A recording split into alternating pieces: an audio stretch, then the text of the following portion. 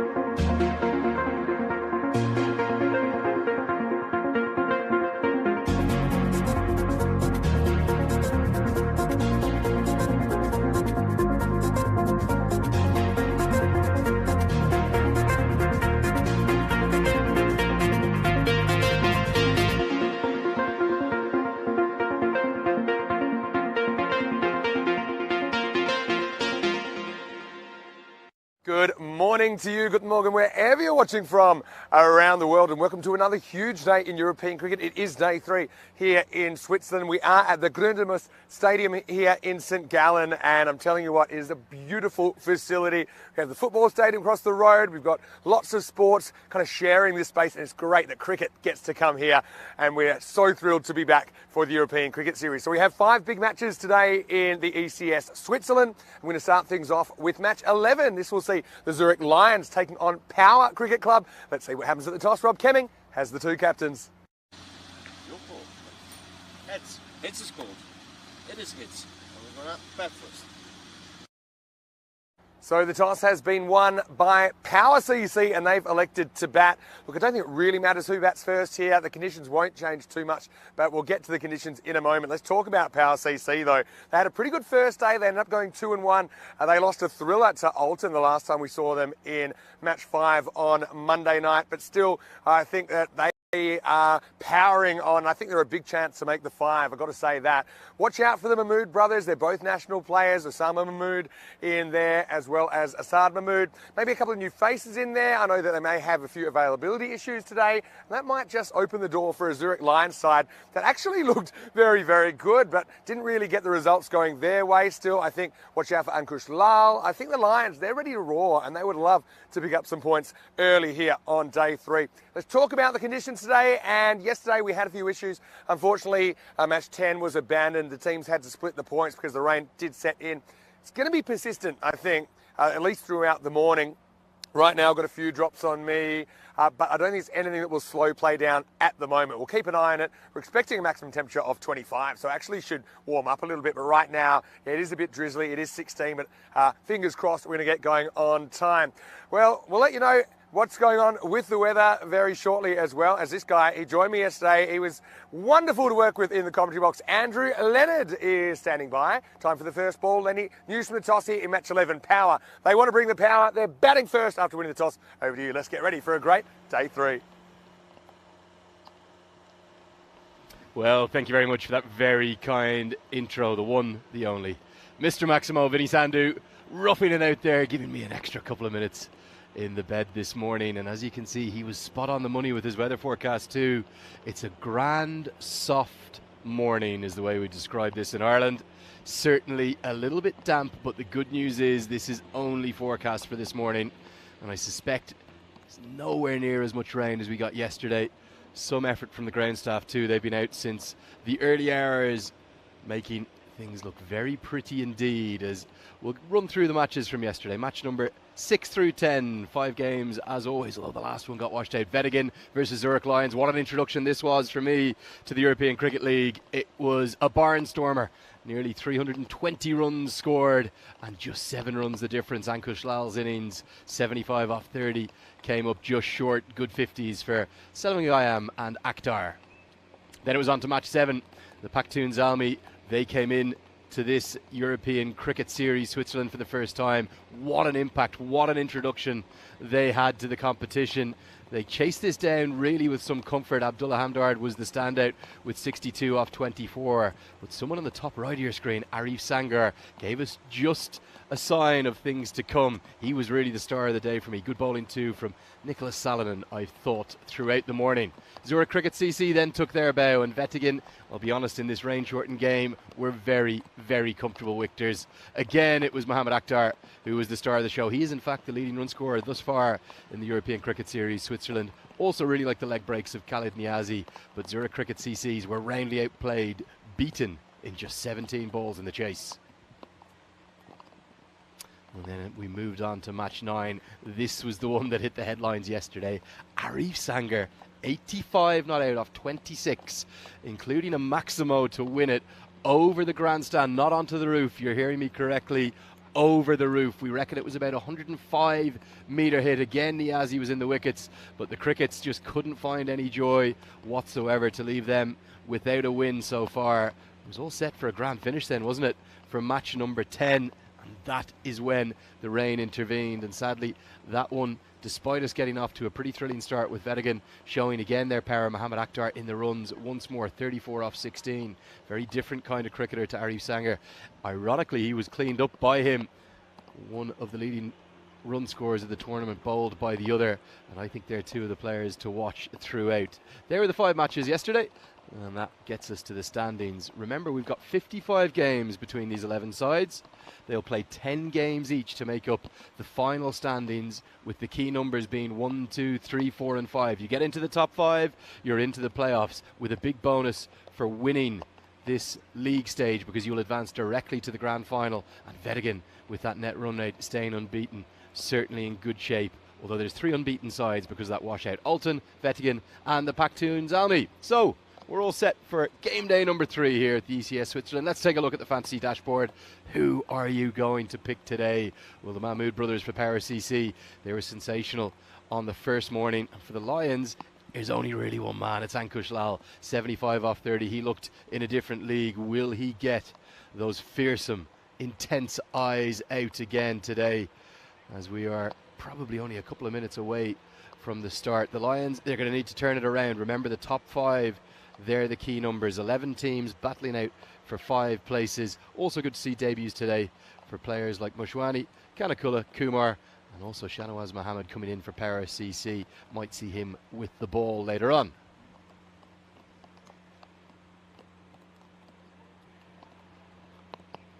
But you're very welcome along to today's coverage. We're in beautiful St. Gallen, and it hasn't quite shown us yet just how beautiful it can be, because we've had 2 very mixed weather days thus far. I think it was a bit better for the opening day of the tournament, but after Swiss National Day yesterday, we had a much busier walk across from the hotel, coming over the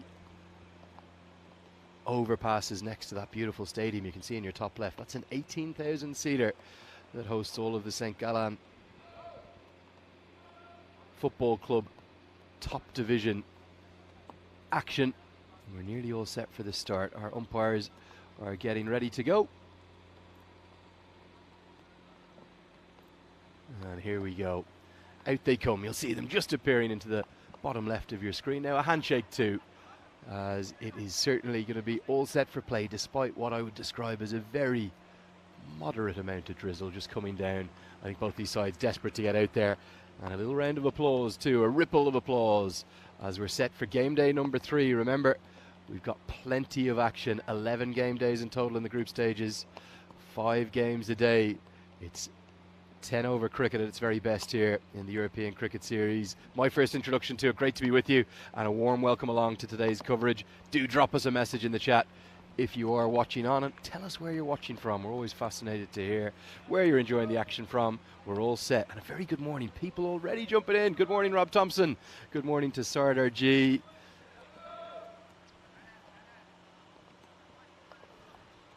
And very good morning. Coffees all round apparently in the chat this morning. We've got a preview of today's game up on the website. Get involved in that over on ECN.cricket. And here come the two teams. Zurich Lions are going to be in the field with the Paris CC maybe arguably the favourites after their performances on the opening day. And it's a warm welcome along. And namaste to more than a few as well who are joining us in the chat from all over the world. Very, very good morning. We're set for game day number 3. We saw some quite ludicrous action at points yesterday. Runs aplenty.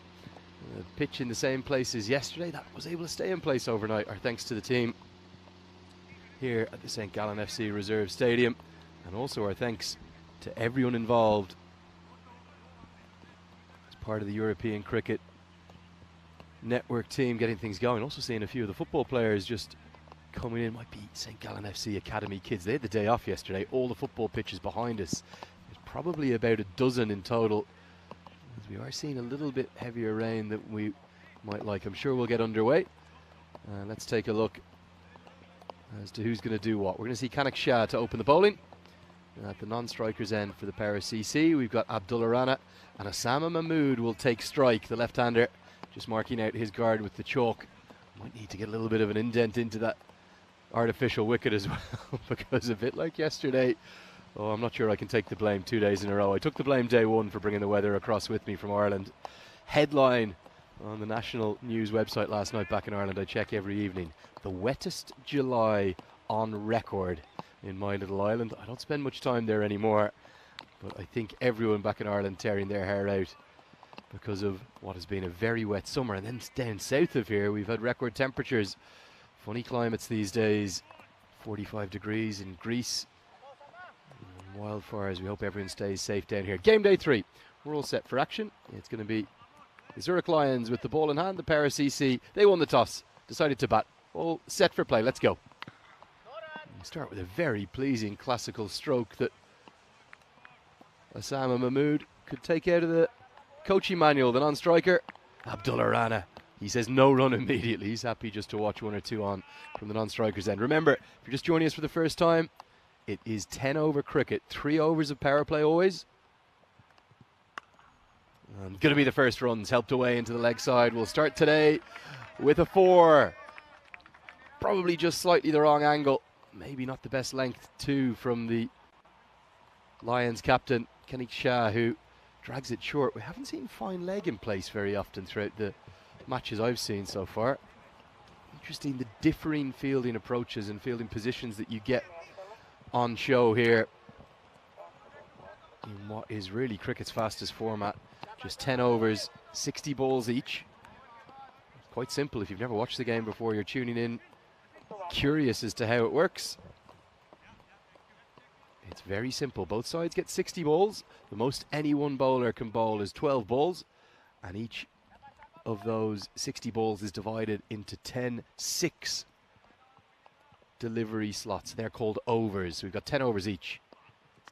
This is pumped down the ground, and just half a stop from the bowler does enough. So that there is a dot ball, no runs added to the total. We've seen 4 from the 3 bowled so far, and the graphics will keep you up to date.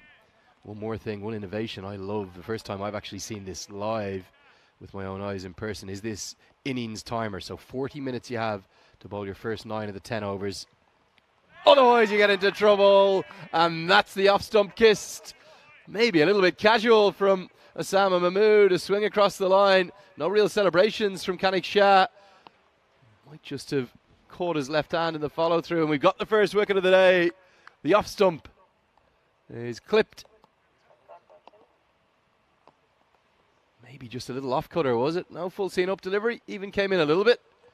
And no big celebrations. Osama Mahmood, none too pleased. He's been castled. He's gone for just 4. The score, 4 for 1.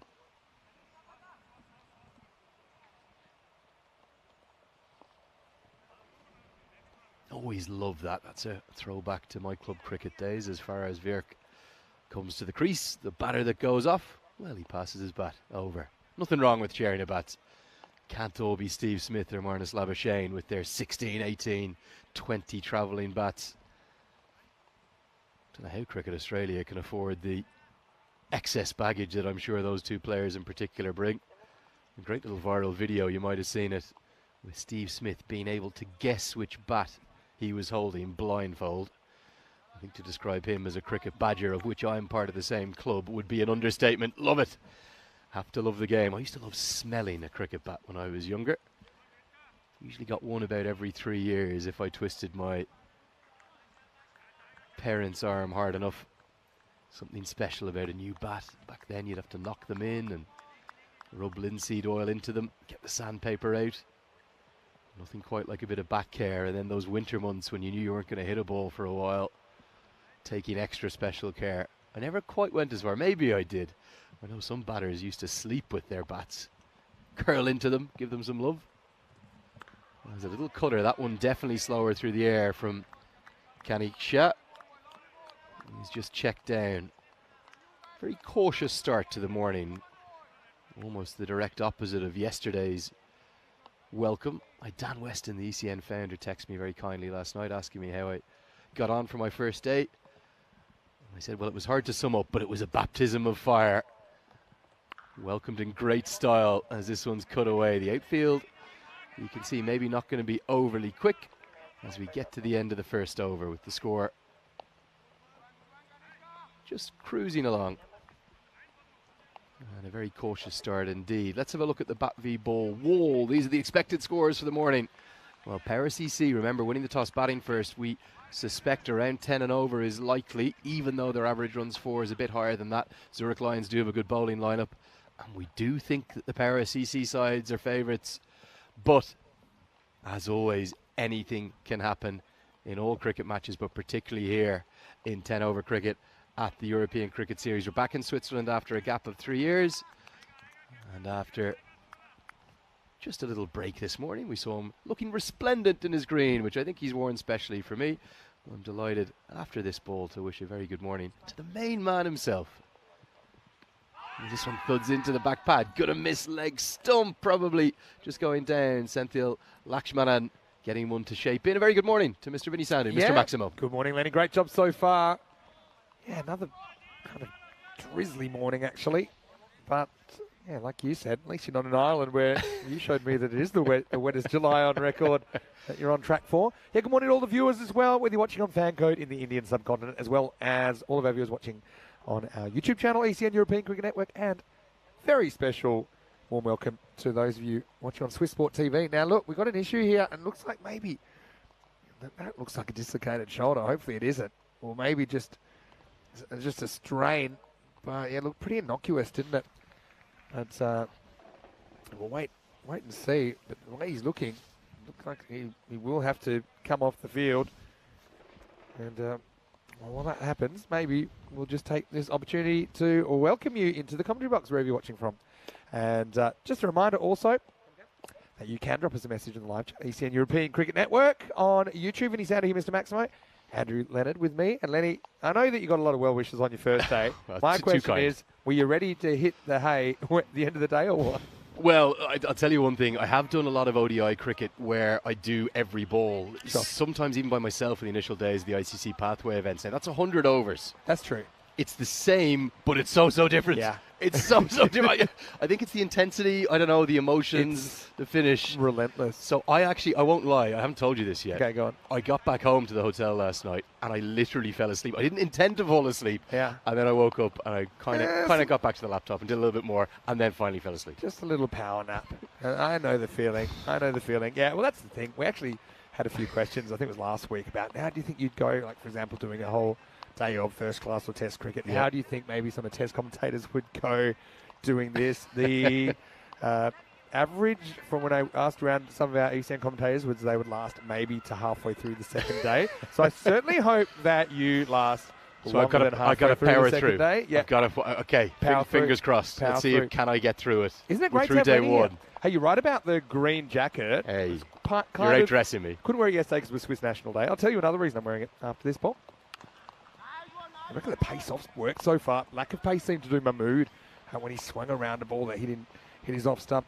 The other reason is that St. Gallen, the hosts, they will be in the competition for the first time today. So it'll be an opportunity to see them. And do they play in green? Yeah, and you actually see them sometimes in the preview video. In the preview video. Yeah, beautifully shot. Showing around St. Gallen.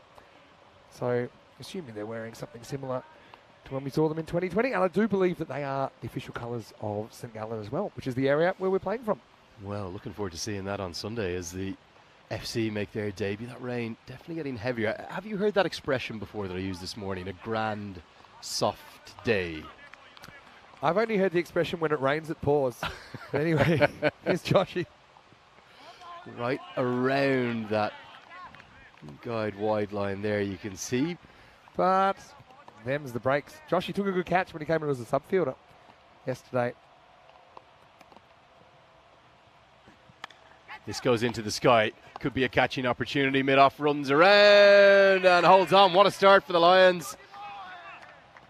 Really I good think start. it's Osama Mushwani who's taken the catch. Made it look very easy. And in these conditions, we saw some excellent catches and some drops in the rain yesterday. Not easy. Power CC have lost too early. Yeah, Mushwani's come into the side for the first time today and finds himself in the action. Again, just a lack of pace. Intended to go leg side. Just does not time it at all. More or less a leading edge. Up it goes. You can see Mushwani was very careful there. It's not easy conditions. He wanted to get the hands in the right position. Not let it slip out. He got it exactly right. 6 for 2, but no real cause for concern for me just yet. The reason is this guy, Asad Mahmood, the captain coming to the crease. He's the perfect man for a rescue job. Yeah, here comes the skipper. You can see the umpires. I have to say, I feel for them. I think the wide brim hat is the key. Our square leg umpire there. Maybe we need to get him the big stuff. The big wide brim hat. Yeah. Our standing umpire knows, doesn't he? He knows that we could have had some rain, and that wide brim is keeping him in one piece. Okay, here we go. 2 wickets in the first 10 balls. We're a tenth of the way through the innings already. Time flies. As this one's left alone. Not a shot or a decision from a batter that you see too often in any short form, particularly 10-over cricket. Power rattled early despite winning the toss and choosing to bat first. Yeah, that's true. Burns the ball just to feel a bit more comfortable here, Asad Mahmood, but he can certainly make up for it. Players' feedback on this pitch is that once it gets a little bit wet, the ball just slides on. Even slower balls, they don't really dig in. It just kind of comes in, and it's very easy to hit through the line of the ball. So if anything, it quickens up the pitch a little bit. Joshy, 1-1 off just 4 balls. Yeah, that's clever bowling. That's definitely inside the guideline. Big smile too. Not given as a wide, and that is going to get us to the end of the second over. What a great start for Power. Not for Power, but for the Zurich Lions. And that over was super tight, wasn't it? Yeah, looking at the table, as you mentioned in the intro, 3 sides that have played are undefeated. Weddingen and Zalmi splitting the points last night. And I know you're fascinated by the timer as well. It starts at 40 minutes, and you have to bowl 9 overs in that time. It's adjusted. What I like about the timer, it's adjusted along the way, so you can trust the timer. There's one other thing I didn't tell you from my evening last night, Vinny, and this one's a bit personal. Okay, I'm ready. But I think we can share. It's a real community here, isn't it? Okay. Of course. So one thing you might not know, you might have actually seen when we came up to the commentary camera there, but we're commentated in essence with headsets, sure, which also then have each other's voices kind of very nicely dialed in, so you can hear richly what I'm saying. And can turn you down if you annoy me, those kinds of things. Correct, but there's also a little bit of soundproofing as Prakash is going to come into the attack with his little off breaks. Sure. So you can't really hear things outside of that. You can hear the pitch and you can hear your co-commentator. I was trying to fall asleep last night. All I could hear in my ears was your voice. You were almost. That is concerning. Almost like a lullaby video. It was repeating over and over. But there were good thoughts, and I fell asleep very quickly. Okay, I'm glad I put you to sleep. Here's the next ball. Now, it's funny you say that because Rico is the commentator I commentate with the most. And actually, Rico will be here for week 2. So we'll see Rico here in Switzerland. Rico's doing the T20 IWs in Romania this weekend. But I've got to say, I've had a similar experience. It's been a no ball. It's impossible for the keeper to stop, but luckily, the third man has a handy habit of cutting those off. Yeah, so Rico will often pop into my head with some bales, which is his trademark. I'm not the only one. You're telling me. Carreras. You're telling me I'm not the only one, Vinny. Yeah, well, Okay, that's all right. I do get around. This one sliced away over the offside. Going to be a boundary and boundary 4. It's not Stockholm syndrome I'm experiencing yet then. Not yet, but I tell you what, if you want Stockholm, it's on the calendar. I was there last month. It was very nice. Yeah, but no, it's a pleasure to have you here. It's certainly, it's a very different gig, this gig. And I've enjoyed it. It's my 3rd year doing it full time. Yeah, you are just getting an update as well on Senthil Lakshmanan, and you were spot on the money. Sadly, we think that might have been an injury, dislocated shoulder that he's suffered. And right now, as you may see on a wide shot, we'll bring you in a moment. They're fielding with 10, and that's gone all the way. The first Maximo of the day. Please call that one in, Vin. Maximo off and racing. And like I said, not too worried about the 2 early wickets, only because of how strong this power CC middle order is. And you're going to have to get through these 2 because they can turn around the narrative very, very quickly. And that means that with Lakshmanan off, there are only 10 fielders. So rather than having what would traditionally be a 5-4 field or a 4-5 field, depending upon how many fielders you got on the off for the leg, we've got a new one, Vinny. It's a 4-4. Yeah, 4-4. I tell you what, you see everything in the European Cricket Series, and one of the reasons is, ECN, over 1,000 matches a year, well over now. This has cracked a point.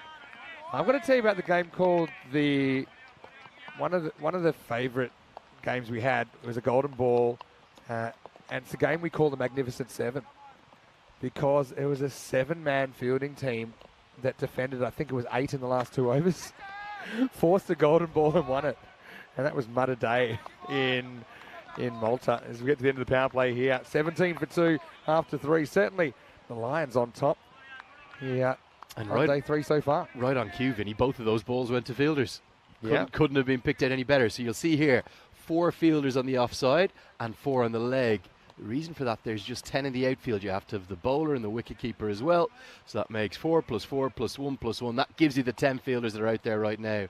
The Zurich Lions without a 12th man. And they're going to have to fight extra hard.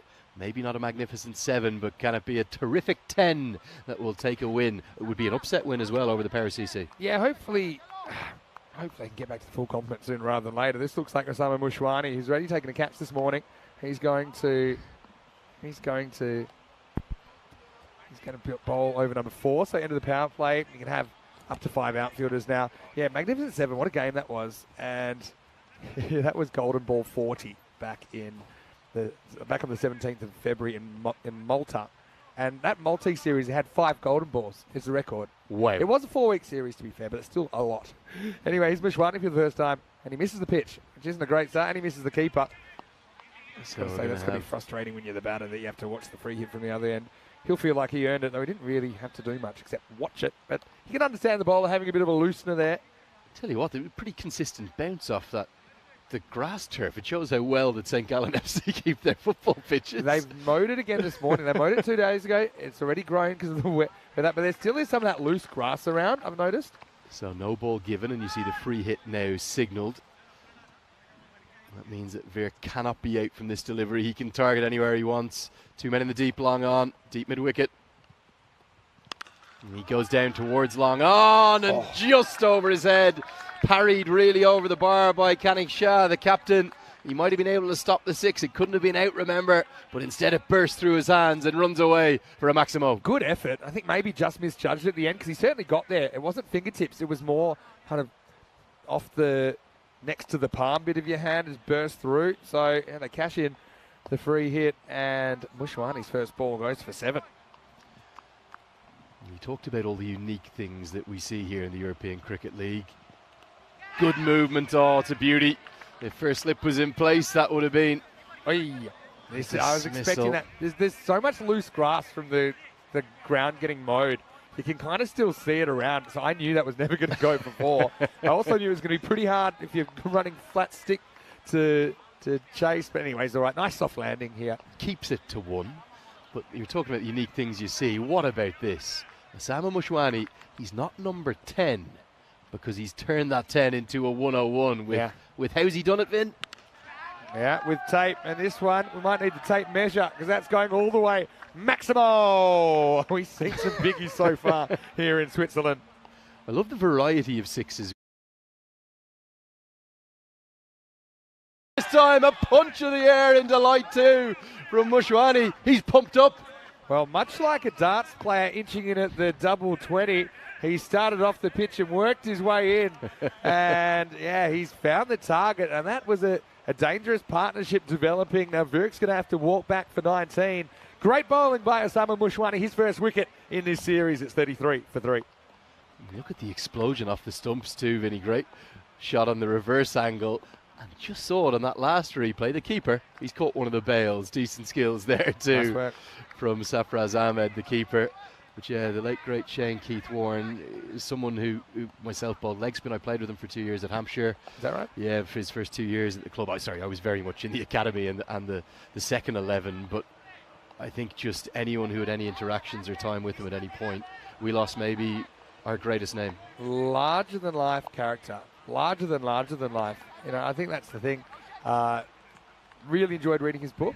It was called No Spin, which was a fantastic insight as well. And he was the player that got me really excited to turn on the TV through when I started following cricket. And I started following cricket in kind of 1989 or so. He made his debut soon after. And I think even at the time as a young person, I realised that there was something very, very special about his talent. And then the whole thing about his personality and all those other things that made him such a character, that's another part of the Shane Ward story. But yeah, you're right. But it happened in Group D during the ECL last year. You know, and so, you know, I found out through the chat. Keanu told me. You know, like once it was confirmed. And you must have had to do a double take. I couldn't believe it. I thought it was almost... Yeah, I know. Almost fake news or something. Here comes Subramani with his little sort of gentle leg breaks. That's going to land a long way off the pitch. Difficult for anyone imparting any kind of wrist spin. Immediately you can see he's wiping his hands off the ball. Yeah. There is steady drizzle coming down. Well, Mushwani ended up getting a wicket and he started like that, so maybe people are doing it for luck now. But, well, anyway, it's going to be a no ball though, Vinny, and another free hit incoming. 3 balls later, look how Mushwani had turned things around. Having said that, he's over to go for 15. Anyway, Subramani, what does he do on a free hit? I wonder if he tries to jam it in a little bit quicker into the block. That's probably what I'd be trying to do. She goes a bit slower and it proves difficult to get away. Yeah. Top ball. Not a bad option. So Subramani, it's his lack of pace. He's trying to do you in the flight, essentially. Won't turn the ball a whole lot, but yeah, he's an interesting bowler to watch. I enjoyed getting to know him a little bit. Hello to Vaishak. He thinks Abdul Rana is probably the second best power batter after Asad Mahmood. Only hasn't had too much luck so far. Well, you never know. Did go for a second ball duck in this one. It's the name of the game, really. You're going to take risks early. Some matches will work out, some it won't. I mean, I still find it hard to believe that these batters, they get 3 chances in a day sometimes to bat. Which and is when great. I used to play, you might get one every 2 weeks if you're lucky. Get a little nick or get a bad decision. Come back next month and try again. And train about 20 times in the meantime. I always found that tough in grade cricket. I had a couple of years down with the Camberwell Magpies in Melbourne. Right. In Victorian grade cricket. And it was something I couldn't quite get my head around because in Ireland we were used to playing definitely every weekend, but very often 2 games a weekend, particularly if you were up and down the teams, if you were in the first and the seconds. So you'd always have, you know, a couple of chances and you'd be able to forget about the bad day you had quite quickly. But in grade cricket, it's a 2-day game played across 2 Saturdays. So if you ended up, let's say, batting the first weekend, getting a low score, fielding the next week, then you lost the toss the week after, you could literally bat once in 4 weeks. I'm aware, and especially I wasn't really a recognised batter. I would bat in the lower order, so there'd be some games you wouldn't need to bat at all. Sometimes I had one very strong season. I think I might have batted 3 times. It can happen. This has gone a long way into the air and a long way over the rope too. Nicely judged. Just plugs right on the green. 6 more. Yeah, another one of your 9 irons. Certainly is a nice soft landing for the ball. Goes and fetches this one from outside the off stump and sends it high and long over mid-wicket. Maximo 6 runs. Mahmood in the mood. He is up to 14 now into double figures.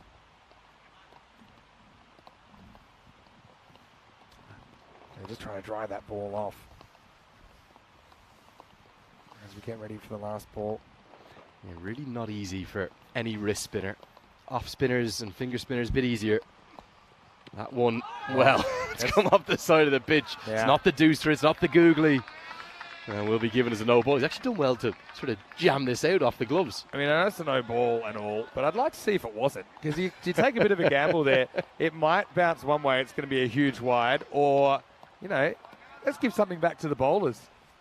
You know, they do angles of swing and movement and seam these days. 45. Get the protractor on that one. 45, I'm going there. Let's break some records here. Superman, finding it very difficult. The rain, it's not really heavy, it's just constant. It continues to drizzle down here. Free hit. Good strike. Not quite all the way for 6, but one bounce forward to close out the 5th over. 47 for 3. The Lions definitely feeling the force of the power as we welcome you up here to commentary cam. Andrew Leonard here alongside the main man, Vinny Sandhu. Vinny, day 3, what do you expect? Yeah, well, I think we'll expect more of the same. We've got guys here, they do play a lot of the format, a lot of 10 over cricket here in Switzerland. If not, they're playing 20 over cricket. I've been impressed with the depth of the batting lineup, so I think they know early wickets, don't panic, just keep swinging, keep backing yourself. That's what we're seeing here from the power, and I think that's what we'll see pretty much from all the teams. I'm just going to say to all the people in the chat, let's talk about, because Lenny's here, and he probably hasn't caught a lot of ECN full games. Tell us some of your favourite matches that you've watched, okay? And they've got names. With Magnificent Sevens one, The Impossible Chase is I one. love that. The Impossible Chase is Sweden chasing down 150 against Belgium in the ECC, despite being about 68 off after 6 overs. You know, we got plenty of them. So tell us your favourites. Anyway, This could be a chance here. Vinny goes miles up and taken comfortably, safely by the keeper. The Lions, they've caught and fielded well thus far. Safraz Ahmed, he holds on. He's got that little hoodie on, doesn't he? And somehow the Para CC getting themselves into trouble. The 4th wicket falls. yeah, how about this with 4 fish gone? There's still a shark there to bat for power in Asad Mahmood, but he's lost 4 of his key batters. And sometimes it's all about the depth of a batting order, but as a fielding side, all you can do is deal to the guy in front of you. So, we're going to have another taped 110. And it's going to be Asadullah Saeed who is going to join his captain out there at the crease. Yeah, he couldn't really get anything going there, could he, Safiatullah? And we didn't get to see it for long, but maybe the best moustache of the series here thus far. I'm sure you've seen a few good ones on the circuit. Always jealous of a good moustache because I can only really grow this little kind of. I reckon you could get a little Burt Reynolds look happening. Oh, I don't know. We can work with you. I've got a good moustache story for you. You're gonna enjoy this one. All right, get ready for that. So as you know, Vin has played and missed. I worked at the ICC for nearly 4 years. Actually, emigrated out to Dubai in 2014 to head up the ICC's digital department. Still don't quite know how that came about, but after 3 or 4 years working for Cricket Ireland, they were glad to welcome me out there. I think somebody must have had a good word on my behalf. Had a really enjoyable 4 years living with people from every single different background, every single different culture, the real melting pot that Dubai is. As this one smoked down the ground. Gonna be a Maximo. Gets enough of it to extend the arms of the umpire. But as you come into a new job, Vinny, you want to make sure that you engage with everyone and you get on. And I think we started sometime in the summer and somebody suggested, oh, well, do you want to get involved with the football club? And I said, what's the football club? Well, it's the ICCFC. And we did a charity fundraiser come November, for Movember. Yeah, Movember, of course. So we were, I reckon, 8, if not 9 days in. And one of the things about Movember, if you don't know what it is, you grow a mustache to help raise funds for I think it's for men's prostate cancer. Yeah. And there's a variety of causes now around the world. Yeah. And it's particularly big in Australia. It may well have originated down there. But one of the key things, Vinny, you have to clean shave on the 31st of October. Yeah. You have to. That's the rule. So it's basically... We've done it before here. We've done it in European cricket, yeah. Fantastic. So I think we're 8 days in. I grow a nice little wispy beard, but not much more than that, right? And I was struggling to really get the moustache to even show, but I wasn't the only one. There's about 10 or 12 of us doing. Who comes into the ICC office on November 8th? Who's got maybe the most iconic moustache that there is in world cricket? Or one of the 2 most iconic? I think I know the answer. Big hit. It's going to go all the way. Another Maximo over the rope. Yeah, Mahmood goes large, keeping this innings together with sticky tape, really. Moves into the 20s. I'm going to say David Boone. Got him in one. Oh, Vinny on fire. Merv is probably not wandering into the ICC office. Is that the other one that you were thinking of, Merv? They were the two most iconic mustaches. Go back, you got Rod Marsh, Dennis Lee, but that's going further. Javid Miandad. Javid Miandad had a good Graham one. Gooch had a pretty Gucci, solid moustache game. Definitely Gucci. I heard But that Mike Gadding used to dye his beard grey, but that's another story. oh wow, I didn't even know that was. I didn't know that was a thing. It's a pretty random fact, but anyway. This one's miscued. Will just So be Booney walks a in. single. He's into the over, 61 for 4 after 6. He's an ICC match referee, so Yes. he's in for a conference. And someone goes, guys, Booney's here. We've got to get a Movember photo with him. Now, this is David Boone, who's not partaking in Movember. He is a year-round mustache. So it's in the prime of its health. It's manicured, it's trimmed, it's thick. It's just a beautiful, beautiful mustache. Yeah. And we're now there 8 days into our rather paltry and tame respective Movember efforts. I don't think I was the worst of the 10 that stood with Booney, and we all folded our arms and crossed our arms to try and look like real men. But we looked a pale comparison to David Boone. I believe you. But I like your kind. I know your kind. That's the reason Movember's so fun, because there's always someone that's basically a 9-year-old. You know, there's a bit of fluff. It's not happening. They can't wait for it to end. No one can tell they're even participating. Yeah, I know your kind. I loved Movember. This is going back a while now. There's still a couple of photos that float around from time to time behind the scenes. But that's almost when I got my Mexican passport. Not that I have any Mexican in me, but just I looked like a Mexican. In fact, we had a Movember party at the end of the month where you had to go dressed as whatever mustache you had. So, you know, if you had the big biker mustache, then you had the leather jacket on. As we start over number 7, and it's Prakash. You do look glamorous, Finn, I have to say. So you look exotic. So I had a big sombrero at the rap party because I looked like I looked Mexican. That was the consensus. Oh, Booney. Oh, you showed me the photo here. We might have to see. Will that show up on Cam if we bring that up? Yeah. No. You send it to me. If you send that to me, I can get that up. We'll see if we can get that up. Where are you at the back? You look like one of the extras in the bill. I'm strategically hidden away. How far there. away are you? Because you're not that short. No, I'm hiding. I'm tactically going. How far away can I get from Booney? Let's get that picture up. Send that picture to me. I'll get it up. It's coming to you. But there's some. I have to say, within the poultry efforts, there are some good ones there as well. A great former colleague of mine, a guy called Simon Varney, who looked after the media rights. That's 8 days. That's proper. Yeah, there's a few interesting ones. This one's hit down the ground. Booney could be a model. Look at that. He's proper. I should be modelling for some sort of specialist menswear. Is that a handlebar number? Handlebar mustache. Yeah, I know what you're saying. Yeah, I guess so. Yeah. Handlebar, typically you'd have the... So we're discussing photo no one can see, but I'd like more vertical. I'm not going to criticise Booney's moustache. That's thick. Yeah, absolute gold. Definitely one of my favourite memories from ICC days. This one just angles away, and Prakash not too happy. Umpire feels as though it's just gone past that wide guideline. This will be the perfect angle. It's a little away, Ducker. Good decision from the umpire for me. I was asking for favourite games. Yeah, this is a good one. It's Sada who's given his favourite in the chat. Just get one here. He says that his favourite is Dreux versus Hornchurch. So the ECL final from this year. So Dreux, the French champions, they're known as just a team that's just too crazy to be consistent. They've crossed the line from aggressive to reckless. But that's the way they play. And they were in the same group as Forfshire, the Scottish chaps. Oh, this is absolute bone from Mahmood as he bangs it out of the ground. Maximo, in fact, that's up the hill. It's the first banker we've had. We've had roofers. That's the first banker. That has to be what, Vinny? 85 metres? Easy. Easy. And, yeah, we've got the banker. If this was Monopoly, do not pass go, do not collect $200. The bowler's in jail. That is out of the screws. That is a big hit. He's a good hitter. I said, might have got the rest, but you got to get the best. And Assad Mahmood, a lot of people say that he is the batter in this lineup. I suppose you've got Osama Mahmood there. You've got a lot of good hitters as well, but right now he's on. Oh, he's going to repeat the dose. Bang. Bang! Nearly double bankers with the bounce. It is a double banker. Round the Monopoly board he goes, 6-6. Round he goes, and up goes the score. Yeah, just the length.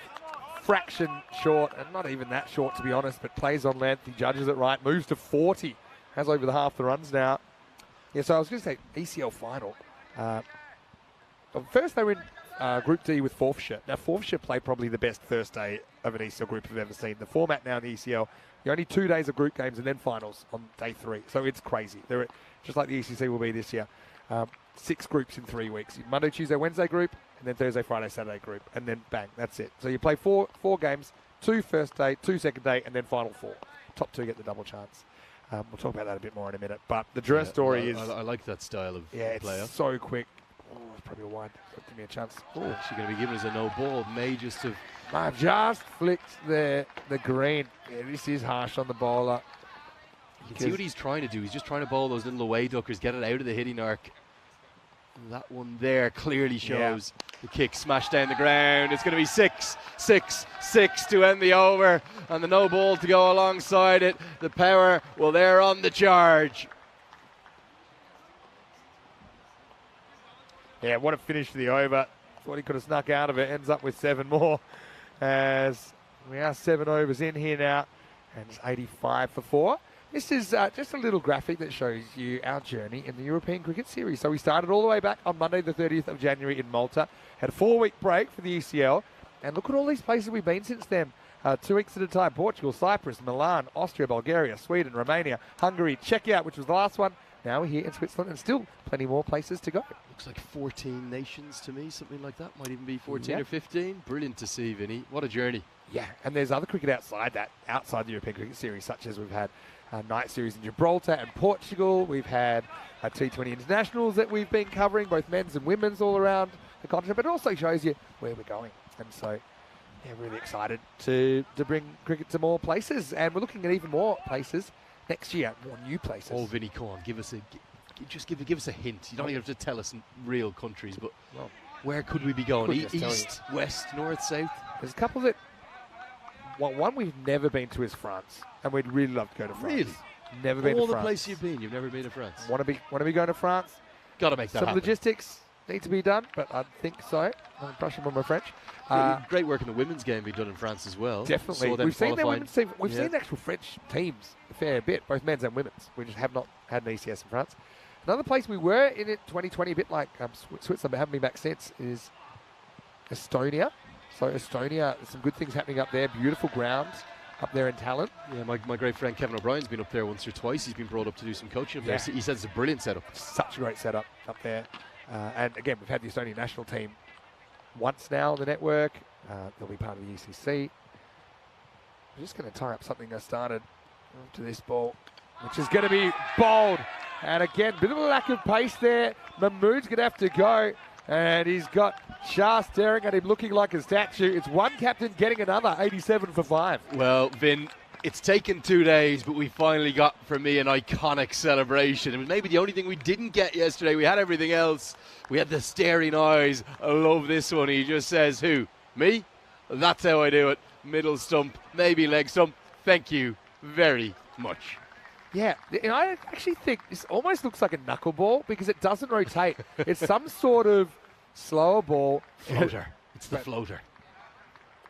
It was really unusual the way it rotated. But yeah, see, have a look at this ball. When it comes out, it doesn't really, it just wobbles. It just wobbles and barely rotates. And he says, yeah, how do you like that? I'll tell you what, it's a little bit of the old side eye while he's doing the celebration. Okay, I'm going to tie up what I said about Drew. Forfeiture had Michael Lease, they had Craig Wallace, they had some really good young players, Jack Hogarth. You've got Callum Garden behind the stumps, and plenty more. They were as professional unit as I've seen in the European Cricket League, Champions League, European Cricket. Oh, well, miss hit. This should be gone as well. He will be gone. So 2 in a row, and Baljinder goes first ball. Shah's on a hat-trick, and Power falling away, 87 for 6. Well, the captain is dragging them back into the game. That's what you want your leader to do. Come on, is the shout. It's just a little angled away. Thud of the pad in frustration, he knew immediately. And a punch of delight from Kanik Shah. Baljinder Singh has to get the golden duck treatment. There he is in the bottom right. Yeah, good morning, Derek. He's looking bright this morning. Resplendent. Nearly as resplendent as you, Vin. Brighter than the weather. Poor Baljinder. I mean, having said that, his feet were basically set in concrete, weren't they? He just reached out and tried to hit down the ground. Probably, if you're not going to move your feet, better to try and hit that sideways. But yeah, Baljinder goes first ball. Still waiting on a hat trick. Hat trick number 23. I think it's coming in Switzerland, but is it coming right now? As Shah is hunting for it. He's on fire here. He's got 3 for 7. Yeah, it really feels like we could be on the moment, and this right arm round angle seems to be working, the one we were criticising yesterday. Here's the hat-trick ball. Helped into the leg side. It's not going to be the hat-trick. In fact, it'll be a boundary and run away for 4. Now, I've seen more hat-trick balls hit for 6 than actually you've had hot dinners, and that's probably something you don't often get in longer forms of the game. And this isn't 6, but it is 4, and you can see that Farid is also pretty confident. So just tying up eventually what I was saying about Drew, they turned around and they beat Forfeiture twice. And I said, I've never said this before. I said Forfeiture, they're a lock to qualify for this group out of 5. nailed like, they are. Yeah. Actually, I had them probably winning the whole tournament. Right. Anyway. Helped into the leg side. Won't go for the catch and slightly overruns it. They may get back for the second. They'll do that pretty easily. What's the difference between this outfield and others? Because that definitely would have gone for 4 anywhere else, I think. But yeah, just 2 runs. So I had Forfeiture winning the whole thing. Drew came out and just battered them. And it was crazy in the final. And Drew whacked something in the 150s. And just Michael Leask's face as ball after ball long on was just disappearing over his head. I'll never forget. And he had this look of resignation saying, what is going on? And Leak actually had a pretty good tournament, but just that moment I remember. This goes aerially, and it's going to be Osama Mashwani who will try to cut it off. Well, I don't think he's ended up touching it, but yeah, didn't have the pace to get to the rope. rope. Non-fielding, end of the over, 95 for 6 after 8. And then we thought, okay, they've made a championship week, Drew. Not fluked it, but they've gotten in, and they're going to play the 6 other best clubs, or the 5 group winners and the defending champions, which were Pacaquer from Badalona in Barcelona, Spain. They get to finals. We had, okay, maybe they'll win a couple of games here and there. They're that kind of a team. They end up just bossing it. They get to the final against Hornchurch, who are... where are they from? They are from England. So they are the English champions. Hornchurch, to get there, had to win, I think, 9, or 10, or 11, or 12 games straight knockout against other clubs in this kind of cup sort of structure. But Hornchurch, very good. They've got players that have been in the county set up. They've got Adil Malik, Shoaib Malik's brother, who's a very good ball and batter. And Drew ended up sneaking into the final, and Hornchurch, they blew Hornchurch away as well. So he's saying that Drew at Hornchurch final, and there was just an air of disbelief because there was kind of that classic kind of cricket culture clash of, I suppose, cricketers that do play on turf at a very good level versus these kind of 10 over dynamos. And yeah, so that's why Sada picked that match as his favourite. And yeah, for me, they're right up there as well. So many stories, so many great games we've had here. And it's kind of a quantity thing. When you have so many matches, you're going to get more highlights. You're going to get more of everything. More classics. We are about more. Yeah. Anyway. ECL, we're all about more, like that. All about more. Cricket different. That's what I would be calling it. Here comes Subramani with his little leg cutters. It skews away, not where Syed intended. And big swing in that last 12 deliveries or so, Vin. You felt that the Para CC were well on track for 130, 140, which might have proved too much for the Lions. But a good finish here with the ball. Maybe under 120, the Lions will be quietly confident. I still think the Power are going to get an ugly 120, though. And that may hold up. It's probably a little bit light on. It's very defendable. Oh, you fancy the 10-man Lions. Not quite the Lisbon Lions. They're the famous ones from the football end, but this is going to be given as a no ball. Again, just flicking that green side there. You can probably see it on the reverse angle better, but clearly a no ball. Yeah, you see it here. You can see every time that the darker green kind of flicks up, it's going to be called no balls. Another free hit. You really saw a lot of free hits yesterday, Vin. Mixed results from them. Run him. Again, no fine leg in place. The outfield's not quick enough for it to run away. Now, that's one of the great slides.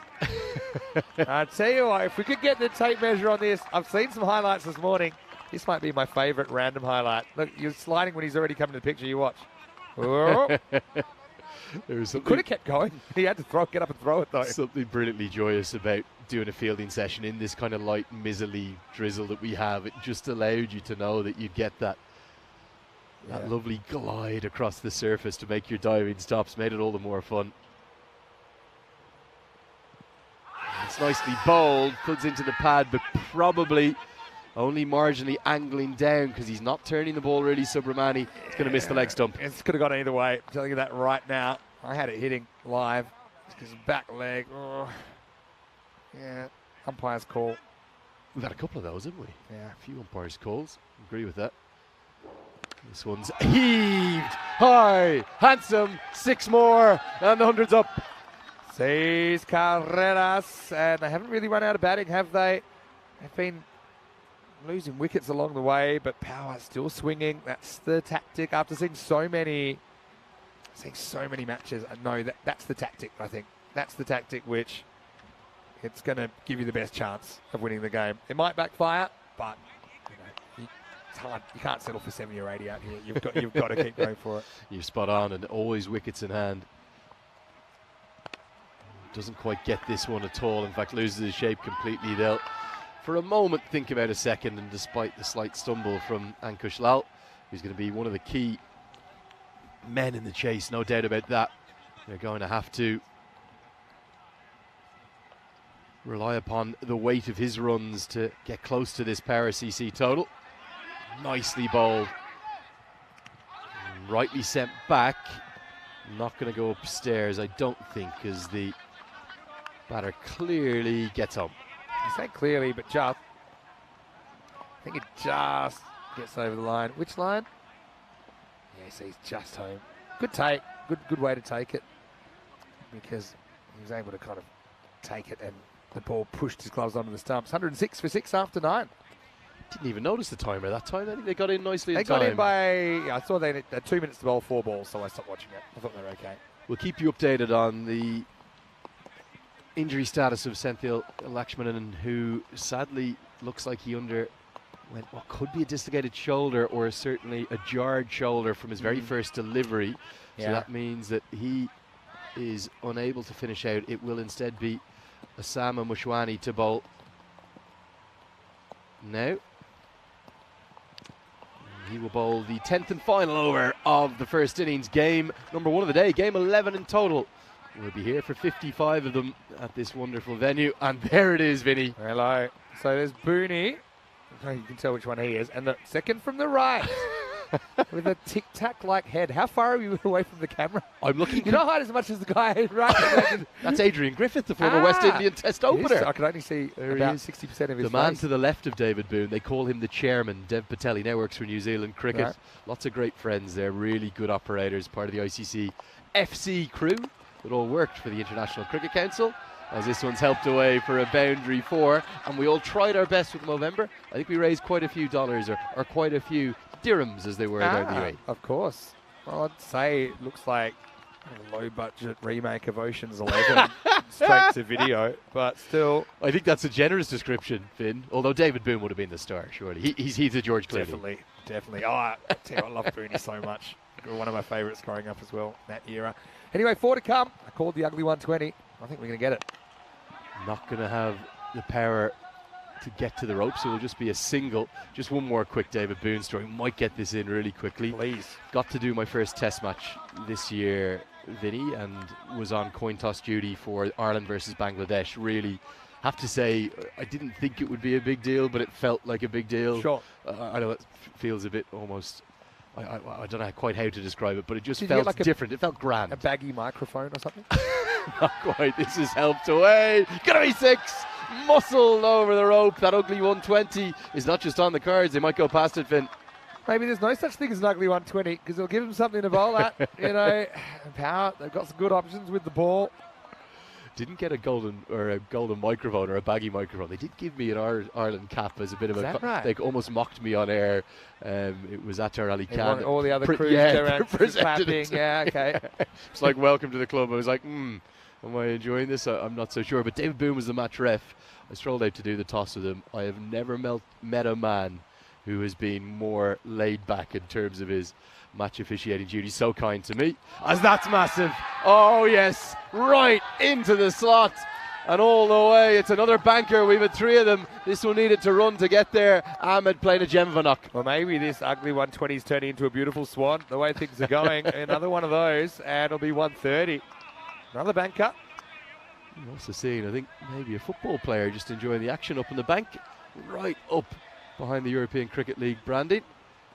Yeah, got a lurker, got a live lurker. Love that. We're going to have a few lurkers here. It's going to be busy. I mean, I'm excited for Sunday, Vinny. Sunday's You're promising me a big crowd, aren't you? We're getting those football 15,000. fans. We're getting those football fans over to the cricket. We'll get them here. Last ball of the first innings. It's going to be 1-3-0. It has quite beautifully evolved this innings.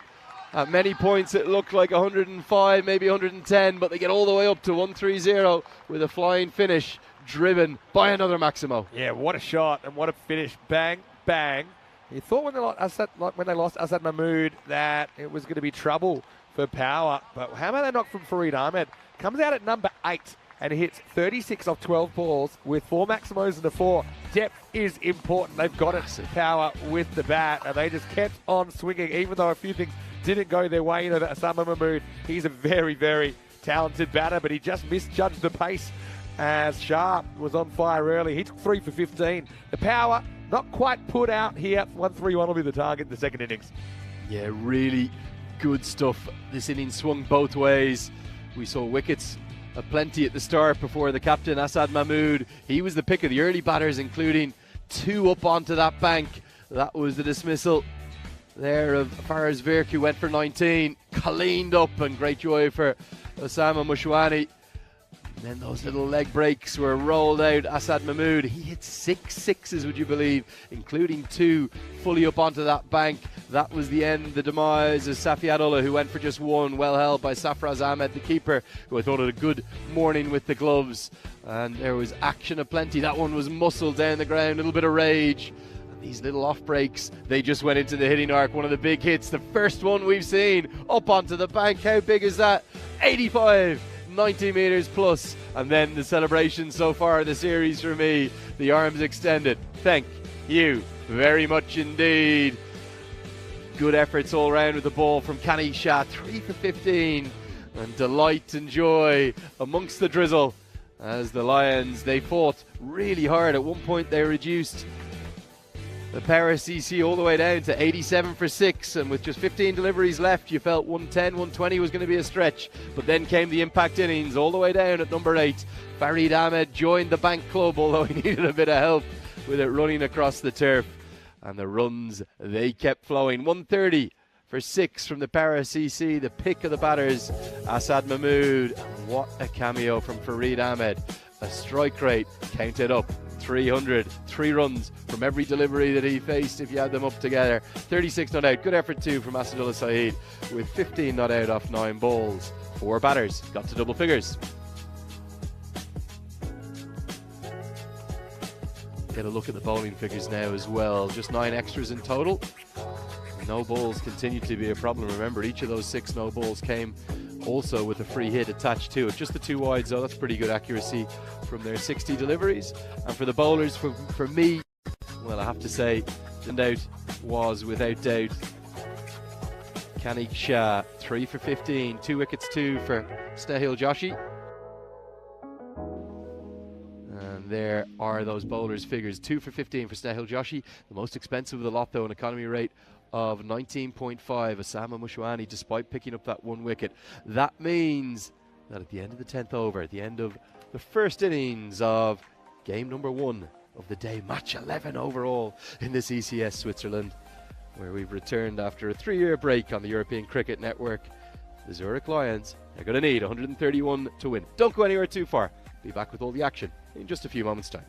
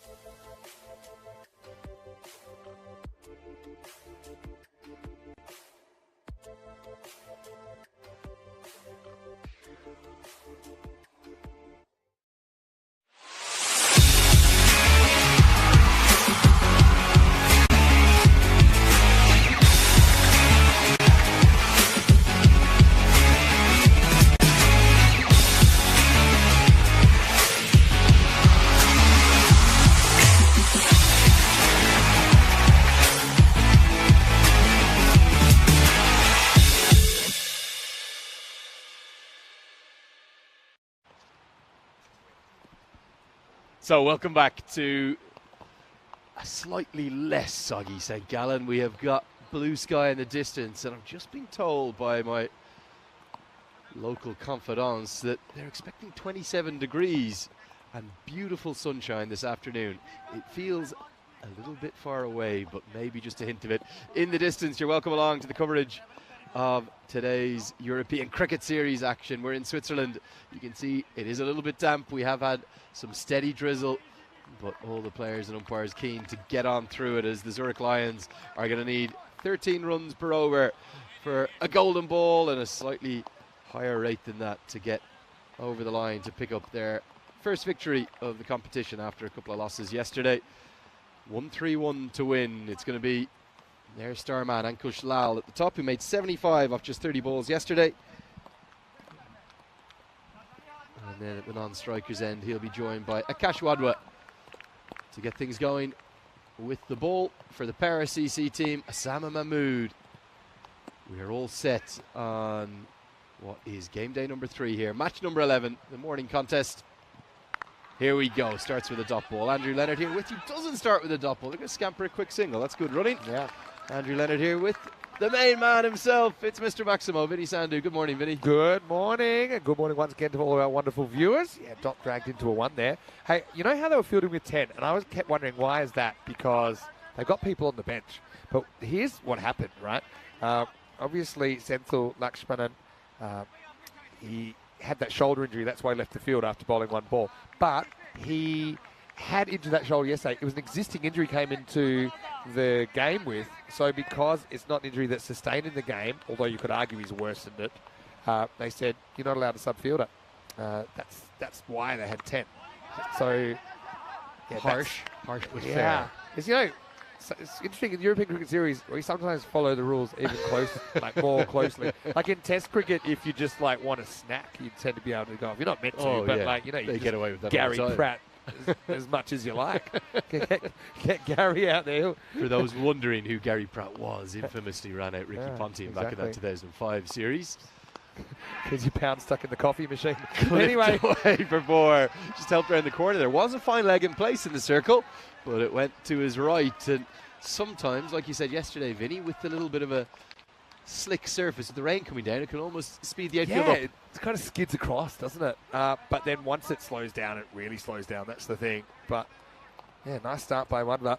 I was going to say as well, and I mentioned it before the first ball, I think Ankush Lal was super important for the Lions, and he is out there opening on strikers end at the moment. And if he could get some support, if Wadwa could get off to a little flying start as that stings the hands of Abdullah Rana, maybe, just maybe, the Lions could hunt down their first win. Like this style that he's got going here as well, Wadwa, the backwards baseball cap underneath the helmet. Maybe act as a little bit of a rain protector. That's a big hit into the leg side. He's got enough of it, I think. Yep, just about all the way for 6. Feels like that slightly larger boundary at that side. You're going to tell me it's the same. Maybe my eyes deceive me, but he gets enough to get 6. Yeah, it looks bigger to us because we're slightly on that side of the ground. I do believe it's a circle. So how does look bigger though, doesn't it? How the boundaries. Well, just like David Boone looked bigger in that photo than you when you're probably about the same side. But yeah, boundaries in ECS cricket, they're 50 metres measured from the centre of the field. But it means if you're hitting straight down the ground, it's probably about a 59, 60 metre hit. He does go straight down the ground. 1 bounce, runs away for 4. Really good start. The Lions, their bench is roaring them on.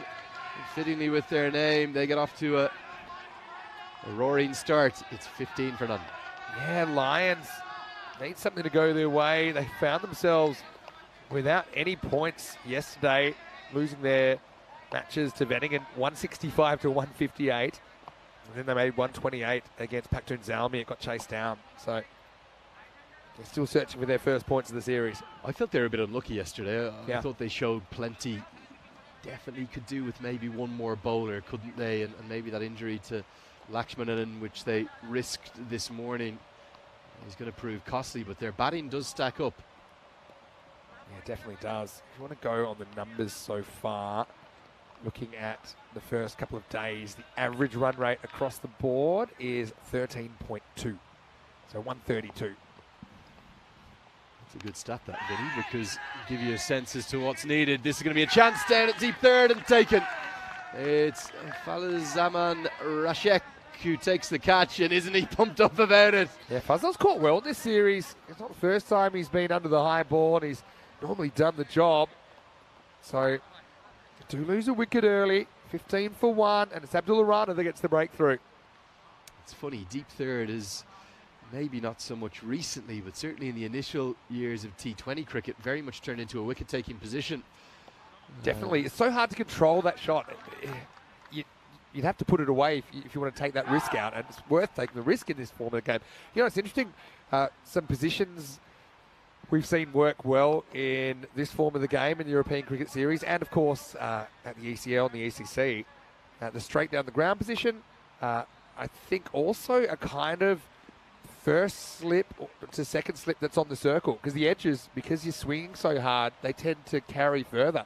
So that's a kind of run saving, but also a catching wicket position. taking, yeah. Yeah, so if you kind of did a scatter plot of all the edges, I mean, the most common edges are a little feather, and then it gets less and less frequent as you go further around. So basically something that's just out of the keeper's range.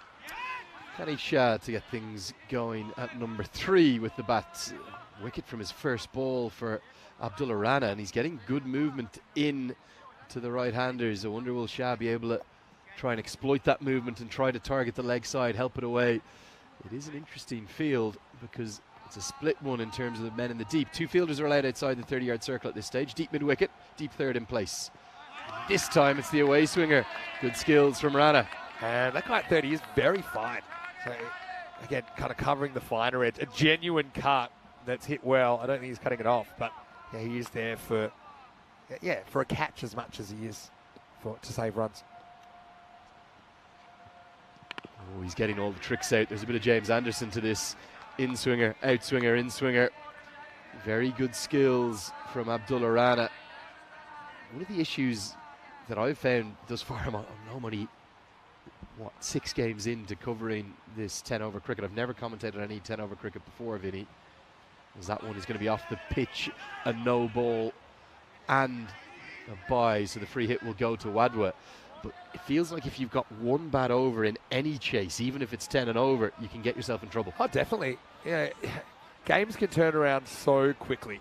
That's the one thing that struck me when I first started doing games in 2019 in 10 over cricket. Games can have so many momentum swings.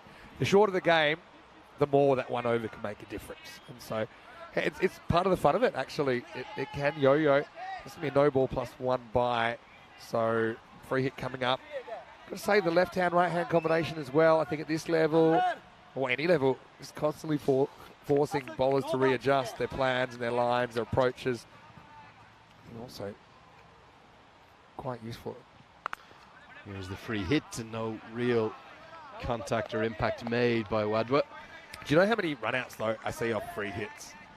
So many. Because batters, they get uber, drunk with power, having the immunity cloak on. They'll hit it straight to the fielder and run. Because they're like, well, I should be running here. Be out. I should be running. Yeah. And the amount of run-outs of free hits is crazy. Doesn't happen that time, they're too smart. That'll be a wide down the leg side. Yeah, drunk with power. I like that description. Drunk with power. I've got to say, the free hit rule came in very late in my career. I only ever faced 3 no balls that resulted in free hit, and off every single one of them I got a single. So I've never faced a free hit. I don't know the feeling. This is hit over the head of mid-on. It squirts away across the surface. Still some moisture around. The good news though, Vinny, not only has the rain relented, in fact it may have stopped completely. Definitely signs of that hotter weather that's going to come in this afternoon. Yeah, which is wonderful if we can get some sunshine, because this ground looks pretty good at the moment, but it looks even better with the sun out, that's for sure. 22 for 1 after 2. Lions just a tick behind the pace, but still going pretty well here in the first match of the day. And we mentioned they were a bit unlucky, along with the Crickets as well as Winterthur and the Nomads. The 4 teams to be 0-2. And the thing that backs that up, Vinny, look at their net run rate. Despite the fact that they lost those 2 games, they're top of the pile of the winless teams, if you will. So there's very much time for them to turn it around. If the Lions can get winning, they can also turn that net run rate around very quickly. Yeah, so top 5, don't forget, out of those 11 will make finals Friday, which is not this week, but next week. And I believe that's the day that you're no longer with us, Oh. which makes us a bit sad that you're going to do all the groundwork and then you're going to jet set. But I know you've got some very important cricket that you'll be doing straight after this, right? Excited, yeah, really excited. Ireland-India coming up for me, my first ever India men's games. Done quite a lot of India women's cricket actually, which I've really enjoyed, but first ever India men's games, reckon there'll be a few people watching those ones. India women, exciting side to watch as well. Big time. Absolutely, very much. Did the Women's Asia Cup last year, which for me was almost as crazy a schedule as this. We had 2 T20s every day for 15 days. Well, that's crazy. Not quite as intense. I don't know if I can see you and raise you, but I did 3 a day for 7 days. Oh, so that's what good is that? going. 3 T20s. Yeah. Nice Do movement. you think I got an early finish in there? Oh, no. Tell you what, could you use the clock in that T20? Could you use the I tick can down? imagine. You know, you talked about the time and you prefer something like this than the bringing the fielder up. Sometimes you even see that you lose a fielder. Have you heard of that as well? I think they've tried that in the Caribbean. I've heard about it. I've never seen it. I've seen the additional fielder being forced to come inside the circle. The slightly more forceful version of that is you lose a fielder completely, which led to this hilarious headline: Rakeem Cornwell given a red card by teammates. Actually, didn't say by teammates. It was just a proper clickbait. Surely the headline was actually Rakeem the Dream. To give him his full name. What a man he is. I love him. That's going to be a no ball off the wicket, free hit incoming again. So what happened there was they hadn't kept to time, and so you lose a fielder, which I think, okay, that is a bit more of an incentive. But sometimes there are times at the end of a limited overs game where you actually want more people in the circle. So if it gets close, if it gets to the last over, sometimes they might need 3 to win. You want to bring people in. I agree with you. There is I agree with you, but I'm not certain it's a punishment. Yeah, it's true. That's the you're spot on. Round the wicket now. And it is no real contact made inside edge dot ball. One of the things for me is so often we see Shah's played his own little personal maiden here, which isn't really ideal. By the way, just saying, I'm the man with all the records in ECN cricket. The longest duck, 0 off 13 balls by Paul Stubbsy Stubbs in the Portugal Night Series in 2021. Well, that's one he wants stricken from the In record, an innings, surely. That was 14 for 8 off the 10 overs. Playing for the Miranda Dragons. 4-0 or 1-4? 1-4. Wow. You heard me right. Wow. That's quite something. He does get off the mark, squirts it away. And he's not going to start with a boundary. Oh. I don't think he's touching the ball then. We'll have a look at it. I think he maybe could have just gone and picked that up. Maybe a touch over enthusiastic. Yeah. Oh. Yeah. See, sometimes the best way to field the ball is not to field the ball. And that is one of those occasions where he almost just scored it over the line. Tell you what, nice soft landings here. Yeah, though. very Beautiful nice. Soft It landings. looks like the kind of field you'd really enjoy some diving fielding practice. Makes me want to run out there and slide Tom Cruise risky business style. This is going to be a big 5 wides, I think. I wonder, was there bat in it?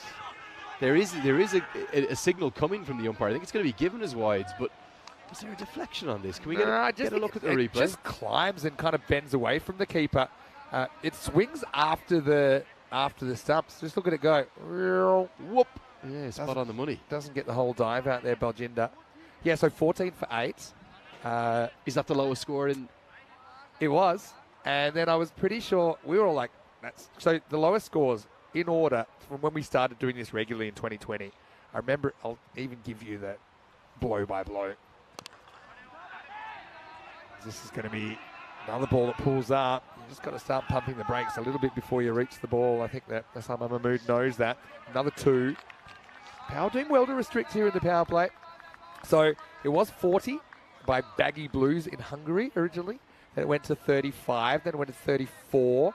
Then it went to, then around that time, I think it went to 30. But then that 14 happened. 14 for 8. Not even bowled out. But they just were like vultures around the bat. You can't criticise the intent of these guys and how much they want to win for their team. What we also got, Vinny, was a bit of a close-up of Safiullah's moustache. Oh, yeah. Oh, my.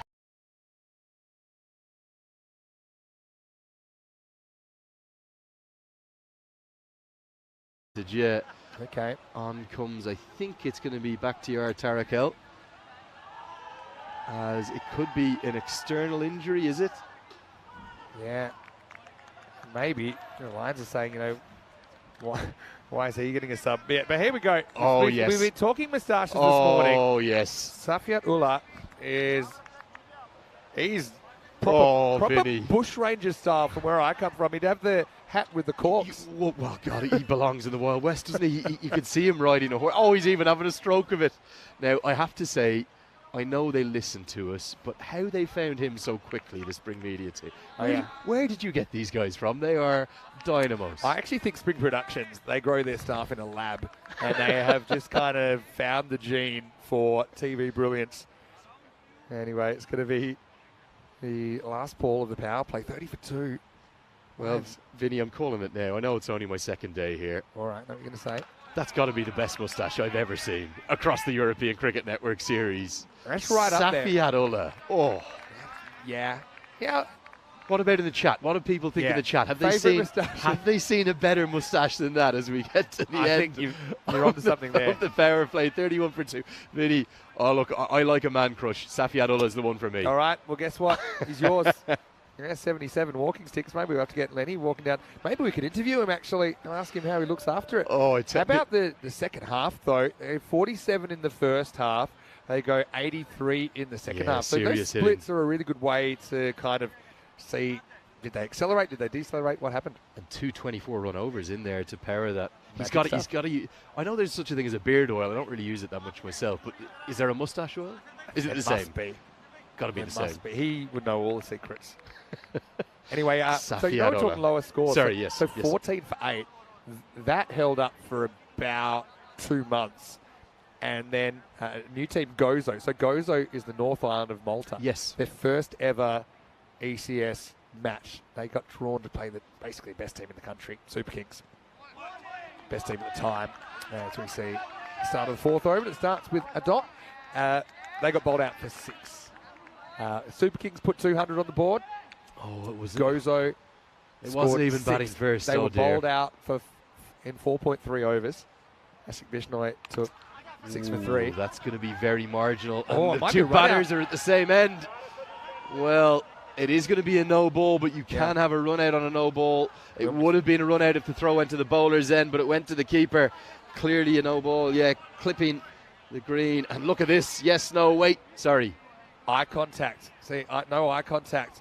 Just watch the way it's 27 Prakash. He looks away, turns away, gives his partner the cold shoulder, but it all works out fine.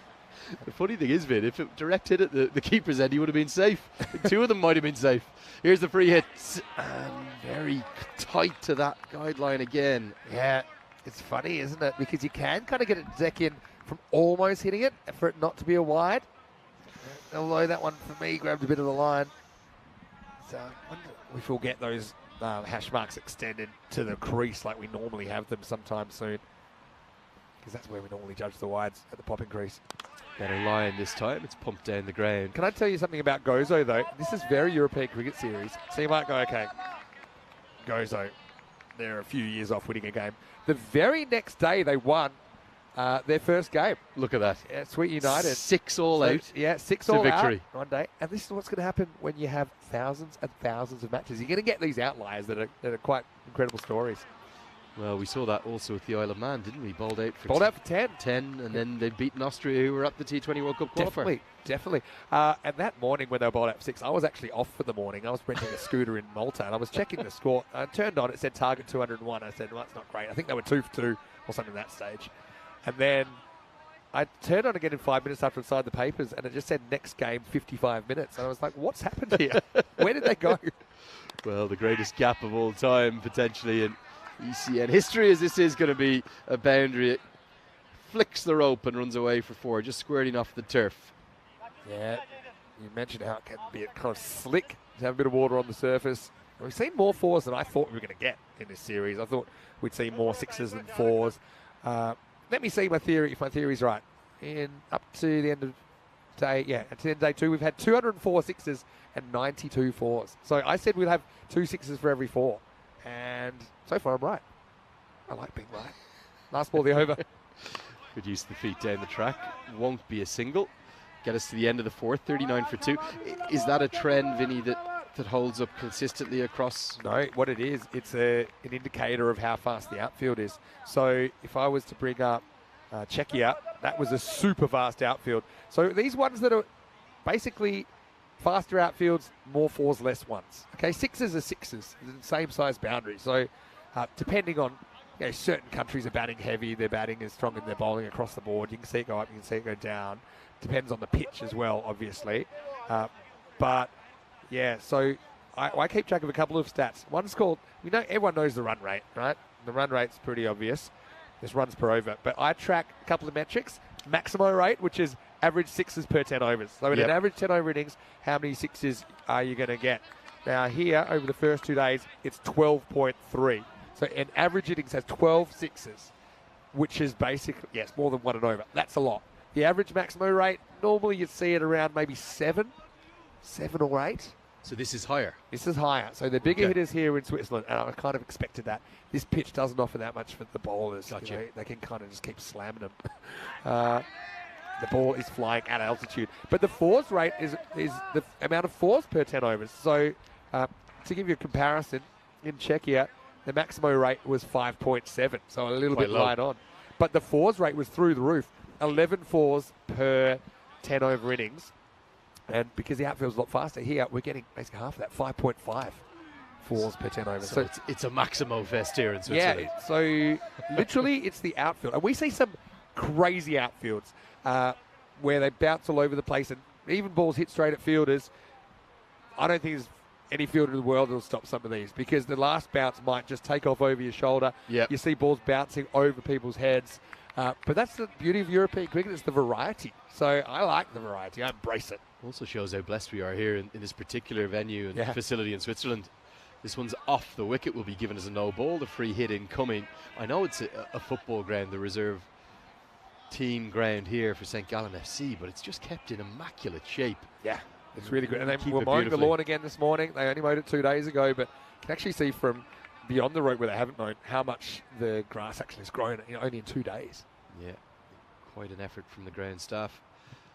As this free hit soars into the sky. Remember, this won't be out even if it's caught. And they think of running the second, and they don't. Makes me think of more entertaining moments I've seen on free hits. We had one that was caught that basically everyone forgot it was a free hit. They threw the ball to the umpire who just took it. The batters walked off, and we tried to work out what to do. It was caught at long on. Eventually, because they didn't run, we just gave it a dot. That's probably the correct decision, to See be it honest. all. But they would have run, but it kind of ran, and like it almost crossed. But then they just walked off. So we're like, okay. To be honest, the last ball of day one was the free hit that everyone forgot. And they needed 12 off the last ball. There was a no ball 6. Brilliant. And then it was 4 to tie 6 to win. It was LBW given out. I didn't even realise the time because it was the end of the game anyway. And then it kind of occurred to us about 5 minutes later.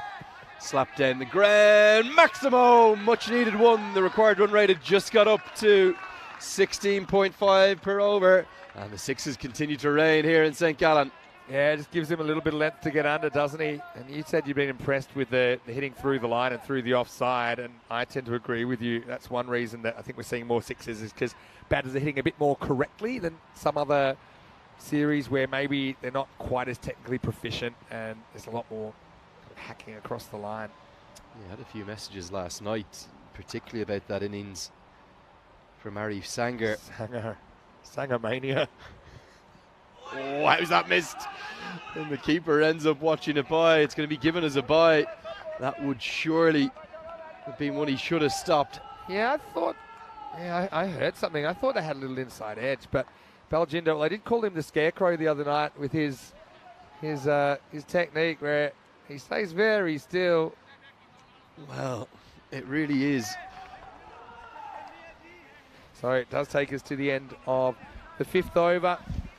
So it's 52 after 5. So 50 in the first half. They're going to need 81 in the second half. Vinny Sander here, Mr. Maximo.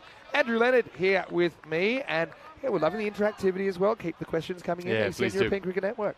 Yeah, great to be with you. And I think for me, second game, catching my breath, Vinny said the best commentators in the world may only last a day and a half. I've got to outlast that if I can. Yeah, I think he can.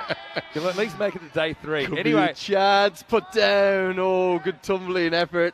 Osama Mahmood I will agree with you, Vin, as well, because when I was explaining to some of the big guns, the Ian Bishops, the Pommy and Bangwas, those guys I was working with down at the Cricket World Cup qualifier in Zimbabwe last month, and they heard that I was doing all 100 overs in a pathway event, they said they thought I was joking. Yeah. Was that on your own, or did you have some help? Well, Yeah, the initial days it was a solo. Yeah. But then in recent times, oh yes, rocks back. The off stump, Prakash is gone. Rahimi with the second ball of his second over, the hairband in tow, strikes. Big moment in the match. Yeah, and maybe that'll work out better for the Lions on this chase. Sometimes it just doesn't happen. It wasn't happening for Prakash, really. But Aminullah Rahimi, looks like one he holds back a little bit, just cuts back, hits the top of off. You can see that the batter loses his composure, loses his shape, tried to make that a bit more drivable by coming down the wicket. But that's a decent breakthrough as well for Power, who, for me, they're on top in this game, 51 for 3. Yeah, they really are. In comes the big man, Saravana Kumar Subramani. Yeah, Vinny, you talk about all the different formats we have of cricket now. One thing I am certain of, if you hit the top of off, I generally don't think it's a bad length. Definitely, we talk about it all the time. Doesn't matter what style of bowler you are. Yep. Left arm over, right arm, wherever you're going, if you're hitting the top of off, that's generally a pretty good area. Definitely, and especially in the first half of an innings here in the 10 over format. I think later in the innings, if you've got guys that are confident, the ball maybe not doing quite as much, then you got to get fuller. Good batters. Yeah, it's interesting. What's a good length can become what's known as the slot, but it's the same length. But yeah, for me, at this stage of the innings, especially to a batter that's not really looking that confident, it's a good place to be, and that's exactly where Rahimi was that time. Yeah, keep it simple. KISS. I won't add what the last S means, but keep it simple in whatever format of the game you're playing. You'll generally go better than worse. Keep it simply simple. Anyway, Subramani, he's a big unit. He's coming out at number 5. Well, they're going to need something to get going, because right now the required run rate is in trouble of moving towards that danger zone that you've talked about. The point of no return, you described it as yesterday. The equation is 79 to win off 27 deliveries at about 17.5 per over. And Ganesh Char, the captain, again, just not getting going. He's under run ball as well. So, I had a question from Sudhir. Why are there so many no balls when the pitch has a little less width? Yeah, thinking it's just a little less width. I think, obviously, it's being enforced very rigidly. I just think, literally, it's because of what you just said. It's a little difference, but it makes a big difference. Not out of the middle of the bat, will just be a single. I've got a theory on this, Vin. Okay. To answer that question to Sudhir. And it reminds me of my days in some very, very, very basic indoor facilities in Ireland, which were really cramped in, squeezed into the side of sports halls. When you had a thinner net. Yeah, yeah. Ones where you can play a cut shot and hit your bat on the end. Correct. On the net, right? Yeah. I felt as a bowler, as a leg spinner that I was, my accuracy getting worse. It's purely mental. Yeah. We play maybe the most mental sport there is. True. Maybe except golf, because we have an act and then a break and play. Then an act, then a break and play, and repeat. So you've got all the time in your head now as a bowler to think. And it's amazing what the mind can do. It's a really good point, mate, there. Here's Rahimi, last ball of his over. No timing at all. We'll close out the 6th over, 54 for 3.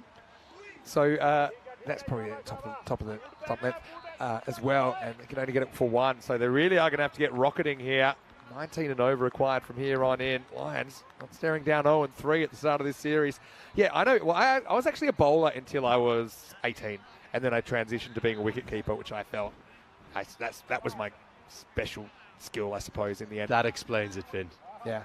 All keepers are a little bit mad.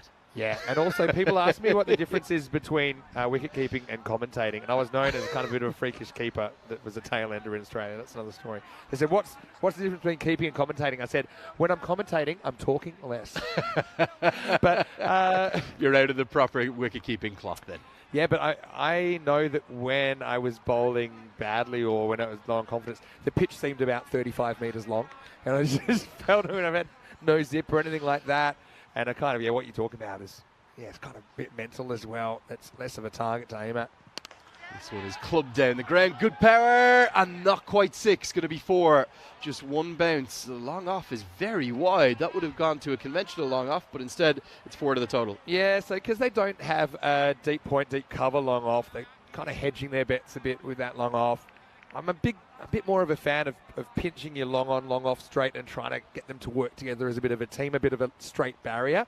But yeah, you have that big gap straight down the ground, which is a fairly safe shot. Nice shot by Subramani.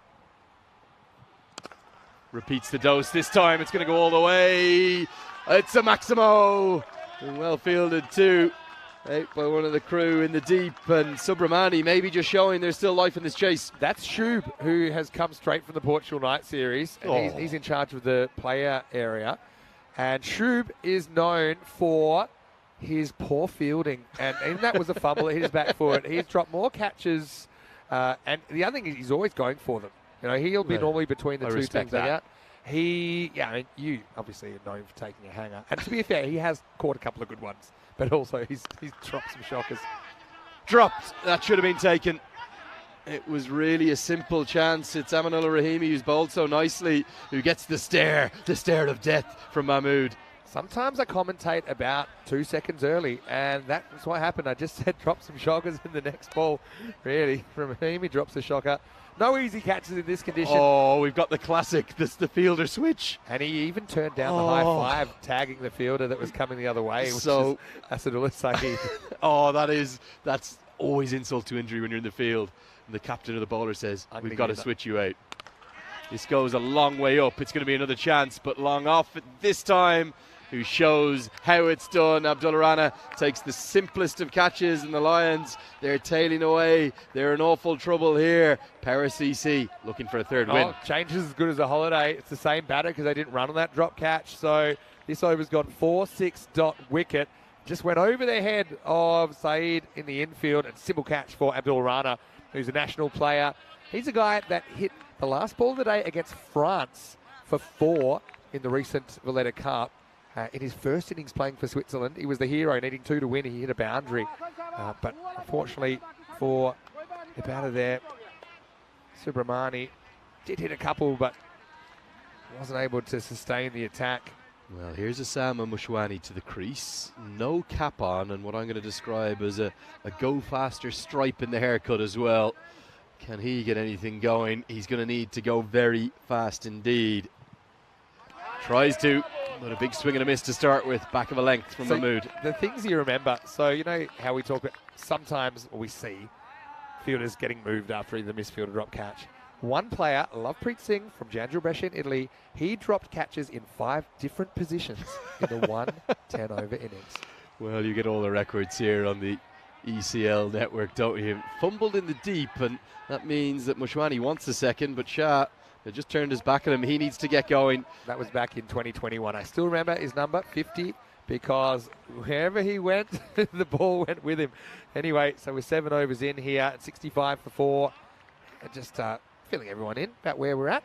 So right now we are in Switzerland. And yeah, next stop is Dresden. So I'm actually sitting out Dresden. Rico and Charlie will be there. But right here, we're not too far away from a start. About 20 minutes away from the Power, who are going to go back-to-back this morning to take on the Zurich Crickets, who may be a bit unlucky to walk away without a point on day one, as Nick Henderson will be leading them. I know you really like Khalid Niazi, the young spinner. Yeah, I liked him a lot. Vinny, tell me about these fantasy points. You've talked to me about records. Yeah. Poor old Farhad Momand is -4. Have you ever seen worse than that? People get into serious negatives? Yeah, not serious negatives, but... It's a duck, is it? You do get 4 points just for getting picked in the team. And then what, you minus points for a duck, is it? A duck. Sometimes if your economy rate is above a certain amount, or if your strike rate, if you face at least 5 balls. So it's quite complex. But harsh but fair again. You'd be hoping you end up in the positives. I got you. So it's still early for the Crickets. Anyway, that game's coming up, like I said, in around about 20 minutes. Sam Mushwani's had a helmet run on as he feels as though there's just an extra yard of pace from Osama Mahmood, who went for 15 in the first over. Now, can the Lions pull something out of the bag? They need 22 runs per over. And they are going to need a monstrous over in one of them to have any chance. 66 to win off 18. If they're going to do something, it needs to be now. And Shah, really in particular, the captain, who's stranded at the non-strikers end, needs to get moving. Short, wide, left alone, not given as a wide, Vinny. Yeah, hurting to have dot balls at this stage. And yeah, the Lions, I think this is out of sight, but still you need to get as close as you can because their best chance might be on net run rate if it's a crowded middle of the table. Of course, 5 teams will get the opportunity in this tournament for the first time. Big swing and a miss, and really losing his shape horribly. Needs to probably stay in line a little bit more and make sure he makes contact. 2 dot balls. This game is going maybe inexorably in the direction of the Power CC. You can only see it going one way. I think they're going to be okay for time as well. 7.5 minutes remain to bowl 10 deliveries. Should do that comfortably too. It's the leg cutter. Will be given as a wide down the leg side. So something for the Lions. Yeah, something. But I remember when we were talking a bit when I was bowling, when I was growing up. I got the opportunity to be a net bowler for the Sri Lankan team when they were touring in the late 90s, in 1999, as an 18-year-old. And that was awesome. And one of the things I had to do, so I was kind of also just like a helper. I did some bowling at some great players like Joe Warden and Aravinda De Silva and Ranatunga and all these guys. That was in the phase where the Sri Lankans treated net sessions a bit like they treated the power plays in those days, and there were a lot of lost balls. But also they said, can you go down and just, this spinner's going to bowl a few at you and just throw them back if you can. And it was Murali. So that was great. I got to try and pick it when he started to develop his Dusra, when he also was experimenting with a bit of leg spin as well. Yeah, he used to bowl quite a few leg breaks at one point. So that was pretty fun. It was difficult. it was really difficult. But yeah, great experience. Complete magician, wasn't he? Muralitharan, the highest test wicket taker of all time. This one's finally made contact with, but it goes nowhere. And the bowler is going to take the simplest of caught and bowl chances. Osama Mahmood gets good reward for what's been an excellent over. And for his namesake, Osama Mushwani, he just couldn't get anything going at all. He's dismissed for just 1. And the Lions, well, they're needing snookers. They're needing a miracle from here. Yeah, it's just not happening. And I do think more often than not you'll see 130 stand up. You don't see that many chases above it. We see a few. It's kind of once you get 140, falls away pretty quickly. How many chases you see in that range? And then 150, it's very rare. As we see the sun come out for the first time today, well, that's a sign perhaps that the weather's moved on. I do see a bit of blue sky in the distance as well.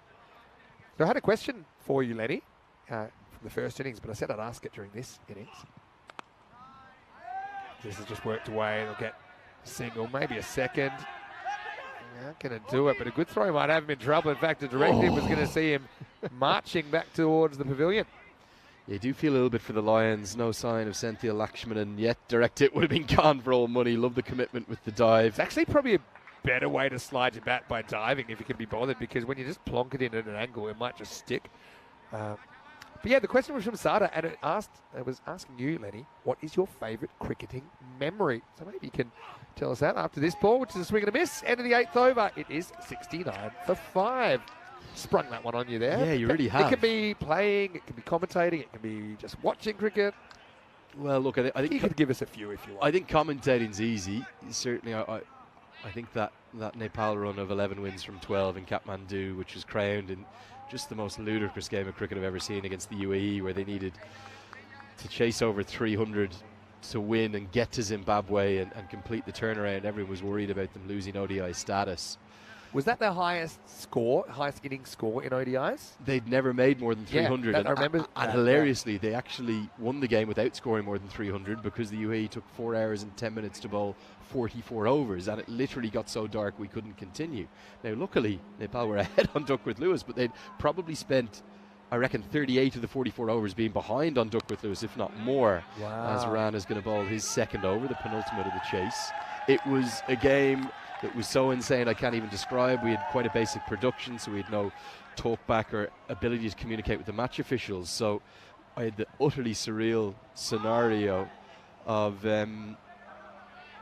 having to guess whether or not the game was over purely from what the umpires were doing with us 80, 90 yards away. Yeah, and in the dark. In the dark, and really the thing that kind of tipped it towards the direction that we ended up calling it right, as this one won't carry too long on, was that the Nepali players were celebrating and sprinted onto the pitch. So I think the words I used were the crowd or the players think they're going to Zimbabwe, because we didn't know for certain. Yeah. We knew they were ahead on DLS by 6 runs at the time, as this is going to be a no ball off the pitch and a free hit incoming. A bye will be run as well.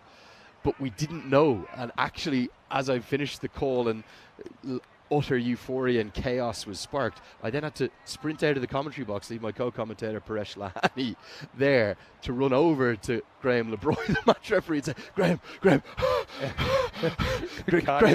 have they definitely won? Is it over? As the free hit goes nowhere.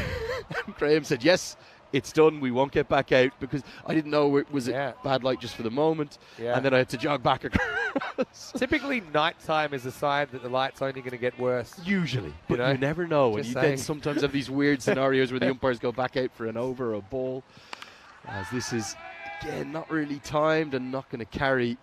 Poor old Lions have got nothing going. So commentating's easy, playing, maybe we'll have to wait till game 2. Too many moments to mention, usually pretty ludicrous ones. Yeah, but that's all part of the bargain, isn't it? And that's part of the fun as well. When you bowl leg spin, mate, you have great days, and then you've got days where you go for plenty. End of the 9th over, 75 for 5. Poor old Zurich Lions, they just have never really got into this chase, Finn. Yeah, it's just been one of those innings. And he had the old Johnny Bairstow special, but the batter using the novel tactic of just turning around and getting back in his crease. He beat the clock as well, so that's the end of 9. It's 75 for 5 after 9. Hello to Luke as well, who's watching from Belgium. Nice to see you in the chat. Yeah, just seeing the schedule this year, mentioning no Belgium, France, or the Dutch series not able to be played this year. Yeah, that's the way it is. There's many, many reasons behind the scenes why the schedule is how it is.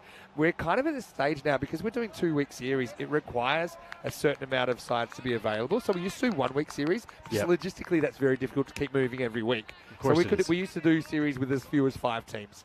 And I suppose just to make it work, there's that requirement from our side. This is hit straight, and the fielder is not going to get there. Maximo Sharp is basically seen it all, but right now he's seeing his team a long way behind, but he does get that one pretty well up out of the screws and gets it away for 6. Yeah, a bit more like it. It'll be too little too late, but remember, every run will count towards net run rate, so even if they can close this gap with a massive final over, it could end up aiding their cause as the competition moves forward. 50 off 5 balls even here. Nothing possible. So there's a whole bunch of things that have to be sorted if you're going to host a European Cricket Series. Ground availability, team availability, player availability. Mostly those are the things that need to be ticked off if we can host one. This goes a long way up into the sky. In comes Osama Mahmood, puts it down. Well, maybe just the only thing that the Power CC would like to tidy up from today's poor performance. That's 2 drops, Vinny, both of them on the easyometer, if you will.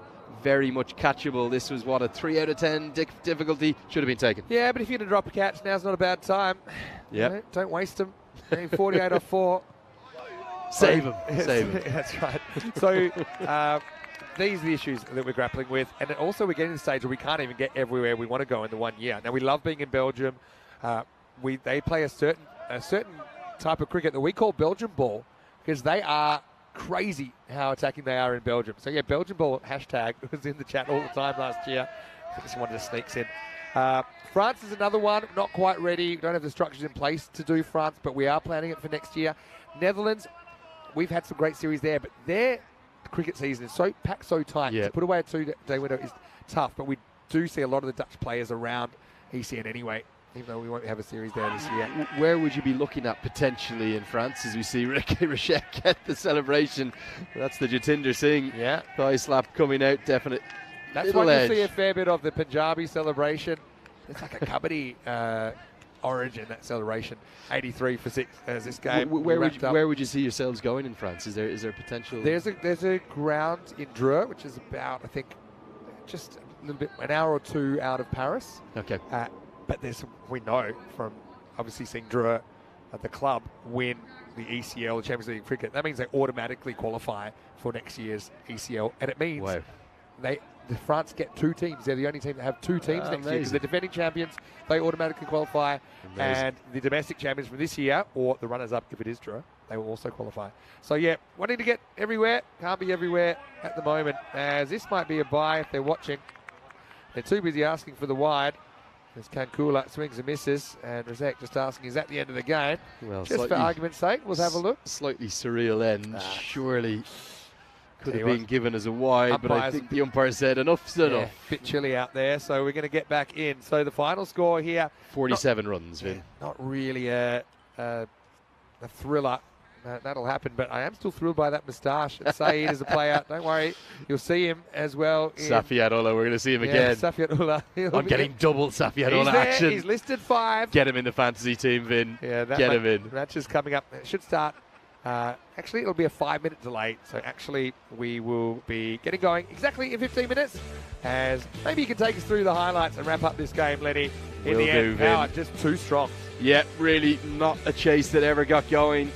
As soon as Ankush Lal was dismissed, which was this one that was caught down at deep third, that was the end of that. He's already scored a 75 in this competition off just 30 balls. And then the wickets, they started to tumble. Akash Wadwa, he very briefly shone before he was cleaned up by Farid Ahmed. The sheer lack of boundaries in this innings was the thing that stood out for me. Just the 4 Maximos and 5 4s. That was one of the big hits. Poor old Kanik Shah, even though he made 26 off 26, could just never get going. That was the end of Ashwin Prakash, just 5 off 8 for him. And what about the big man? Well, he got the long levers out briefly, 2 boundaries for him. Saravana Kumar Subramani, who showed the power that he possesses before he holed out to long off. And great delight we're seeing in the background right now. Paris CC celebrating heartily. They have strolled, coasted, cruised home to victory. That was the final wicket to fall. It was a very limp chase indeed from the Zurich Lions. They've come up 47 runs short. And in a 10-over contest, as every game of this European Cricket Series Switzerland will be played as, that is a big margin of victory, and that's with 14 extras too. The 5 no balls with the 5 free hits, 6 wides alongside. All they could get to was 83 for 6. The only moments of joy, 20 for Akash Wadwa and 26 for Kanik Shah.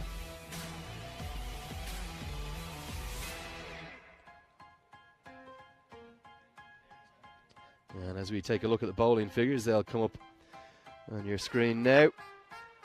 The tunes rolling out. A wicket for every one of the 6 bowlers used. Good efforts from them. Only one going on an economy rate of over 10. That was Asad Mahmood. The pick of them for me, well, it had to be Abdullah Rana. 2 overs, 1 for 11. Good efforts from him.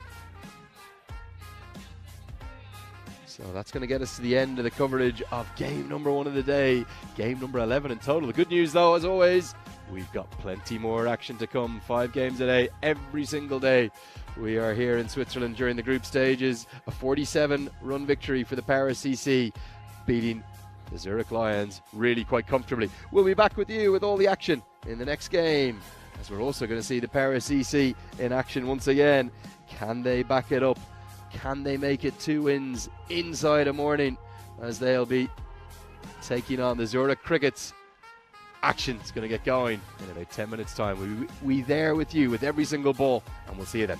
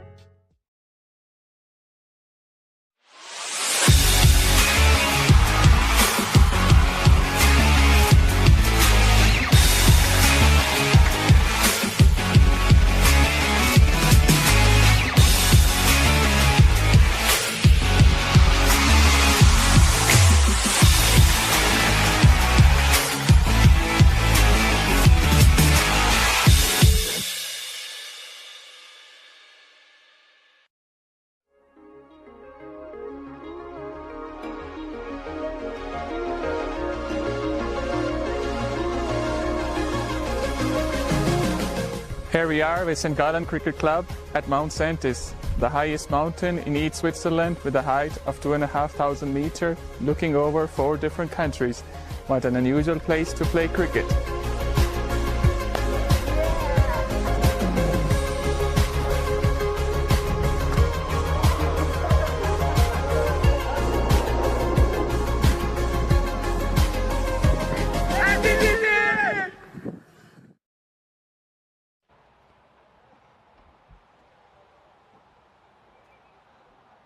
Hello and welcome back to St. Gallen. Wasn't that a great video showing you a very, very special part of the country there? 2.5 kilometres elevation and looking over 4 different countries. There's not too many places in the world you can say that. It is a very special, very interesting place to play cricket. And we're thrilled to be here. Sun has poked out its head a little bit in the second innings of that game. But unfortunately, the sun not shining on the Lions. They went down pretty heavily in the first game of the day. Now we're going to see Power CC, who did win the first game. They are going to take on the Zurich Crickets. Now, I do have some news from the coin toss. The Crickets, they've won the toss. They've elected to field. So it could be a bit of a risk, I suppose. They will know what they have to do in this match because they'll know exactly how much they have to chase. But Power CC, I called it like an ugly 120, turned out to be 130, which turned out to be enough. And yeah, so far throughout this series, we're kind of seeing that 13 and over as par. Whether it stays up there, I'm not so sure. But I think the Crickets, they're a team, they still do not have a win in ECN cricket. We did see them back in 2020. But every game's one game closer, I'm sure, for them. Looking at the two teams, Power CC, we know that the Mahmoods are always key. Abdullah Rana, handy all-rounder for them. Got good hitters all the way down to 6 and probably even further.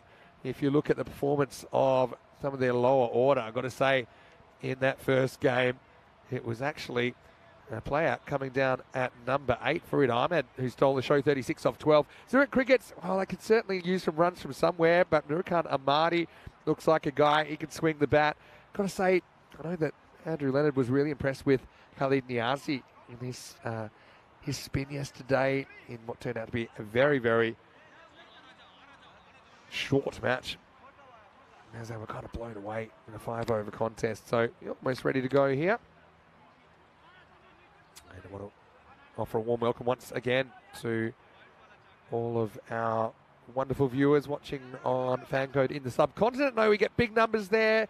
Also, hello to everyone watching on our YouTube channel, ECN European Cricket Network, and we're on Swiss Sport TV. I have heard, actually, the local TV station's going to be down today, and they want to do a story on the European Cricket Series being here in St. Gallen, so I'm looking forward to meeting them. And by luck, because I didn't know they were coming, I've got the St. Gallen green on, and we'll actually see St. Gallen, the host club, here for the first time in the third match of the day. So, yes, I'm looking forward to that. Anyway, almost time to go. And it's going to be Fahad Momand to get us going. Osama Mahmood ready to face up. Andrew Leonard joins me for the first ball. Yeah, shaping up for a good contest here. Zurich Cricket still without a win. Could this be the game they break through? Well, they've got to find a way to get winning. I think if you go, let's say, no wins from 3, particularly no from 4, with the top 5 advancing to the playoffs, you need to turn things around. Now, it's going to be a wicket first ball because he's off the... Oh, he's going to be dropped. Well, 5 fielders gather around that in the end. It's the Bermuda Pentagon. And is that Niazi? Crosses the pitch. I thought of everyone to catch it. He was low down the pecking order, but he called it. He went past the bowler, and he held it for a second, just popped out. There go the sunglasses. There goes the ball. There goes the chance. Just remember that, because Osama Mahmood is dropped off the very first ball of the game. Well, you could make a case that of the 5 fielders that could have caught that, he had the hardest route to get to it. He actually had to come across the wicket. It was coming at a difficult angle. I just felt that any one of the fielders coming in, or indeed the bowler himself, I think if Momand was a little bit stronger, he would have just roared into the sky and said, "That's mine, I'm going to take that." But instead, a drop catch from the very first delivery of match number 12. How costly will it be? Oh, pop back and almost straight back to Momand. He bustles through. He does look like he's got a hairstyle you could grow vegetables in, but he's also a very handy left armour.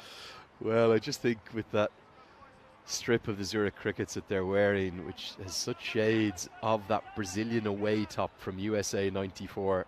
I think right. he's like Bebeto, isn't he? There's a little bit of Bebeto to him, that great striker for Brazil.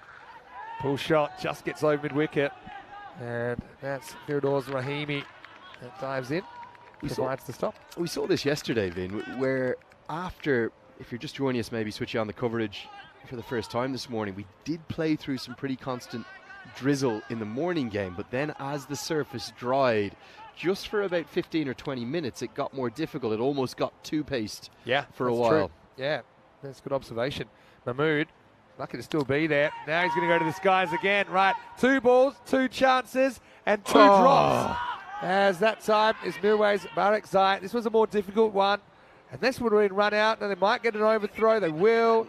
This is ECN. Here comes another overthrow. 3. Any advances? We'll stick with 3. And you are now in the European Cricket Series, Andrew Lennon. Oh, Vinny, it's all happening here. The overthrows, they decide to come back for the second. The throw comes in. The bowler doesn't fancy it. I don't know how they've got 3 here. And he shouldn't have just been dismissed once. He should have been dismissed twice. Sasanam Mahmood. Fielders flying everywhere. It's an action-packed start. This is a bit more like my adjectives for yesterday. Chaos, carnage. It was all happening in the first game yesterday. And maybe they've saved it for game 2 today. 5 runs from the opening over. But that doesn't tell the tale, Vinny. No, it doesn't. But, yeah, double overthrow is something I'd never really seen in my life before being here on ECN. As you see some blue sky. And now, having a look at this. This is the supercomputer. Now, I know I sprung this on you earlier. This is the bat versus ball wall. And it predicts. Like, basically, you know those computers that sent the man to the moon in, like, the 60s? Yep. This is like 6 of them tied together. They put in the data, and this is what it's telling you. Power are going to score 76. Now, here's what I'm worried about with the supercomputer. We think sometimes it has a few. It stays up a bit late because it's been undercounting lately. And for me, 76. I don't think so. But it does feed in the data from 2020, where their average run rate was 9.9. Okay. And so I think that, but the cricket's 50. It's a bit rough. 50 bit rough, but also if you look at I think it was the average runs conceded by the crickets was 170 or something like that. How are they predicting 70 for the power? Well, maybe they know better than us. Just 5 runs in the first over. Sometimes it's right though. Humans can't decide. Can't really grasp the brilliance of the supercomputer as yet. Zazo to get things going here. Yeah, but I mean, starts with the full toss. This is why sometimes it's freakish. You know how they say like a wrong clock is right twice a day. A stop clock is right twice a day. Occasionally it'll just nail it. So what you wait for a low-scoring thriller here. Well, if we get 76 all out versus 50 for 8, my hat's off to the supercomputer. I can't see it happening, Vin. Yeah, so it can be. Well, it is an indicator. We developed it because people are always asking things like, who will win? Who is favourite? These are questions we get approximately 10 million times per match. So now we're trying to tell you. You can see Power CC, their favourites. And well, tell you what, Mahmood, he was giving more chances in the power play than I've ever seen. It's 3rd time unlucky for him. He gets castled by Zazay, and that's a big hitter gone. Mahmood just looks out of touch at the moment. It's 5 for 1. And the 2 happiest men in that cricket's team who are giving the hugs all around are those that drop the catches. One of them, Khalid Niazi, the other, Mirwais Barakzai, and the Swiss shove the bat in frustration. Good movement through the air. Yeah. Lovely seam presentation. So he's got it to curve back in. And maybe a kiss of delight. Yeah, he's off to the deep. It's definitely swung about a stump and a half. You know, it's an excellent piece of bowling. And to get good players, you're going to have to bowl good deliveries, you know, if you want to remove them. And part of that is moving the ball off the straight. That's exactly what Zazay does there. What a good breakthrough that is. We saw Power, though. They kind of, I would say, snuck their way to 130. There was nothing sneaky about the ending, but they were able to continue to score at an acceptable rate despite losing wickets. So that was a hallmark of their first innings of the day. Yeah, and they were in early trouble. It's going to be Faraz Virk in at number 3. 2 massive overs late in the innings in the morning's game, 2 24-run overs that powered them quite literally to live up to their name, to that 130. This is pulled away and it jumps over it. Should just be a single regardless, so it probably doesn't cost him an extra run. This is Faraz Virk, who's coming in at number 3. He's off the mark immediately. Abdullah Rana is out there. Mentioned that he recently made his debut in T20 international cricket for Switzerland in the Valletta Cup. And they've still got Assad Mahmood, the captain, up their sleeve, batting 4. I'd consider maybe just a straight swap of the Mahmoods. Just stick Assad at the top, give Osama a breather, get him to come in maybe slightly different situation. Osama does like to open though. Flicked away, almost another catch. Rana 1 off 5 in the crickets. You know that they've had trouble keeping teams quiet, but right now they're keeping a very good batting lineup. Almost silent in the power play. 6 in the first 10 balls of the game.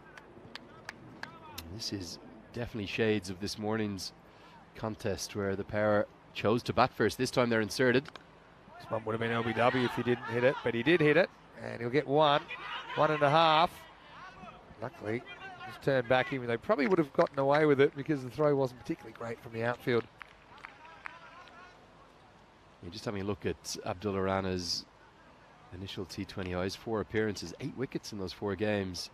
So 39 years young and very much enjoying his ascension to international cricket. So good to see that decision from the ICC giving every single member that fits really any criteria full T20I status. So those games all go in the books, Vin. It's been a game changer, really.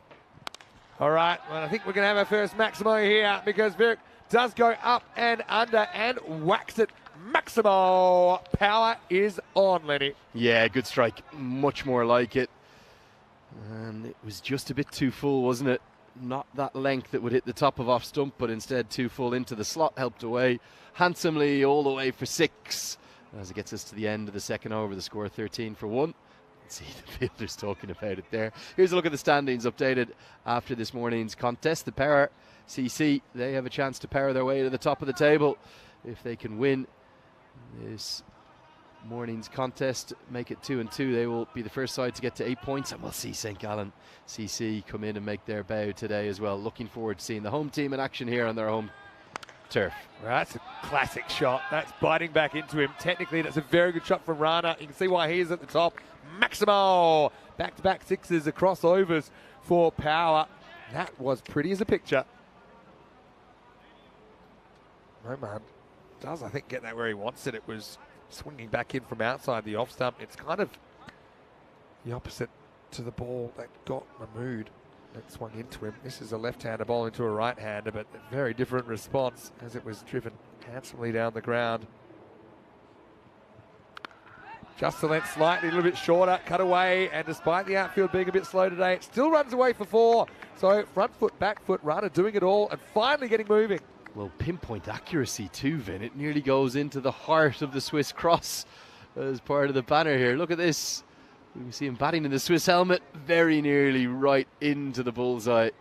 Love to see that. We saw an Afghan cricket board helmet yesterday. Today we see the Swiss national team one in action, and it's just so good to see sunshine, a little bit less cold. Hopefully the day is going to heat up as the action heats up here at ECS Switzerland. Another nice looking drive, very correct. Yeah, so this is very European cricket series. You can see, if you couldn't really describe it to someone if they hadn't seen it. Think about what we've seen in the first 2.5 overs. We've seen like at least 2 drop catches, double overthrows on 1 ball. We've seen come the best looking straight drives you'd ever hope to see. But this one isn't quite off the middle, but still gets plenty of it. Inside out, runs away from the fielder. Maybe a sign that the outfield is quickening up a little bit as the sun's out to dry it. But Rana has escaped the clutches of the crickets in the 3rd over, and he's up to 16, scores up to 27. Yeah, another good looking stroke, Vinny. It's a strange field, probably one that you may have seen a lot more than I will with that. It's hard to describe. He's not a deep extra cover. He's not really a long off. He's a wide long off in place and then a very straight mid off at the edge of the circle. This is a little bit short. This time it's on the pool. Well, in Australia, we swim between the flags. That one goes between the flags. Maximo. And just when you thought the power play was all crickets, it's the power that gets turned on in the 3rd over. It goes magical, and there's still 1 ball to go. It did go straight between the flags. It's going to give you a story, Vinny, at the end of this over. You're going to love this one. It's a ludicrous story. Not just the Bondi Beach analogy, but you asked me about some of my favourite cricket moments. I'll give you one of my worst ones in a moment. Okay. And it involves cricket with 2 flags involved. I'm a little bit confused. But I'm sure all will become clear. Keeper up the stump, so this goes straight to that man. He's gone. Well, there you go. We wondered why he's there. Now you know. And Norkanamati takes the catch. Had to be strong above his head. He robs Rana of a Maximo, and they do get something out of the third over after all. Rana gone for 22 into 3. It's 33 for 2. Well, the remarkable fielding position does the job. It's a wide, long off. And that area that we've seen hit through very powerfully. He could not have picked him out any better if he tried. And like you said, strong hands up above his head from Norkanamati, who's been one of the stars of the bat so far for the Zurich Crickets. And lovely touching scenes. Norkanamati even goes over to pat the batter on his back as he trudges off. Good innings it came in quick time, and it's got the score now 33 for 2 at the end of 3. Rana at one point he was like 1 off 6 or something like that, and then just absolutely cracked the next few. Okay, tell me your flag-related cricket story. This is next level. Now, I tell this to other people, and they're really impressed by it, and they also think it's not possible because we've heard of 6 sixes and over, we've heard of 36. Now you've got these records of overs in the 40s. We've had 45, but all kind of lunacy. But this was all the way back in the year 2001. It was my first year at Hampshire County Cricket Club, where I was on the staff as part of their academy. So we're going to see a leg spinner fittingly come into the attack, Khaled Niazi, with his little leg breaks, which have impressed me. And that was why I was signed as a young leg spinner for Hampshire. Hit back down. Now they do have what's the Southern Cross with the 3 outfielders, including that guy who's really straight, does the fielding on that occasion. Okay. So I got hit for 41 runs in an over, Vin. Congratulations. Didn't bowl any extras either. All right. Can I work it out then? Well, the flag, 41 no extras. The flags was the clue. 2001. Also, you'd need to be a real badger to go deep into the memory tank. In a strange cricket format? Yes. Okay, well, I've got my guess. Tell me. 2 runs to the total here. I once played a variation called Super Max cricket where there was a zone where you get double for hitting down the ground. So you can hit for 12 back over your head. Spot on the money. It was called Cricket Max, it was innovated by Martin Crowe, the late great Martin Crowe. Of course. And he put out, in essence, if you can imagine, 2 goalposts, basically in between long on and long off. 4s became 8s and 6s became 12s if you got it directly in between those flags or goalposts.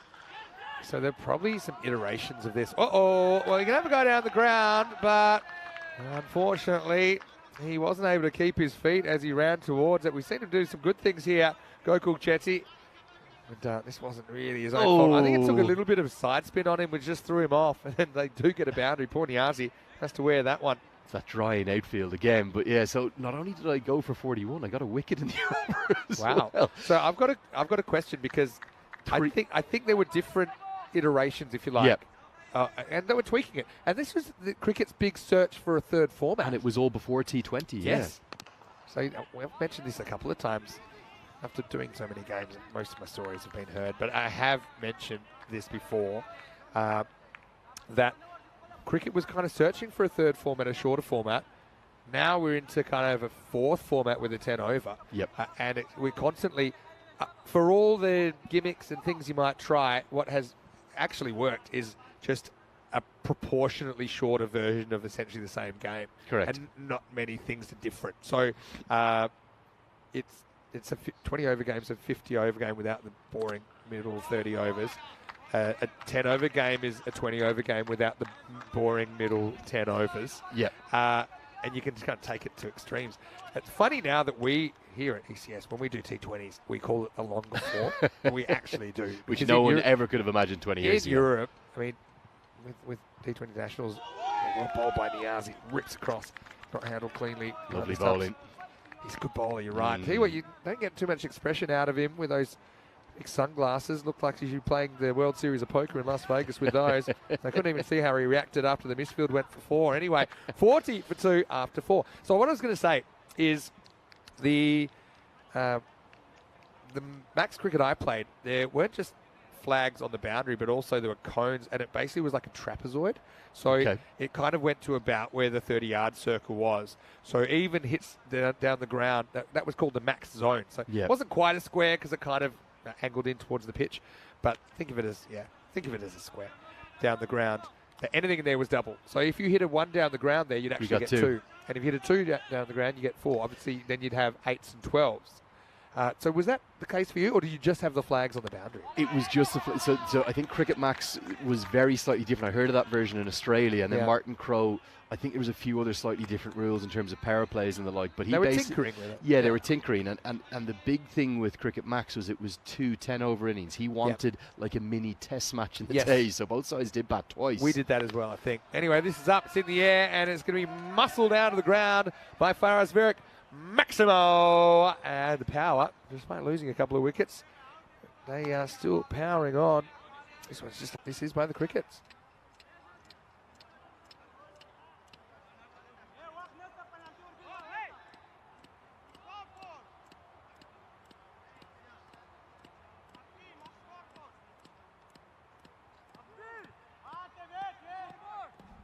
So, 10th overtime. Let's see if we do get the ball that's not a hat-trick. I have a feeling that we won't, because the Zai's coming back, and he took 1 for 8. To be fair, he had a case to bowl the second over at the time. They didn't use him.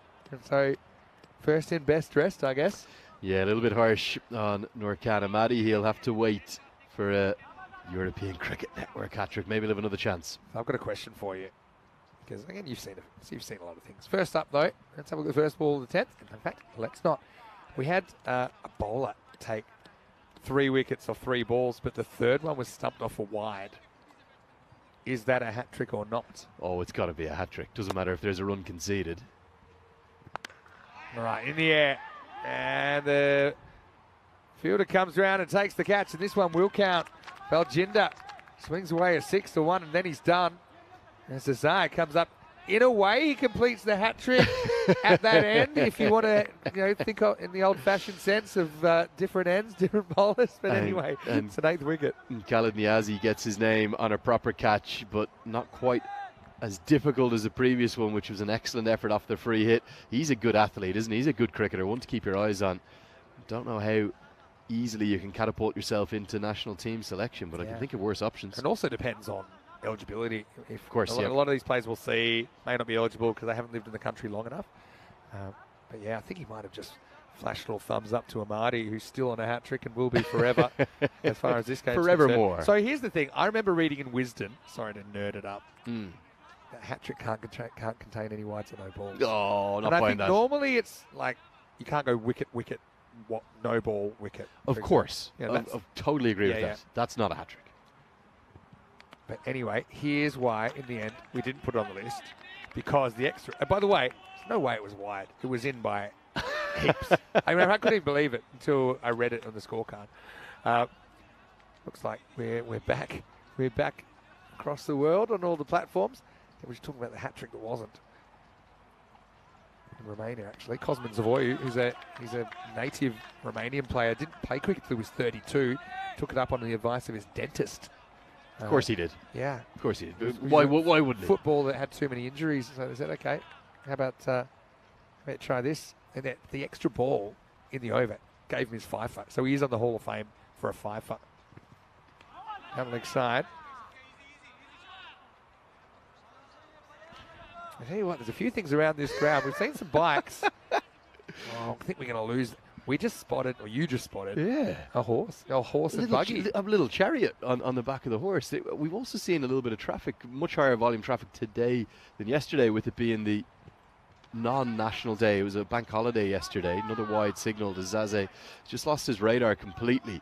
But plenty of walking traffic by on that top hill, and so many curious bystanders getting their first taste of action.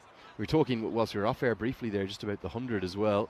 Yes. Great to see last night that I was able to get that in my TV. I think quite a lot of people here in Switzerland can get the BBC Two platforms. Yeah. And that's great to see cricket on terrestrial television here. Not just the 100, but also this European Cricket Network. Of course, on Swiss Sport TV.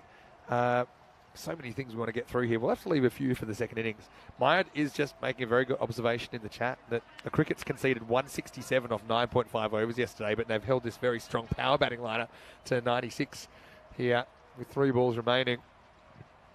And make that 2 balls remaining. One of the all-time great swings from Razak. But yeah, that's the nature of this game. You know, you're up, you're down. One of the things with the players just keep their emotions fairly stable. Don't get too ahead of yourself. Don't get too down. You know, some things are in your control, some things aren't. And you learn to kind of just, the good teams just never get too far removed emotionally from the centre. This will be a leg by. One ball to come. Finally on the 100, that's another format. And we were talking formats. But to me, it's not actually that different. It's just a 20-over game with 5 ball overs with a couple of funky conditions. You know, like, that's what it is. It's like it or not like it. I have to say, I still don't get the TV graphics. Yeah. I don't understand them. Yeah, they're trying to make it different, but they're not that different. You bowl 2 overs in a row. Anyway, it's going to be game over. Well, not game over, innings over here. As Rahimi flicks a full toss away Zazar. He had a good start to the 10th, didn't he? He looked like they made the right call, but he's a little bit off for the rest of the 10th over. In fact, the Power bring up the 100 with the last ball of the innings. 103 for 8 will be the final score. I think the Crickets, they'll be very happy with where they're at. They were a bit unlucky not to secure a win back in 2020. This must be their best chance yet, I think. 104 for victory. Yeah, really. Definitely in the contest. I think they'll be the happier of the two sides. That was the first wicket blown off with a kiss towards the sidelines as the wickets fell pretty regularly, to be honest with you. The Zurich Crickets putting in probably their best performance of the 2 days so far. We saw them in action yesterday too. As also saw some big blows, that one going through the flags, which sparked a Cricket Max discussion with us here, and a very good catch, well judged by Norkan Ahmadi, who had an all-action day in that funny fielding position down. Wide long off, also a fumble or two in the field. Poor old Chetty lost his feet this time, but made up for it moments later with a good catch held down at long on. And certainly the pick of the bowlers for me by a distance. He's only a youngster, Khalid Niazi, the young leg spinner, 2 for 14, including that stumping, which was part of a very, very impressive keeping performance from the captain, Nicholas Henderson. It all ended though with a Maximo, as Rahimi got one over the rope to drive RCC to 103 for 8. Will it be enough? I'm not so sure. I make the Crickets the favourites despite what the supercomputer was saying. Let's take a look at the batting and the bowling card. Here's a look at the batting. The run rate 10.3 per over. Plenty of batters got to double figures, 4 of them, but no one could make more than Faraz Virks. 27 off 13. He had the best strike rate too, over 200, alongside Azatullah Syed, who struck at 242, but there was a few tricky innings there. Osama Mahmood, he could have been out 3 times in 4 balls, dropped twice before he was cleaned up by Zaze. And for the bowling figures, which we'll come on to now in a moment, wickets fell regularly, didn't they, throughout the innings.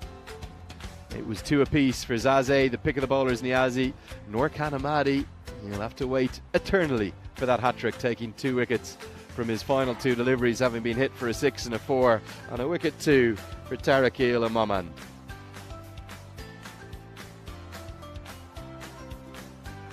So that means at the halfway stage of this match number 12, it's our second of 5 games, as always, of the day. It's the mid-morning clash, the Paris CC. They're going to have it all to do to defend a total that we feel is a touch under par. But for the Crickets, they'll lead 104 for win. Don't go too far. We'll see you in just a few moments' time.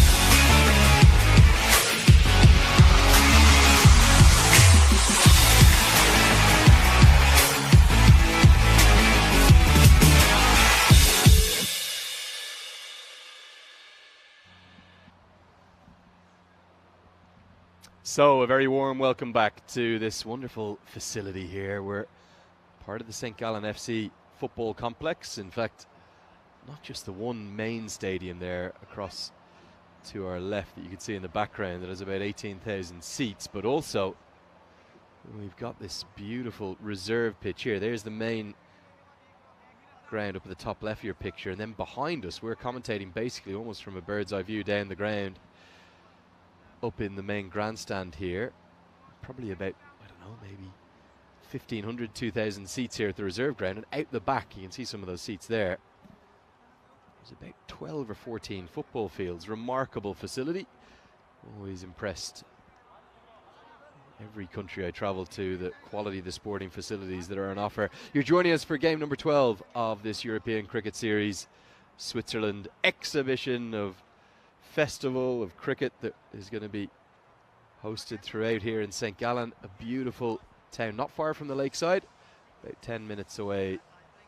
A beautiful, historic, picturesque old town, and we're on what is game day number 3 of this European Cricket Series return to Switzerland. First time back here after a 3-year gap. Some of that, of course, COVID enforced, but great to be back for the chase. Zurich Crickets are going to need 104 to win, and they get a little bit of a freebie to start. Aminullah Rahimi, excuse me, correction, get that right. It will be Abdullah Rana to open the bowling, with Noorkhan Ahmadi, who made such an impact yesterday in 2 little cameos. He's actually been thrown up the order to open the batting alongside Sahil Tarakil. And he really only knows one way, does Noorkhan Ahmadi. That one signalled as a wide, just right on the guideline. And that one going the way of the batter. I think that's a pretty good decision. Flashing blade too. Almost scimitard away by Ahmadi. No contact made.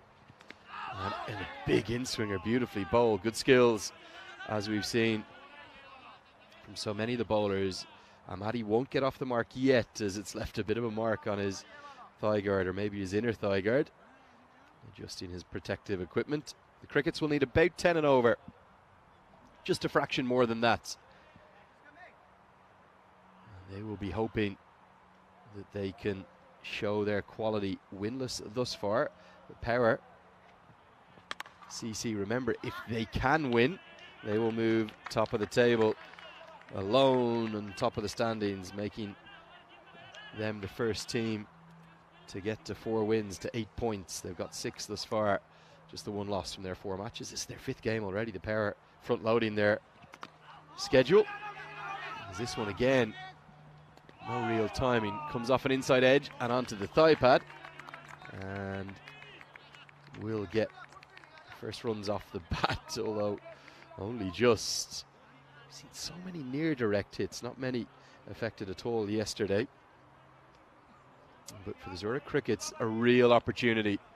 They can sense it, they will know this is a chance. And remember, with just 3 overs of a power play where 2 fielders are allowed outside the 30-yard circle, this has to be the time to cash in, surely. And that's going to help.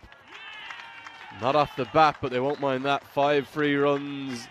Sparks.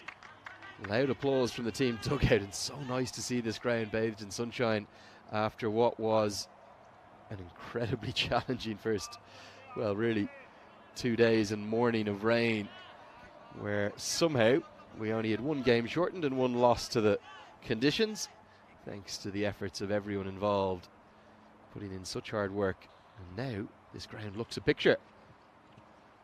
As that is going to be a wide again. Rana's radar, well, it's all off. He's getting good movement both into the right-hander, and this time away. And it is Noorkhan Ahmadi again batting in the trademark Afghan Cricket Board helmet. Stylish cover drive. That would have been fitting of that Afghan national side. Out to my favourite man, Safi Adullah, who's got the wide-brimmed white hat on and maybe the best moustache on show anywhere, not just in the European Cricket Series for Switzerland, maybe anywhere in Switzerland. Andrew Leonard here to guide you through all the action. Do get in touch if you're watching on YouTube. As this goes, well, quite simply miles into the sky. This could be an extraordinary catch from Farhad Maman, but in the end he doesn't even get there.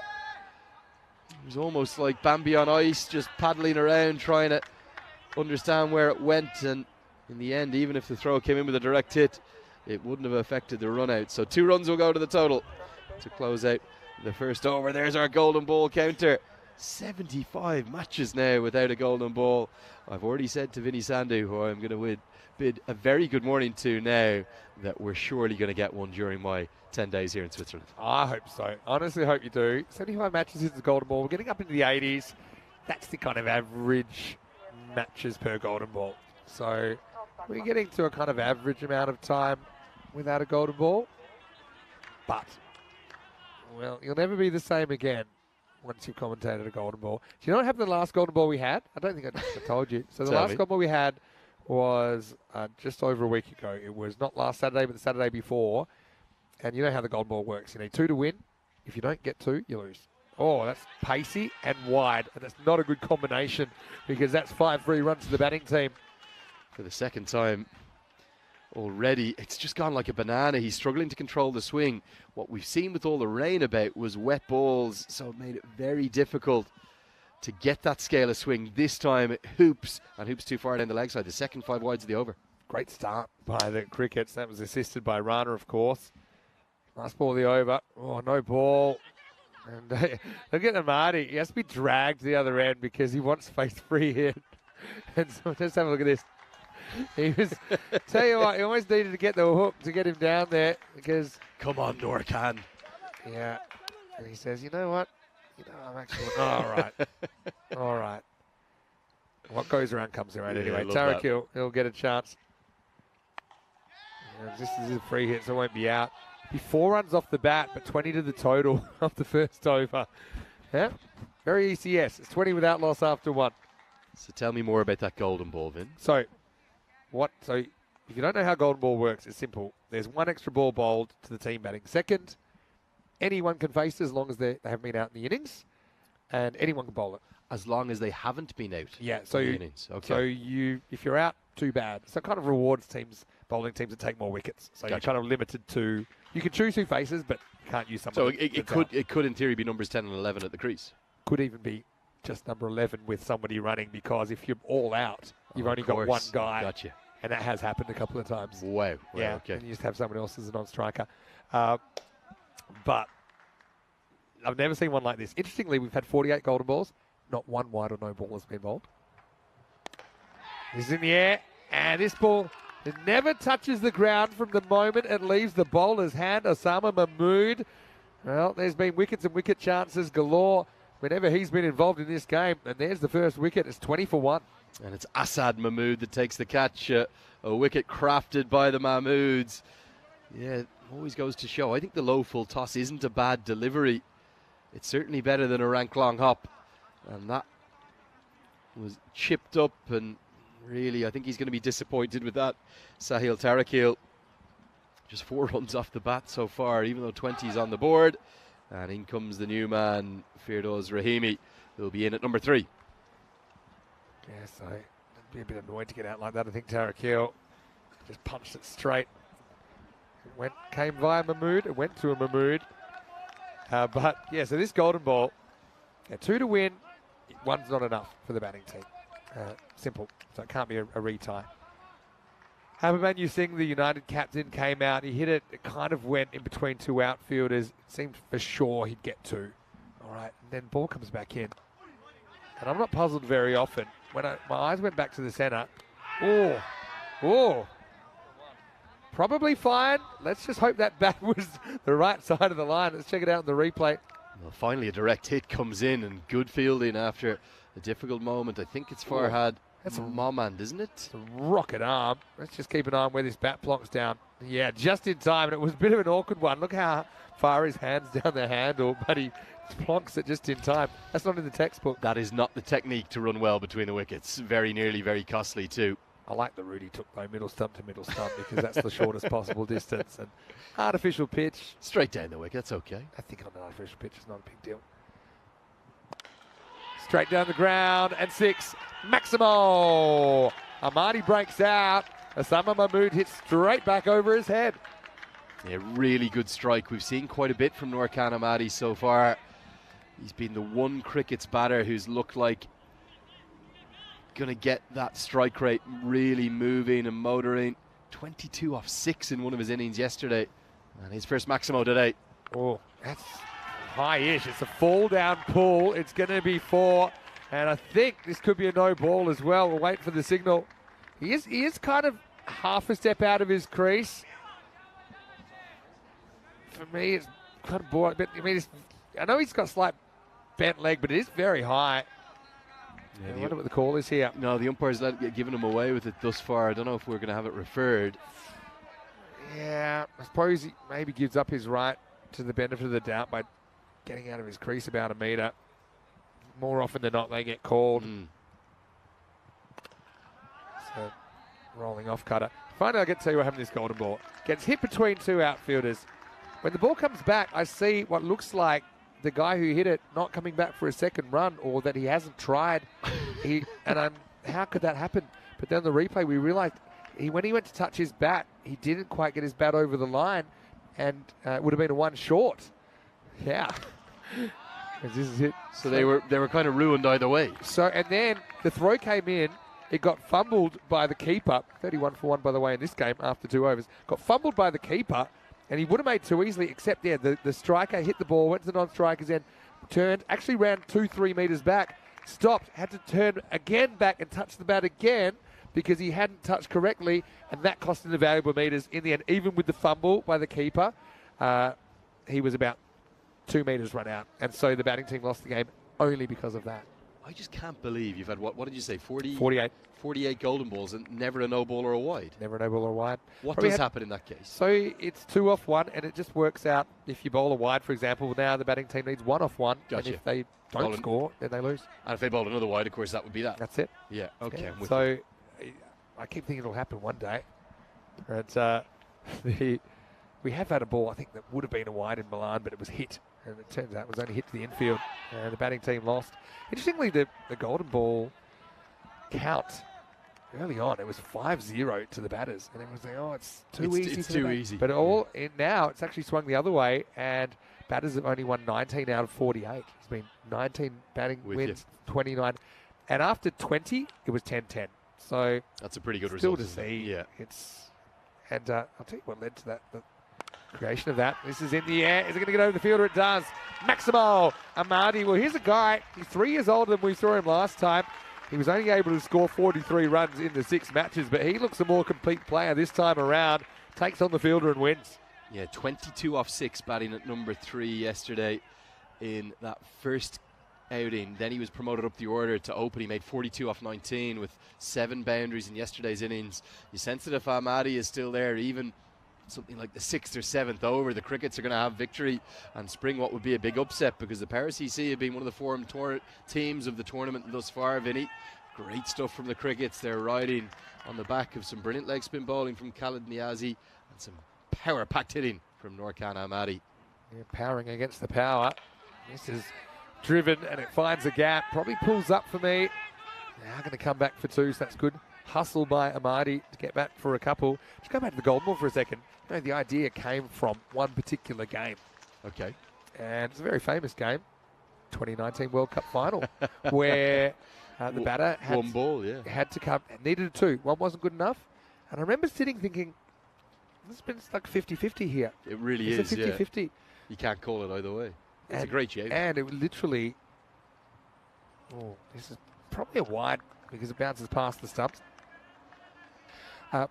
If the keeper fumbles that, Butler's the keeper. If he fumbles it, they lose the World Cup. Correct. If he takes it, they win the World Cup. And I just love that kind of pressure.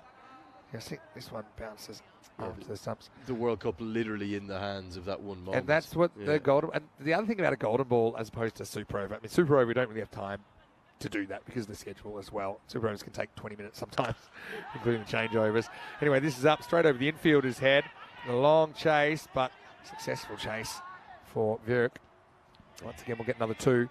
I really like it for this format, but equally, I think at the same time, I think the Super Over is perfect for T20Is. Oh, yeah, for sure. And ODIs, of course. Again, you've got more of a box to work with time-wise. You know, we have this 2-hour schedule. But one thing, here's a negative of Super Overs. in my opinion. And like I say, different formats, different solutions. But super overs can fizzle out sometimes. They can, You know, so we had the one in when the Netherlands were playing the West Indies. Well, no, don't get me wrong, it was exciting. It went 30, but then it took about 2 minutes to work out that they were going to lose. Anyways, going upstairs this time. Pretty rare case, Logan Van Yeah, Beek, yeah, but I mean, what a cricketer you as do well. get some that fizzle, you know. Yeah. And for me, what I love about, so it's not really negative, it's just something that can happen. What I love about the golden ball is there's this moment, and you have to experience it, right? But there's this moment where everyone is tense at once. Yep. Everyone is tense at once. The players, the viewers, the batters. It is, this is it. Yeah, it's a good Maybe idea. we haven't had a wide or a no ball yet, but you have that moment. You guarantee last ball finish, and you've already had a last ball finish to get there in the first place. End of the power play here, 43 for 1. Cricket's tracking well, so that's probably the unique thing that you just have to experience the feeling, the shared intensity, anxiety around the ground. I just find it remarkable that with 48 deliveries, certainly we'd be averaging more than a wide or a no ball every 8 overs here. Yeah. Where the 48 deliveries is 8 overs of cricket. Sure. And we're probably averaging a decent bit more than that. Tell you what, if we haven't had one wide or no ball, we have one here though, it's going to be my fault. If we have one here, the rate that it's going with the pitch. Having said that, you do get to choose the bowler. So that was the only adjustment we made after I think the batting team won the first 5. There was some at that point things. it was the bowler who just bowled, was it? It was the bowler Gotcha. just bowled. But now you can just pick. You can pick. So and now I'm really thinking whether that. I think that's good. I think people were just kind of reacting. This is going to get away from the field. It's going to be 4. He runs right past it, takes the right turn, and Albuquerque does Amanullah Rahimi. And the cricket's just with the run of the game at the moment. Thick edge, could have got anywhere. Ended up going around the fielder for 4. Well, Vinny, you won't have seen it on your screen, but the reaction from every other Power CC fielder, one of dismay, one of utter distraught, because every run is going to count here. And as you can see, the difference between the two teams right now is 14 runs. And of course, Power had lost more wickets. Rahimi getting into the act with his first boundary. And the wides have been absolute killers thus far. Definitely Power, a good side, but just not playing their potential at the moment. Nor Kanamati, that's out there, by the way, talking about him a moment ago. Also saw him as part of the national team at the ECC last year for the Swiss national team. Of course, ECC's coming up again, so I'm sure he'd love to push for selection again. This is hit very straight, but there's a very straight fielder, so it's just a single. Yeah, so there were some thoughts on maybe we need to make it 3 runs. It's small sample size. You can flip a coin 5 times and get 5 heads. It doesn't mean the coin's not fair. So, I mean, even now, the proof's in the pudding. We don't see them that often. On average, maybe every 3 weeks you'll get one. Sometimes they get together once we had 2 in 3 games. Whoa, reversage. Okay, well, this will be the most remarkable dismissal you've seen in a while, because Amadi switches. He flat bats a pull, so it's a reverse flat bat, which goes the same direction as a normal flat bat. It's taken by a fielder straight down the ground. You put all those things together, it's something I think you'll only see in the European Cricket Series, and you've seen it right here, Lenny. The result's a wicket. How well has he hit this? With the wrong hand, he's gone full switch. It gets it out of the screws, but not enough. And it's a simple catch in the end for Abdullah Rana. Why, oh why, when you can smash it out of the ground right-handed, do you need to do it left-handed? I mean, extra points for degree of difficulty there. I mean, he's caught at a very straight reverse long off, but he's going to have to go. So the cricket's, it's hard to believe they've never won a cricket match on ECN. And I would have been a little bit more careful than that. But hey, these players, they like to express themselves. 49 for 2. Yeah, he's gone for 22 off 14. Good impact, but you just felt everything was going the cricket's way. The required run rate, it dipped as low as it's been. It's just 8.4 per over, which in a 10-over contest is very, very manageable. 55 to win off 39 now with the fall of that wicket. I'm not sure it was needed. I know he would have looked a millionaire if he'd got it down over the head of that man for a Maximo, but I just wonder, was that required? And maybe that game management, that lack of winning habit for the crickets kicking in for them. Yeah, I mean, I'm not going to judge them too harshly, because those first 6 losses out of the 8 were 3 years ago. But still, that was a remarkable shot if that had gone over the fielder. Yazzie, new batter, comes out at 4.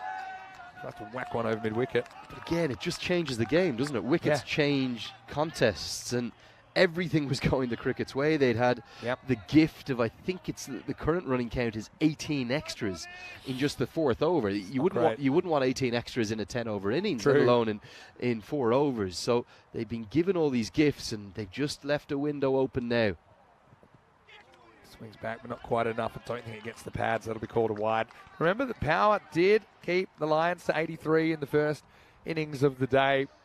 And yeah, we know that 1 wicket can change things very quickly, especially when it's the guy that's been doing the damage. Not going to hit 22 or 14. And you've got Rahimi there. He's 7. He's only faced 4 balls. You've got Niazi. Just faced the 1. There's an off-cutter, and I think it just sneaks in. 50's come up by the way for Zurich Crickets. Yeah, nice skills from big fast bowler Osama Mahmood.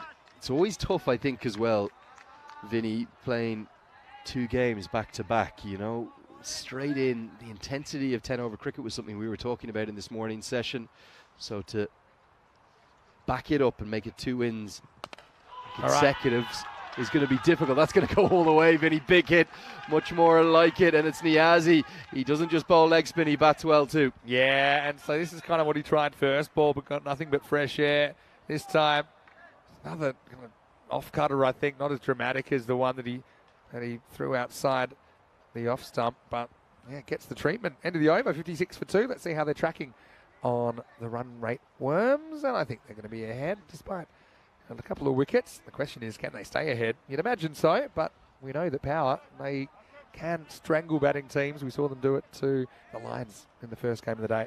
Yeah, much more pace-heavy team, though, aren't they? You look at the Zurich Cricket's success in that first innings. It was really driven by the spinners.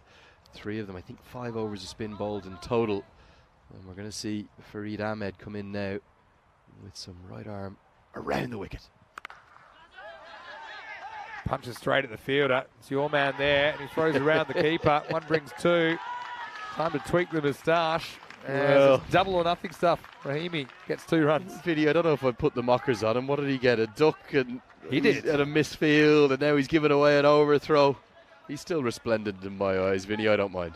Yeah, you know, he can pretty much do what he wants. We know that. It's glistening in the sunshine. How nice does this ground look in the sunshine as well? I love it. It's incredible. Absolutely love it. And fair play to St. Gallen FC for accommodating the cricket club here. Brilliant to see. Oh, he just hangs up. A little deflection cut, uppercut, 4 runs. Rahimi getting going. And those crickets, they're making noise. This is a team, they've been waiting 3 years to taste a victory, and they can smell it at the moment. Well, Vinny, they are pumped up, aren't they, to say the least. Look at the roars from the bench. Smiles aplenty.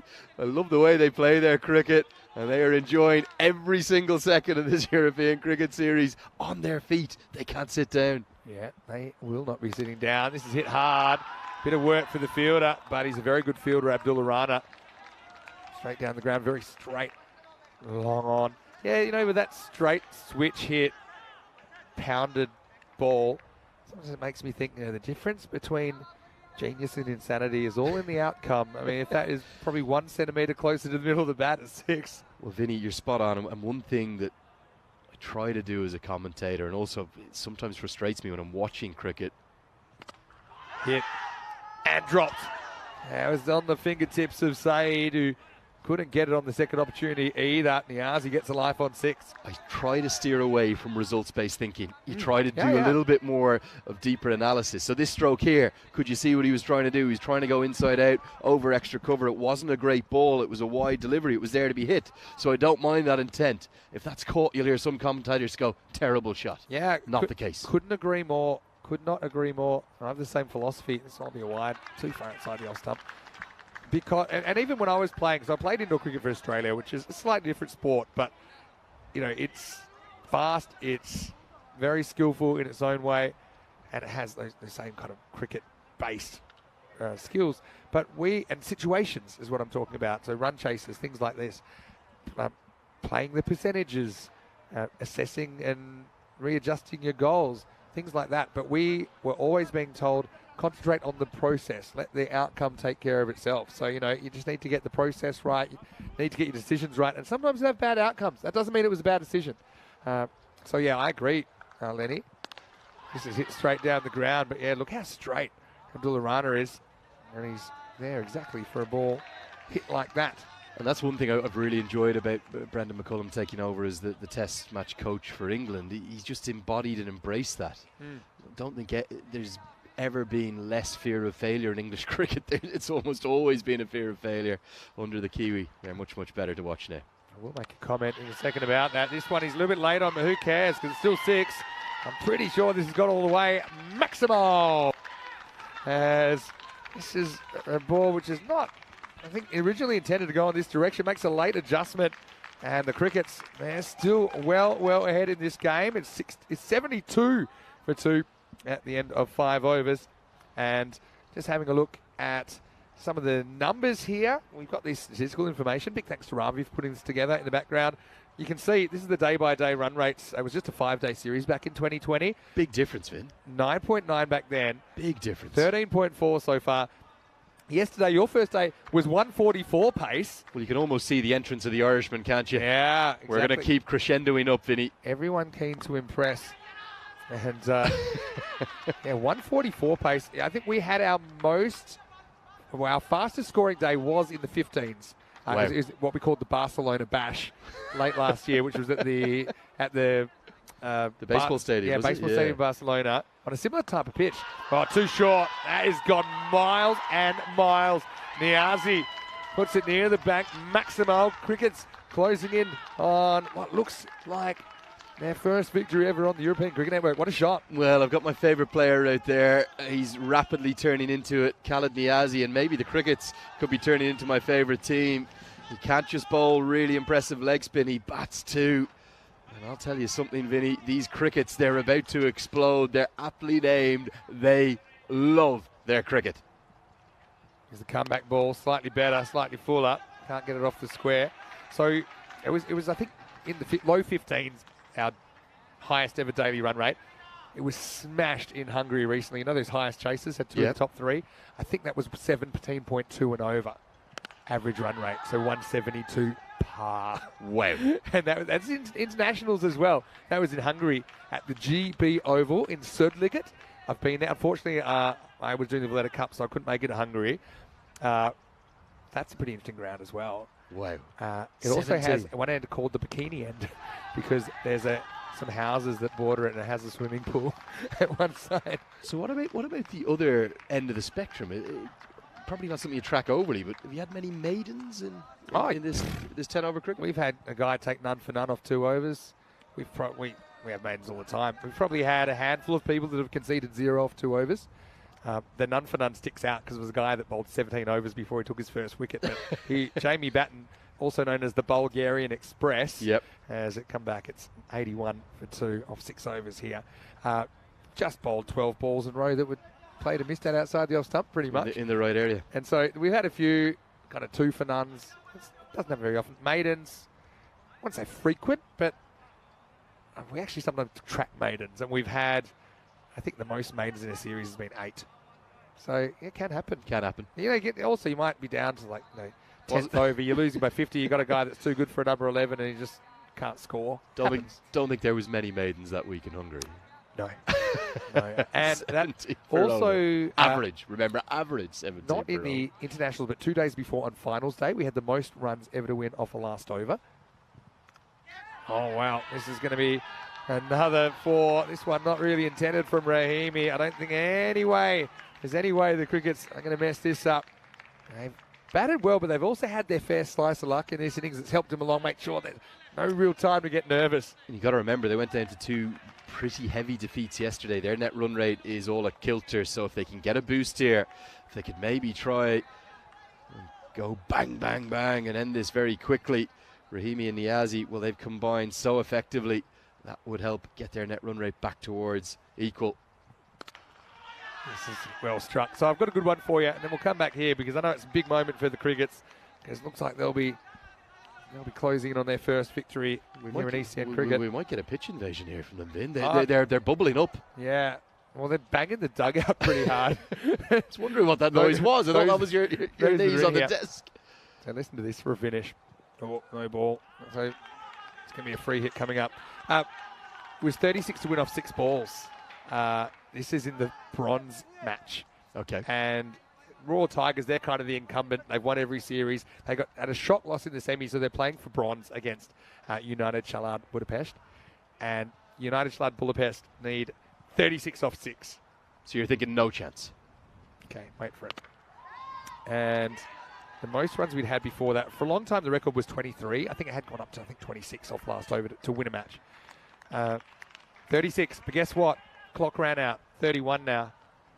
All right, you've got Ashraf Daraparetti who's on the strike. 5-run penalty. 5-run penalties. Now it's 31 off 6, right? And Daraparetti, who's just recently qualified to play for Hungary, he just went absolutely berserk. I'll tell you what happened the last over. Wow. Speaking of sixes, this one is a possible banker. Trying to pay the banker, almost, but pretty good as the Crickets close in. That one gets them into the 90s. Maximo! Crickets making some noise. Oh, this is a beautiful shot as well. Just a very elegant trot down the crease. And they are never going to forget this moment, are they, Vinny? The Crickets on the verge of their first ever victory here in European cricket. 10 to win off 20 balls. They're going to do this with plenty of time to spare. I better hurry this up, what I'm saying. But so Daraparetti in the last over, he went 6-6 wide, 6-6-6. They win with 1 ball to spare. 31 off the last over. Wow. All right, this one won't be a boundary. Means we might see an 8th over. Yeah, but how about that? And I tell you what, there's a bit of feeling between those two teams as well. So let's just say the celebrations were quite animated. He was rushed. Don't you tell me the 3rd place playoff doesn't mean anything. So they did get a medal. All right, so this is in the air. It won't carry. This partnership 47 off 22 as we get to the end of the 7th over. And the score is 96 for 2. Let's have a look at what's coming up. I'm a little bit excited. And the Suns come out, and the hosts are going to come out. St. Gallen are going to make their entry into the series. They're playing the Zurich Lions, who are without a win. And if they were to lose this, if they're not in trouble already, they're in even more trouble. But St. Gallen, let's see if they can get their tournament off to a good start. Ali Abbas, the captain, you know him very well. Very well. He's my main man. And so, yeah, St. Gallen, they were 2-4 in the previous series, so they didn't make the finals. They finished 6th. I think that didn't really give a very good indication of how much talent they do have in their lineup. That game should be starting in 30 minutes right here on the European Cricket Network. Okay, let's get ready for over number 8. I feel it could be the last over of this game. And this is in the air. It will be dropped for 6. And Abdul Rana, who's one of the safest pairs of hands you'd ever hope to have in that position, he just completely botched it, bounces off his shoulder and goes for a maximo. Well, a little leg break from Tarakil. It should have been taken. He should have had a wicket from his first ball, but instead, a little bit like the rest of the Paris CC, they're running out of gas, aren't they? And they're going to be going down to defeat here. Yeah, this will tie the scores. But yeah, I tell you what, the Crickets, they are all on their feet. They're ready, I think, to they're ready to make some noise. 103, 103. It's not a thriller, but it will be thrilling for the Crickets. You can see 3 long years they've had to wait. Probably the longest distance between a team appearing in the European Cricket Series and actually winning a game, and you're about to see it happen. Everyone comes in, but I don't think we're going to get 16 dot balls in a row. All right, here we go. Crickets. Go on. Oh, that'd be nah. Don't take that one. It's like when Muhammad Ali had a punch ready to go, but Foreman was already going down. Just hold on. We can do it. We can do it in a better way than that. Just one man out, long off. Everyone else is in, squeezing on the single. 1 to win. And this is in the air, and this will do it. The Crickets will get a single, and they win their first ever European Cricket Series match. Over 3 years since their first appearance, and they do it in style over a very powerful Power CC. The final score here in match 12, it's Zurich Crickets. It's 104 in the 8th over, chasing down the Power CC 103. Well, sensational efforts from Firdoz Rahimi, 30 off 16, and Khalid Niazi, 29 off 14. That's what we've got to look forward to. That's only around the corner, less than 30 minutes away for the action in game number 3. St. Gallen will take on the Zurich Lions, who are yet to taste victory. But here in game 2, we've seen a cracker. And the Crickets, I have to say, Vinny, they have deserved every moment of that victory that they've waited 3 long years for. Look at the joy, delirium here in St. Gallen. And the thing is, this European Cricket Series is all about stories. You know, the the path that these guys have taken. There's so many different ways people have gotten here, but they're just loving the fact that they get to go out there, put their skills on show to the world. The Crickets, like I say, have been waiting a while. Power, I think the extras let him down. I think at times the catching let him down. A few too many Gundy balls as well. This was probably the most extraordinary moment of the innings. It's still probably my shot of the day, even though it brings about the dismissal of Amadi. But I mean, they're going to play fearless cricket. Okay, occasionally it'll cross over into reckless. And really, the wicket didn't slow them down too much because they still have batters there to finish things off. And Niazi, he dealt in maximums. 4 sixes he hit. Rahimi, just the 1 but 3 4s, including that streaky edge. That was maybe the most stylish of the lot. Very nearly up onto the bank, which is a solid 80-85 metres away. This could have been a wicket for Tarakel, but instead it was dropped over the rope, and that summed up Power CC's second game of the day. They were so good in the morning contest, making it their 3rd win, but they've gone down to their 2nd defeat, and they've gone down to a heavy one too. The Crickets taking the win by 8 wickets. Yeah, 14 balls to spare. Had a tough day net run rate wise as well yesterday, but the Crickets, they'll play twice more before the end of the day. They'll take on the Lions, they'll take on St Gallen later. They turn the power off here. Amadi 22 off 14, and he himself and Tarakil, the two batters to be dismissed, but yeah, nicely finished off in the end as we saw them cruise to victory in the 8th over. Shout out to Rahimi and Niazi who put on that partnership. 2 wickets to Osama Mahmood, but nothing really went to plan, and those extras are a real hindrance. 21 extras in the end, and the innings didn't even go 8 overs. So we'll have a break. We'll be back in around about 20 minutes, taking you into the 3rd match. And St Gallen, the hosts, well, the sun's out, the hosts are out. They'll be on the park after this break, and we'll see if the Lions can make a bit of a recovery without a win so far in the series. Vinny Sander here, Mr. Maximo, here with Andrew Leonard. We'll see you after this break for more European Cricket Series.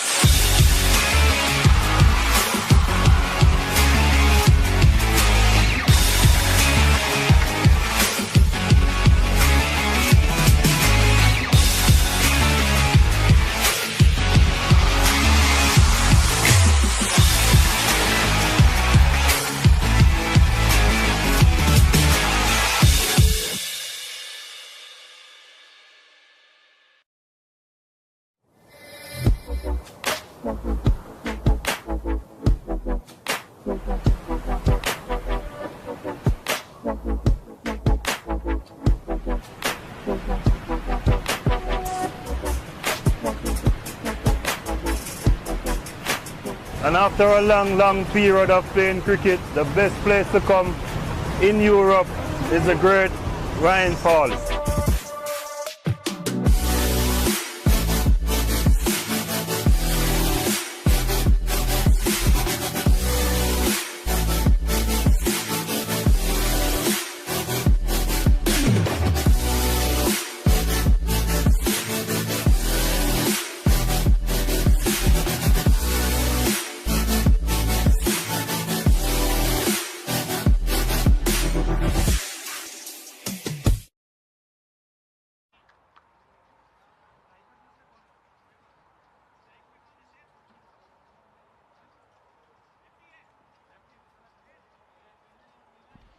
So a very, very warm welcome along for game number 3, and I use the word warm because the sun is out and finally the temperatures are heating up after a really strange first couple of days of weather.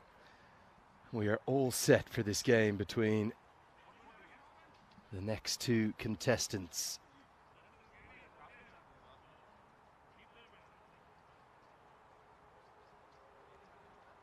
And it is Zurich Lions taking on St. Gallen. Let's go and find out what happened a little earlier at the coin toss. Your call. Heads is called. It is tails. We bowl first. So after a little bit of thought, it is going to be a bowl first decision from Kenny Shah, the Zurich Lions captain. They win the toss, choose to bowl or choose to field first, depending upon which way you like to put it. And here's a look at the fantasy dashboard. St. Gallen making their entry into this year's tournament, which they're of course hosting here in the beautiful reserve team football ground. We're out the back of the main stadium, beautiful 18,000 seater up to our left, and 54 days to go to that Euros of cricket. Really looking forward to following all that action from afar in due course. Andrew Leonard here with you. I'll guide you through plenty of this game to start with, and lovely to see. Might see if we can get a look at this at the end of the first over. Good crowd in, I think, with St. Gallen coming into action for the first time in the competition. Lots of friends and family have made their way into the grandstand. We're all set for this latest game. It's game number 13 of the contest, and it's going to be the captain to get things going with the ball, Kenny Shah, alongside the two opening batters. We've got opening things up Hekmat Koyajani, get that pronounced correctly in due course, as Sher Mohammed, the keeper batter, will be at the non-strikers end. And we saw the captain there at the toss, the grand old man, 28 years since he left Sialkot back in his native Pakistan, Ali Abbas. He'll probably come in the middle order. Here we go, game 13. An aggressive start from St. Gallen, decked out, looking beautiful in their light green, almost a lime green.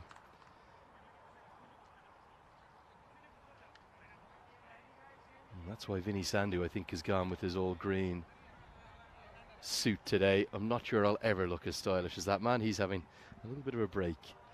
And I'll guide you through this, the third game of the day. Match number 13 in total. St. Gallen Cricket Club, beautifully named in this beautiful part of the world. I'm so looking forward to better weather after what has been a really tricky start. Two fielders outside the circle, long on, deep mid-wicket in place. As this thuds into what is the back foot, and oh, this will have been close. Suspect the little floater probably just angling down the leg side. Yeah, actually going to miss leg stump by a long way on second reflection. But great to have you with us. Do let us know where you're watching from. Looking forward to hearing from you guys in the YouTube chat, and hope you're enjoying the action. This day number 3. It's going to be 11 back-to-back days of group stage action. As I think if he'd let that bounce, it would have been a no ball. It was very wide indeed, and still he catches it. And lovely to hear from Dave, who's one of the main moderators on the channel. He says, tonight I'll be playing violin for a tribute to Sinead O'Connor. I'm not sure if that's even anything to do with me, but being an Irishman, I really grateful for that big appeal. Oh yes, finger goes up. A point of delight and a clap of the hands to go with it. It's Kenny Shah who strikes. It's the back pad, I think, here. He's taking a long walk across his stumps. Oh, well, LBW decisions, they don't come any easier than that. That is, to use some Cockney rhyming slang, salmon trout. That is out. And the left-hander, who was very aggressive to start with, he's been trapped. LBW, the back leg, definitely going on to cannon into what, probably middle stump, you'd suspect. Decisions don't get much easier than that. So Salman Kajani, he is gone. And it will bring the number 3 to the crease. Senegal Safi, the home crowd, silence, definitely the biggest crowd we've seen in the tournament thus far.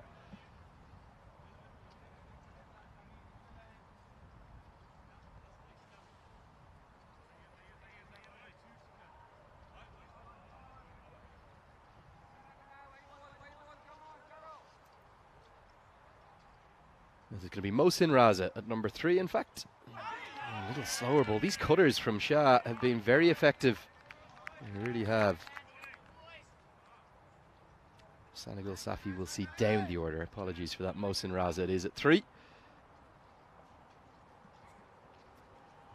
Really much more like it. It feels a bit more like August all of a sudden. It hasn't felt like August for much of the last few days. Short, wide edge. Oh, he's got 2 in the over. Shah is single-handedly roaring the Lions onto success. It was short, it was wide, it was there to be hit. And oh, they've taken a while to come into this competition. The Lions yet to pick up a win. And as St. Gallen, they're making their curtain call entering the tournament. You can see it was short, wide, a definite edge. You can always tell when the batter looks behind with that guilty look. He knows. So too did the umpire. And Kani Shah, well, he's got 2. Great delight for the Lions. And they maybe are going to find a win if they can continue this bowling form. End of the first over. It's 2 for 2.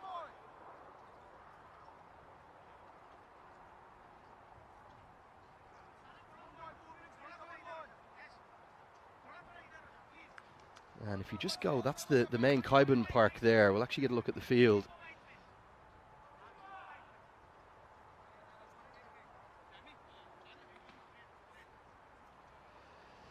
Lovely look at the field. It's such a great facility, this.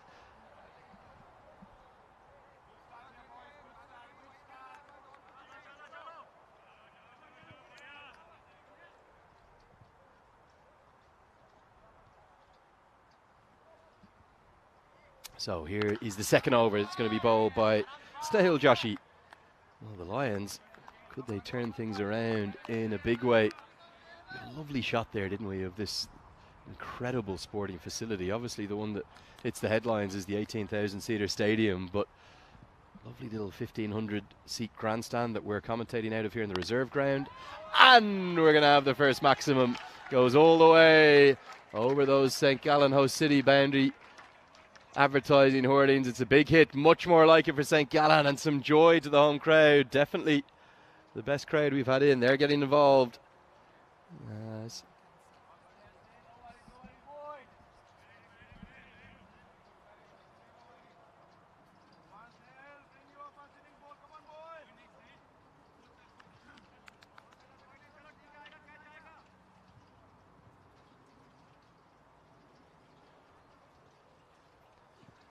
This one's cut away, nicely played. He's got a good piece of that. It runs away across the outfield, and actually cannons very nearly into one of our cameras out there.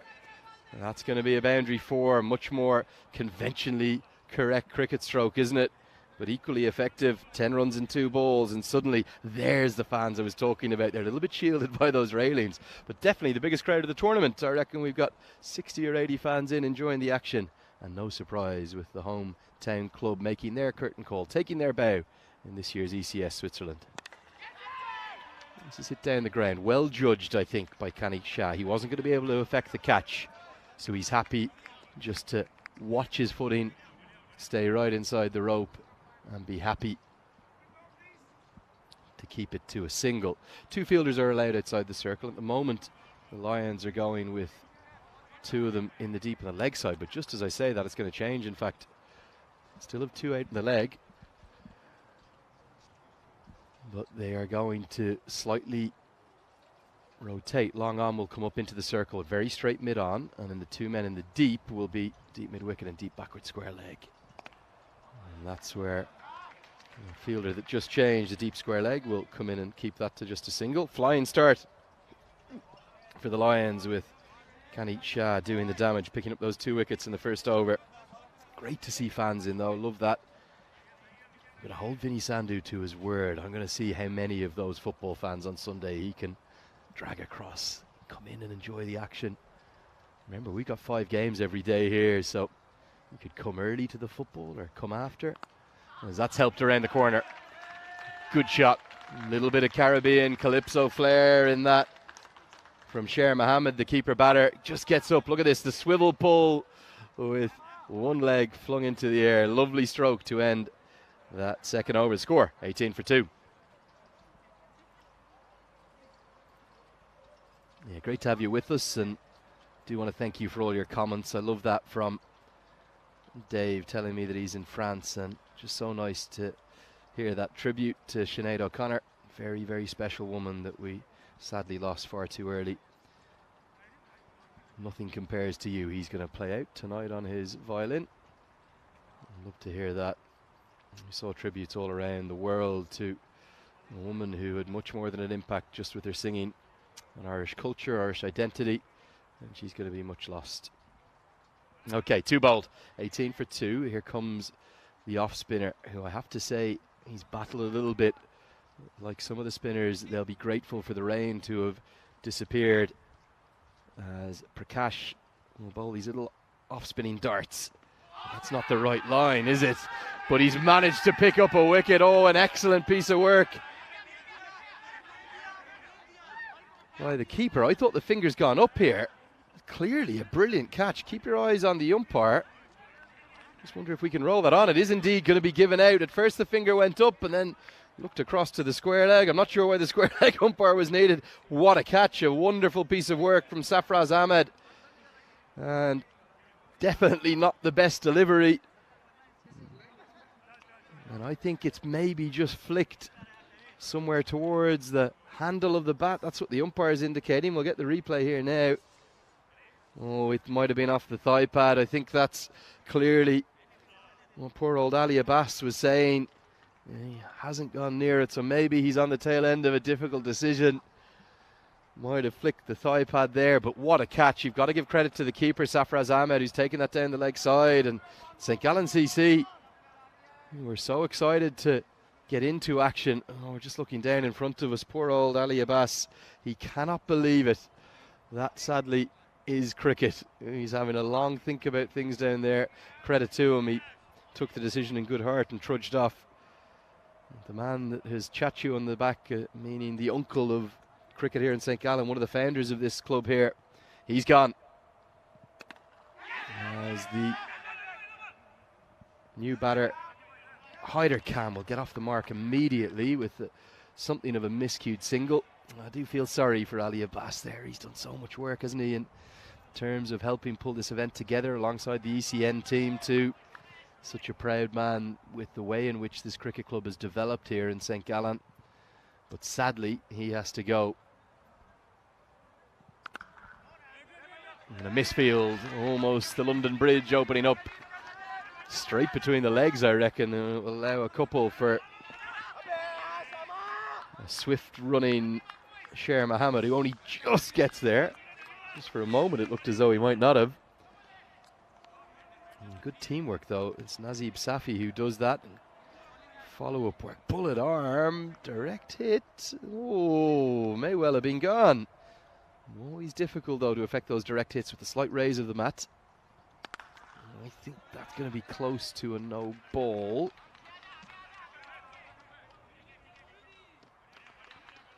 Looked very marginal to be flirting with the green covering. This will be the angle that will tell us. No, good decision. It was inside. Umpire's much better placed than you or I. As this one beats the outside edge. A lack of turn. That's a good line, actually. if he's going to bowl these little almost straight breaks is what I describe them as. He is imparting off spin, but they're generally just skidding on with the arm and getting a bit of bounce. That's a good line. Very difficult to do anything to it, and he's unlucky not to get a wicket. They'll trudge through for the single. It's been all the Zurich Lions thus far. And the hosts have a lot to do from here at the end of the power play. It's 23 for 3, and maybe, just maybe, the perfect time to welcome my co-commentator back with me, Vinny Sandhu. Great to see you again, Vin, and lovely to see. We were introduced down during the lunch break there. We've got local media coming along and the biggest crowd of the tournament thus far. Yeah, we do. And the sun's come out. Everyone's come out. So, yeah, nice to have everyone back with us, of course. Slightly extended break after that early finish. What a story. The Crickets, they are buzzing. Crickets don't buzz, they chirp, don't they? They're chirping right now. I ran into a couple of them across the back of the grandstand. But yeah, and also great to see St Gallen out there, the host club for this tournament. Yeah, I'd say it. I also thought that skipper Ali Abbas was a bit rough. Maybe we'll have a look at the bruise later, and then we'll make our decision. But anyway, it's a great take by the keeper. I think that never have too much time between the deflection and the catch. Oh, so nearly a fourth wicket. And he's missed an easy one. I mean, not easy, but it's between the batter and the bat. But this is straight over middle stump and really should have been stumped. Subramani, yeah, sometimes, I know this sounds contradictory, sometimes when they're that straight, a keeper would almost prefer one just outside the off stump because he knows that it can't deflect the stumps and the stumps can distract. The bounce from Subramani took it over the middle stump and the keeper just couldn't affect what would have been a certain stumping. And this studs into the pad, angling down, and good decision from the umpire who just sways that way to show where it was going to miss. Yeah, it's a real skill as a keeper, and I was a bit of an up to the stump specialist, so that's why everyone's got a slightly different technique. But down the leg side's really tough because you're blinded, but the next toughest one, it's when it goes between the batter and the stumps, or even between the misses the inside edge. Yeah, and often it can be a lack of turn to a spinner. So obviously Subramani here is trying to bowl leg breaks, but we've tended to see, particularly when it was a bit wetter than it is now, it's just skidding on. Yeah. So he's sliding in. He's a fake leggy. Yeah. He's just drifting. He's the classic. Yeah, but it's effective. Muhammad 18 off 8, faces up. This studs into the pad now. Well, that one for me was certainly closer. Maybe height being the issue, but he came across his stumps. I'm giving this. Watch it. I think it's in front of off. I don't think it's going over the top. I don't think it's going around. They haven't appealed. They were not interested. Oh. Well, that for me. Hitting middle, what, 3/4 of the way up? Yeah. Extraordinary. No appeal from Subramani. Not greedy. This one chipped down the ground. Going to be 6. Probably not quite out of the middle of the bat, and a fairly extravagant 6 signalled. A bit of a lunge in that 6 too. Love that. We've had 2 let-offs in this over so far. Subramani, I like his bowling. I like the natural curve that he gets. But yeah, he cost himself there. Didn't appeal. You've got to appeal. Make the umpire make a decision. Always keep it respectful. Always make sure you inquire to the appeal. Don't celeb appeal, the one that's been trending on social media. Maybe with Stuart Broad retired. Probably one good reason. We'll see a few less of those, yeah. But no, Hasaranga was doing it ad nauseum down in Zimbabwe. I think he ended up getting a code of conduct from it. It was ridiculous. Yeah. He just hit the pad and run off. Give the umpire some respect. That's their only job, to make decisions. It's actually in the laws. Yeah. To get an LBW decision, you have to appeal to the umpire. That's right. And if there is no appeal, like in that case, the umpire cannot give it out. That's exactly right. Unique aspect of our sport, isn't it? Yeah, and other sports, they think that we're crazy for that. But we're the only sport to have laws and not rules. Oh dear. A fumble out in the deep is going to cost a boundary. It's Ashwin Prakash out there, fresh from his bowling effort, not able to cut it off. Yeah, so I also think we're a bit precious that we call them laws. I think rugby has laws. Because I think if you break laws... Okay, sorry. But I still think it's a bit silly. This is unpopular opinion because everyone loves that we have laws of the game. But if you break a law, you should go to jail. Like if you front foot no ball, imagine the coppers come round your house saying you've breached law 26.1. We're taking you in. You know what I mean? It is just a game. It's not the level 1 code of conduct. I think it's probably a relic of the era where the sport came. That's true, actually. Yeah, that's very true. And the reality is, I'll check now, but you're spot on. I didn't actually know that World Rugby has laws of the game as opposed to rules like football or baseball or whatever. Where do they originate? See. So, but it is funny because in baseball, which I played a lot as well, there's just the umpire makes the decision based on what they see. And it's not even like, because we appeal, it means you can withdraw your appeal, right? Correct. So, for example, for some reason... I wish somebody had withdrawn an appeal this summer. But we're not getting into that because we'll end up getting... We'll go blown miles off course. If it's the one that I think you're talking about, I think you have to agree to disagree on that one. That's fine. And that's the thing I love about cricket. We can all have different viewpoints, not the way I would have played the game. First drafted, Vinny, 1744. That's how long ago the laws of cricket. They were very different. Smoked away. Man out there, not going to matter. Goes over and indeed wide of him too. And Hyder Khan, who's battled 3 off 7 up to that point, gets the full toss that he would have wanted and smokes it for 6. Yeah, shot. Yeah, it's probably top of the pad height by the time it reaches him, but he knew exactly what to do with it, Harun Khan. Yeah, so, like for baseball, for example, once I was playing a game where for some reason the guy thought it was a foul ball, it wasn't. He carried his bat to first base, got there, and then he was called out because apparently if you carry your bat to first base, there's a obscure rule that you're automatically out, right? Yes, this is in the air and it should be gone, it will be gone. So it's going to be a 6 and out. St. Gallen, just when you thought they were galloping away, they lose a 4th wicket, 40 for 4. And this guy, Kanik Shah, the captain of Zurich Lions, he's just constantly changing his pace. Everything's a cutter, a slower ball, and it's the lack of pace, the dearth of pace that is causing the damage. It's Kushal Kohli who takes the catch. Nice and simply at short third. And that means that Shah has 3 wickets, 3 of the 4 to fall. It'll bring out Mohammad Jafar. Correction, I get that right. It'll bring out Sanagal Safi to the crease at number 6. And he's got that backwards baseball cap on underneath the helmet that a few of the players have enjoyed. Because in European cricket, sometimes not everyone will have a helmet. This is another thing, which is just even getting cricket equipment in a continental country. So this is why, that's one way of just getting the helmet to fit a bit tighter. Because, of course, we want it to be comfortable. I think it's really important that we see batters wearing helmets, and most of the time we do. Cleans him up. He's got 4 for. This is quite something. Extraordinary stroke from his very first ball, and maybe a kiss of a little memento. Special moment for Shah. Could he end up with 5? Yeah, just plays all around this one, doesn't he? Just popped. I think he wasn't expecting it to come off so slow. It's deadly accurate from Kanish, the skipper. He's on the verge of a 5-for. Well, it didn't really work for Safi, but he's willing to give it away. There's Derek for company. Not the start to the European Cricket Series that he wanted. Quack, off he goes, the golden duck. I love that. Real throwback to my youth. Seeing what was a very basic graphic back in the late 80s, early 90s that first came from, I think it was the Channel 9 wide world of sports coverage. So we had an attempt, or a possible attempt at a hat-trick in the morning game, but it never happened because he didn't finish his second over. Could we see the 23rd hat-trick in total? Something we don't see very often as well. He's on a 5-for. He's got 4 wickets. So we had 16 of those as well. And remember, this is a 10-over game where the most balls you can bowl is 12. So getting 5 for his good going. And we've had 16 5-wicket hauls. In fact, we've had several 6-wicket hauls. We've never had a 7. Here's a hat-trick ball for Shah. Swung into the deep. It's going to fall safely. It'll be a boundary. Won't be the maximum that you said you've seen plenty of hat-trick balls go for.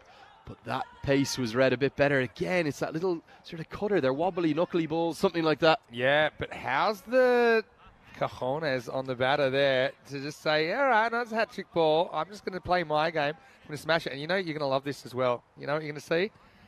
Ahmed Zai is batting with his hands the other way around on the bat, and he smashes the first ball for 4. Well, that is a great spot, and I hope the word I'm going to use is okay. In Ireland, as this one swung away for 4, we call that cack-handed, the reverse hand, and it's used in hurling, our national sport. Yes, and I'm a bit of a hurling fan, actually. You might not know that about me, but I'm a big GAA fan. Love my Gaelic football, love my hurling. End of the 5th over. It's 48 for 5. Vinny Sandu here, Mr. Maximo. I'm here with Andrew Leonard. I'm in the green, and yeah, it has a bit of an Irish, you might call it the Irish grip. That's actually probably what we should call it. Yeah, the Irish grip. We like that. I normally call him the cross-handed bandit here because that was a proper cross-handed bandit shot first up. We've seen some guys do it and do it really well. Probably seen 6 to 7 guys bat that way here in the European Cricket Series. Again, bet you didn't expect I was going to say that. I did not expect to see that at any point this week. That is, just to run you through it, that is the way you will hit a hurl. Both ways. They actually hit it left and right hand, if that makes sense. So you're in cricket and in golf, if you're right-handed, your top hand, your left hand will be above the other one, and that will then be your bottom hand. Your right will make up your bottom hand. So I'll hold them up so you can see it. Yeah. In hurling, it's the other way around, just like this man here. In another sport, floorball, that's pretty common as well. Floorball's like a version of ice hockey without ice. Where you play with a plastic ball, but similar sort of sticks. And so a lot of countries where guys come home from floorball, they actually teach them to bat the opposite hand because they're naturally used to having the hands that way around in the bat. Anyway, this is up and it's out of here. Maximo! 6 starts with a bang. That actually brings up the 50 for St. Gallen. And he's striking pretty effectively. I know he's at the non-strikers end, but he's got 8 off 2. This, though, is Sher Mohammed. Gets more than enough of it. The long-on fielder knew his fate immediately. Extraordinary reverse-handed batting. Yeah. Really looking forward to seeing the rest of this Ahmedzai innings. So I originally was calling it the wrong way around, but I've started calling it the other way around only because I've seen some quite incredible striking. And I've seen guys that can hit the ball around the field doing it. Into different areas, I suspect, as well. You know, I'll tell you one thing, and to be honest, I've never seen a left-hand cross-hander, which is, you see the grip there. You see he's got the right hand on the as the bottom hand. Well, it's very confusing. It's almost a mirror upside down. But he does get a good piece of it. Here's what I found when I've seen these guys. They are super strong through point. If they get a bit of width, you know one where you kind of throw your hands at, it's like they get some sort of unnatural, illegal bat speed, and they can zing it over point. But we haven't really seen anything bowled to him there yet. It really brings me back as well to, I told you yesterday, Vinny, I come from a coaching background too. And one of the main roles I did, it was actually my job prior to starting with Cricket Ireland. I was a cricket development officer for South Dublin County Council, where we were given funding to go in and introduce new sports to what are called CODAN areas, County of Dublin areas of need. So maybe socially and economically deprived areas who wouldn't have experienced many sports. He's going to get 4 more here, again into that unorthodox area with that reverse-handed grip. And because a lot of the kids that you would have introduced cricket to for the first time would have played hurling, but they never would have played cricket, they immediately would have held the bat the wrong way. And quite often, we're talking quick cricket sets here, so definitely. Plastic bats and plastic balls, they'd be hitting the balls out of the park, and I'd say, that's not the way you hold a cricket bat. But maybe it is. Exactly. Maybe we're all wrong. Anyway, but then this is the end of the over, by the way, and it's a decent one from Prakash, though he does end up going for 18 in total in the spell. 6 overs down, it's 61 for 5. Just going back to that, so same thing. I mean, in Prague we were at last, same sort of thing. Kids coming from this floorball background. The coaches would generally say, "Okay, we'll keep your hands that way, but we're just going to teach you to bat left-handed." Correct. You know? So so you don't have the hands crossed anymore. I still think there's some drawbacks. One thing for me is that technically it's hard to bat with a straight bat. So a good Yorker or middle stump, I think, a lot of the time it can be a bit of a tough one to counter if you've got that grip. Also, I think if the ball is really slow through the air, like that last one, how are you getting the additional pace onto it? It's interesting you said they'll be powerful square the wicket, but if they have to go straight down the ground, might be tricky. Fascinated to see how he goes throughout this competition now, and great credit to him for just sticking with the way that he knows. Musa Ahmedzai, this one angled down and really a poor delivery. That's the problem with these little straight breaks from Subramani. If he gets the line wrong, it's going to be 4 every time with no fine leg in place. Yeah, and just an easy swing away outside the front hip and turned on nicely by Sher Mohammed. Yeah, so I had a bit of time in Sweden. There's a guy, the original guy, his name is Isanula Waffa, and he plays his cricket for Kristianstad in Sweden, the south of Sweden. What a team. They had 11 guys. They played 9 games straight. Got 500 Ks to be there. It's about 300 miles. There wasn't a flick of the pad, so we'll be given as a wide. They had to play 9 games in like 4 days because we bunched all their games together. They ended up making it into the finals. It was crazy. But Waffa was their captain. Very talented cricketer. But I watched him. I'm saying, how is this guy hitting the ball so hard? What are the actual advantages of this? Well, that is monstrous. Very nearly going to be a banker, but because of the angle it's gone down towards the corner flag instead. Mohammed, well, he's been really impressive. He's got St. Gallen out of a big bit of bother. They just keep swinging, don't they? St. Gallen have gotten up over that 110 pace now. Yeah, so my theory is that if your dominant hand is on the top of the bat, then if that's the one that's more powerful, the other hand's just on for the ride. So imagine if you were swinging an axe, for example, if you hold it right at the end of the axe, you can get more speed on it, right? And so if you put your dominant hand towards the end of the bat, I think that's where sometimes they just get this ridiculous bat speed where I've seen these guys hit the ball a mile. Not always, but sometimes. And I love the unusual chance here, but I won't get a run out here. Yeah, much better line and good running this time. It will bring our reverse-handed, our hurler, our Irish grip onto strike. Irish grip with you here. I like Irish grip. Irish grip's good. Although I know that sometimes it almost sounds derogatory. It's not. That's what I mean. It's actually complimentary. Get a bit touchy with that. No, we right? don't. Like Irish. We swing. laugh about it. Say that. We've had it for 800 years. We're okay. It's in the laws now. Say Irish swing. You'll probably go to the slammer for 6 months with not good at behaviour. all. No. We'll take that in good heart. Like we take everything in life. Anyway, we've given the world so much. Sure.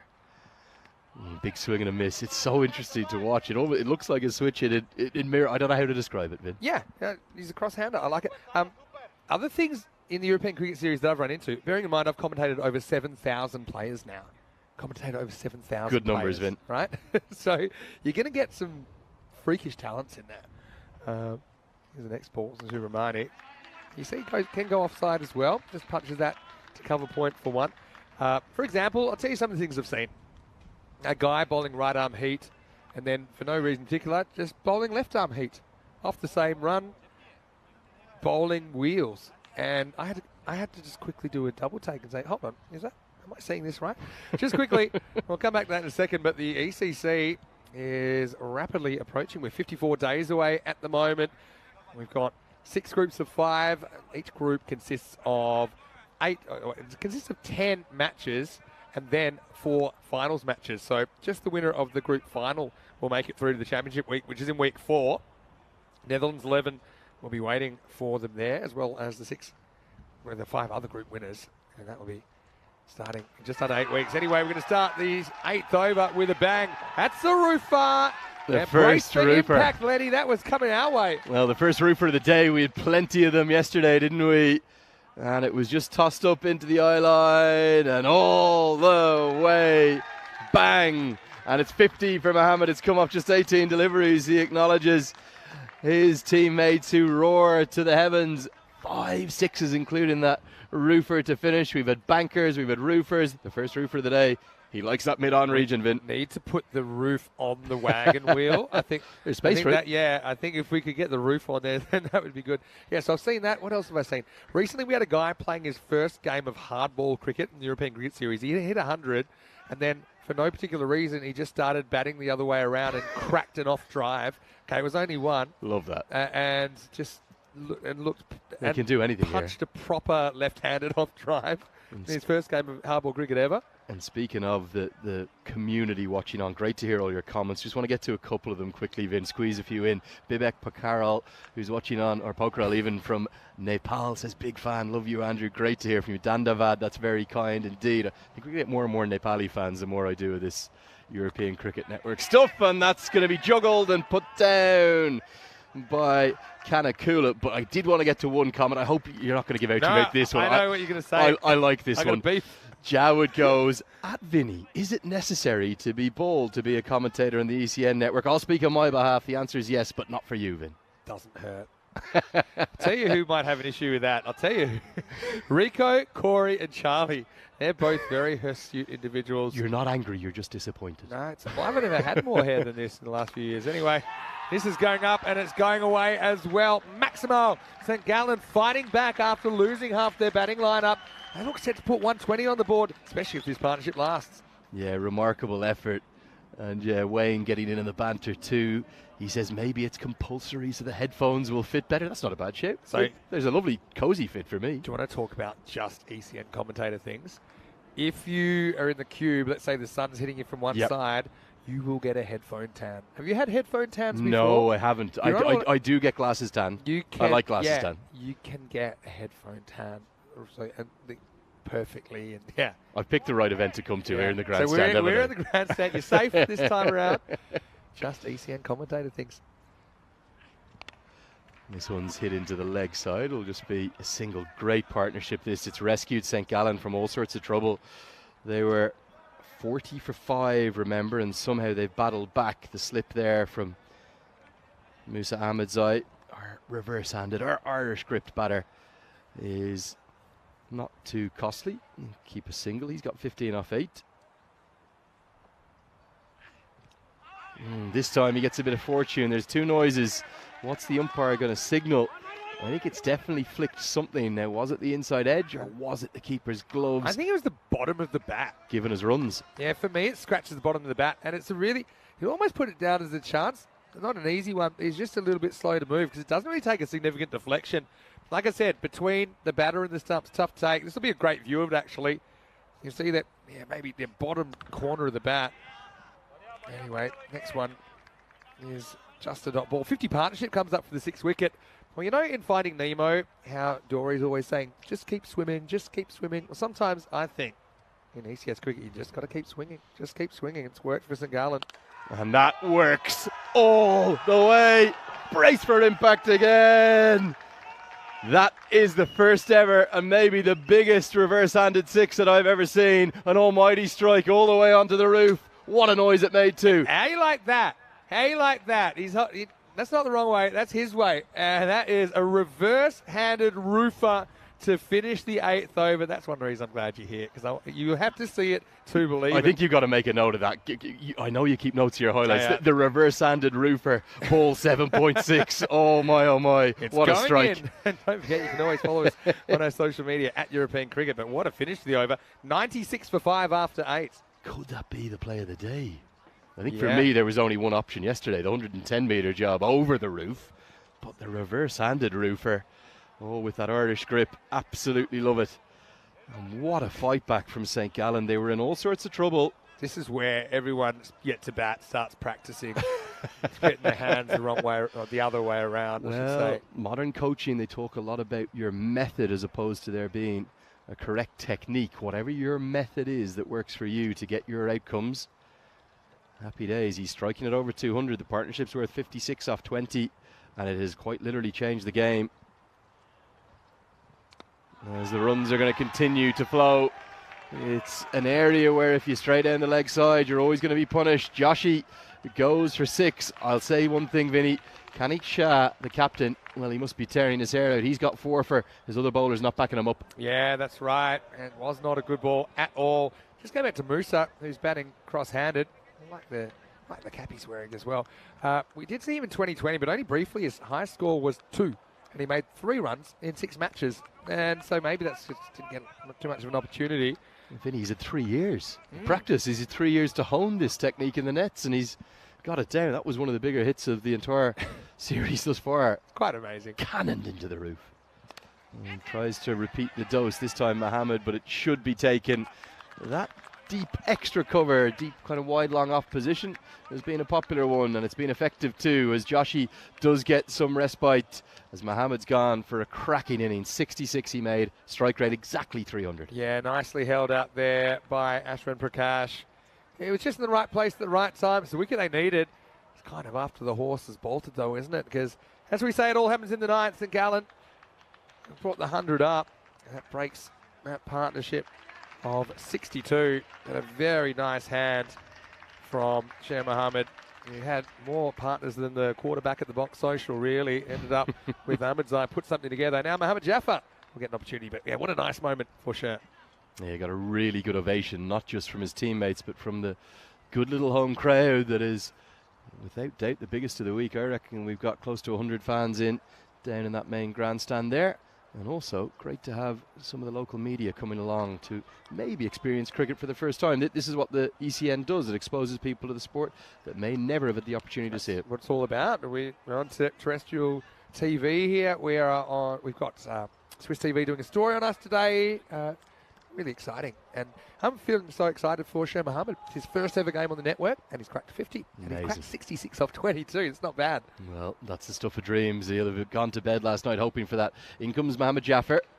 New man to the crease as this one's sliced away. I think Ahmedzai is awfully keen to get the strike after that big 6 he hit onto the roof. I will say this. This series has been great. We've had a lot of action. We've been a little bit low on last over or last 2 overs chaos. I think partly it's because the field is so true. Like, normally when the overthrow count Stuff is kicks up, in, you yeah. know, I just think it's a little bit easy to back up here. I'd say that disappoints me, but I just Also haven't really have kind of a final ball finish yet. Surely we're going to get one Yeah, today. yeah, We've had some that's close true. games, but not. in a sense down we to the did. I last think the last night before you came, where they always got 12 off the last ball because there was a no ball 6. A direct hit is going to be given as not out, and they won't go upstairs to the third umpire. You can see the umpire in a good position there. I'm worried. And I think just because he gets the foot down, he's fine. Good decision. Yeah, in slow-mo, I was a bit worried that he might not have got that foot down in time. It's a tough one. Like I said, sliding the bat on the grass isn't particularly easy. Normally in a turf situation, you have a number of pitches either side where the surface is super hard, so it's easy to slide your bat. Here, not so easy. We've seen many victims of the dreaded bat plug, especially at Cardamore Oval. Yeah, difficult one that, isn't it? Running just off the artificial mat. No real timing for Jaffer yet, but maybe that's the best possible result. Get Ahmedzai on strike for the moment. They won't take on the second. 120 looks like it's on the cards, Vin. Will it be enough for St. Gallen? Great fight back either way. I was going to say another ugly 120, but not really ugly when you think about the partnership of 62. That was nice. So that's the key. Don't waste balls in this format. They're fine for time as well, so that's nice work from the Lions. They get in with a couple of minutes to spare. I do love that shot, that wide shot they give us sometimes almost in the shadows of that main stadium. But this, to be honest, is a stadium in itself that would fit many. I'm just looking at this. Good I think sides. maybe we've still got a ball to go in this over because Joshy is going to get the ball back. So I think the umpires might have just miscounted there. But again, it's team effort. So, hey, clock is still ticking. But I'm pretty confident. I think they'll they'll get finish. it. I think that's the second time this has happened this innings as well. Fast game's a good game. But you still got to bowl the 6 balls in the over. Call us traditionalists, but Counting is we're difficult. sticking to it. Anyway, Not easy. here's Last ball of Joshy's spell now. he's the real last ball of the night. Helped towards the man. Critically for St. Gallen, Ahmedzai will keep the strike. I don't think that's a bad result. He doesn't look happy with himself, but he'll have 6 balls to do some damage with that reverse-handed style. 9 have now been bowled. It's 106 for 6. And being in a team when you've got like some sort of freakish superpower, like whacking sixes cross-handed, you make yourself really popular with your teammates. You can hear every time he hits the ball, they're yelling. They don't care really where it goes. 4 for 15. Ganesh Shah did a really good job, didn't he, the captain? Didn't quite get the 5 up, but best figures we've seen so far in the series. Then wicket apiece for Joshi and Prakash. But yeah, just being that kind of, being something different where your teammates who are probably very good players as well, especially if it happens at high levels, they're like, wow, like, how are you How doing do you do that? How are you doing that? How is it possible? Nazib Safi to bowl the final over. You might have just seen in the bottom left of your screen there as well that the Swiss TV correspondent who is bringing or collecting probably some background footage for his news report. That's really exciting to see that in the national news tonight.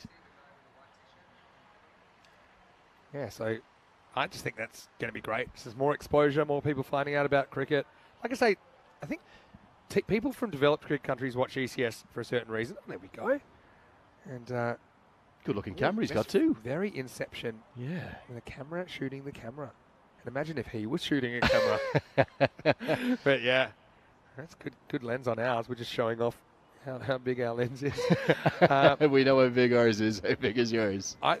For me, people from cricket playing countries and people that are from less developed cricket playing countries, they kind of enjoy ECS for slightly different reasons. Still very, very valid reason. But first, let's go to Safi, 6 bowler, bowling here in the 10th. Oh my, has he got enough of this? Just about. It hung almost agonisingly over the head of long on, but it's another maximum, and he gets even more. Ahmedzai, the story of the day for me. Yeah, how about that one? And they need to check this ball for a flat side because that came down on the concrete and it came down from a big height. It went up, it went down, it was 6. And Ahmedzai, 31 of 14. Just finishing what I was saying there. I think for people from cricket playing countries that might have watched a lot of cricket, they'll realise how unique and crazy European cricket is. And it's super entertaining, right? Anyway, here's Safi with a comeback ball. Not a good one. But then reload that one wide. People that are new to the sport, so people maybe coming down today watching for the first time, casual watchers, people that have stumbled on it, and we've had plenty. To them, it's just entertaining full stop. They don't have a comparison point. So Correct, this yeah. cricket, and some of that, to be fair, and I love all the performances, they're like, what's a 2020 franchise game? And they go, well, it's a bit slow, isn't it? So I think it's just... Well, probably just as well they're not watching a test match there. Yeah, well, that's it. But I know, a lot of them do go on to... some like the long format, some don't, and that's fine. But what I like is cricket is versatile enough to be different things to different people. I think it's a very special thing about the sport. Couldn't agree more. And for me, it's a numbers game. The more people you introduce to any format of the game, the more likelihood you have of hooking them, hopefully, for life.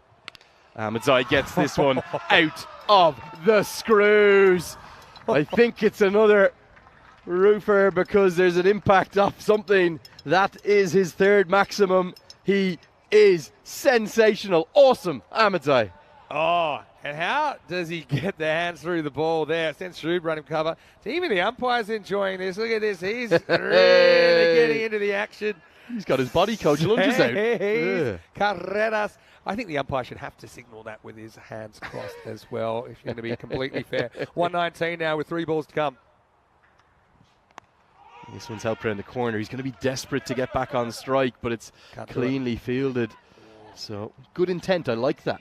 He might get an overthrow. Should do that every ball. Thing is, that's one thing because it is easier to field on this field compared to others. I mean, normally that's an automatic go for 2. And see what happens. See what happens. But there hasn't been as much of that, partly because I think the fielding's been too good and we've just been suicidal. So he still hopefully can get back for the last ball, unless Jaffa can put this one out of the stadium. Ooh. See, I'd be running there as well. So it gets quite strategic at the end. And that's something, because we have so many matches, and some of these guys, some have played over 100 matches now on ECN. Yep. They are completely selfless. They will not worry about getting run off the last ball. They're not worried about statistics. They're just worried about, well, are we going to get that extra run that might win us the game? And they're attuned to that exactly. As this one's clubbed down the ground. He's not going to get the strike back, Ahmedzai, because Jaffer gets his first boundary. Couple of bounces over the rope. What a fight back from St. Gallen. Yes, a bit short, sat up, really. It was so slow, he could have almost gone and fetched it before it reached the halfway point of the pitch. And then Jaffa says, yeah, don't you worry, I've got this one covered. So 125 has a lot in common with the power innings, first innings of the day, even though very different weather conditions. But they ended up managing 130 despite a few stumbles along the way. They just found a way to keep those boundaries coming when it mattered and had a very good finish. This 5th, 6th bowler combination, though, Vinny, being really costly. The 2 overs combined have gone for 35 with 1 ball to go. And he's going to get out of his spell. They won't even attempt to run the ball. It'll be a dot ball to finish. In fact, Ahmedzai just walks off. Yeah, having said that, Ahmedzai protects his average life. He just turns around and starts walking. But anyway, St. Gallen, pretty good from where they were. Don't forget, at one point they were 40 for 5 just before the halfway point. They will end up with 125 for 6 on their return to the European Cricket Series. First time we've seen them since 2020. 2-4 record then. But now they've batted themselves into contention against a Lions side that are desperate to get on the board here in ECS 23. Yeah, really topsy-turvy innings. It was all about one man at the start. Kenny Shah, the captain of the Zurich Lions, who bowled a double wicket opening over to put his side right on top. Good tumbling catch held there by the keeper behind, Safraz Ahmed.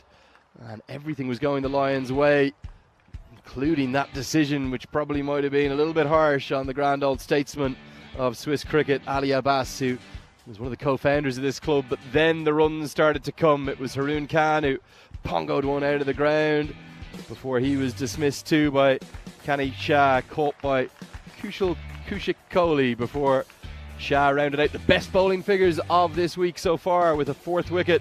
He finished with 4 for 15, the star of the show, but then the Maximos started to rain. Sher Mohammed made an awesome, awe-inspired 66 from just 22 deliveries, 4 4s and 7 6s, but then it was all about this man, my star of the day, Musa Ahmedzai, getting the reverse hands out. That's right, he holds the bat. You can call it the wrong way around if you want, but just a different way to every other cricketer in the world. And somehow, I'm still not quite sure how, even though I saw it, he was able to hit a strike rate of 223, 3 6s and 3 4s. Stunning stuff from Musa. Awesome Ahmedzai, that's what I'm going to call him. A star in the making. Reverse-handed batting, who would have thought it? It still goes on the roof.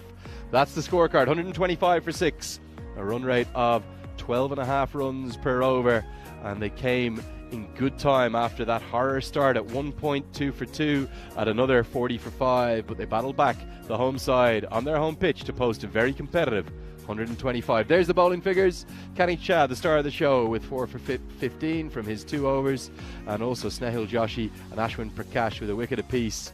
But that 5th-6th bowler combination really, really costly. It's ended up costing 35, and it means that at the halfway stage of this, in fact it's the halfway point of the day, isn't it, because it's match number 3 of the day, match number 13 in total, the Zurich Lions are going to need 126 to win. We'll be back with you with every ball of the chase. Can St. Gallen start with a win, or will the Lions pick up their first win of the competition? You'll find out with us live in just a few moments' time, as the score at the halfway stage, 125 for 6.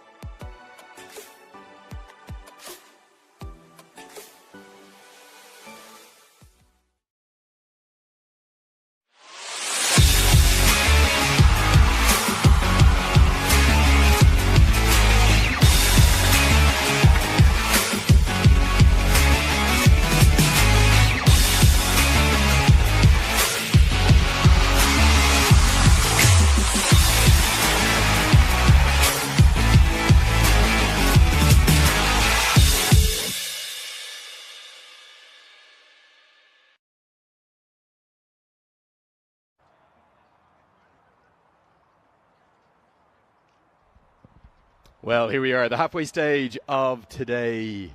Day number 3 of 11 days of the group stages. 55 games in total. And we're halfway through match 13, which means we're halfway through the 3rd day of action here, and the sun has come out in a big way. My Swiss insider, who assured me earlier that we would have 27 degrees and glorious sunshine in the afternoon, was spot on the money. If you were here for the morning game and during the coverage, you won't quite believe what you're seeing, because we played through what I can only describe as very consistent and heavy drizzle in the first game, but that feels a world away now, and we're all set for what is going to be a marvellous afternoon of action. Just about 1:40 p.m. local time here in Switzerland. We're in the beautiful eastern part of the country.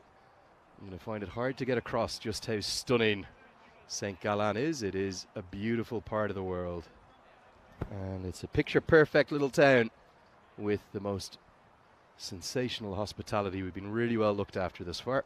We're here for the European Cricket League, the European Cricket Series for Switzerland, and we're just about a fifth of the way, in fact almost exactly a fifth of the way through the group games. We're on day number 3. We're going to have 11 days of group stage action, and we're exactly halfway through today's action. And what that means, we're going to have an inaugural winner of today's contest, because neither of these sides have got a victory yet. St. Gallen, who are making their first appearance in the competition, and the Zurich Lions, who have gone down to 3 defeats thus far, are going to need 126 from 60 deliveries. It's 10 over cricket, and to get it going, it's going to be the reverse-handed batter to come in and bowl some left-arm seam. Here he is, Musa Ahmedzai. Starts with a full toss, which is hit into the leg side, and will be a couple of runs for Ankush Lal, who has maybe been the one Zurich Lions batter to really stand up thus far. He made a sparkling innings of 75 off just 30 balls yesterday, but you'd have to think that maybe, just maybe, could be proved wrong, of course. We often are up here. Maybe St. Gallen slight favourites with the runs on the board. 125, just a fraction above par, maybe 120 we reckon. Something in that vicinity's par, although the average run rate yesterday sparked up over 13. So it is going to be an all-action chase, that's for sure. Just 3 runs from the first 2 balls. As Ahmedzai bowls that one right into the slot. It just was a lovely length to hit. All Prakash had to do was throw his hands through it. He gets off the mark in style. A lovely flowing drive. Slightly aerial, yes, but I think he's played that very much intentionally, and that gives a boundary, 4 runs into the offside.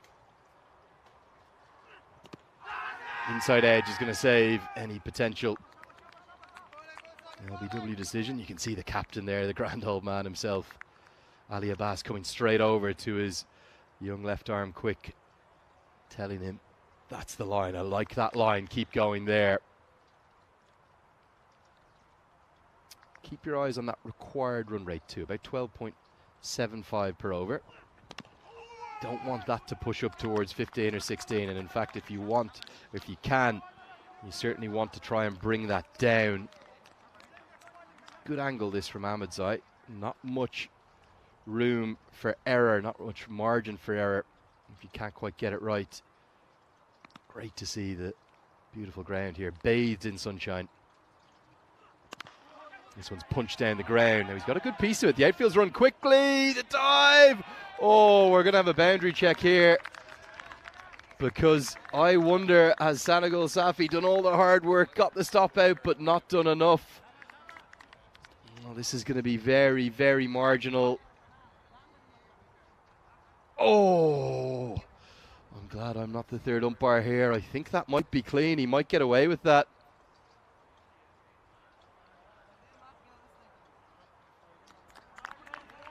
Very, very tight. I think maybe, just maybe, he's going to get away with it. So it'll be 2 runs to the total instead of 4. And that means 9 have come off the first over. The Zurich Lions, 9 for none. Okay, so let's take a look now. 76 matches is the count. As I welcome back the main man, Mr. Maximo Vinny.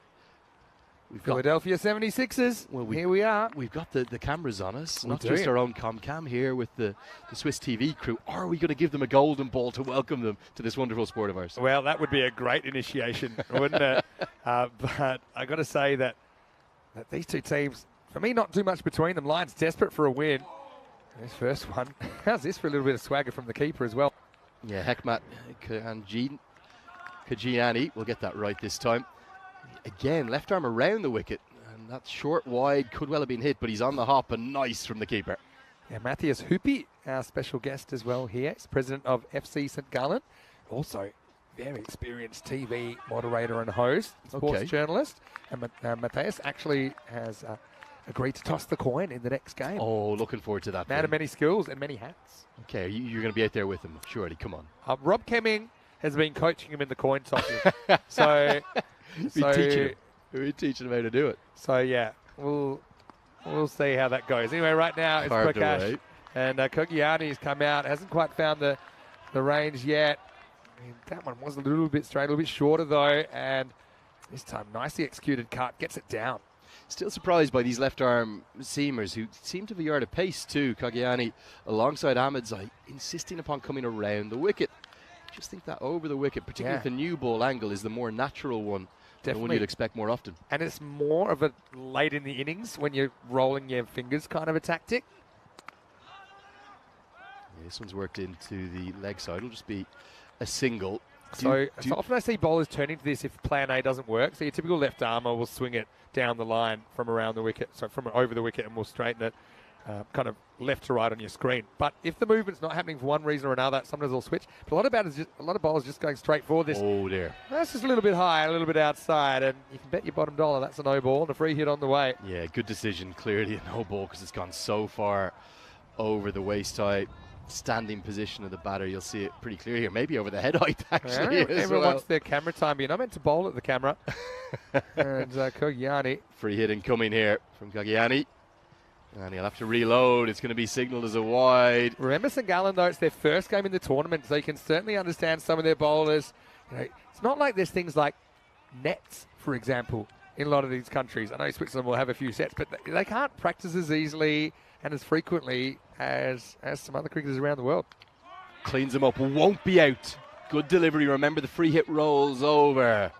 We could have had a big moment there. It's the perfect angle, isn't it? Try explaining look at the stumps. Smashed to smithereens. Try explaining that to somebody that is just trying to follow the game for the first time as well, and you'll get a quizzical look. So the aim of the bowler is to hit these stumps, but in this instance, it's almost like the batter gets a get-out-of-jail-free card and he can just pull it up. Good way to describe it, actually. We've got a few Monopoly references Doesn't today. work really on run-outs. Vinny? Yeah, very welcome along to the coverage. They do remember to drop us a message in the chat if you're watching on YouTube Live. We always keep an eye on there, and great to hear from everyone. Suman, Nanu, Abdul, Robel, all enjoying the action from all around the world. But just tell us where you're watching from. Always fascinated to know. Bit of an appeal. And it could be a run out. Oh, how's he missed? Vinny Sandhu, surely. Well, 10-pin bowling. I'll tell you what's gone on here. Batters panic on LBW appeals. We can see it's not out, but he goes and takes the run that's not there. And then he's missed this from about 2 meters. Then he's always booted the stumps in frustration. And that's a classic. Oh, Vinny. I call it it's a PR. It's a panic run. You know, when you get hit in the pads, you try to act cool, like you're not concerned about. He missed? You're trying to act cool. He's 4 yards out. Yeah. He's underarming it. Probably not going to quite crack the top 10 worst misses, but it's close. It's in there. It's in there. The thing I liked, though, I almost wish he'd followed it through. Well, that would have been probably against the spirit. He almost imitated Michael Holding, didn't he? Remember Holding kicking the stumps out? So I think he was thinking Michael Holding when he was loading up the kick. Anyway, started the third over. Prakash is going to rub salt in to St. Gallen wounds as he starts the third with a boundary. Yeah, nicely steered away. This is a good cricket stroke, this. Just opens the face in it, and he's clearly picked the gap for me. Gets it behind square on the offside, and we'll run away towards that Cricket Switzerland logo for 4. Yeah, the incident we're referring to there, if you don't know what we're talking about, Michael Holding in a test match down in New Zealand in the 1970s, kicking a stump out right of middle stump, I believe. This is flashed away, going to be 4 more. Runs starting to come for the Lions, a bit more like it. It was after an LBW decision was turned down, and such was his fury. And there's an iconic photograph of it with his leg almost up towards his head and the stump cartwheeling out of the ground. They were such an exciting team to watch. Now, that was a little bit before my time, but I did catch the tail end of the West Indies dynasty in the late 80s, early 90s. But it's probably not even the worst thing I can think of. They were naughty boys sometimes. The one for me, I won't name names, but running into the umpire on purpose in New Zealand. I don't know if you know that one, but yeah, not great. Still, they did a lot of great things for the game. Miss Senegal Safi just lifted up over point. This will probably get to the rope, and it does. So Prakash is able to get into the 20s. He's done most of the scoring so far. The Lions, a little bit hard to believe they're without a win so far in this series. They've played some good cricket. They get 4 more to the total here, despite Haida Khan throwing himself at that ball. Just wasn't in time. Safi with a comeback ball. Better one. Does it get over the fielder? It does, and he's kind of tight on the one there. He's right. The circle might have had a play on that. That's Ali Abbas, the captain. Yes, I do know. Do you remember that one? I think it was around 1980. One of the New Zealand umpires turned down a decision, and then the West Indies bowler ran into him on purpose on his next ball, and he don't remember that him. One. Sounds to me. It's 40 plus years ago, so I don't want to name and shame anybody. If I was guessing, I might be wrong, as this one's clubbed into the leg side. Will be 4. Runs away across the turf. Sounds to me like an Andy Roberts. No? It's not. Wouldn't have been a Malcolm Marshall. I'm not going to say who was. No way it was a Malcolm Marshall. I don't want to make any enemies here. But, yeah, it's... That would have been my second guess, I have to say. I have to say. You won't. I'm going to show you this. You will not believe what you're about to see here. No, I'll cover you here. This is beauty. Oh, that's one thing. That's what you were talking about first.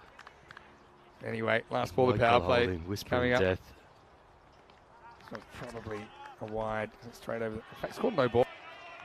I can't think of too many better voices that we've been blessed with in the history of our game than Michael Holdings. And there is that iconic photo, just talking about it. Might have hit. What was the umpire's name? 1%. Fred Goodall, was it? Yeah. It's called for a back foot no ball. That's right. It's called for a back foot no ball, which was actually a correct call, by the way.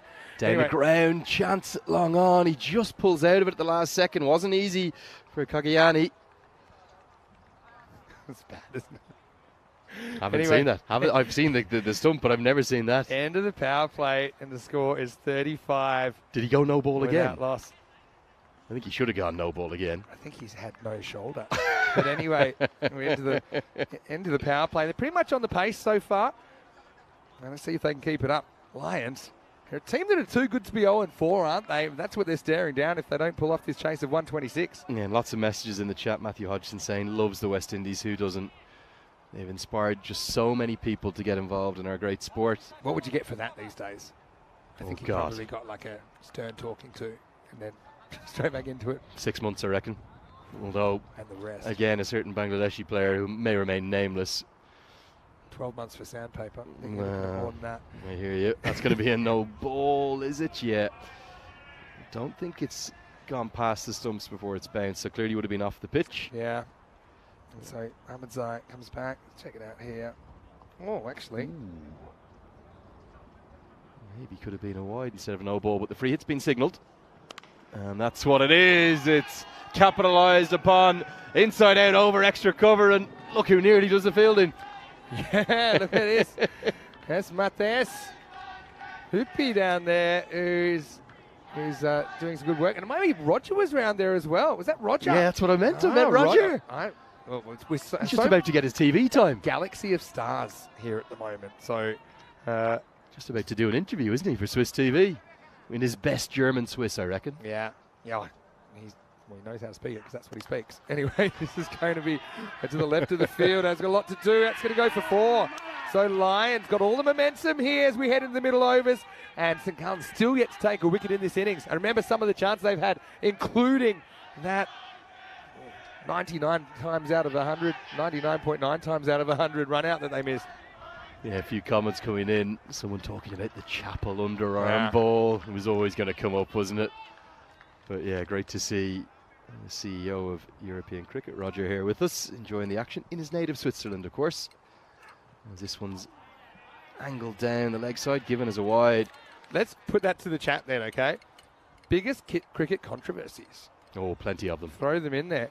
We see, well, let's not skirt around the big issues, Lenny. It's literally in the dictionary. Yeah. That's just not cricket. Yeah. Because cricket is meant to be played to a certain standard.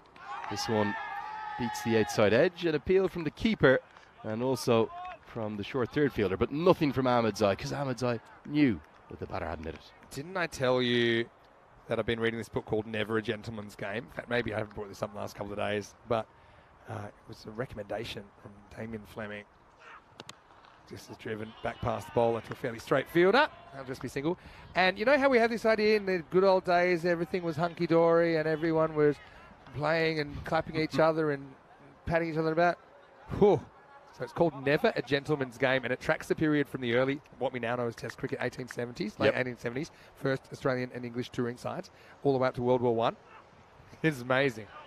It's amazing. If you thought the Bairstow Carey thing was something, what about W.G. Grace? Oh, I've heard all the stories, Just giving a little wink, saying, yeah, you can go get out of your crease, and then running the guy out, which caused an argument. Riot at the SCG, where the English players had to essentially take up a position behind the stumps in case they had to use them as weapons as the crowd came on. It was so not what we think of it now. Well, Bodyline, probably the biggest one of all time then in the 20s.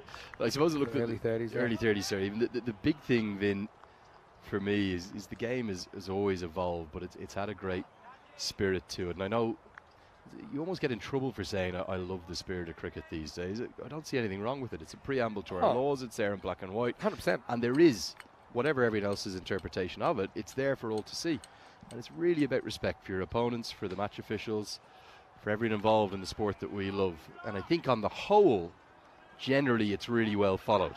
And that's why we see incidents that do maybe, whether they are or are not crossing the line, can be up for interpretation and up to people's guidance. But we do generally see a pretty good conduct across our sport. In fact, just that Ireland team that's now under Paul Sterling that was in Scotland, I'm not just saying this because I'm an Irishman, but it really stuck with me in the final game there. Now, I know qualification wasn't on the line, but winning the tournament was very much on the line. And not once but twice did they turn down what would, by the laws, very much have been runs that they could have taken. One ricocheted off the bat, and the other time the non-striker felt as though he'd accidentally impeded Michael Lease, the bowler. Both of those margins could have actually won them the game. They lost by 7. And as we get to the end of the 4th, it's 51 for none. I love the spirit of cricket. And I agree. It's an intangible, but it's such a part of the fabric of the game. So I'm not saying it doesn't exist. All I'm saying is that sometimes people have this idea that, this is the end of the spirit of cricket when something happens. Old days. The good old days. All I'm saying is, it was fiery back in the day as well. I do give you this, and I'm all about spirit of cricket, of course. Cricket is special. It's why we do it as part of our life. Might have slipped on the side of the pitch here. It went really wide of the crease, and some bowlers, particularly front-on bowlers, their front foot is a bit wider than. No, it wasn't that. Then their back foot, I was going to say. Yeah, but it's just funny how we tend to think of, we have this idea of history. We weren't there. And so this is a quite detailed, researched account. Very good. And I'm still reading it, but it's great. It's great. Well, look, ultimately the other thing about cricket, I know we're in what you're calling, it's really the fastest format here, 10 over cricket. We're getting 5 games in the day. We're still here the whole day, Vinny. Yeah. So when you spend so much time doing something, as cricketers do, you're always going to get, I think, more moments of kind of hard to describe interest. We see a no ball signaled and the free hit will in come from the next delivery. Definitely not finding his way just now, Hyder Khan. Again, it was well off. But yeah, these incidents, a lot of them are, people have different ideas of what it is, spirit of cricket. So this is what's interesting. So I'll give you an example. We had Riaz Afridi, who's a Czech national player, refused to run out yesterday when the batter slipped over, right? This is a free hit, and it actually hits the boundary disc, and it slows it down enough to stop it going for 4. Just another thing we'll see. Now we might have a run out, and we won't. The throw holds up in the grass. Watch this. This is a bit of a bullseye here. You should get extra points for hitting the disc. Yeah, but right off the toe end, the cue end of the bat, wasn't it? He refused to run out, But the batter, he already had the ball in his hands and was pretty much a metre away from the stumps when the guy fell over. But, and there's another one I'll tell you. What would you do? What would you do? Up in the air. This is going to be spinning towards the fielder, so he should cut it off. He does. I've got to say, I'm loving the St. Gallen Power Ranger style outfit as well. So if the two batters ran into each other, on a quick single, so one that it's a run-out chance anyway, the batters ran into each other, they fall.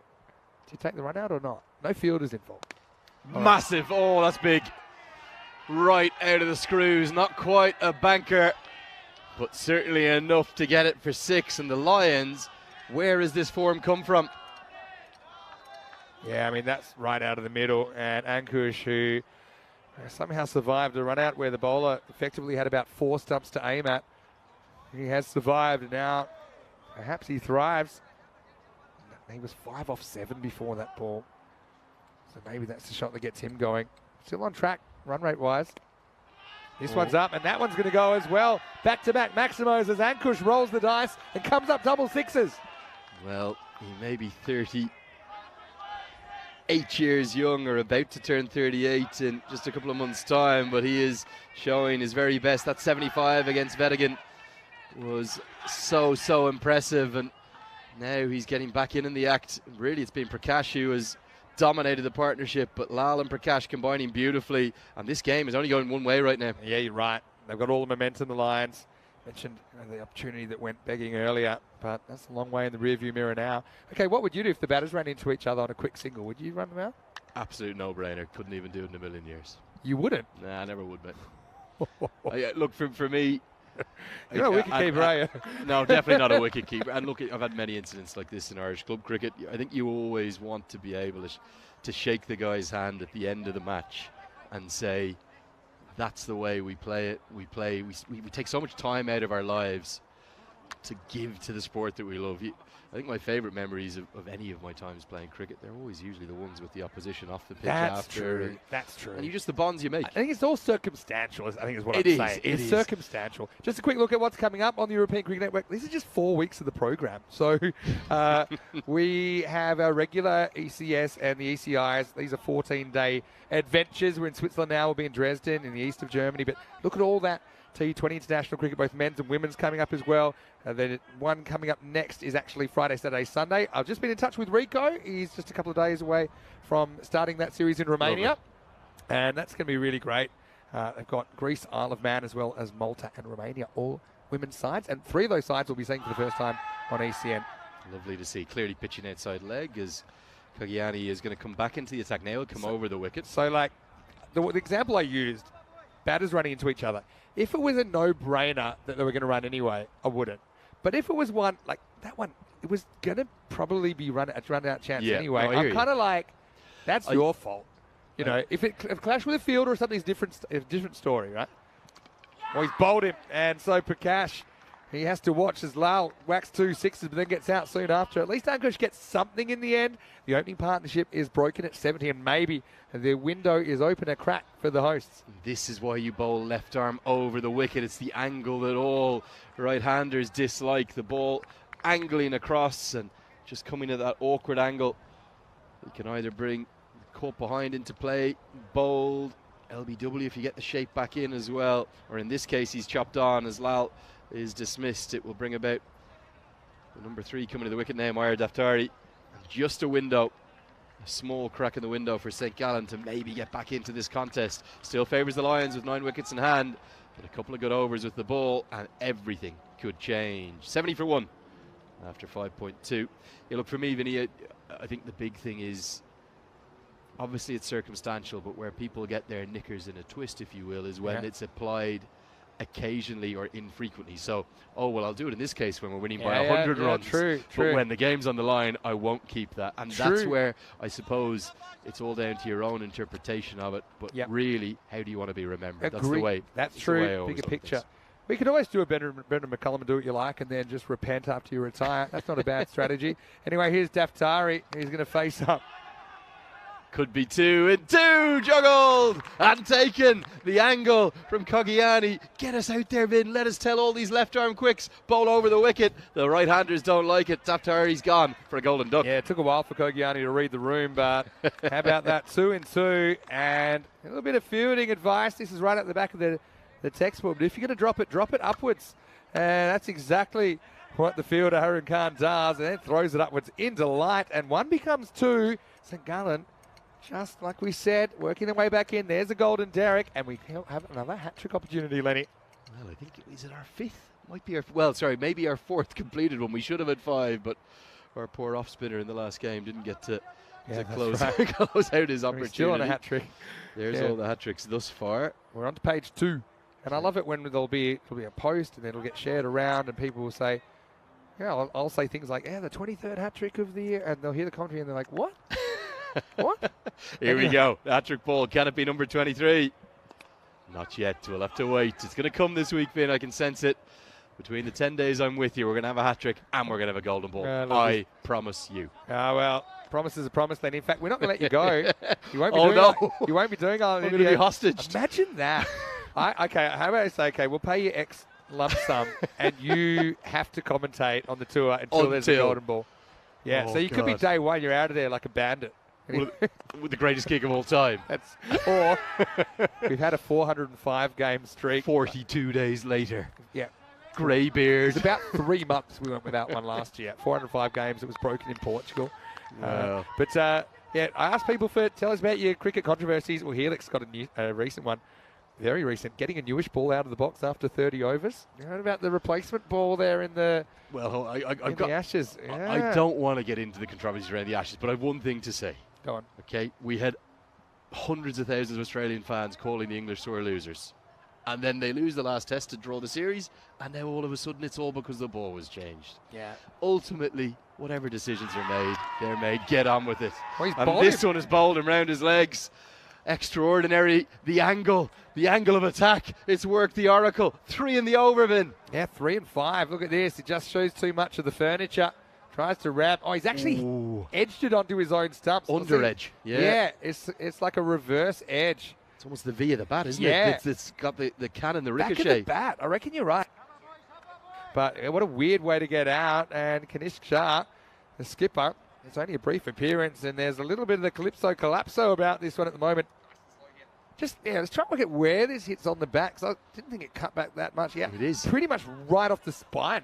It's the V. Every back of the bat is a V. We've seen some batters intentionally play strokes with that now. Yeah. Reverse sweeps and sweeps in particular. But all of a sudden, this game has changed. The Lions, they were in cruise control. But St. Gallen, on their home soil, back in it. Do you know they were developing a 2-sided bat? Have you heard of that? Yeah, I don't know. Seems fine for rowing a boat. I don't know about cricket. Just flip it over. You lose a bit of power. You mean the paddle? Yeah, the paddle. How about the mongoose? That's a paddle. We've had the mongoose out this year. A mongoose, bit of mongoose. Mongoose. Wasn't a big fan of it. It just looked a bit naff. Averaging 0. Well, that's why. But I've always wanted to use one. They don't even make them anymore. Do you know that? Yeah, I think that was one of the greatest marketing ploys of all time. I still want to use one. And they said this guy knows where to get them custom made. And I'm like, get me out there with the goose. The goose. Yeah, for those who don't know what we're talking about, it had a shorter blade with more meat behind it and a longer handle. It looked really odd, I have to say. Turns out having more bat is kind of good for things like playing shorter deliveries. But yeah, I'm liking the controversies everyone's talking about. Matt talking about the underarm incident. Yeah, I mean, that's a clear one for me. Spirit of the game. Like, as clear as it gets. Where the rules technically allow it, but that's just not cricket. Completely out of kilter. That's you've used the expression. It's in the Oxford English Dictionary. Yeah. It's just not cricket. 53 off 23 now. Game, I think, swinging back towards St. Gallen, but that will be given as a wide. I do like to typically take a contrarian view just to think. Just for the sake of it. You argue something, I'll argue the opposite. Yeah. That's why I probably might have made it as a lawyer, but luckily I was a bit too honest. That doesn't. We were never falling out though, Vin. That's fine. Yeah, that's okay. So I'm not saying it's my view, but pretty clever tactic. Think out of the box. Like, who even thinks of that? Well, my favourite. Ahead of his time. Greg Chappell. My favourite part of that underarm ball, it wasn't. Bat throw? No, not that. Not the storm that erupted after. And I don't know if you've seen it. I'm sure, given how brilliant the commentator and your pedigree is. Richie Benno afterwards, his synopsis of it, straight to camera, in the cream, the off-white, the ivory, or the beige. I don't know which one it was, but he was furious. I can pretty much, I'll paraphrase it. I get the sense of it. It's actually one of the worst things I've ever seen on a cricket field. Good night. Pretty much was. Oh, he was the greatest, and we'll never have another like him. It was. I don't normally do impressions, but I was going to say, it's like, it's a captain that panicked. He got his sums wrong, and it's one of the worst things, or most disgraceful things I've seen in a cricket field. Good night. But like everything with Richie, it was the delivery. Yeah, it wasn't necessarily the vocabulary. Love that man. Who doesn't? That ability to synopsize so succinctly exactly what probably much of the country was feeling at that exact moment in time, and also then guiding the country. You have a big responsibility as a broadcaster, I feel, to often try and call things correctly and get them the right way. But, well, maybe the greatest to ever hold a mic for me, alongside Tony Cozier. Tony Cozier? Do we talk about this already? No. Tony Cozier. For me. My favourite. If I have to really... I mean, it's hard to pick a favourite. It's like children, isn't it? You know, it's just something for me special about his voice, much like Michael Holden. 100%. Richardson getting right inside of it. I know, I've never done an impression in like 3 years, and you've just got 2 out of me. There we go. I don't know what your special power is. If I start saying it's all happening here at the MCG. It's infectious, mate. That's what it is. Our love of cricket, our shared love of cricket. End of the 7th here, final ball. And this goes into the sky. The keeper's call for it. Could have a collision, though. Oh! Somehow, Mohsin Raz's held on under fierce, intense pressure. Eyeline pressure from Sher Mohammed.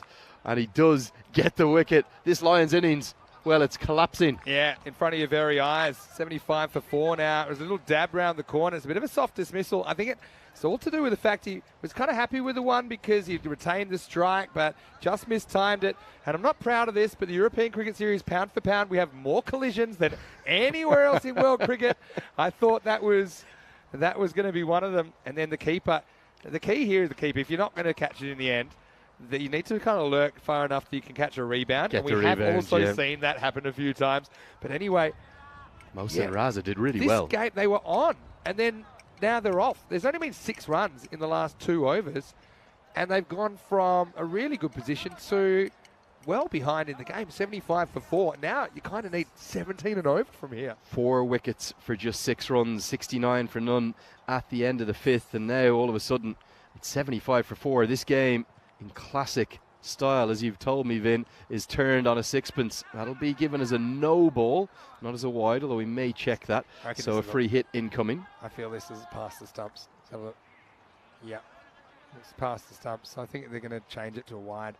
Again, I mean, the bowler's in up, you can understand him missing that from his vantage point, but normally just quick check to square leg. Again, these things, you hardly ever would see them in mainstream cricket. But we need to have a procedure for this because it happens so often. I also think, Vin, the other thing for me is the speed with which you're getting those decisions correct. Yeah. That's almost as important. For sure.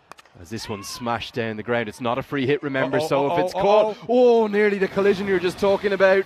And luckily, we did have an impact injury yesterday in that exact spot when it burst through his hands through the rain and hit the nose. This time, no damage done, although it is 4 to the total. Well, not often I yell watch out, but I was pretty close there. And this wouldn't have mattered if they caught it or not. It was all about just trying to keep it in the field of play.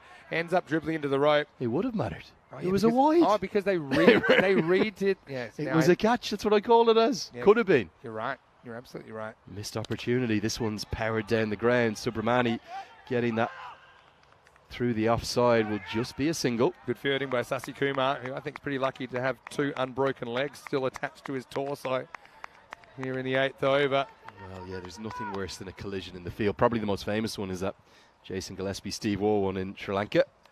It's chipped. Oh, taken! I tell you, the Lions, they are collapsing in a heap here, and it's all going the home team's way. And the main man, look at the captain, he's seen it all before. Ali Abbas guiding his troops back into the game. I had a chat to Ali Abbas at the halftime break, and he's a bit upset about a decision that he felt didn't go his way, but he said, look, I'm not too bothered about that. I'm just all about my boys. And right now, they're doing a great job. How's that? Like shelling peas. Excellently taken there in a kind of pseudo-gully position. You don't see that very often, but it's a fantastic piece of fielding. And now, how have they got to this position? The Lions, 81 for 5. Yeah, really good catch. And that wasn't easy at all. Just check who the fielder was. It's Kogiani that takes it, and that's another golden duck. Still 3 to come in this over for Safi. This goes a long way into the sky. It's going to be runs. The question is how many. Oh, we'll count them up. 1, 2, 3, 4, 5, 6. That is Maximo. And it's a bit of Safi on Safi action. You've been waiting all day for it. And this one, Nazib says, yeah, this is me getting my eye in ECS style. He whacks it over fine leg for 6. Well, again, we've gone on about it so many times. I know there was a wicket the ball before, a right arm around the wicket, but if you get it a fraction wrong, you don't have a man behind square in the leg side, it's always going to be runs. He comes over the wicket now. And this goes a long way up. It doesn't go long enough. It's the bowler. Juggled and taken! Oh, yes, it's the captain himself, Ali Abbas. He knew the ricochet was a chance. And look at that, he pumps the chest and kisses the badge. Oh, we're ahead of our time here, aren't we? I mean, we're just talking about rebound, catches, collisions. We're seeing it all. And it's not volleyball because they don't use all 3 touches. But like I said, you need to lurk with intent on these high balls. You don't want to distract the fielder. Bowler calls it straight away. He's actually waiting for it. He knows that if it comes off the top of the fingers, there's every chance that's where it falls. And Ali Abbas gets the assisted catch. And are you loving your time here on ECN? Mate, how good was that? Different we're seeing right now. How good. I think he's 54 years young, isn't he? Somebody told me his age earlier when he was collecting me a couple of nights ago as I got here. You could almost sense it, couldn't you? The ricochet, the collision was avoided. And Ali Abbas, the captain and co-founder of the St. Gallen CC, somehow gets the ricochet. A belting moment. New man to the crease, Canaculla, hit down the ground, going to be a single to close out the 8th. 53, but I cannot believe he's 53. Yeah, it's 88 for 6 after 8. He's from Sialkot in Pakistan, emigrated to Europe 28 years ago, some time down in Cyprus. I think it was Ayia Napa, he told me. He was doing some hotel catering management, and now he's here in his home where he's helped to found this club. What a great story that is. I think that one could be clipped up, Vinny. Get it up onto the social media. We will be. Yeah, so this is what I mean. Like, that would happen maybe once every 3 months, I think, in other televised cricket of this level or better. But then the fact that we were able to kind of call it, we almost called it on the keeper getting a rebound catch. And then that's actually super smart. He calculated where he wanted to be, where the best chance of a rebound was coming. And a lot of those, yeah, they're off the fingertips. So if it's off the fingertips, where do you want to be? Behind the fielder. And that's where he set himself. And smart play. It's not just luck, it's also smart. Well, the comments are rattling in already. What a catch, everyone's saying. It was the joy, and I love the celebration from Ali Abbas too. Here comes Khan.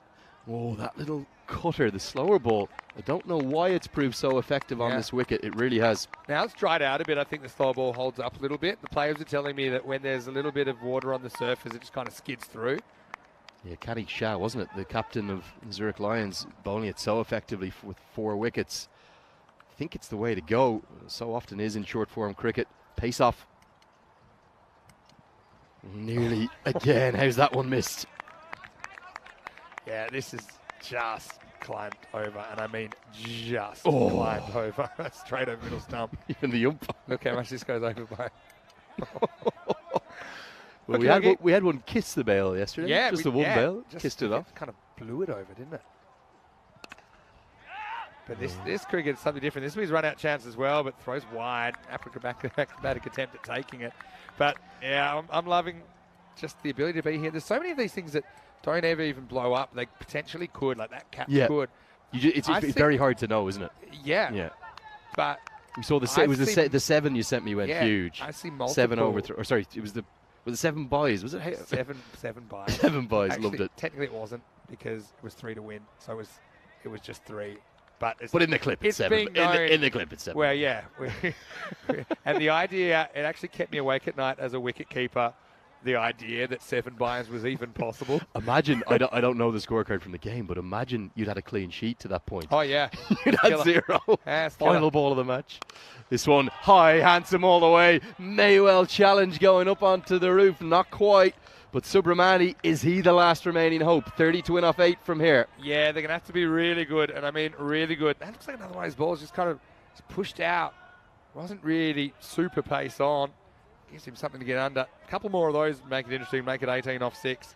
Yeah, so I used to be pretty internally competitive with the other wicket keeper. So I would actually basically be playing a game within a game when I was playing grade cricket. My buys against his buys. When you say the keeper on the other team. Yeah, keeper on the other team. So within a game, though. Game within a game. So if there was a 4 buys, and say I missed it, I was in the dressing room, someone come in, Vinny, 4 buys. You'd be 4 like, buys. yes. And I'd be like, you'll be your team. I tell you what, these days, because that was part of my trying to keep my standards high. Good way to do it. I did have a whole season in grade cricket where I didn't concede a bye. That's one of the things I was known for as well. One thing we these days that seems impossible. Very difficult. One thing that we were taught on our level 3 coaching courses at 32 and off 8. Big swing and a miss. Can't remember. I think his name is Bruce French. I'm pretty sure it is. That's a keeper. Yeah, real coaching of wicket keeping expert, because it's an art within itself. I think much like coaching wrist spin, it's almost different to coaching batting Definitely. and other kinds of bowling. But one of the things, the biggest message he got across to us from all of the kind of different technical things that he taught us, everything about wicket keeping, this we just hit for a single, wasn't so much about how to keep, but it was how to love your keepers. Yeah. He felt they're the most underappreciated members of any team as we get to the end of the ninth, 97 for 6. And ever since then, every time I coached a team, any time I played in a team, even if they didn't have the best day, I always would have a word with the keeper, and they always appreciated it. I think they're underloved. I think that keeping is one of those things that looks a lot easier when it's not your job. And Bairstow's getting a fair bit of heat in this series. And, okay, he didn't have a great series. I'll be the first to admit that. But a bit like goalkeepers sometimes in football, they're only noticed when they make a mistake. So if you're not noticed, of course, sometimes you do something outrageously good that everyone will notice. I sometimes had some of my best days keeping where I didn't even take a dismissal. I just felt everything went in straight nicely. in. Yeah. Other days I'd take 6 catches and everyone pat me like, oh, that catch, to be honest, didn't really move my feet. Yeah. Or this, or maybe it wasn't quite in the middle of the hands and I got away with it. So keepers know. I've actually done it, not a lot because I don't have time anymore, but in the last few years I have done a bit of wicketkeeper coaching, and it's not something you get specialist coaching with very much. Hyder Khan to bowl the final over, 29 to win. It's veering towards the impossible now. They're going to need 5 consecutive maximums or something special happening with extra deliveries. Yeah. Khan has lots of protection up his sleeve. It's a Hungary situation we just talked about when they hit 5 sixes off the last 5 balls of the match to win. Subramani's shown he has potential. Going to need something special. And that will be number 1. I think it could be.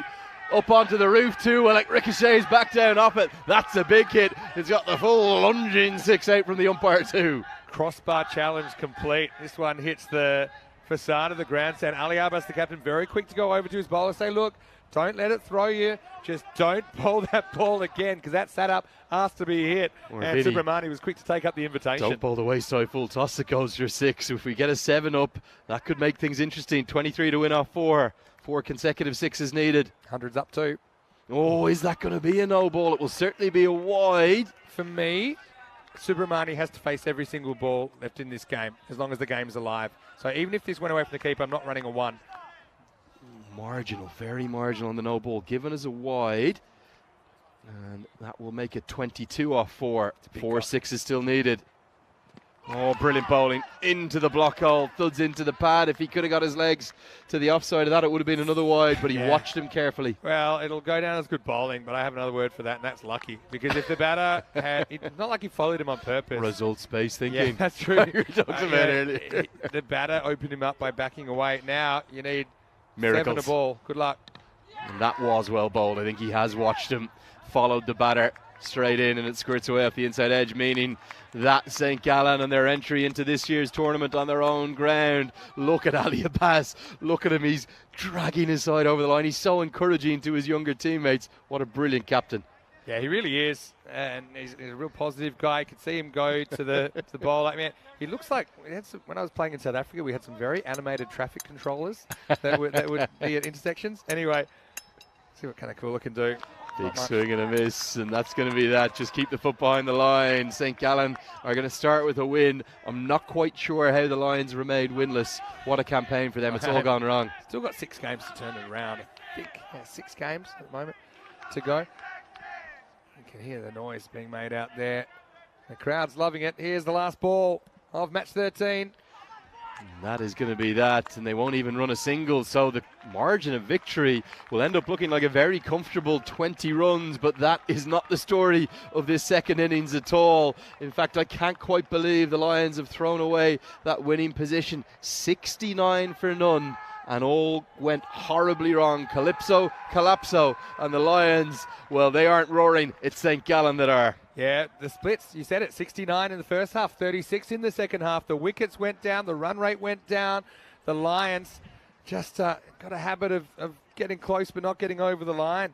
Just a reminder that in 20 minutes we'll have the next game, the fourth game of the day. Now, this should be a good one, especially with St. Gallen getting over the line. They're coming off a win, so are the Crickets, because the Crickets, they broke their losing streak in the European Cricket Series. It dated all the way back to 2020, and they looked really good. They're full of confidence. We'll still see the Crickets two more times tonight here on day 3. But first, let's have a look at the start. And really, it was all running the Lions' way. There was one comical missed run out that they might have made a difference. As it was, that was missed, but plenty in the second half weren't. But at this stage, it looked like the Lions had everything under control. Well, Vinny, it's going to be a highlights package of two halves, because at first it was all about Ankush Lal and particularly Ashwin Prakash. Ashwin Prakash, who hit 7 4s and 1 6 in his innings of 45.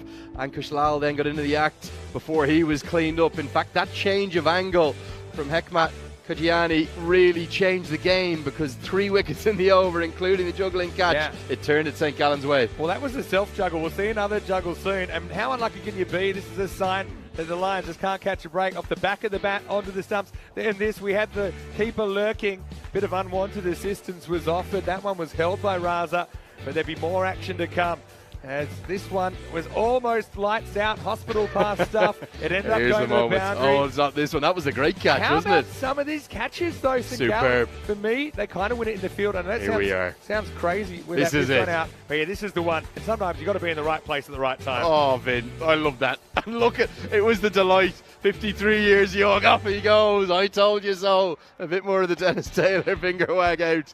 And in fairness to Subramani, he fought hard. He did power a couple of big sixes, 20 off 13 for him, but it was never enough. Look at the joy for St. Gallen. I'll have what he's having, Ali Abbas, because he's off to the races, wasn't he? And just another day in the European Cricket Series. Magic. You know, it's funny, that was a match 13, and we have a bit of a superstition. Interesting things happen in match 13. We once had the highest run rate in a completed inning, 28. We saw the French beat the English in match 13. We've seen it all, really. And the Lions, such a good start from them, 45 to Prakash. And he got out at a key time. A cascading of wickets then. Subramani battled hard, but just got the odd one away. Thought he might be able to hit them back into contention. But look at those bowling figures. And Kogiani, you're right. The difference when he changed his angle, he took 3 for 9, 2 wickets for Sanagal Safi and 1 for Harun Khan. But have a look at that collapse. They lose all 6 wickets within 17 runs. Extraordinary. I think it's 70 for none in the 6th over. After just 5 overs, there was 69 for none. You were only thinking one way, and that was the way of the Zurich Lions. But St. Gallen have turned it all around in a heartbeat. A wonderful ebb and flow to that match. It means that St. Gallen, in their first game, have taken the win by 20 runs in game number 3 of the day. Don't go anywhere too far. We're going to be back with you with all the action very soon, aren't we? Yeah, just before we go, I tell you, one man that's going to be happy is Matthias Huppi, the St. Gallen president of the football club. Hey. He's here. He wanted St. Gallen to get up, and you can actually see him performing the coin toss for the next match when we return in 15 minutes here in the European Cricket Series.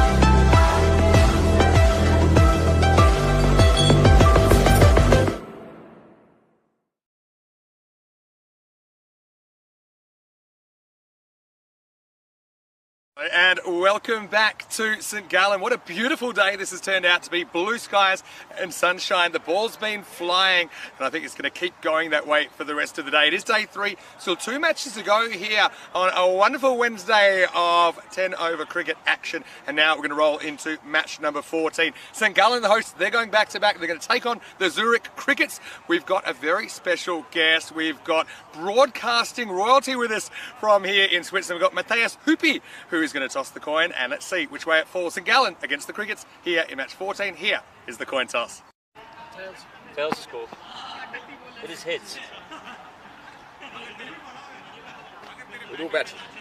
Expertly done by Matthias, and well, he is the president of St Gallen FC, and he tosses the coin nicely for their cricket captain as Ali Abbas calls correctly, and so St Gallen want to bat first in this next game. Certainly didn't really go to plan for the host in that last game early. They lost a few wickets, including the skipper, but some incredible batting down the stretch saw them get to a competitive total. For the Crickets, though, they had lost 8 matches in a row before they cracked their first win. They turned the power off early on in match 12. And I'm sure they'd like to go 2 for 2. So I think this is a really good contest waiting to happen. Big thanks again to Matthias and everyone here in Switzerland that's received us so well. I'm a big fan, and hopefully he's a big fan of what he's about to see here. Match 14 on the way. Andrew Leonard will take you to the first ball with St Gallen winning the toss, and they're going to have a bat. Oh, not a bad pull shot that either from Vinny Sandu. And look at one of the men of the moment down there, Ali Abbas, the captain of St Gallen CC. He's talking to Swiss TV now. They've interviewed Vinny Sandu, and also we had Matthias Huppi out there at the toss, the president of the St Gallen Football Club.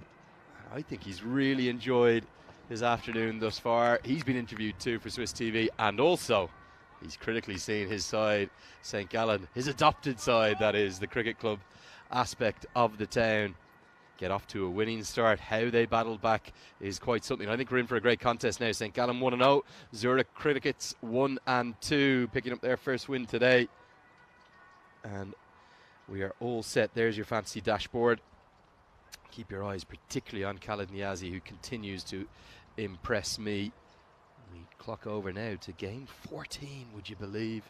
Well, they fly in, don't they, with this fast format. It is the fastest one. Going to be Farhad Mohammad to open the bowling.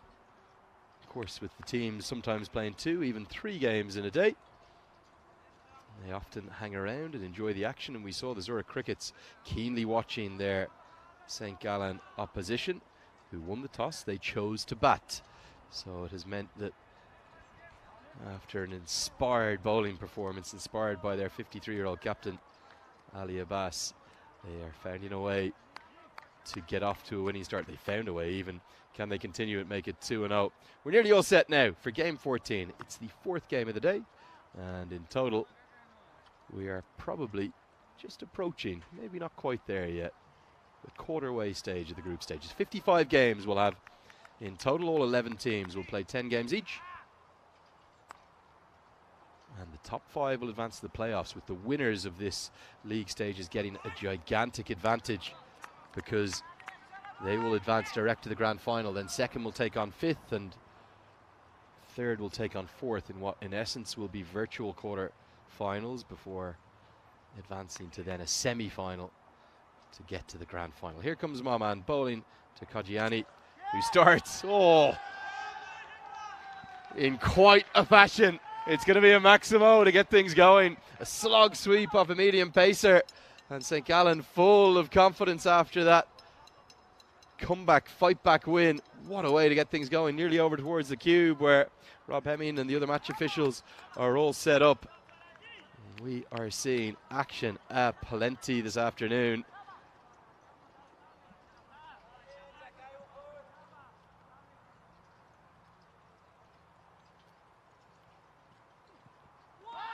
Big swing and a miss, so action to start with. A 6 slog swept across the line, and also against the shape of the delivery from the left arm pacer Farhad Mohammad, as the Zurich Crickets are looking to make it 2 wins on the day after being winless yesterday.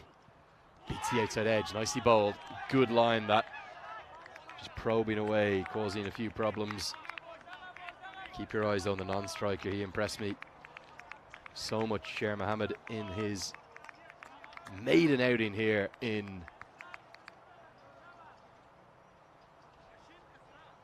European Cricket Network action. Made 66 off just 22 deliveries. Not quite sure what we're checking here, but the umpire's keen to just establish what's going on, so I think the clock will pause as well. 40 minutes the sides have to bowl 9 overs, and as long as the final ball of that 9th over is bowled, they won't have any penalty. You can have a 5 or even a 10 run penalty, possibly even a 15, but that would need something extraordinary. I think I might be wrong. I wonder, is there some kind of a glare? First time we've had sunshine, proper sunshine, after 2 really mixed days of weather, and indeed a difficult rainy morning. I wonder, is Kajiani finding it difficult to see the ball? Do we have some kind of a glare off something down here? We see a member of the ground staff down with Ali Abbas. Not quite sure what the hold-up is here. If we can find out, we will tell you.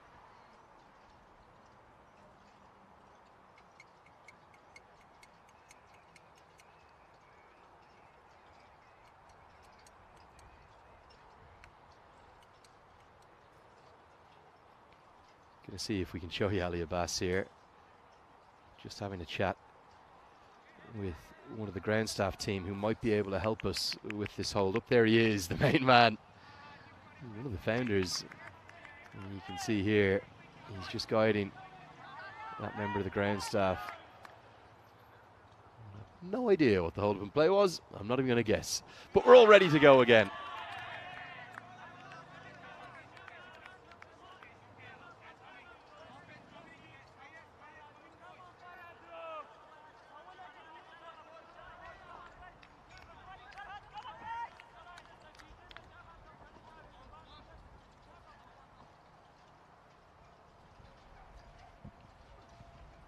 Big swing and a miss. That one's going to be given as a wide, too far outside the off stump.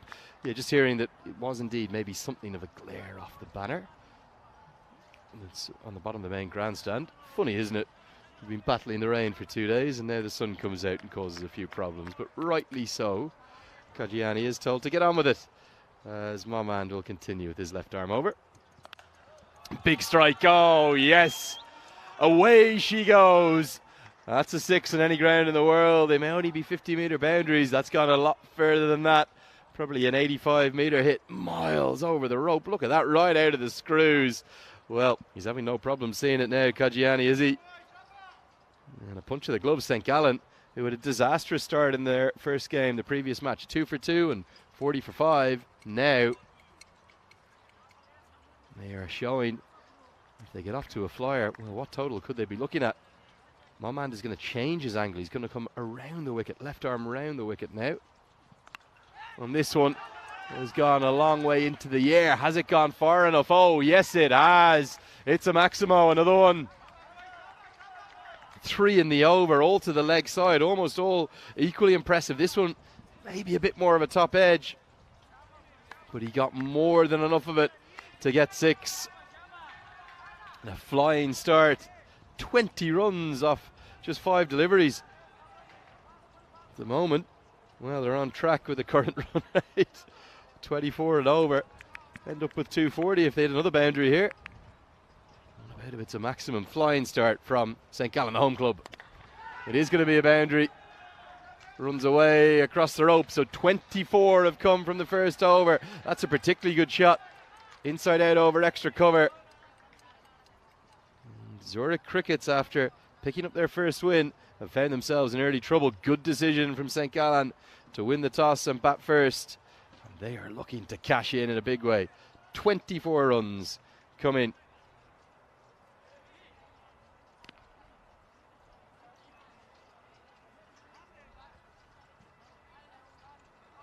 In quick time from the very first over. Sets up this innings beautifully well.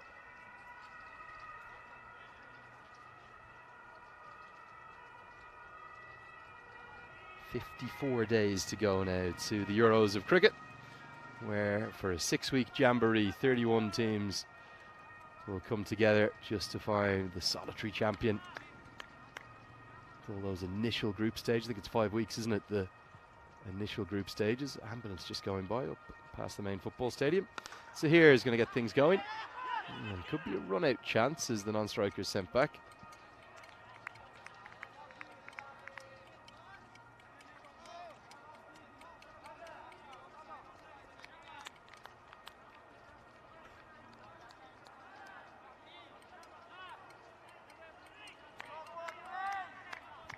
You're very welcome along to the coverage today. Do get in touch with us if you are watching the YouTube live comments. It'd be a delight to hear from you. And let us know where you're watching on from. Meyer Patel is saying it's going to be a cracker, this one. KG says taxi to get that ball. That's how big that hit was. Always love hearing from everyone. Subaretti saying 140 plus he feels on the cards. Get in touch. Let us know where you're watching from, most crucially. What part of the world are you in? Are you enjoying the action? This one's bowled right into the block hole dugout. Good athletic piece of fielding, but safely gets home for a single. Yeah, it's a funny old game, isn't it? It was Sher Mohammed who did all the damage in the opening contest for St. Gallen. He made 66 off 22. But right now, it's all about the left arm quick all-rounder. Bowls good left arm seam as well, Kagiani.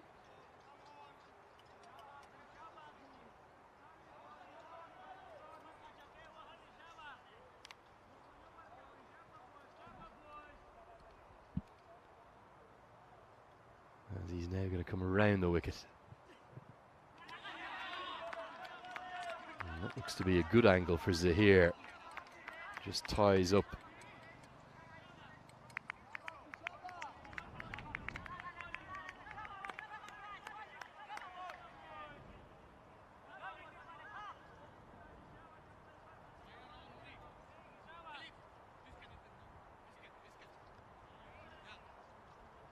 Right now, you suspect that St. Gallen will be hunting down maybe 140. This one down the ground, going to be a big one. And it's a maximum nearly into the grandstand. Straight as anything. And look at our umpire getting the 16 lunge out. Loving the bit of TV time. You get the arms above the head. Shades of Billy Bowden maybe. Straight as anything. Look at the ball tracking as well by the team. It's a Maximo. Kagiani's lighting up this match 14. And it's got the sunshine pouring down across this beautiful ground. Really like this venue. Described as a pop-up cricket stadium. I wonder, could St. Gallen FC be tempted to turn it into a permanent one? Imagine that. It's got the right dimensions, I reckon, too. Those lovely banks all the way around it. 6 more. Well, from the moment it left the bat, that does cannon into the grandstand, and the home fans, a good handful of them, 50 or 60 in enjoying the action. This is stunning ball striking. Back-to-back Maximos, 10 the second. It's 37 for none after 2.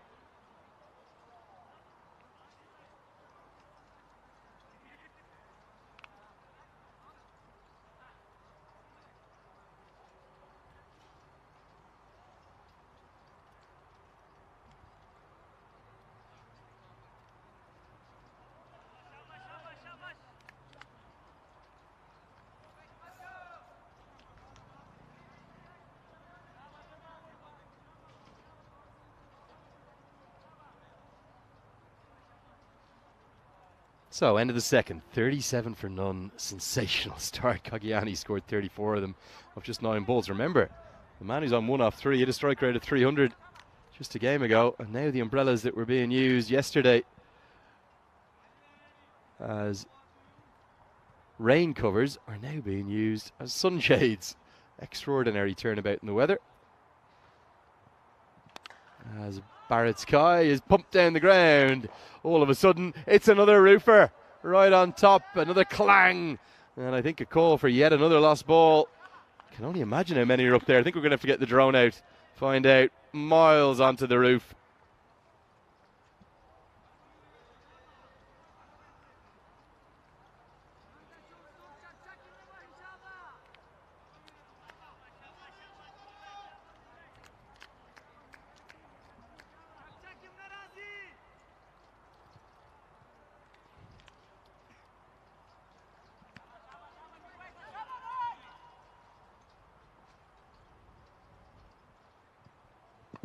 Oh, brilliant Yorker dug out. Mohammed does so well to keep that out. I thought the off stump was going to be cannoned into. Current run rate, look at that, over 18 per over. Maybe not just thinking of 130, 140, 150 plus on the minds of the two hometown batters. For the Zurich Crickets, they look a bit shell-shocked.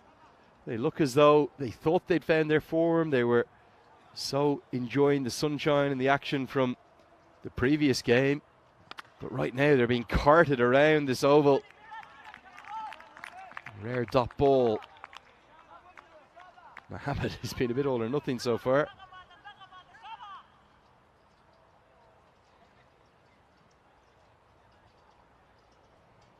Two men in the deep allowed in these first 3 overs of power play. Long off and long on.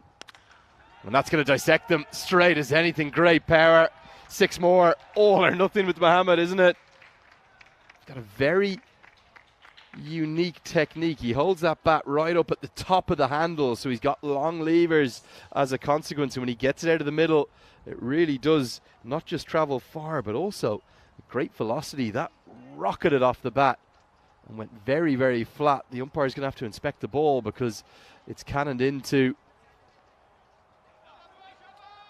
maybe the sort of pavement area that's down underneath the grandstand here. Indeed, it will be tossed off and they'll have to get a new one. Well, don't want to see the ball. Don't want to see the bill even for the balls for the European Cricket Network team. We've got to find a way to get up on that roof. How many are up there now? I've only been here a day and a half. I reckon I'm seeing at least 15, maybe 20 head onto the roof. Some of them do ricochet back down, but Vinny Sandu was telling me plenty on day 1 too. New ball's being tossed out. The partnership worth 49 off just 16.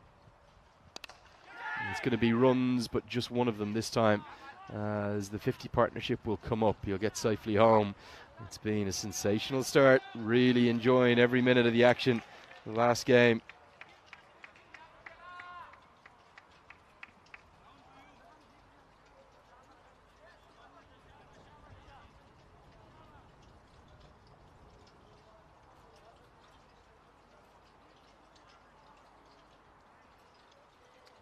Just 17 balls between these two. 50s come up. And this one's going to be carved away. And they're asking for the no ball. Kagiani acutely aware of the fact that this is going to be given as a no ball. I think we'll see on the side-on replay here. This is a good decision for me, just above waist height as it was coming in. So it's not just going to be 5 runs to the total. It will also be the free hit that will come with it. And right now, everything is going horribly, and I mean horribly wrong for the Zurich Crickets. This is a blitzkrieg of the highest quality. Fire and smashing everywhere. Here's the free hit. Well, this is going to go too, isn't it? 6 more. Oh, the 6s are raining around this ground. The sun has come out in St. Gallen. They're making hay in the sunshine. Right into the slot. The free hit, so he can't worry about losing his wicket. 6 more. What a start. 44 off 11. We could be in for a 12-ball 50 here if he can hit his next one for a Maximo. 2 24-run overs. And at the end of the power play, it's 61 for none.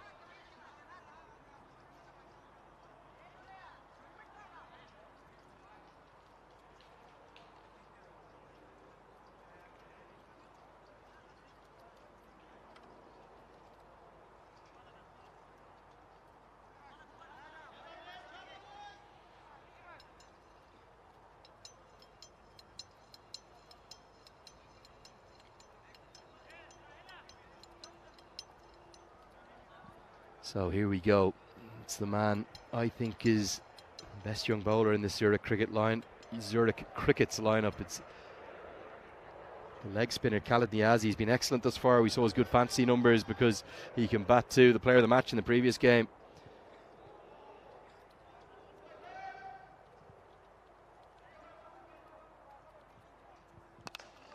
And just more of the same. Well, it's raining 6s literally up into the grandstand again. It ricochets off and the lunging 6 is signalled by the umpire. That ball's going to have to be checked too. Nicely bowled. A good flighted leg break, but just stand and deliver stuff. And rather remarkably, Mohammed has basically been 6 or nothing else. 3 6s for him now. Flattered through the air, well bowled, good response. We'll get a dot ball. Good athletic fielding from square leg. Backed up by Farhad Maman means they won't get the single.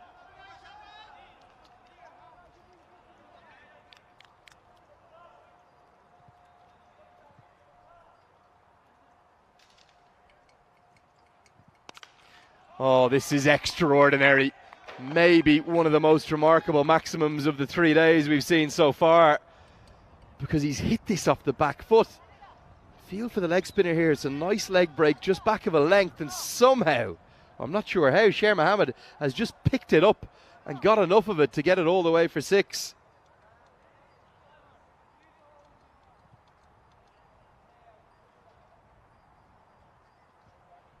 This one's speared in. Going to be right on the rope. Oh, what a catch. Well, it's not going to be out, but it will be run saved. And credit 5 in the bank to Nurkan Ahmadi. He does so well here. He does take the catch, but he knew that if he held on to it, he would have balanced over the rope. It looked like a Maximo all the way. Taken, and little tippy toes inside the rope, clearly clean.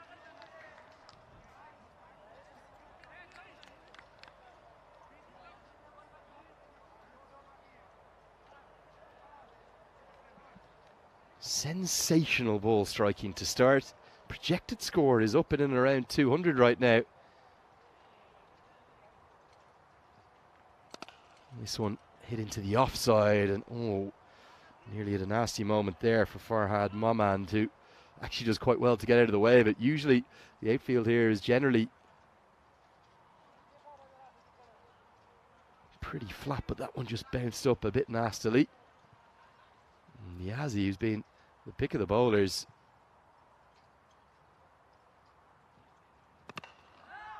even he is being treated with a bit of disdain. That's a bump ball, so won't be given out half an appeal. Just somewhat in amusement from Nawroz Jabbar Keel. And that's the variation he has. We haven't seen the googly or top spinner or flipper or anything like that from Khalid Niazi, but we have seen his variation be the one that he spears in. Look at these towers soaring up into the sky. 75 from just 4 overs. The run rate at the moment, 18.75. Andrew Leonard here with you. I'm delighted to be joined now by Vinny Sandhu, Mr. Maximo himself. You've missed some Maximos. What did I miss? Because it looks destructive. St. Gallen not really having the problems with losing wickets in the first half like they did last time, it looks like. But yeah, 45 off 12, pretty good going. Do you want to have a guess what our fastest 50 is in balls?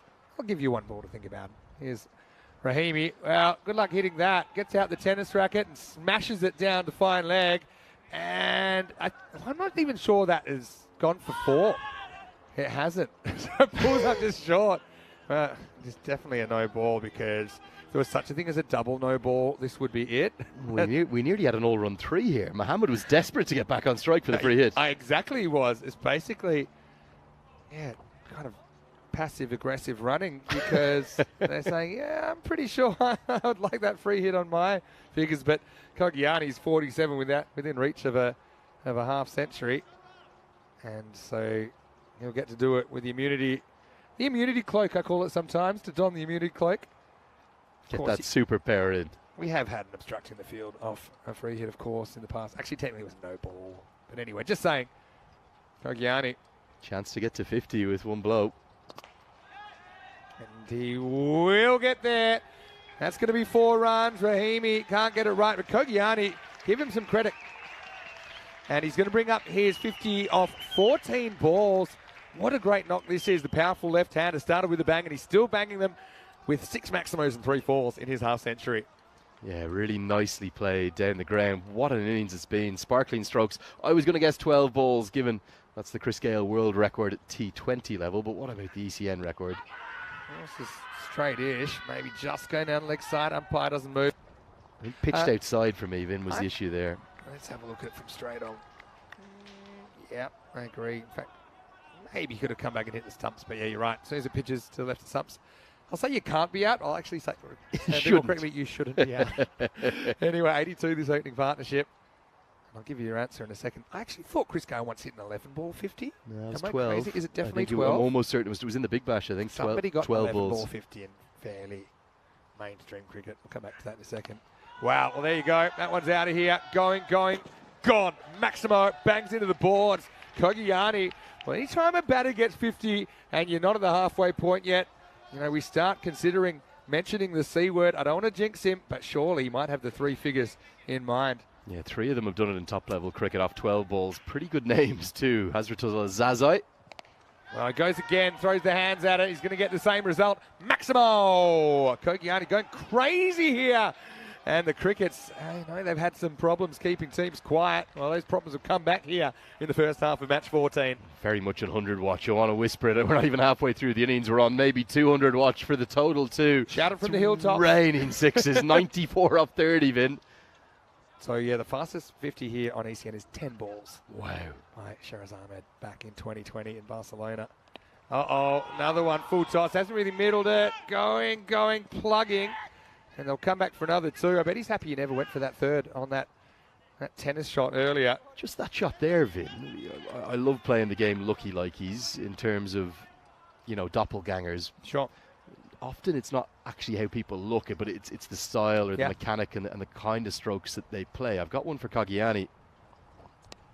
This is down the leg side, full toss.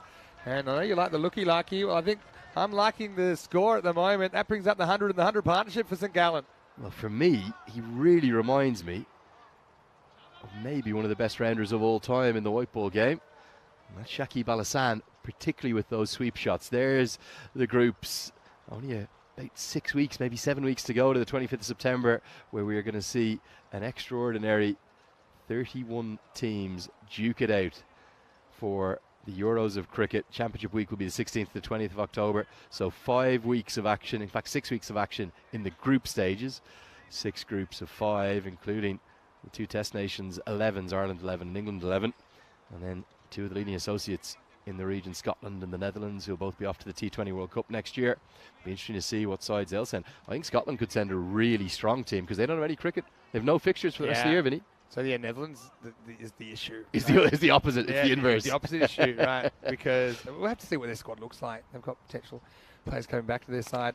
Anyway, this is right-hander time now. It's Mohammed's turn. Sher Mohammed having a good day on his inclusion for the first time in the European Cricket Series. Swings his way into the 30s.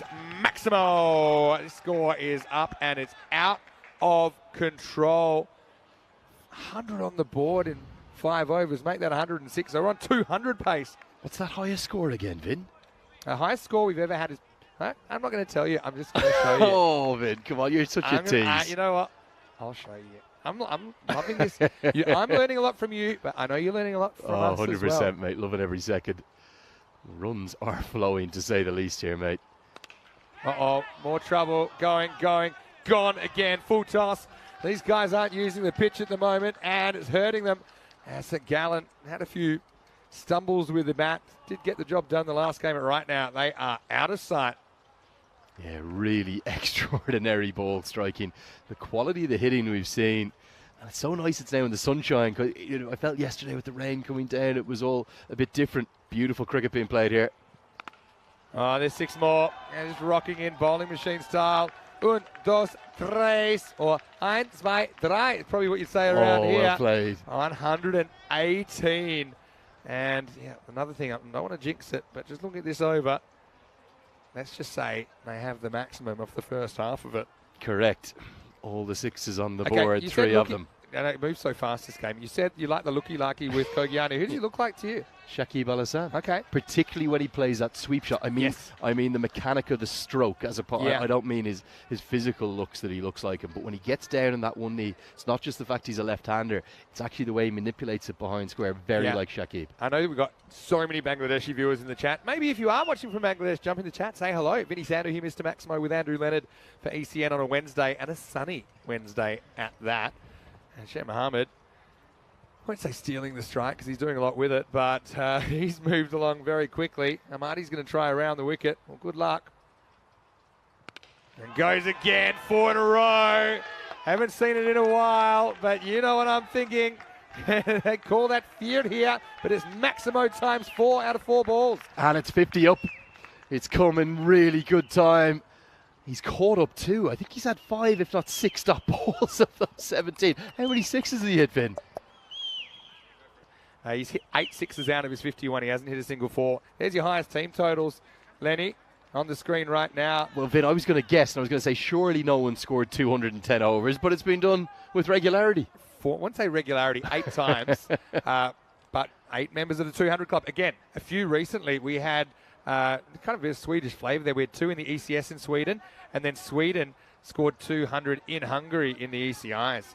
So could we have another member of the 200 club? The thing is, often it'll seem on, but then one even wicket. Normal over, like 12, and you have to catch those up. So the 20 and over is pretty tough. Having said that, right now, they are on 219 pace, which would be equal second. Is that right? Yeah, right now the current run rate 21.88. Equal third. I think it's on, Vin. Certainly to get onto that 200 plus list. 4 out of 4. Oh, seems disappointing.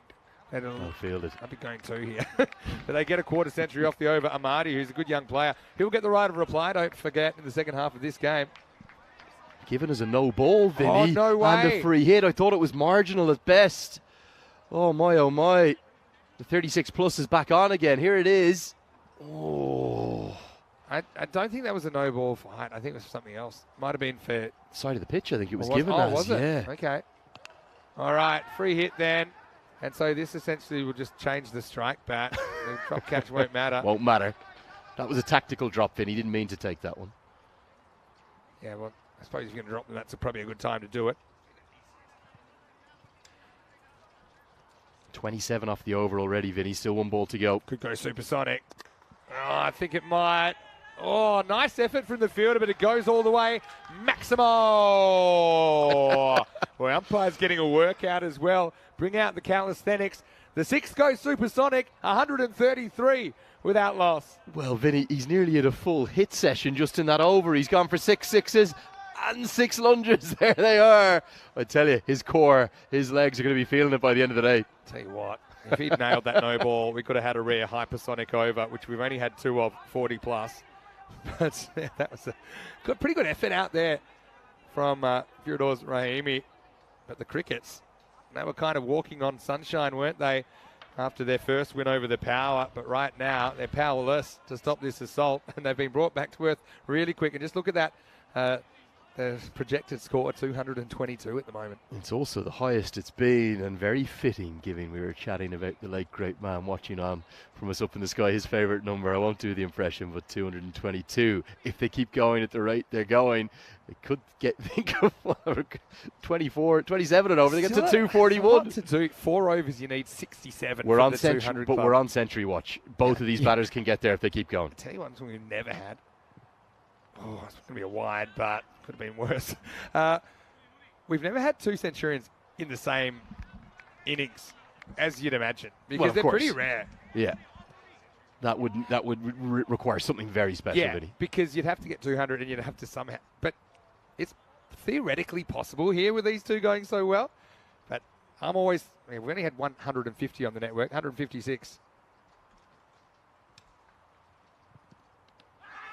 He nicks it and he walks. That's really lovely to see. That's really good sportsmanship from Kogiani, who was 5 big blows away from a memorable century. But you can see the Crickets trying to turn this around. Believe it or not, I have seen games lost from here, even with a start like this. Must have been a little feather. Well taken. And you can see Baraksai, he's lost none of his enthusiasm. But what an opening partnership for St Gallen. It's 134 for 1. Yeah, and a stunning innings, and great credit to him. We spoke quite a bit about the spirit of cricket in the last game. Well, there it is on show. I'm not sure the umpire was going to give that out, but he immediately put his bat under his arm, and he gets warmly applauded off a handshake from the great man, his captain Ali Abbas. What a knock. 70 off 21, 8 sixes, 4 fours, strokes all around the ground. Final strike rate 333.33. Graham Gooch made that number famous once. Didn't he just? Same series, I think he got out and handled the ball, which you can't even do anymore.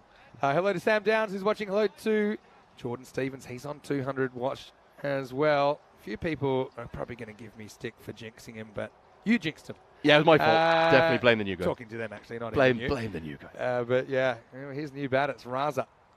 Oh, it's Gundy ball. Gundy with a capital G. Helps on the way.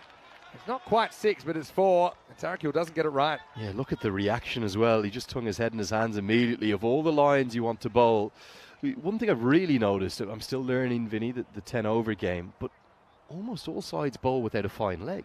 Yeah, because maybe they feel even if you have a fine leg, can't really do too much about some of these balls because they're just getting belted anyway. I think it's mainly because they're not meant to bowl there. And he doesn't this time, but it will be called wide. Yeah, I think he's checking. Was a no ball for off the pitch. Is that for the second bouncer in the over? I don't remember it first. No. I thought that was a wide, not a no ball myself, Vinny. Not too sure about that, but it seems like the square leg umpire has indicated should be given as a no ball. So I'm trying to remember this over. I don't. It's only just begun. No, definitely wasn't the second bouncer. Oh, now Edged. it's edged, and it wouldn't have been caught anyway. So keeper saves 4. Yes, cricket's got everything.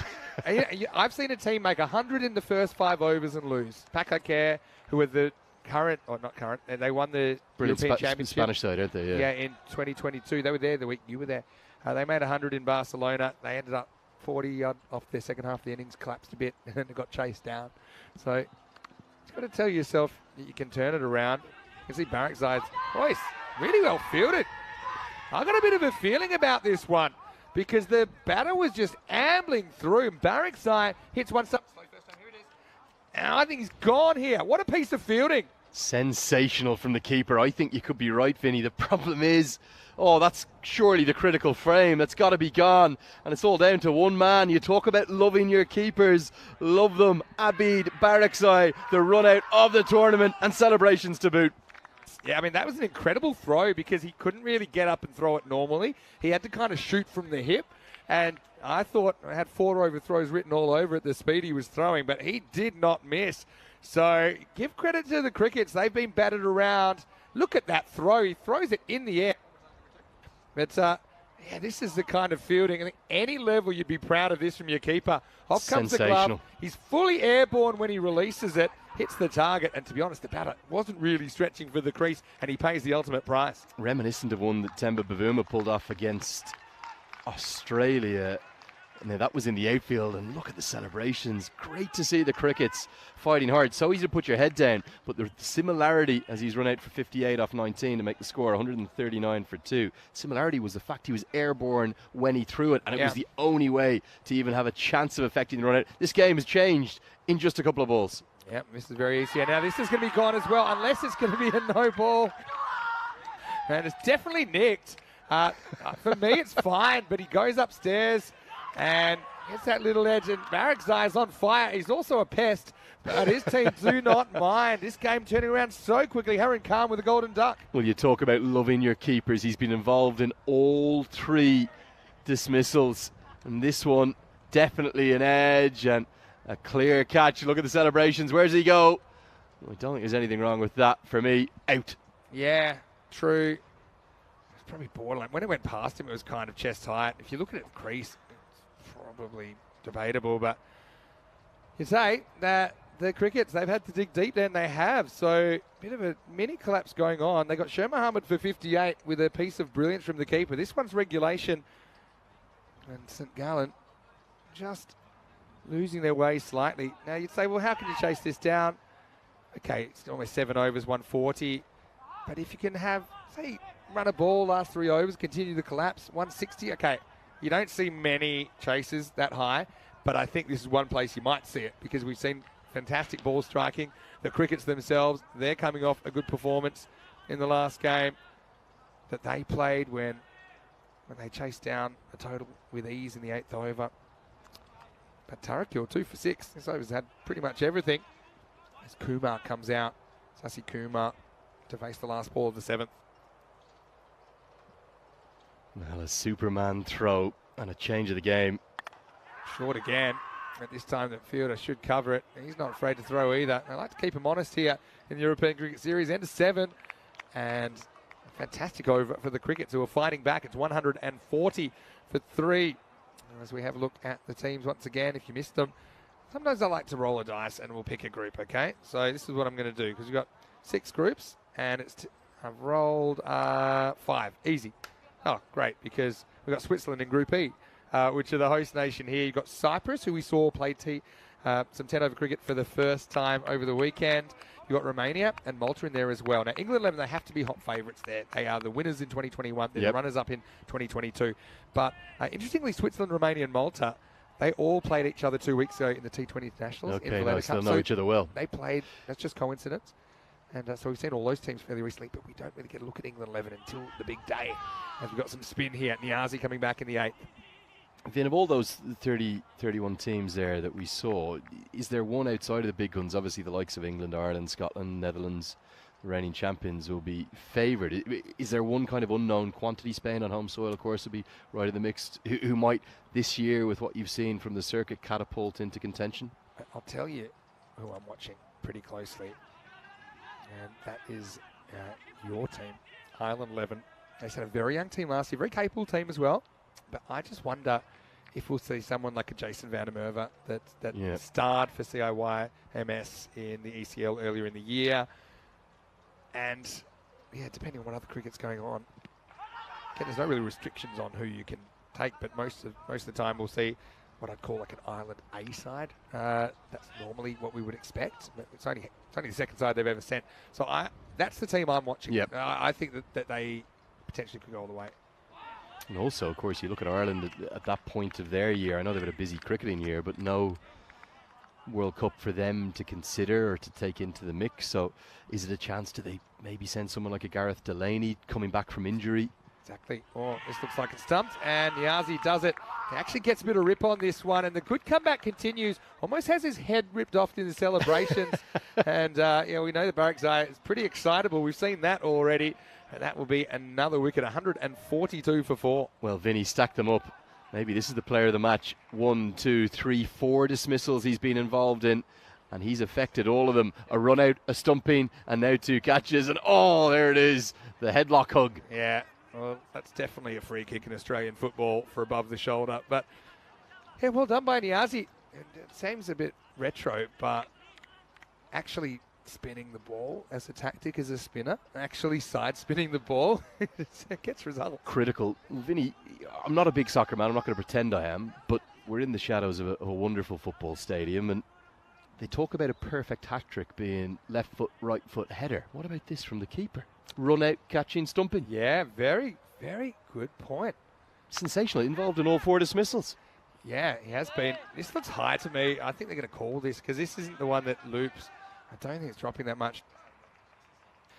He just kind of stands still. Yeah, that for me is waist high or above. I know it's dropping a bit, but I don't know. For me, he's still got 1 foot in his crease. I don't know. I'm thinking let's go or not. But anyway, looks like they're still considering it. I know that crickets would love to get out of the over. But yeah, that will be the end of the over, it looks like. So they avoid any further punishment. 8 overs down. And yeah, look at the last wicket on the screen there. Abid Barakzai with the stumping. So I'm trying to think of what else you could do as a keeper. I suppose you could throw one left-handed. I think we're going to call this the perfect. I think you're perfect right. keeping hat trick. It's the keeper's hat trick. Yeah. And I think you've got to specify it's got to be like a direct hit run at you. Oh, definitely not a throw from the deep. That's I got to admit, I used to love racking up the stats when all you've done is catch it. Yeah, you get this. So and so / keeper, and I'm like, thank you. Thank you very much. Yeah, especially when it's like 2 batters at one end or something / like that. V Sandu. Yeah, thank you. Keep them coming. Well done. You've taken 11 dismissals for the weekend, and you realise in a 10-over contest that about 6 of them were last ball run-outs when they're just running to you. It is funny, though, like we talk about, I know players of the match, it's just an award. It doesn't really matter, but one thing I do get my knickers in a twist about, sometimes when I'm on the road, so at the associate level, the players of the match are decided, if you're talking about Cricket World Cup League 2 games, or the qualifiers just out in Edinburgh. This is a thick edge. Does this have the pace to go to the boundary? Yeah, easily. So this will be another 4 to the total. And it looks to me like they did end up calling that a no ball upon further review. And then that was the free hit that did go for 4. And so we'll have to wait to get the tail of that over back from the accountants. But I think that I'm going to say that is 148 for 4 after 8. And that that run rate was right up there at magical speed, 20 plus, but it's just taken a dip. And look at those 4 wickets in the last 2 overs. Wickets always bring down the run rate. But yeah, Vinny, look, it doesn't really matter. But on the associate circuit, you'll get the match officials, or specifically the umpires, usually asked to decide the player of the match. Yeah. And almost always, they'll claim they haven't watched any of the game because they're busy making the decisions. So they just go and look at the scorecard and they go, oh, well, he's made 56, we'll give it to him. But they actually, and something the T20 game has done really well, I'm sure it's the same here in the ECN, it's changed the way player of the matches have been decided. You've got guys coming in and getting players of the match for 5-ball contributions. Yep. And fielding. And so fielding. really Nanasacrum had 2 direct hit run-outs. I'm not sure if he got given it or not, actually. But yeah, typically the officials will still decide that here on ECN. But the point I'm trying to make is that Abid Baraksai has literally changed this game here as a wicketkeeper. Now, he's probably never going to get the credit for it. He's not going to end up with a player of the match. But if the Zurich Crickets can turn this around and win, he should be in the mix. Yeah, because if they chase this down, someone's probably going to make a big score and he'll get all the credit and probably deserves it. But yeah, let's not forget that little interlude by Baraksai. He now deals with this on the second bounce. So I had a question in the chat. Why is the big tournaments always in Spain? The main reason is, well, there's many reasons, but the main reason, I suppose, is that the infrastructure being set up in one place, it keeps costs more reasonable. So if we were constantly to move around, you've got to realise that we're run on the smell of an oily rag here at the European Cricket Network. This is probably going to be fine. It's not great 10-pin bowling by Baraksai. Maybe that's the quartet. A run out or a stumping back and a stumping up, because we've had an epidemic of them recently. So there you go. If you want a 4th, that's how you got to do it. So yeah, as far as a location where the weather is agreeable at the time of the year we go. So yeah, really good. So almost guaranteed. February, March. Almost. Okay, we've had some issues there in the past, but we didn't lose a single game in this year's ECL. This is a hanging full toss, and it's a good effort from the fielder, but Rahimi can't get down. Their 150s come up, and they're still climbing towards a very, very healthy total. And look who that is. That's Musa Ahmedzai, the cross-hander, who comes in and continues his good form. Yeah, finally gets a boundary away off his 5th delivery. Yeah, so as far as flights and those kinds of things, logistics, hotel partners, those kinds of things, we're kind of set with those. And this is hit straight. It's hit very powerfully. Oh, it's a partial stop, but it dribbles through the defence of Chetty, and 4 more Cuatro Carreras más as St. Gallen swing their way into the magnificent 160s now. Yeah, good strike. It's struck with great ferocity, but I think this should have been stopped. If he got down low, used his hands, would have affected the cutoff. This is hit pretty well as well, and poor Chetty, he's like a cat chasing a ball of string at the moment. That's the end of the 9th over, and this score just continues to climb. 162 for 4 after 9. Really is the most extraordinary technique, isn't it? The way in which he uses that reverse-handed grip to get it straight down the ground. The problems for the Crickets, well, it's extended across now 7 bowlers, none of them going at single-figure economy rates. So one thing that I find amazing as well with this volume of cricket is how quickly, like, I know they don't ever forget anything, it's all kind of locked away, but if things become normalised. So exactly. If you just turned on now, we're just kind of not really mentioning the fact too much that Ahmedzai is batting with his hands the other way around and just cracking balls everywhere. Anyway, 10th overtime, seatbelts on, and you might need one because you're flying here. Raza hits one out of the ground. Maximo, they found a second win here in the last few deliveries, St. Gallen. Well, is Rahimi the right option? These little sort of darting straight breaks at the death. You miss the block hole at that pace, you should be dispatched out of the ground, and that would have gone out of any ground. Now Baraksai, the keeper, hangs his head down. He knows that St. Gallen are getting away with this second bolt. They might have felt like they should have got up towards the 200 marker, but they're going to end with at least 175 or something in that mix. And if they can keep picking up Maximos in this final over, could well be 185, something in that region. 5 balls to go. Well, this is another one that he probably could have picked up. Baraksai wants to make lightning strike twice. He tests the bowler out. It'll just be a single. Yeah, you've got to love the enthusiasm, though. I always like them to keep it. It's kind of it's the X factor. It's not just how you catch the ball and your actual skills, but your kind of way you can keep the energy up, keep those around you enthused. All right, Ahmedzai. Just across another one out of the ground. He gets it, but not that well. Fielder comes around, well handled out there by Kaliniazi, just a single, up to 170 now. He is a live wire in the field, isn't he? You can see just his speed to the ball immediately. As soon as he picks up any idea it's coming near him, keeps it to a single. Well done. Oh, this one's lifted up and it's out of here. Adios, Pelota, Maximo. And that's the thing, both these guys, they're kind of striking with the same frequency, so there's nowhere to hide for the Crickets right now. Rahimi, well, he's in the dirty 30s, none for 39, and with 2 balls to go, I think he's going to transition into the naughty 40s before the end of this innings. 2 balls only to come. High score of the tournament. Oh, and this is not a wide because it goes straight through his legs, but it does get through the keeper. He'll want 2 because he wants to strike back, but a good throw will have him cooked. Oh, I think he just gets home. The keeper just kind of got in a weird position there, so had to turn around and find the stumps. So, have you ever seen the nutmeg played for 2? Well, not the buys nutmeg. I mean, runs are runs when it comes down to Whoever they come, yeah. Difficult for the keeper, that one, isn't it? Because you're expected to hit something and ends up hitting nothing at all. 2 on the leaf. But that's actually, it's a great drill. When I work with keepers a lot, we use dummy batters. And that's, I just say, make sure you miss it no matter what. Don't give him pads is always a good way to do that. Yes. But that's one where you need to try and track the ball, really. Highest score of the series here by a distance, Vin. Yep, and could it be 180 plus? It will be, because it's another full toss, another Maximo, and St. Gallen up and away. It's the 20th 6 in the innings. What an innings that is, and they're going to finish 184 for 4. Yeah, sensational ball striking, the highest total of this return to Switzerland here for the European Cricket Series after a marvellous opening partnership with runs flying all around the ground. We thought that 200 was on, and we thought that individual centuries may well have been on the cards, and after a slight wobble, the dismissals of Kagiani and Sher Mohammed, with the keeper Abid Baraksai bringing Zurich Crickets back into the contest. A final flourish has driven them up over the 180 mark.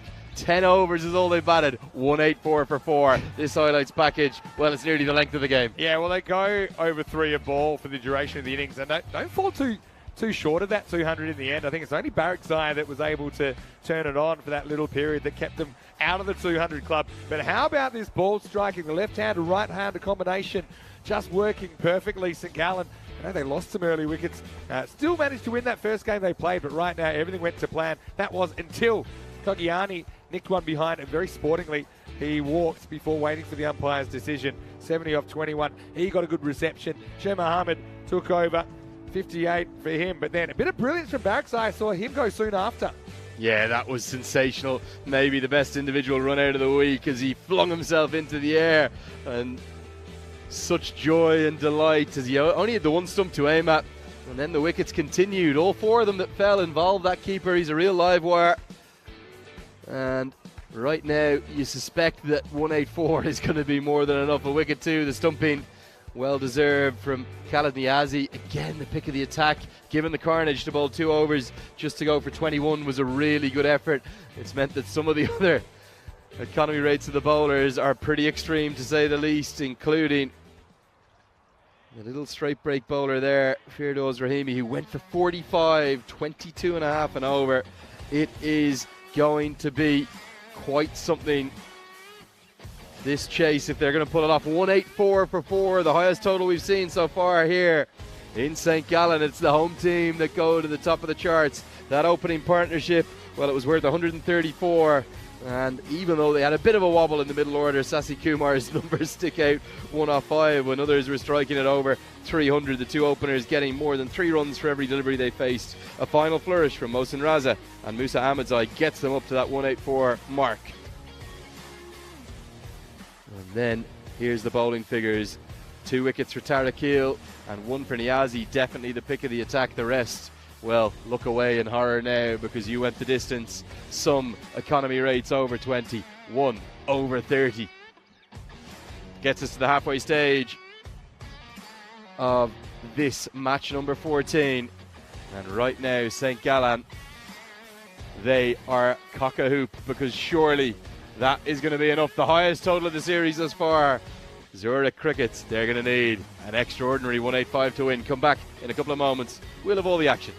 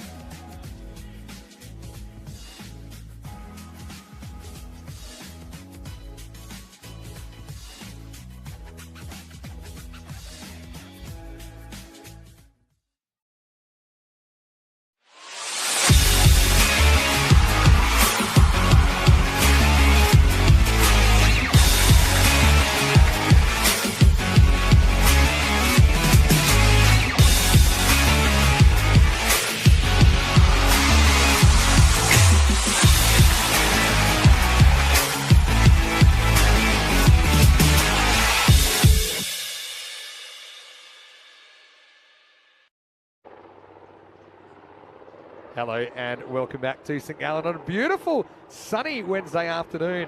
This is the European Cricket Series Switzerland. The first time we've been here since 2020. European Cricket Series cricket is back though with a bang. And speaking of a big bang, what about that first innings from St Gallen?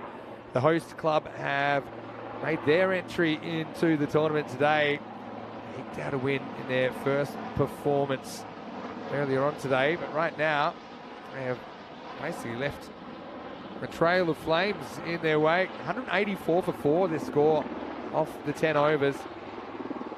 And so the target will be 185 for Zurich Cricket. So, to be honest, they want to hire themselves because they won their first ever match in the European Cricket Network today, as we have a helicopter go very, very low over the ground. And I mean very, very low. You probably heard it. So you might not have heard anything I just said. But anyway, looks like, doesn't look like a civilian operation, put it that way. Yeah, right, looks like it's on the way down then. Well, let's go back to cricket for a second, but I do want to know what happens to that helicopter. Ahmed Zai to get us going, starts with no ball off the pitch. +1. I think only ball was in, but yeah, free hit coming up, so it'll be 2+. A free hit to come. Oh, yeah, the helicopter has grounded. Yeah, have a look at that. So that's the reason it was so low. Just had to get over the ground, get over the trees. I remember we had a very famous helicopter shot here back in that 2020 series. Ali Stanikzai was caught in the boundary by Hassan Ahmed in the final. Anyway, it is the free hit. Won't matter if it's caught or not. It is caught, eventually. And then, almost overthrows. It'll just be a single, so interesting start to this game.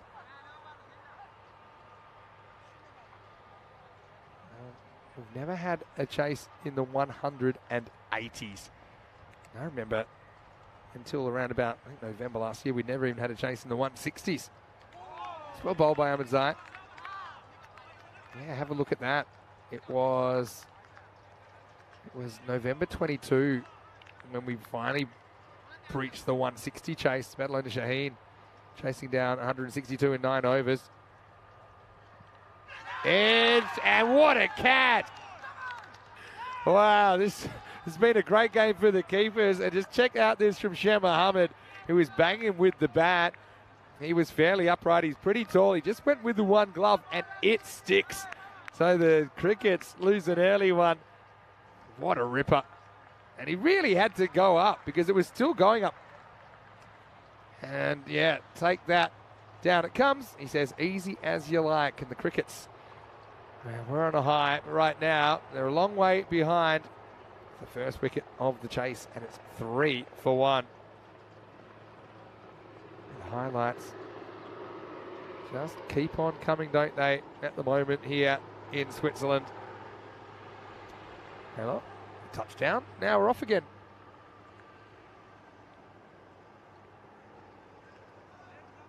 Ahmed Zai, who does bowl in a fairly traditional fashion, albeit, I think, with the wrong hand, being a left-hander. But yeah, brilliant piece of work. Have a look at this. It's just a thick outside edge. Up he goes. No. One-handed. Andrew Leonard, what a great time for you to come back. God. With a specky from the keeper. So it's been a pretty good game for the keepers so far. He's only gone for a delivery. 2 deliveries, was he? Down leg side, this one does wrap him on the pad. Yeah, he started with a no ball off the pitch and then a free hit, which was caught on the juggle by the long off, but it doesn't count because it's a free hit. There was a single. Luckily, people realised, including me. And then helicopter. Yeah, there's a helicopter. Yeah, the helicopter, since you left, if you've been gone for 4 balls, it has come over the field, landed, and then left again. Well, extraordinary. Where did it land? Just over the back there, was it? Over the trees. Oh, it's just tight. Oh, they like it. I got to say, it's not the body language from the batter that fills me with confidence. Check it out here. Oh, I think that's out. Oh, it's really close. We're going to need it to be slowed down. I think you could be right, though, Vinny. Never wrong, Lenny. Oh, never wrong. I'm going to remember that at some point. I'm going to call you. Never Definitely wrong. out. 90% of the time, I'm never wrong, and there's the decision. So it's going to be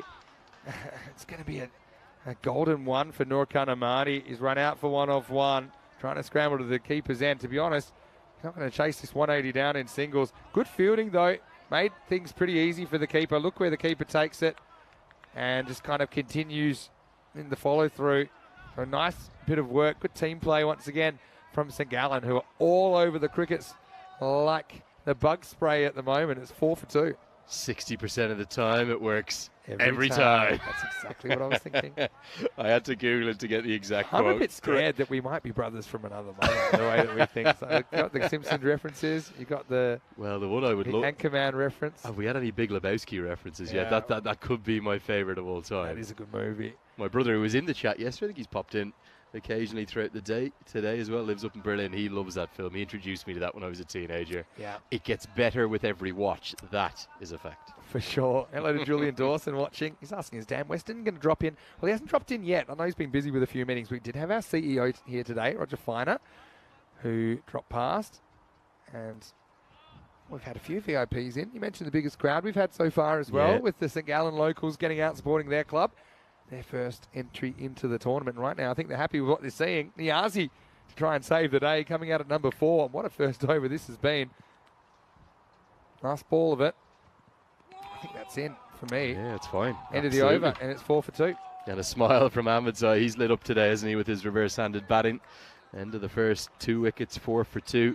Have to see if we can maybe tempt some of those St. Gallen FC football players over at some point. 76 matches, Vin. I've promised you that we're going to have it broken whilst I am here. I don't think my day off counts, which is Sunday. 9 days. I'm going to look forward to everyone. Day 2 of 9 for me. Yeah, well, we're so happy to have you. Highest chases ever. This will be the biggest chase ever if they can pull it off. 185 target. Chance at history. Yes, so that's a positive. And if there is a ground you were going to chase 180 on, it might be this one, with this pitch as well. The other interesting thing is, I'll come back to a second, this is hit, and it's hit pretty well. Bit of a flourish from Raheem, who gets off the mark with a Maximo. 6 to the crickets. Oh, nice to see Kagiani come around, over the wicket, because that's where he made that impact with that triple wicket over that turned the contest around. St. Gallen looking so good to make it 2 from 2. Are they surging already? I know it's only a game and a half into their 10 that they're playing. Are they surging towards playoff contention, maybe even top of the table contention? Yeah, I mean, early days, but certainly a very distinct possibility. Only had 2 wins in the whole series, believe it or not, back in 2020. And right now, despite the efforts of Rahimi here, it does get another 4. Kogiani just giving a bit of length there. But yeah, it's hard to believe the St. Gallen team were 2 and 4. They finished 6th out of 7 in that series. Wow. On home turf back in 2020. I'll tell you what else, Vinny, is hard to believe. It's hard to believe we're at the same venue we were at yesterday. Yesterday, at points, we were struggling to see the ball because of just how much rain was coming down. It was that bright. Yeah. I could barely see it going across the turf. I think picture that side leg stump. Non-striker. Slow to turn around. Oh, this is pretty tight as well. Where's the ball? I don't think he ever picked it up, did he? What's happened here? It would have been a dead ball if he was trying to bowl it. Definite run-out chance, and you can see here, he's picked it up at first. No, he hasn't. Actually never picked it up. He fake-throwed it. I was looking for the ball. I was waiting for it. Yeah. Get the shades on here, Vinny. It's very bright. Thought he does throw fast because we literally couldn't see it. I was going to say on that highest chases, it doesn't show. We once had a 167 golden ball as well. Oh, love that. In Cyprus. Now, this one's full. Baseboard out of the ground. Maximo. As Rahimi continues his good hitting. And nothing the fielder can do about that. He actually does really well not to cannon into that. I think it would have just folded over. It's only a partial boundary hoarding the Let's Play Cricket European Cricket banner alongside the Cricket Switzerland guys. I think we'll just check it, but it should be fine for me, Vinny. Yeah, I think it's fine because he's a long way. It's a long way out of his crease. He's hitting it around waist height, but yeah, there's no real question for the officials there. Couple to come here in the second. Oh, another nutmeg goes through the legs, gets away from the keeper, and this is spicy enough to go all the way for 4 byes. Vinny, am I getting delirious into game 9? I'm barely seeing the ball. It's got very bright, isn't it? Do you think maybe we have to stop play because it's too bright? Well, Dickie Bird. Yeah. Back at Headingley. Oh, dear. It's all happening. It really is. Lateral movement, super important. I just struggled to get to his left there.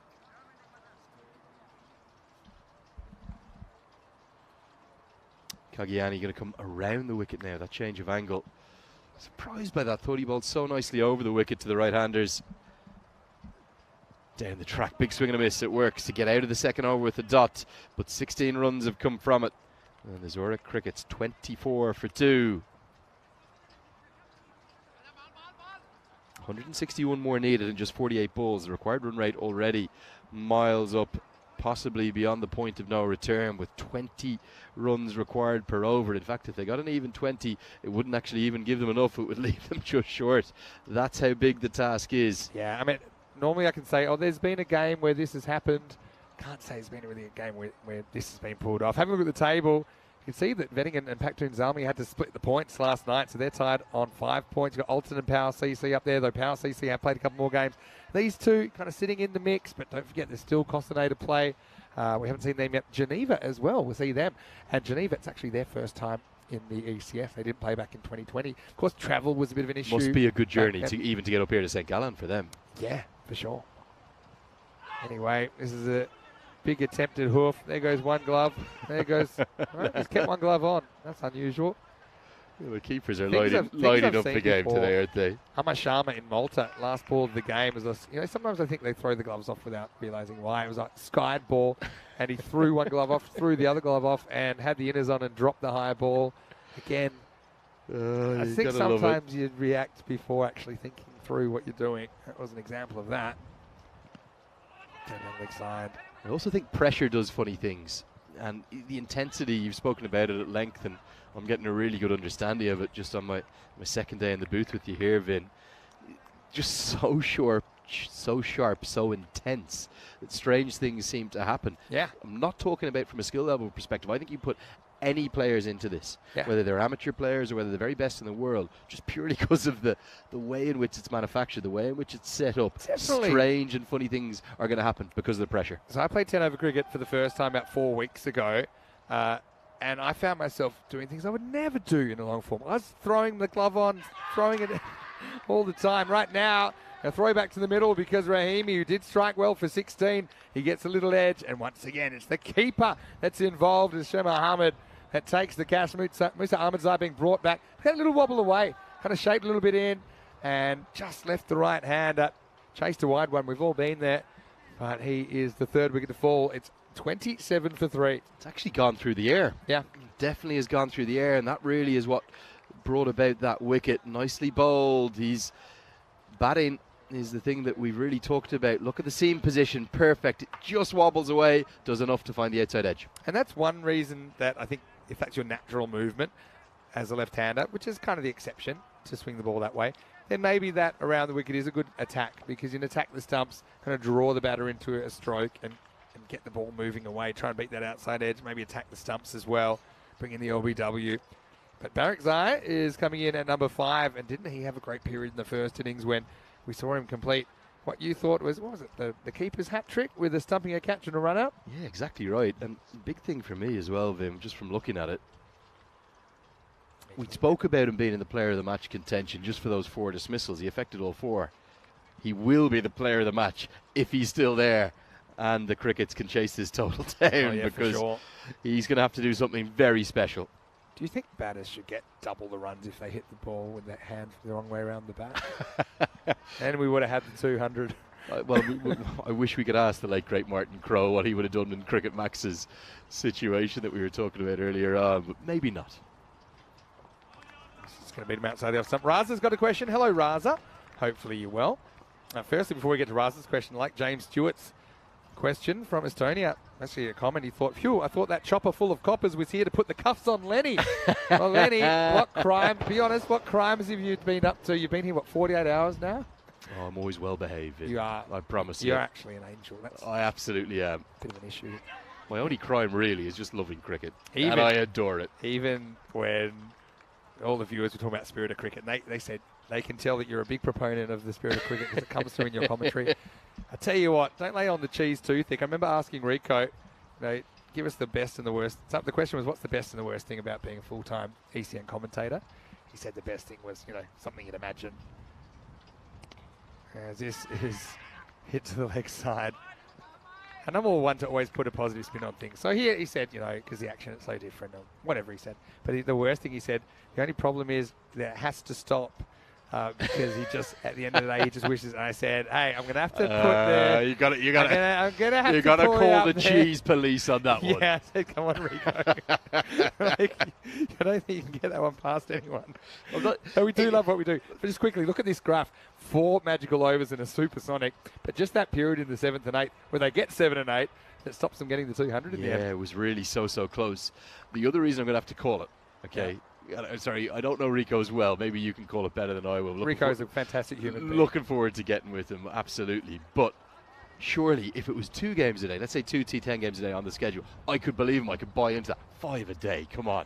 Even the biggest cricket lovers, you and I, at the end of the day, we're going to be a little bit tired, going to be ready for a bit of rest, a bit of recuperation, and to go again the next day. We had 9 on the network a couple of Saturdays ago, and sometimes we do 6 in a day, depending on the format. Not often, but just because we have to, if it's the 18 format. But that wouldn't be for multiple days, though, would it? No, it's just well. Here we have 55 games in 11 days. Works perfectly, and that's fine. But when you have the 18 format, you need to get 56 games in 11 days. It's Gotcha. a double round robin. It's a lot cleaner if you just finish the preliminary games before finals rather than trying to pull people in. You know, it's just better. And also it depends. You know, in Europe, probably towards the end of the year, we might struggle to get the 5 games in because of the sunlight. Some places have lights that will go, like the Barcelona Stadium, Modric Stadium. This is well bowled. It's in the block hole. Nice dive. That's a really good dive. You know how we're talking about how can you slide your bat without it jamming? This is probably a good technique because if you get down low, then it's not coming from an angle where it'll stick into the grass. It's a full Klinsmann there. The Jurgen Klinsmann coming in. I'm coming back to your Raza, by the way, your question. Just quickly, I'm going to tell you something after I answer Raza's question. Go. It's a concept that we're looking at for the end of the year. Not 100% confirmed yet, but I want to get your thoughts. I think it's going to blow my mind. I don't even know what it is yet, but I just know you well enough now to know it will blow my mind. Put a bit of padding around your mind. Put the bubble wrap around because it will be blown. Emojis coming out. Raza has a question about why can't we create an original pitch for this ground. And that's, number one, it's not really ECN that creates the ground. The ground belongs to Swiss cricket, in particular St Gallen. But the reason is here because it's a football training ground and actually a match ground, not just a training ground. Yep. That it's basically not allowed to have a permanent cricket pitch in there. So this is the solution that they've come up with. It's actually played pretty well. I know it's a bit thin. There's a few issues with that. But, I mean, okay, we had a few hassles on the first day, but it hasn't moved at all. I think some of the pegs go down into the core of the earth now, actually. It's dug in so deep. So that's why, because it's not allowed. And you've got to realise, in Europe, cricket grounds are few and far between. We're so lucky to have one so close to the city centre. Often they're right on the outskirts. As we get into the 4th over, it's 31 for 3. Particularly dedicated cricket grounds, Vinny. I think so many facilities, even in my country, in Ireland, like Pembroke Cricket Club, currently hosting my club in South Dublin. It's currently hosting the Interpro Festival. That's a shared facility with the rugby club. Yeah, it's the reality of it across even countries like Ireland and Scotland that within the European network that do have a little bit more history and heritage. To get a dedicated cricket ground this day and age, not easy. Well, that was noisy, but it was an outswing. There's no way this is wide. Batters likes it, but he's saying it's like a kind of reverse appeal, but this ain't a wide. That one's a bit more in desperation. Stepping away might make it seem wider to you, but in Barrack's eye, we know he's animated. Not going to hold that against him. Does go after this one in the air. 2 fielders are going to come together. It's not held in the end. They will get back for 2. Barrack's eye gets a life on 3, but he's not really hurting. St Gallen on the scoreboard so far. Maybe the first blot in the copybook, really, of what's been an outstanding day for St Gallen. The fight back, in the way in which they fought back to win the previous match, they're certain almost now to make it 2 from 2. Look at the difference. 82 for none, St Gallen were. Right, it's got under this a bit. Is anyone catching it? Well, first you got to find it. The bowler thought he might get there. Just perfectly wedged in between the bowler and the outfielder. So one thing, just scientifically, before I come to blowing your mind, which I'm just giving you a bit more time still prepped for it. Because, okay, the 50-metre boundaries, it keeps things a bit more exciting, especially when chasers would normally be out of sight. We see teams coming back, and that's one of the real aspects of the ECN cricket. That's a bit different, but also good bowlers stand out. We've noticed that. Good bowlers stand out. You can't get away with, 80-metre boundaries, putting everyone back, just being happy to concede 2s. So it's just slightly different sort of cricket. but it means that there's less what I'd call dead space. So it's not often you have the bowler and the outfielder debating a catch. Come back together, that's what can happen. So that's why I said with collisions, unfortunately, they're more likely because there's just less space between the fielders. There we go. We're off again. Lenny Hyde under the table. Last ball of the 5th. It'll be a swing and a miss. End of 5. And the score is 34 for 3. So, okay, I'm ready to blow your mind. Here's what we're planning at the end of the year. Did I mention this to you? I don't think so. But we are in the process of trying to work out if we do a European cricket marathon, ECM. So what's that, 3 days in a row? You do that anyway, Ben. It's 48 hours of non-stop cricket through the day, through the night, through the day, now through hold the on. night. Vinny. European cricket marathon. Vinny, come on. Like, Has it been done? I know all geniuses are on the edge of madness, but surely that's too mad. Maybe. We'll find out.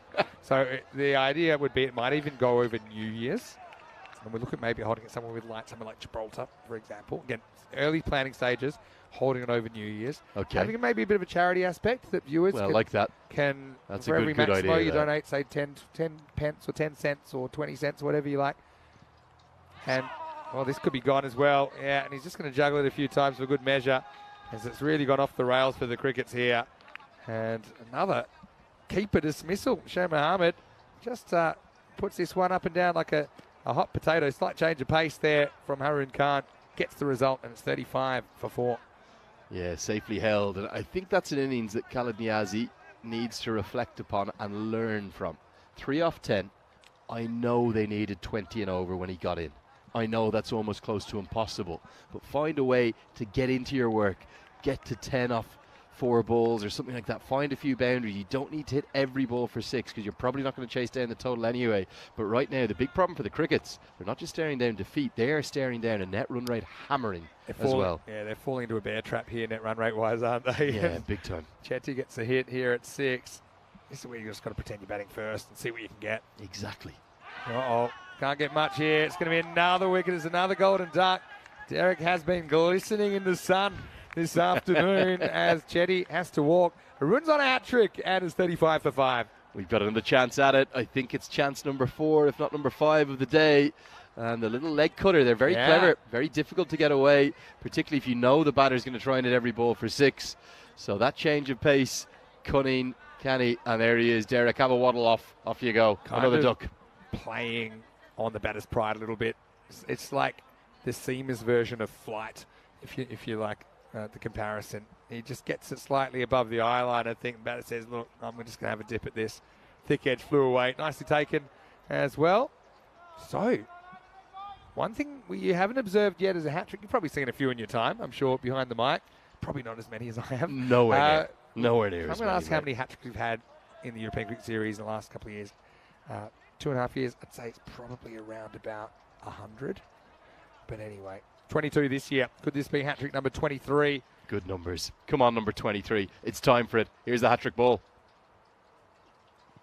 Might have flicked. No, it didn't flick anything.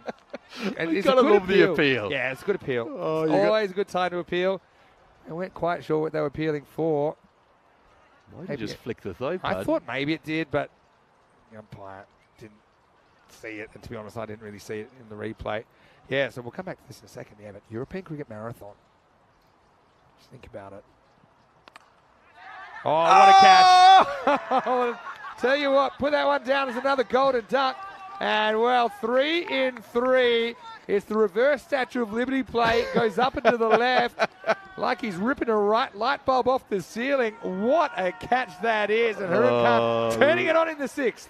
Lifted up like a hero, and he is a hero. It's not a hat-trick, remember, it was interspersed by a wide, but it's everything but. It is 3 in 3 legal deliveries, and the brilliance of this dismissal. Look at the catch. Oh, the one-hander. It's a hand of God or the Statue of Liberty, whatever you want to call it. And doesn't he love it? A special moment for Harun Khan. He's got 3 for 2. And this, I don't know, Vinny, you're going to tell me there's been more one-sided games in ECN history, but it's got to be right up there. Well, it's a hammering. I mean, 200 to 6 was pretty one-sided, but still, That's a cracking shot, and yeah, Gordon Derrick might as well just make a home for himself down there at the moment. But what about the figures? 3 for 2. Tell you something we've never had is a 7 for, and there's still 4 wickets in hand. He's got 8 balls to bowl. So our best figures ever for a bowler, 6 for 2. And I don't know if we'll see that beaten by a 6 for 1 or a 6 for none. I feel the only way we're going to see it beaten is a 7-wicket haul. So it's theoretically possible here. Henderson, the skipper, comes out to try and stop the bleeding. Another wide, but last time that was lucky.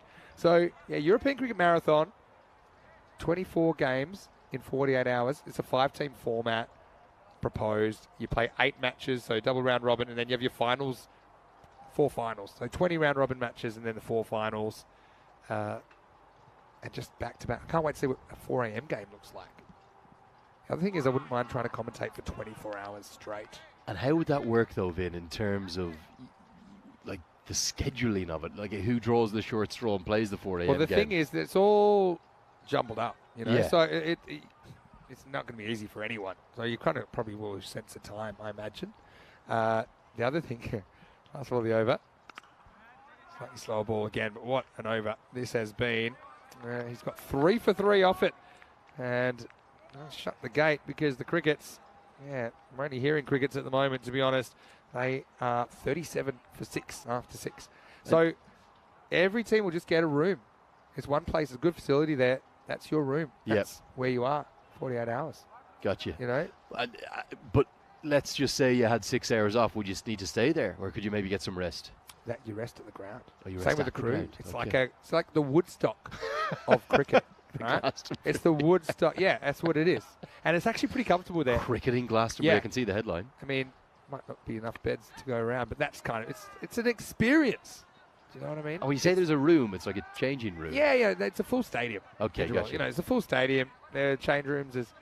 I probably might scope it out. I have been there a couple of times. We were there for some internationals earlier in the year. Had our first ever women's 10 over internationals there earlier in the year as well. Had a full night series there. Saw some T20 internationals for men there as well. But I might be scoping out some of the good places there to sleep. They have big darts and snooker tournaments there. Right, this is a rainmaker on a sunny day. 4 fielders converge and none of them attempt the catch. Well, it was the Bermuda parallelogram, and now we're going to get an overthrow because the bowler, who I think was muttering some thoughts to himself about what he thought of it, he wasn't watching, and that's just an ECS2 right there. Classic. Absolute classic. This should have been taken, but all of them ended up, they parted the waters, didn't they, Vinny? And how have they got 2? Safi, none too pleased with the ball thrown back at him. What are you doing, lads? Yeah, look at this. 4 fielders converge, and there's a lot of looking, not a lot of catching. Now he's going to be punished for 6. Well, Safi's got a good head of hair, but maybe for not too much longer. He'll be looking like Lenny Leonard soon because he'll be tearing it out. Not only did the catch go for 2, but the next ball goes for 6. Come and join my club, big man. It's better when it's shaved. It's always the way to go. You don't have to worry about what it looks like then, but certainly tearing the hair out. Should have been a wicket, should have been a single, if not. And now the following ball after the overthrow goes for 6. And the Zurich Crickets, well, just taking something. And again, it's that man Barrackside, who was brilliant with the gloves, getting some joy.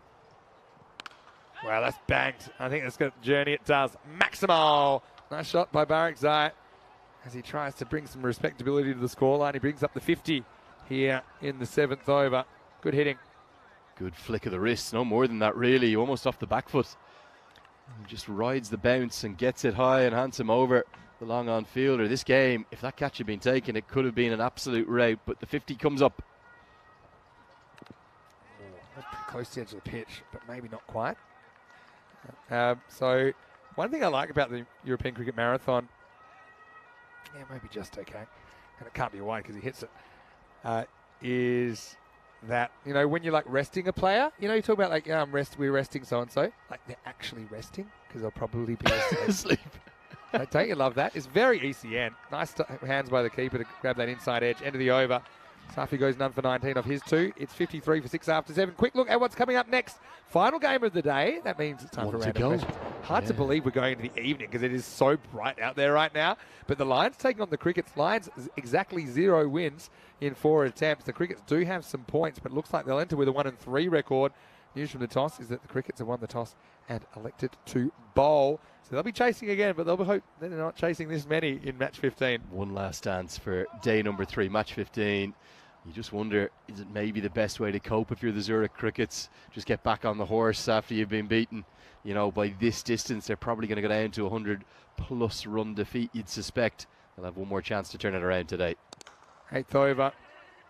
The first ball is knocked down the ground by Henderson. Okay, I'm open for questions. The floor is yours. Do you have any marathon-related questions? Well, the first one was, is it going to work in terms of, like, how do you get this? Like, is it the same crew? Does everyone just go all in? They go all in with the wristbands? So here's what I think. Logistically, it's difficult. That's my point, yeah. Why we do things like this. You know, it's also difficult having 3 simultaneous broadcasts on the channel like we had 2 weeks ago with a combined something like 30 hours of cricket a day, which is not even possible to watch live, I guess, if you're multi-screening. I think you kind of need 3 people for every 2 positions. So, for example, we'll have 3 commentators. Yeah, you'd have to, sure. So, yeah. You'll just pile through and it, then though, obviously. Yeah, I mean, so I know you haven't met Corey. Have you met Corey? I don't think so at ECL 22. He's great, but he does get a bit grumpy around this time of the day. This is he his hits the tipping wall point, yeah. hard, and he's not shy about expressing that. And that's part of his charm because he's a little larrikin. This will be out if he hits. I reckon he's gone here. And they'll have a look. But I told you, I'm never wrong. And if I was Henderson, I'd just keep on walking. Well, I really, really hope one of these points. Look at him. Pride always comes before a fall. He's heard you, Vin. Bad luck, Nick. But don't worry. Save your runs for the last game. I may as well go off. It does look very much like he's short of his ground. Again, these little leg cutters proving very effective. And the throw comes in. The direct hit. This time of the day, it's surely pretty hard to see. But I'm gone for all money. Yeah, I'm sure that's out. Tell you what, you don't get a great look at the line, though, when the sun's out, as we're finding now. So, yeah. Oh, the cannons are going off. It's all happening. Yeah, I have to. That was actually my question. I remember we were talking about the ECN marathon concept that may come later in the year. Could even come over New Year's Eve. What is that big sound? Sounds like cannons going off in Malta. That's just an occurrence you hear all the time. But I don't. In the countryside in Ireland, we have a thing that the farmers, it goes off every 20 minutes or something, basically to get the crows out of the crops. Maybe. I don't know if that's a similar thing here in Switzerland. We're going to ask the St. Gallen guys maybe before the last game. As this is lifted up, and it should just be single or handled. It just felt related to the helicopter being around. I don't know. That's what I thought. Are we in an army training area? Some sort of military operation. Yeah. That's what I thought. It's quite loud. Well, Wayne is saying in the chat that he played in a volleyball marathon in high school, 24 hours straight. Yeah, well, that's good. See you and raise you, though. That's amateur hour compared to you, Vin. I played a bit of volleyball as a junior, and quite a fun game. And a little bit of beach volleyball. I think it's unfair that the net's so high. And he sweeps this off the stump, sends his partner back. Doesn't hit the stumps, and look at the captain. Look at the captain. He's everywhere, isn't he, Ali Abbas? You'll know your answer. So, so people are keen to see Corey just lose his mind after a certain amount of games. In fact, game 8 of the day. That's his tipping point. He's done. As we get to the end of the over, it's 56 for 7. So probably margin-wise, this will be the biggest win we've seen so far as far as runs margin. So Matthew Hodgson watching from Ireland saying, can we get Lenny back for an European cricket marathon? Now, here's the thing, with the scheduling, there's pretty much no other cricket in the world on. Oh, you're setting this up. You're setting this up, Vin. I know that you're a busy guy. I know that. You're a professional. I like working with you. I think you're going to go a long way.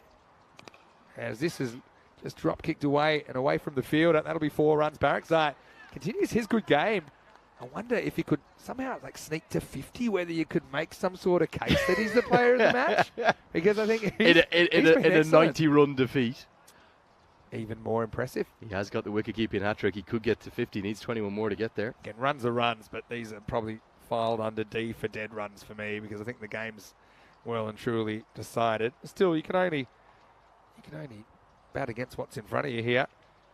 Haider Khan with the ball. This one's not a particularly great-looking shot. I think they'll get 2 here. Barakzai had to convince his partner, but it turned out to be a good decision. They get back for 2. Yeah, so I'm just saying, Lenny, you can't give me excuses like, I'm off at this. I'm doing this test match. We're talking kind of like we're gonna have to find 30th of something. December, 31st of December. You're a clever man, Vinny. I got to give you that. And You're already angling. I'll need a note from your mother if you're going to miss it, because I expect you to be there. No ball off the pitch. More free runs coming. Well, This will be a no ball plus one by, I think. I will tell you, the mother was tuning in this morning, Sophia, back in the southeast of Ireland. My father, Mark, too. I think they're really enjoying the action. And one of the great things I love about the ECN, the way you guys put it on, it's so freely accessible on YouTube. So they have a smart TV. Yep. And even in their late 70s, Vinny, they understood how to get that smart TV onto the European Cricket Network. And they said they couldn't believe how good the quality of vision and audio was. Oh, that's very nice. And hello, if you are watching. It's wonderful to have new people tuning in all the time, no matter how they've come across the broadcast. Thanks for doing a bit of recruiting for us, Lenny. Always, this is going to fall safely into the outfield. And it should just be one. It is. The other great thing about YouTube as well, Vin, it's because it's live. If people are searching for cricket and enjoying their cricket in action, they'll hopefully get it suggested. Yeah. So I'm That's sure. what I was going to say. I'm sure we have viewers that stumble upon the action and learn about it. If you watch us a few times, you actually can't avoid us. so your parents, it'll be staring them in the face. Anyway, this is out of the ground. Nice shot. Well, Barrackside will build a statue of him here. He's 37 off 22. Goes Maximo. And you've got to admire the crickets in this situation as well. It's a hard place to be, but that's a nice looking shot. And of course, they've got plenty more matches in this series, and I think that'll build Barracksai's confidence. Well, right now, to be honest, this game today has been St. Gallen versus Barrackside. He's been doing all the heavy lifting. All 4 wickets they took involved him. 2 catches, a run out and a stumping. The run out may be the most sensational piece of fielding we've seen the entire week thus far here in Switzerland. And certainly with 37 not out to go with it off 22 balls, he could get to that personal milestone of 50, but he has to know to count the balls. Now's not the time for a Maximo, Vinny. It's time for a single. Could always just bank on a no ball plus a bye, first ball, last over. Or he could just try and murder the bowler. He's almost done for third degree manslaughter in the end. He's moving into the 40s. I still think it's a decent result for him because he's done 41 as we get to the end of the 9th over. The score 75 for 7. Abdullah Zahir, now you have the one job. You've got to get your man on strike. Give him a chance at 50. He really deserves it. He is the standout player, no doubt. Big. You surely will have heard that back home. Yeah. That's a very echoey big bang. Sonic boom. Yeah. Could be a Swiss jet going over us. Who knows? A lot of people were thinking that it might have been Roger Finer in the helicopter that was departing, our CEO. Just a little short hop back to his home. About an hour's drive, but I'm sure it's less by the chopper. Get the helipad in. I'm still waiting for my Maximo chopper, which I ordered back in 2021. At worst, I would like like when like a rock band goes on tour and they get the bus decked out. Yep. The Maximo bus, I think it's got legs. Maybe not quite in the Maximo copter yet, but we'll see. But anyway, Matt Hodgson says that I should get a job in marketing if I can sell the concept to 5 teams. Well, I do think, Vinny, that if you can pull it off, it would and rightfully should garner a huge amount of press attraction.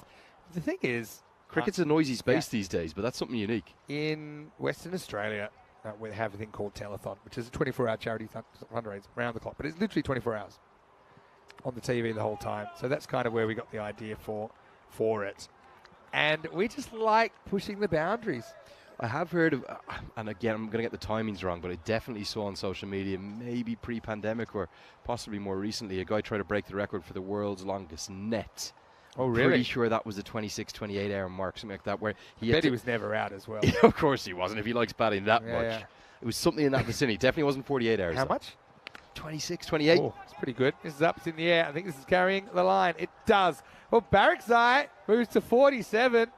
Let me tell you the highest scores in this game.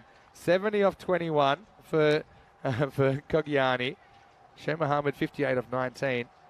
He's a close third, and he's not out. So he gets extra points for me. He's one of those ones where if you're doing the player of the match, you do the 3-2-1. So first place gets 3 points, second gets 2. True. Bad luck. That's not how we do it, though. But I tell you what he will get. It's a 50. And what a nice moment for him. I've really liked his enthusiasm. I've liked his aggression in his stroke play. He had the keeper's hat-trick, and now he's got a half century to go with it. Well batted. In the face of unbelievable adversity as too, as St. Gallen just were smashing everything everywhere, and when he walked to the crease, his side were in all sorts of trouble. I think the score was 35 for 4 at the time. He's going to finish with another one, Vin. Look at this, another Maximo. In fact, there's one more ball to go. That is now his 6-6. What an innings this has been. 59 off just 27 balls. He's overtaken Shem Ahmed now. But yeah, great knock from Barakzai. And again, maybe you throw him up the top of the order if he's hitting like this. Who knows? Just quickly, Matthew Hodgson discovered ECN when he stumbled onto it at Landskrona, which is in the south of Sweden. And the pitch there is blue. Okay, there you are. So just the outfield? No, the actual the wicket. And do you know what? It's amazing. You can see the ball so well. The white ball and the blue pitch. Anyway, 95. Can they get the 100? No. Although, might have a run out. Of course, that's pretty hard to hit from there. That's what we've learned today. As Barakzai will finish on 60. So a great knock from him, but it's to no avail. It's a big win for St. Gallen. They go 2 for 2 here on their opening day of action. The final score comes in, and it's St. Gallen 184, Zurich Crickets 96. But we will see the Crickets again the last game of the day, so maybe it's not a bad thing. They get back out there. And the Lions desperately need a win. They're 0-4. That game coming up in 20 minutes. That should be a really exciting way to finish the day. I think both sides desperately in need of a win, so it's all on the line in the final game, which will get going really in inside about 20 minutes' time. But what an action-packed match. 4 of the day. St. Gallen inspired with the bat early and then inspired with the ball. It was a keeper's day out. They had a field day. That was Sher Mohammed, who took a very good one-handed catch, and really the wickets just kept falling. They were 2 for 4 at one point. They were 35 for 5, 36 for 6, 55 for 7. Nothing went the Crickets' way. Yeah, that's true. And didn't the keepers have a good game? They almost needed to call for an extra set of gloves because they'd almost worn out. They had so much of the action. There's another one there. Slight change of pace for Harun Khan. But they just couldn't find the boundaries in overs 3, 4 and 5. We didn't see any of them, even though they just lost the 1 wicket in there. And that brought some pressure. And we saw three wickets in the over, including this incredible return catch effort. That was quite amazing. And then, of course, he got all the attention, didn't he, Harun Khan? It's not an official hat-trick, but in his eyes and his mind it will be. It was interspersed only with the wide, and a great bit of fielding too from Harun Khan. 3 for 6 with the ball and a run out too. Another one in the player of the match contention. I'm just glad that we're not picking it, Vinny, because it's not an easy decision. But one thing is for certain, St. Gallen, despite the heroics, that not out 60 at the end from Abid Barakzai, who scored well over 60% of Zurich Cricket's runs today. Despite his best efforts, they have gone down to a heavy defeat. Yeah, that's true. They do, I suppose, claw a bit back at the end. 21 off the last over. Yeah, for me, Kogiani for his 70. I think he's the one. He set the table because of his innings. And then Cher kind of piggybacked off the end of it. The Zurich Crickets were always playing catch-up, weren't they? They tried their best, though, but those early wickets did come back to bite the Barakzai. Those 60 not out of 28. Very good knock from the keeper as he nursed his team to 96, and he was able to hit 6 sixes and 2 fours in his maiden half century on the network. 3 for 6 though, Harun Khan. Well, they're pretty good figures in any cricket, but especially in a 10-over match. But how about that left-hand return catch? I love that one. Musa Ahmadzai, though, followed up some runs with 2 wickets of his own. Apart from that, pretty average stuff, including Kogiani and Safi going for a fairly nondescript none for 19. Not everyone was that lucky. A couple were a bit more expensive. So Lenny will take a break. We'll be back in about 15 minutes. The last game of the day means random question time, maybe a bit of food chat as well coming in. So Vinny Sandu here, Mr. Maximo with Andrew Leonard. We'll see you after the break for more European Cricket Series.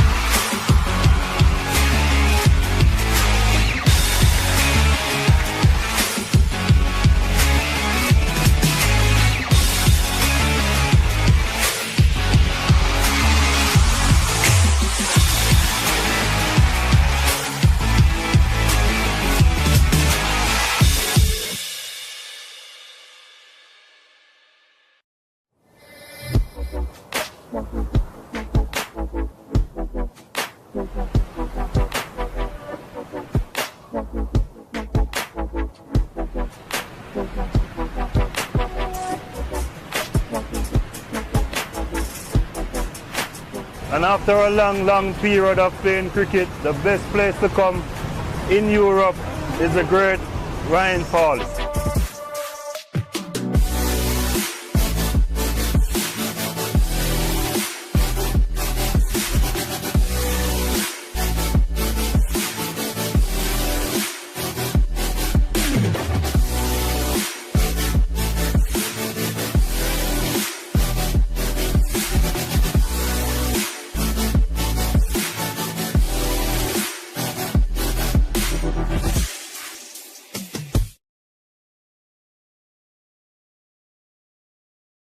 Hello and welcome back to this wonderful stadium here, the Grundamos Stadium in St Gallen. It's great to be back here for the European Cricket Series. I got to say, I sat down here in the grandstand. I'm very comfortable, and we would love to have some more of the locals coming down as well. We know we've got a lot of St Gallen supporters in over there. Now it's time for the last game of the day. It's match 15, and we're going to see the Zurich Lions taking on the Zurich Cricket. So it's a bit of a Zurich derby. Let's see what happens at the coin toss. Rob Kemming, well, he's out in the sun. He's in the middle. Let's see what happens at the coin toss.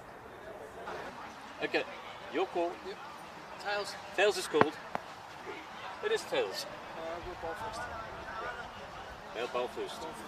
So it is the Crickets to win the toss, and they've elected to bat second. So they're fielding first. They want to chase. I don't think they want to chase as many as last time. They found themselves chasing something in the 180s. I will say, though, that Barakzai, he was a shining light and a losing cause for the Crickets last game. Now, the Crickets, they did get a win earlier on, their first win on ECN after 8 losses dating back to 2020 in the European Cricket Series. The Lions, they're a team that are 0-4, but I don't quite understand how that's possible because they've had some really good performances, just haven't been able to string one together. This is probably their best chance yet, and you do feel, with only 10 games in the group stage, you couldn't really lose your first 5 and come back and make the 5. So a lot to play for both teams. Let's get ready for the first ball.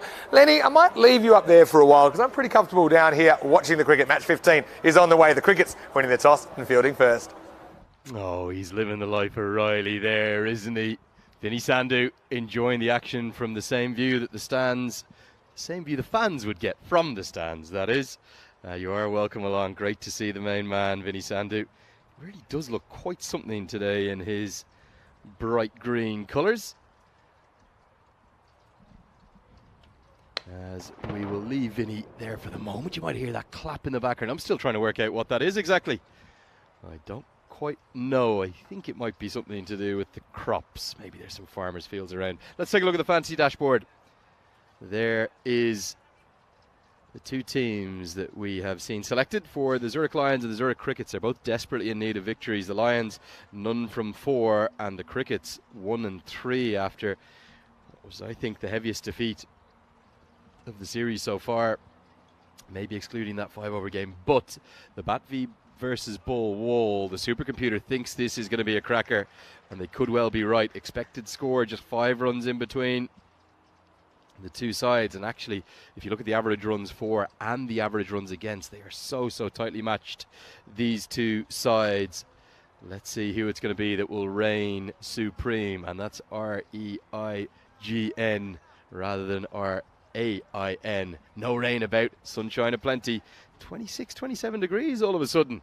So this concept that Vinny Sandhu sold to me so well, come to Switzerland, enjoy some nice weather, see some great cricket in action, plenty of 10-over games, 5 a day, and in what is a really good sporting facility. I love it here on the St Gallen FC reserve pitch, the home of St Gallen Cricket Club. He started to predict the future, and what we wanted to see is coming true. The sun is out. Maybe I think both of the umpires are finally out there without jackets too. Great to see. We're nearly all set for this game number 15. We're approaching third of the matches completed from the 55. We'll get to that point tomorrow. We're past the quarterway stage. 55 games between the 10 teams to work out who will be the 5 that will play out the playoffs. It's a really good structure, I have to say. They put it together so well, the European Cricket Network team. And alongside the host city for this tournament, St Gallen, who've very much rolled out the red carpet in terms of welcoming us. We have seen some really good cricket in action, and the exciting thing is this is just day 3. 11 in total for the group stages, and then we'll have the grand finals day. So my maiden tournament, one that's going to long live in the memory live long in the memory, even for me. Coming in and enjoying the 10-over cricketing action. We start every game at 4:45, all going well. We're right on the money, aren't we? At 4:45. The final time today, let's go. As we start with more action. Remember, we've seen the Zurich Lions win the toss, and if I can get that right, the Zurich Crickets win the toss and they decide to bowl first. So the Lions are batting. Maybe just a little bit of a questionable decision given how heavily they were put to the sword. 184 was smashed to all parts of this ground just less than 2 hours ago. So Tarakil it is who's been carved away for 4 from his first ball. Short wide again, beats the cut shot. Ankush Lal, who's the leading run scorer for the Lions thus far.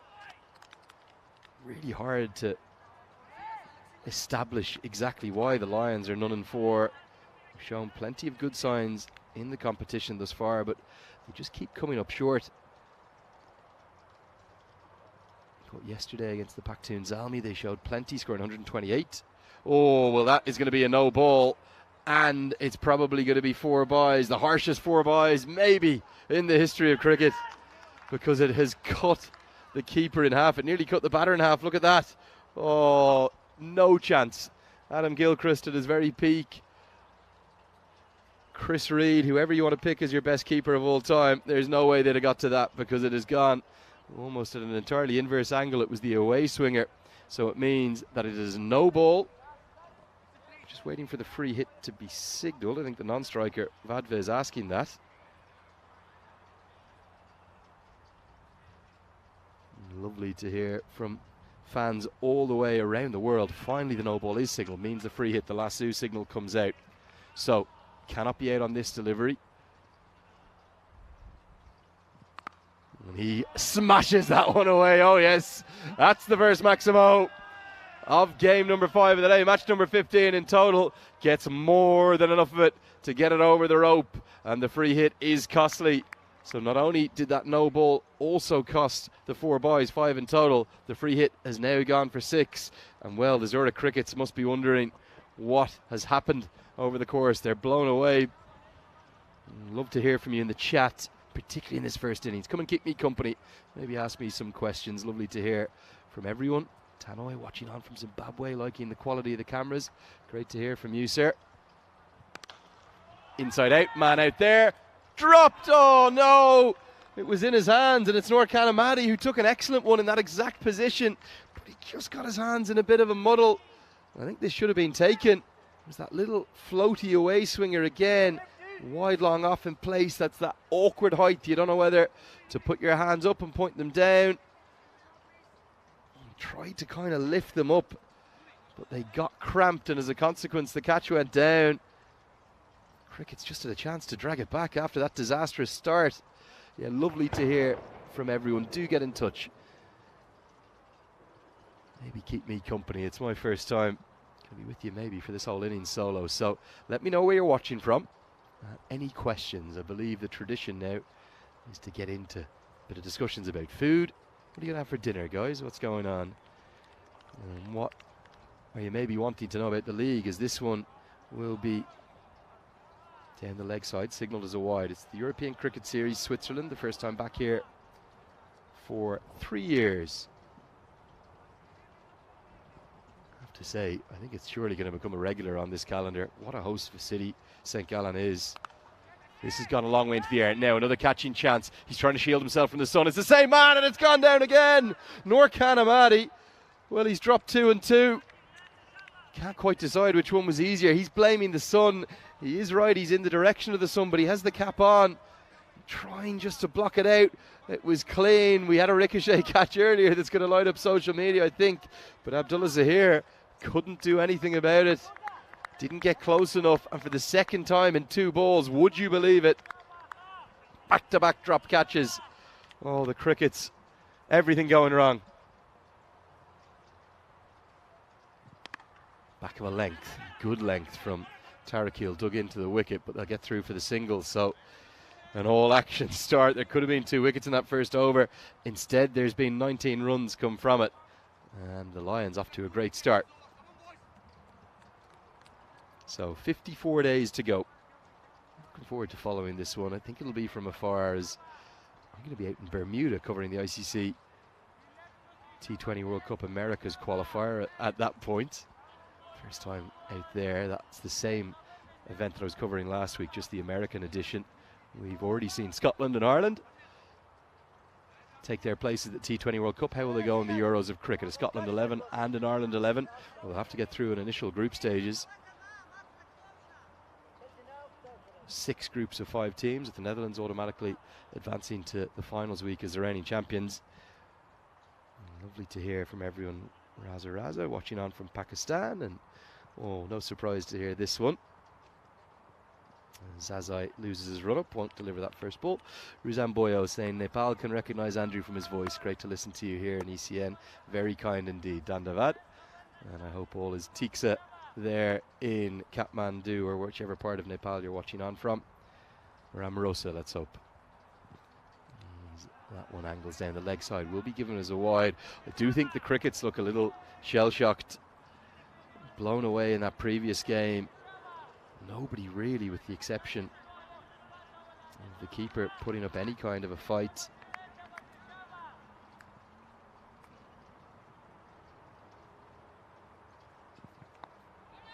And this one's helped round the corner. Going to be runs, and 4 of them. Right now the Lions are looking inspired. The runs are coming ever so fluently. I'm not quite sure we'll have the scale of devastation we saw in the previous match. St. Gallen making 184, but you never know. The current run rate already over 20. We were given out to by a few of the guests in the chat for saying, don't mention the century. We thought we were on century watch for not 1 but 2 openers. They ended up being dismissed in pretty quick succession as the Yorkers got in. Kagiani made 70 off 21. Sher Mohammed 58 off 19. St. Gallen really making a statement on their opening day of the tournament, the first time they're coming into action.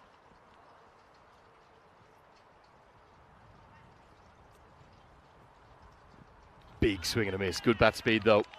And Kushlal, remember he made that 70. 5 off 30, and a bit of frustration on the sideline. The subfielders from the crickets, none too happy. Throwing a ball in frustration into his kit. Nice to see. I think it's one of the ECN team just going over to check is everything all right. Passion's riding high as always.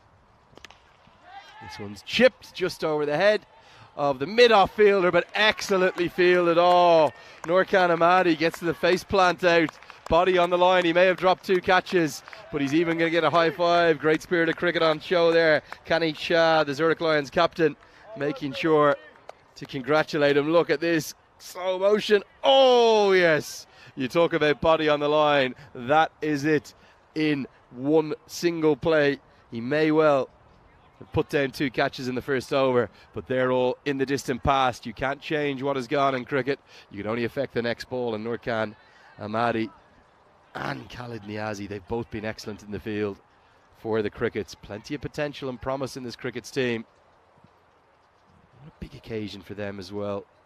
All 11 of these sides enjoying the return. Now, could this be a chance? Mid-on runs around, collision potential. Oh, you're not going to believe it. We've seen 11 legal deliveries. We've seen 3 drop catches, and this time it's Firdaus Rahimi who puts it down. I wonder, could mid-on maybe have got there? And it's going to be given as a no ball to add insult to injury, so it wouldn't have counted, but he didn't know that at the time, so it's definitely going into my notebook as another drop catch. 3 have gone down now. My oh my, it's all happening. And all action start to the final game of the day. Extraordinary stuff. Field can change because the batters have switched. And interestingly, with the free hit, they're not going to have anyone in the deep on the leg side for Lal. So I think the plan from Zazai is going to be to try and bowl that wide Yorker. Risky strategy. Free hit incoming. No one in the deep on the leg side, so it means that instead of it being a single, it will actually be a dot ball. Usually you'd typically have long on in place there, but again, Rahimi makes up for the drop a couple of moments later with a good diving stop to keep it to the dot ball.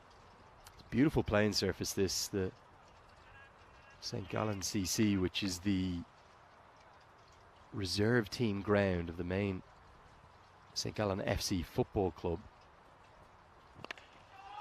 Long on is not in place, so he's going to get good reward. Wouldn't have mattered if he was. Maximo anyway. And the run's just continuing to flow. Well, the Crickets continue to look shell-shocked. Very much into the slot. That's not the length you want to bowl. And punished down the ground to end the second over. It's 33 for none. So I love looking at this, the points table. We're always going to have a slight imbalance because of the different times and states of play that teams will enter into proceedings. And sometimes we'll see a side play as many as 3 games in a day or as little as 1. But one thing is for certain, all of them will play 10 games each, and the top 5 then will advance through to the playoff section. But there's a bit of a change from a 10-team tournament. Rather than being the top 4, it's going to be the top 5. And critically, the champions will advance automatically to the grand final. So a big advantage if you can finish top of the pile rather than having to potentially play 3 more games, the virtual quarterfinal, then a virtual semi to get to the grand final. You would just need to win that 1 grand final to become the champions of the European Cricket Series Switzerland for 2023. As Tarakil is going to continue. In fact, we'll get that right. It will be Sahil Tarakil. He couldn't get his run up quite right, and because of that clock being on, he sprints back to make sure not to lose too much time.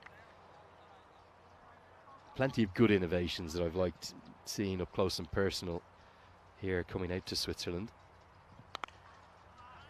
But I have to say, I think that clock one is the standout. Just be a single. And I think that's something that T20I cricket in particular, let alone ODI cricket, could maybe have a think about. Just adds a lovely dynamic, even to the broadcast.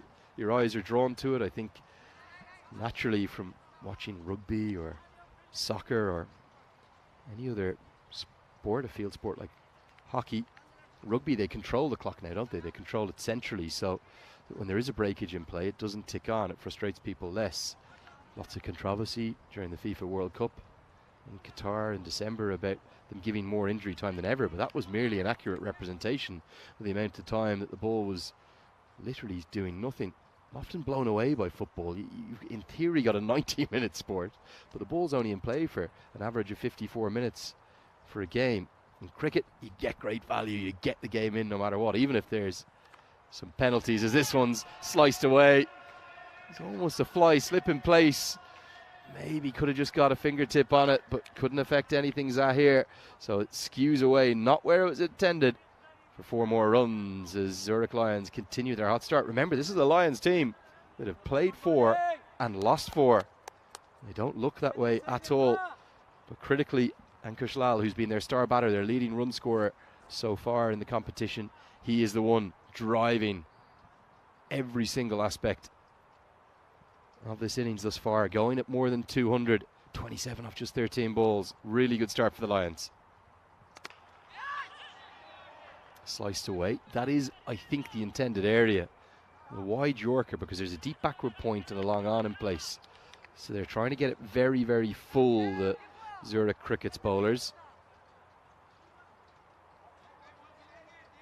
And that current run rate just dipped a touch from the initial highs of 20 or so to about 15 per over, but the Lions, they can keep going like this, they'd be delighted with 150. I'd certainly fancy them to defend a total like that. And the Crickets, they have to turn it around, they have to find a way somehow get into this contest. Well, that's not going to help, because that's massive. Lovely forward press from Vodva. And it's going to be the lunging 6 signal by our umpire. Forward presses, then goes deep in the crease when he picks up the length. And that's a good stroke, a good quality cricket shot. Again, we've seen plenty of 6s here that would have been 6s anywhere in the world.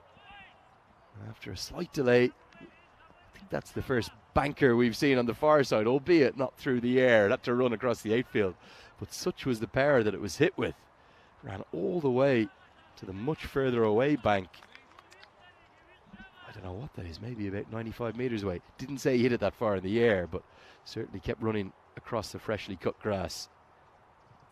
Cleans him up. Oh, yes. Wadwa, he's gone as Tarakil strikes back, and there's a little bit almost of anger in that celebration. He just wanted, frustration is a better word, really. Having been pumped for 6, there's no greater feeling as a bowler to gain your revenge. And as a batter, you only get one life, but as a bowler, you can always come back right on the money. And the big heave across the line. Wadwa, who was full of confidence, having just smashed a massive 6, he's been dismissed. And finally, the crickets have something to hang on to.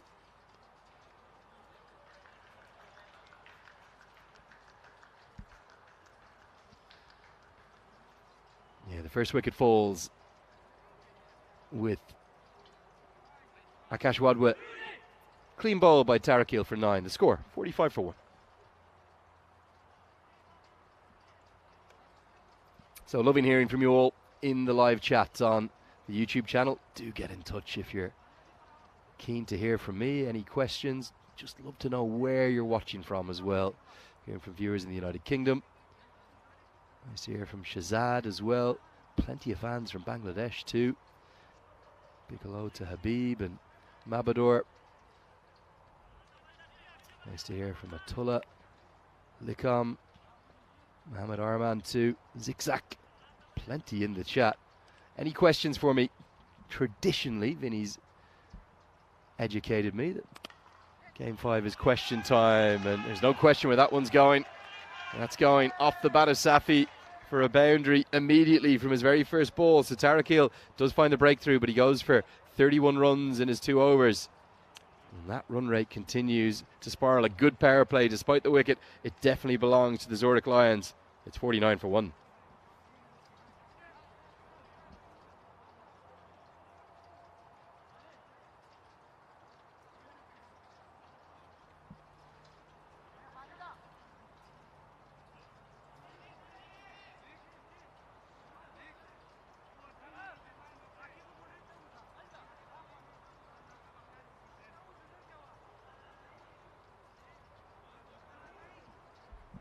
So we're going to see spin, and it's the wrist spin. The highly impressive leg spin of Khalid Niazi. Got the shades on now. Plenty of spinners do enjoy bowling in their shades. Ashley Giles used to love doing it for England. Ravindra Jadeja we see do it reasonably commonly. Sullivan Ben, big left armour from the West Indies.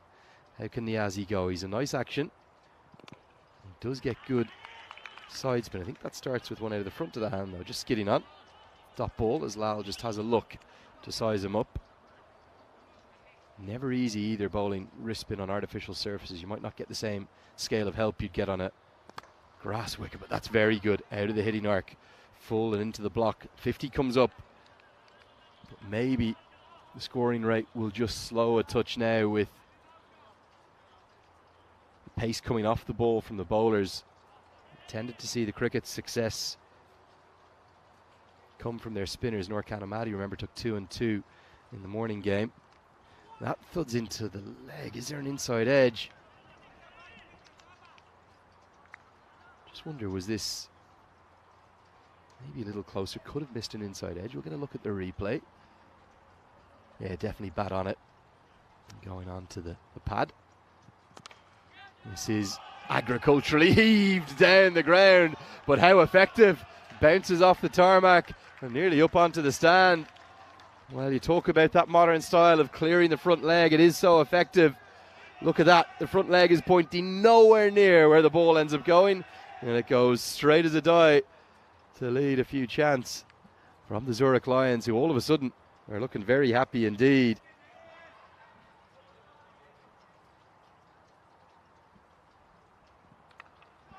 Guided away off the outside edge.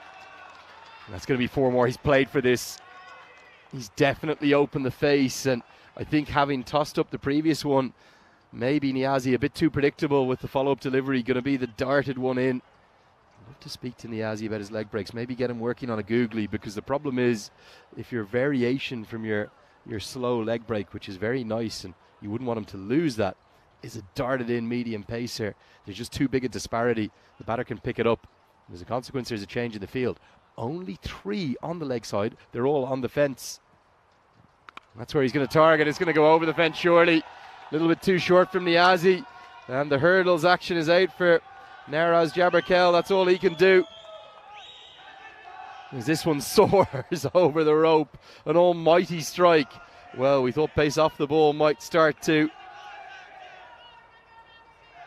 drag that run rate back, but just as I said that, then the fireworks come. 6-4-6 to end the over. After 4, it's 66 for 1, and that run rate, it's staying pretty consistent, up over 16 per over. They keep going on that front. You'd imagine 160, 170 will be far, far too many for the Crickets. Okay, great to hear your questions coming in. Do send those down. Lovely to hear from James Stewart and Wayne and Ben Blanford too, who's watching on from Queensland. I'm going to pronounce that place name wrong, so I think it's Maruki Door, but when Vinny Sandhu gets back in the second innings, I think I'm going to be in trouble there. Lovely to hear from Jai too. He's one of the Blue Crew. And he's got a question for me. Easy one to answer, this one. This one's help around the corner. Going to be runs, and I think it'll be 4. Yeah, comes off the bat pretty cleanly from Lal. He's a class act at the top of the order for the Zurich Lions. See, it's a little leg break, a leg cutter. We have seen him bowl some off breaks too, Firdaus Rahimi. But the Lions have adjusted nicely to the pace coming off the ball. Projected scores up well north of the 150 mark. And also with all this ball fetching they're having to do, Cricket's taking their time. The leg break nicely bowled, happy to check it down. But yeah, Jay, who is part of the Blue Crew, who's here earlier in the week. I think he's also going to be playing in this competition because he's from Switzerland. They do it all, the guys from the European Cricket Network. He says, what did I think of the Blue Crew? Love meeting you, mate. Well, right back at you. Love meeting you too. For a start, really looking forward to commentating on you, seeing what sort of velocity you propel your right arm quicks down at. Big schedule coming up. You're telling me you've not just got these T10 games, T20s too this weekend. That one somehow evades the stumps. Nice little leg cutter, leg break if you will. Yeah, it is a leg break in fairness. And I love the Blue Crew. I'm actually blown away by the passion and also commitment. I was speaking briefly to Dan Weston last night, the ECN founder. He just said for the amount that you guys put out in terms of volume and quality, the number of people involved is quite extraordinary. You might be watching on this broadcast and think, oh well, the European cricket team must have 20 or 30 people here to put all this on so professionally, with all the branding, all the brilliant broadcasting, the graphics, all of the social media output. But really, oh, that's massive. He's got that all wrong. He goes away from the leg break, nearly up onto the reserve bank. That's a long, long way down to that far corner. We'll maybe just see that replay once more. Just wonder, was this flirting with no ball height? Probably dipping, so I think he'll get away with it. But yeah, to finish the point about the Blue Crew, the team who put it on, I think in life, if you can work in something you love, you're always going to go pretty well. And the passion the team have, I don't think anybody is involved in the European Cricket Network who doesn't adore, firstly, the sport, but secondly, the package that the team have put together. And what a package we have coming up later in the year, September to October. I watched quite a bit of this last year, mainly the Irish week. I think the boys have me hooked. I'm going to be watching every single week of it, 6 weeks of action, as that's going to go not just for a boundary 4, but a no ball 2. Niazi is continued with his leg breaks. Niazi can't understand why it's given as a no ball, but it has been called. I think if that one is given, particularly given the previous one, that if anything looks a bit lower to me, but it is given as a no ball, and therefore will be a free hit. So Niazi yet to bowl illegal delivery this over. He's under the pump. Not out of the middle of the bat, no real timing, so it'll just be a single. Yeah, it's funny that the shortest format here, this 10 over cricket that we're watching, it's just so intense. think it does make things more difficult for the spinners, particularly if they're playing mainly on artificial surfaces. Cleans him up straight through, and doesn't he deserve that?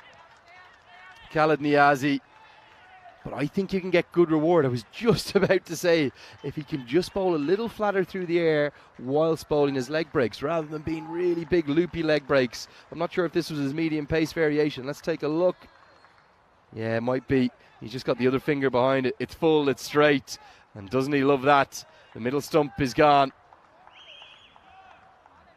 It was highly agricultural at points, but it was highly entertaining too from Nazib Safi. 26 off just 9 deliveries. 5 boundaries in there, 3 sixes and 2 fours. And that will just help maybe drag things back. He gets a big ovation too. And indeed, he takes a bow. Oh, thank you, sir. We missed that one off camera. But Nazib Safi, he got such an ovation from his teammates. He got to the rope and he said, "That is my curtain call. I thank you, gentlemen. That'll do very nicely indeed." As it's going to be Kanich Shah to the crease, who's coming in down at number 4, captain. I think he's bowled so effectively. So there's the leg break from Niazi. It's a beautifully flighted leg break. You just love him to be able to work and getting a little bit more speed onto that orthodox delivery. If you can be a little flatter through the air. One thing I always remember from being in and around international cricket, as a player, as a coach, as an administrator. This one's down the ground for a single. We've got brilliant spinners in Irish cricket. George Dockrell, one of the leading wicket takers of all time. You know, he bats a little bit more now. Andy McBride, currently, but looking back to the likes of Matthew Dwyer and Richard Hastie, my contemporaries I would have grown up with. Andrew White too. They were all what I would describe as orthodox spinners. Not many wrist spinners there. And I'll always remember when Bangladesh came for a T20 I series, I think it was 2013. I was administrating at that point for Cricket Ireland. Was that one so nearly? Cleans him up to close out Niazi's spell. Good figures again. He dragged it back so well. Remember, he was none for 22 at the start of that over once the no ball was signalled. The rest of the over only went for 3 and he picked up the wicket. So a good fight back from a talented young cricketer. But just to round out that Bangladesh point, when they came for that T20I series in Stormont, I was out with their team just helping them run through some of the logistics. And they were bowling just in warm-up, just at mitts. And they had 3 left-arm spinners. It was definitely Shakib Al Hassan. I think Abdul Razak might have still been around at that point, and one other. 3 different left-arm spinners. As Rahimi is helped into the leg side. Should be a chance. 2 fielders come together. Oh, no. It's a 4th drop. And I have to say, all of them very, very catchable. The problem here was they didn't know which one should go for it. And it might be Sahil Tarakil, it is, who ends up almost picking the pocket of his colleague, Jabbar Kell, who's right next to him. Either one of them could have taken it, and in the end, neither did.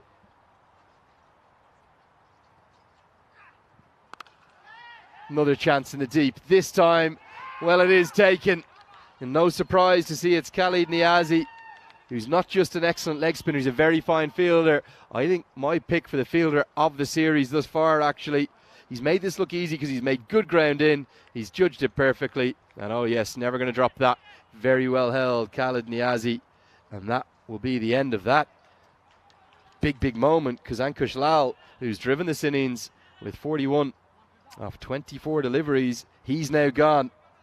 And Rahimi gets his first wicket. It will bring Meyer Daftari to the crease, who's had a real battle. He's struggled with the bat thus far. But just to round out the point about Bangladesh's spinners, till you see top level cricketers from Test nations, well, they can be from any nation, they can be from an associate nation as well, but players at very, very top level, include someone like a Mark Watt in this from Scotland, and you actually see just the pace they bowl their spin at. God, it's remarkable. It really is so flat through the air, you never get any loop or flight. So for Khalid Niazi, the leg spinner that I really like, I'd love to do some work with him, just get him bowling that little bit flatter for his stock delivery for the leg break.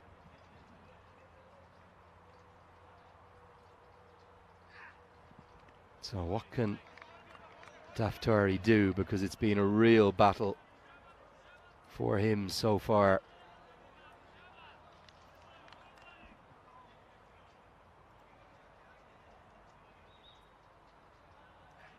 That one's darted in, edged away, and he's gone again. Well, it's not the first duck of the series for him. And this game is somehow changing. But I'm just going to have this checked. No, he is now trudging off. It's a good catch held at short third. Yeah, nothing wrong with that at all. Poor old Daftari drops the bat. He's disgusted. Just nothing going his way.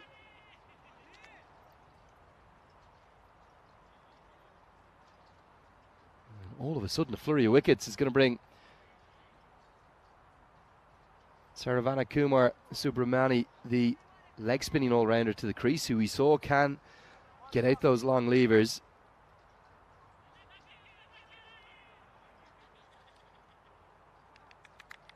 It's a good effect. He's going to need to. Because somehow this game is just turning on its head. I'm not quite sure how, but my short time involved here in this 10-team format, we are seeing that really anything is possible. 10-over format even.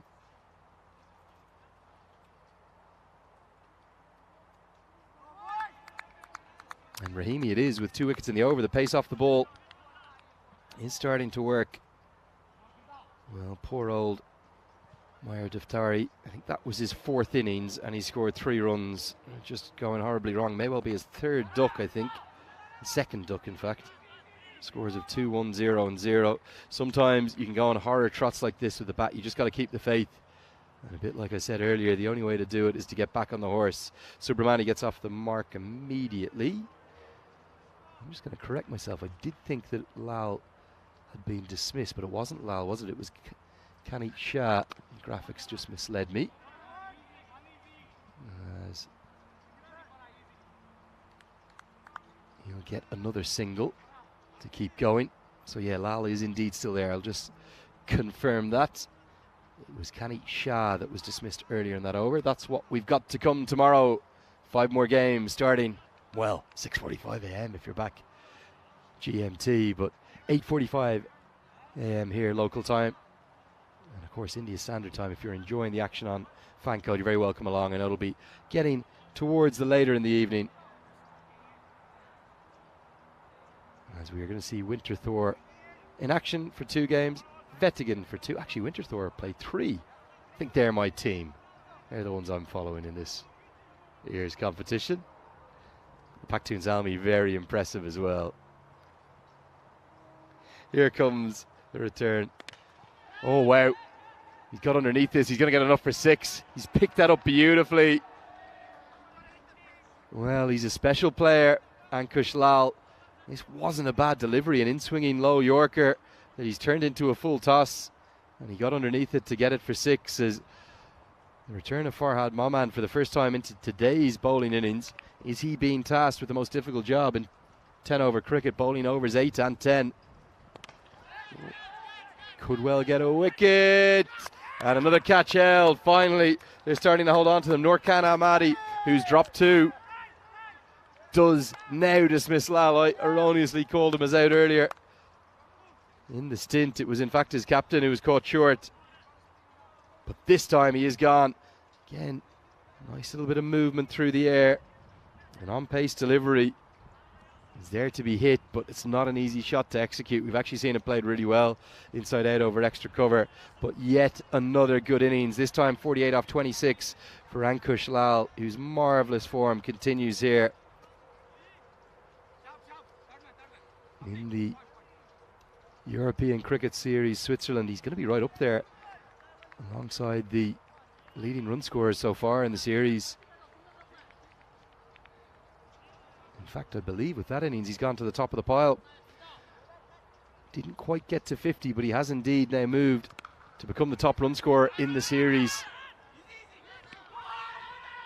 Coming into today, well, this afternoon's clash, he had 98 runs.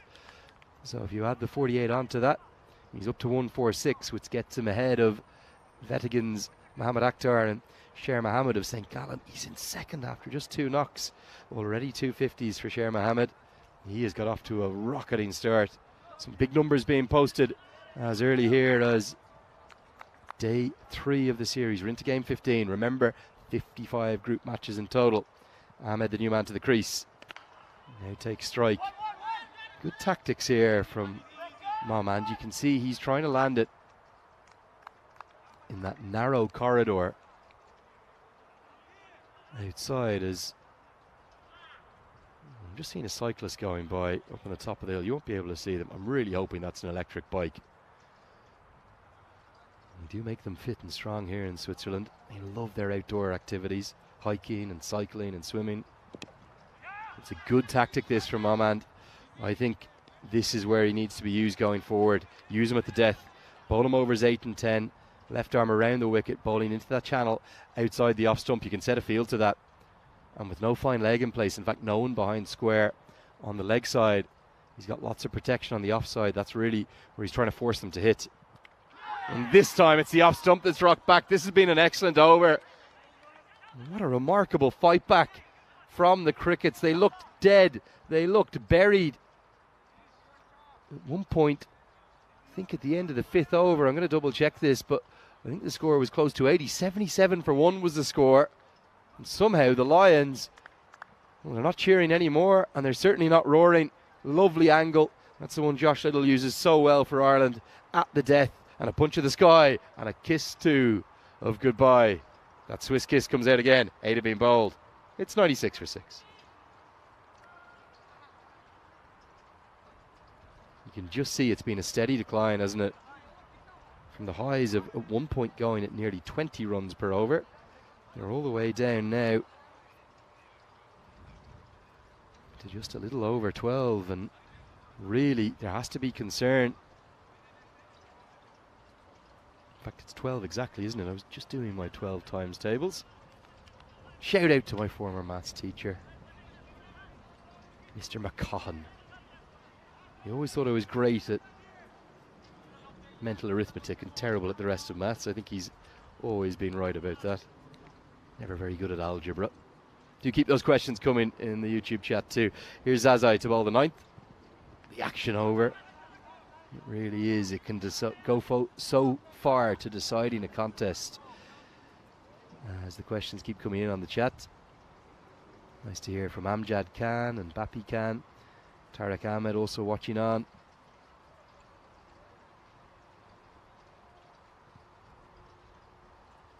Some were talking about 150 plus. I think that's a long, long way away. In fact, it would take a miracle.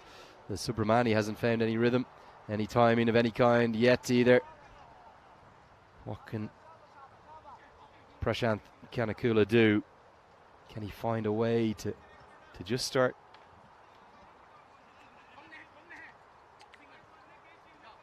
getting something together for the Lions in terms of a fight back?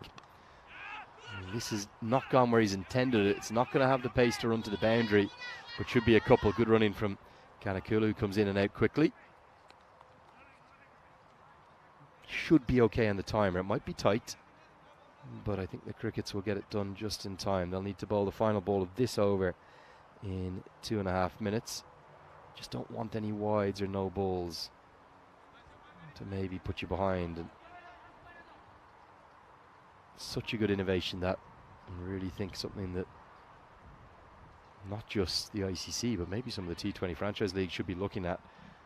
I've seen some of the franchise leagues running games now all the way towards 4 hours, which I just don't think it's what fans want.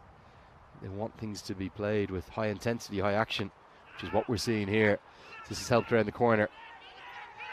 Gonna think about a second, but I think rightly Subramani says to Kanakula, "You're okay, my friend. I'll take the strike." Can he get the long levers out? Can he find a way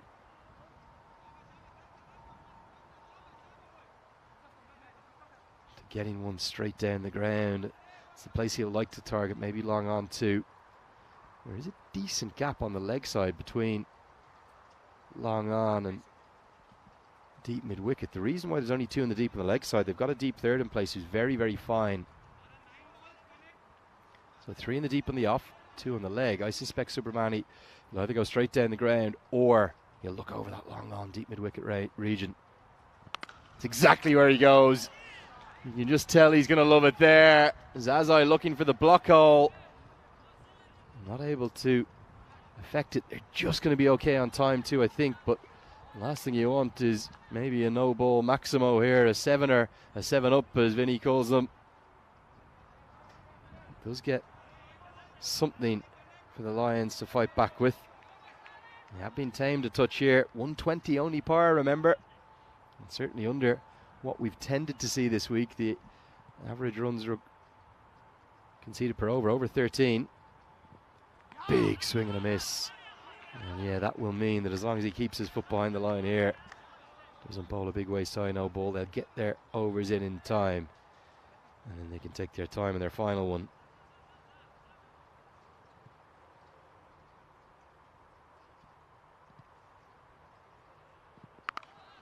Oh yes, that's beautiful. Well, the second 6 of the over, we know that Subramani can strike them. And that is the all-out lunge. The Billy Bowden-esque lunge for 6 from the umpire. He's loving his spotlight, isn't he, here today? That's what the ECN does. It shines a light. It's a banker. Not the all-out aerial banker, but one that has rolled across the turf and got up a rope. Now, what can Farhad Moman do? This final over is going to be key. I like the decision they've gone with, the Crickets, to bowl him at the death. But Zazai, well, both himself and Tarakil going at 31 for their 2 overs. That's not ideal. And just as Jordan Stevens was saying in the chat, the bowling side has brought this back nicely. The game turns again. It's a constant ebb and flow. It really can turn on a sixpence. Here comes the final over. 113 for 6 to score. And that's going to be a no ball to start with and a bye. So 115 for 6 to score. Maybe that one's even harsher than one of the byes we saw earlier. There's literally nothing the keeper can do about this one. Try stopping that one. Just resigns himself to the fact that's against his figures. Good question coming in here from Ankush Shah. Love to know where you're watching from, Ankush. Do tell me. Oh, that's monstrous.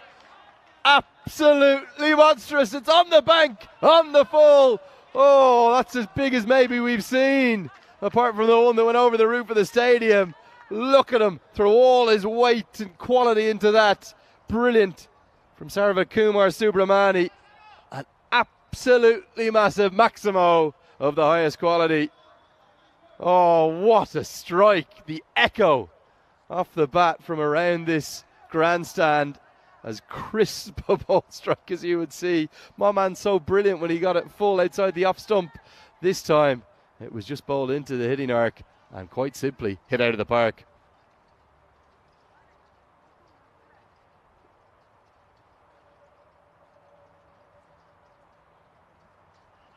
Amazing how these innings ebb and flow. It really is. I thought that 120 would have been a stretch there. Up past the 120 with 5 balls to go now. Big swing and a miss. Solid bat speed from the big man. I like the way Subramani goes about his cricket. Those little leg breaks he bowls. And a good hitter too. But Ankush Shah asks, he says, Lenny, for how many days are you there? And are you enjoying the T10 action? Love from Nepal. Well, lovely to hear from you. Much love back at you, my friend. I'm loving every second of it. I'm not going to lie. Days are long. They're actually quite draining. So tired at the end of yesterday's action. Actually had a nap. I never nap either. So a little bit like all the cricket I covered in Nepal. I get back at the end of a day from a game at the TU International Cricket Ground there in Kathmandu. I'm always exhausted just because of all the emotions. This one is hit towards the offside. And oh, I think they might have to check this. It's a really good tumbling effort. I think it's Akibullah Shirzad, the sub fielder. He thinks he's at his moment of magic. He certainly caught it, but was the ball then in contact with the ground? We'll have to have a look. Out is the initial thought. Let's have a look here. There it is. Oh, has he held on? Yeah, maybe he's just rolled onto his belly very cleverly. He's loved every second of that moment. Shirzad with a moment of magic. Just that's the point there where I wondered, a little bit like that Mitchell Stark one that we saw on the Ashes. Different in terms of Stark used it to balance his ground, but I think the benefit of the doubt is going to go to the fielder, and it's a big, big moment in the match. Could well have been 4, easily could have raced away, and having dropped 4 catches, much, much much easier than that one. Akibullah Shirzad takes a specky in the deep. Credit to you, sir. A sensational grab to get the 7th wicket as the Lions, well, somehow again, the momentum swings back. And a well-deserved 3rd wicket for Farhad Mohammad. You talk about bowling to a game plan. That's all you want as a captain from your bowlers. He's trying to get them to the offside. And that's exactly what he's doing. Brilliant bowling. He may have gone for one of the biggest in the tournament in this over, but look at the way he's dragged it back. Talented young bowler. A very stylish haircut too. Seen some swagger on offer, some suave looks throughout this Swiss series thus far. Joshy, the new man to the crease, he's just making sure those bails are on all right, which I think they are. And it means that we will have just one final delivery for the Lions to get something more from. And they should just get a single, as he does really well. Chetty on the edge of the circle, and good game awareness just to run the ball in and make sure that they can't even consider going for a second one. So it'll be a single to close out what was a really entertaining innings that was a topsy-turvy one, to say the least. But the Zurich Lions will have to be satisfied with their total of 122 for 7 from their 10 overs. Ankush Lal, again the star, but plenty of contributions to Nazib Safi and Subramani's extraordinary strike rates, as those unlucky bodies for poor old Nicholas Henderson. I'm not quite sure how you can count those against his total, but that's where they go. There's plenty of extras, wasn't there, as well? That's something that they've had problems with, 12 altogether, but some brilliant ball striking. It's a word I keep using. I need to find another one, I think, but it's hard to find anything else. Just look at the way in which not just the ball was struck, but the bails flew too. Khaled Niazi had a mixed day, but he battled back really nicely, having been hit for a few big ones, including this almighty blow down the ground that went straight as a die. It was one of many maximums that we saw. In fact, across the innings there was 10 in total. That's 60 runs. That's half of the Zurich Lions total. You can't criticise the intent from Nazib Safi in particular. He got a great ovation as he walked off, but then Akash Wadwa, he held out to what was one of the catches that was finally held. And then that one too, excellent to see Mayer Daftari dismissed for a second ball duck. And then good catch held of Ankush Lal, held by Nurkan Ahmed. And then it was all about that man, the left arm around the wicket bowler, Farhad Mohammad, who picked up 3, got out the kiss too, but some big blows, 3 maximos from Subramani. Look at that one. It just kept going. I think there's one more. I don't know if we have it. Oh, this could be the biggest of the lot. In fact, this was his dismissal. We'll have to wait to see that another time. Excellently caught in the deep by Akibullah Shirzad, who was on as a subfielder. He got a great moment of magic, a moment he won't forget, taking a catch on the European Cricket Network. So let's have a look at the batting card. And Ankush Lal, the standout, with 48 off 26. But look at the strike rates for both Subramani and indeed Safi, both well over 200. 210 for Subramani, 288.88 for Safi. Made it around 122 for 7 that they will have to be content with. What about the bowlers? Well, the pick of them for me, without doubt, 3 wickets for Farhad Mohammad, but as he's continued to do throughout the tournament, Khaled Niazi has impressed me. Another wicket to his name, and probably the best performance with the ball for Firdaus Rahimi, who bowled 2 overs, 2 for 14. That's going to wrap it up from the first innings. Maybe, just maybe, might even be able to tempt the main man himself, Vinny Sandhu, to come back and join me for the second innings. But for me, Andrew Leonard, a little bit of a break here now in the commentary box. We'll be back with all the action. It'll start in 12 minutes time. We'll be back on air with you in 10, where the Zurich Crickets are going to need 123 to win and turn it all around after a heavy defeat in the last game. We'll see you then.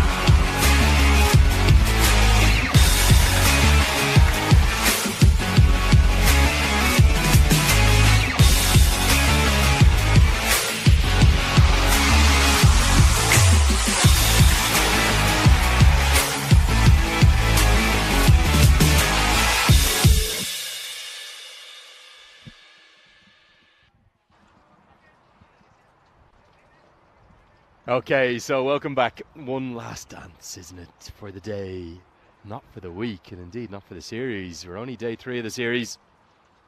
Being so grateful for all your kind comments and support in the chat, with plenty getting involved with what was a highly entertaining first innings.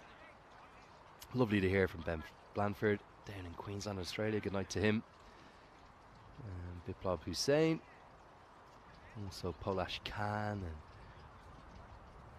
Alamin Min Shuva watching on from Bangladesh. Do remember to tell us where you're watching from. You do get those comments in. We'll always give you a shout out.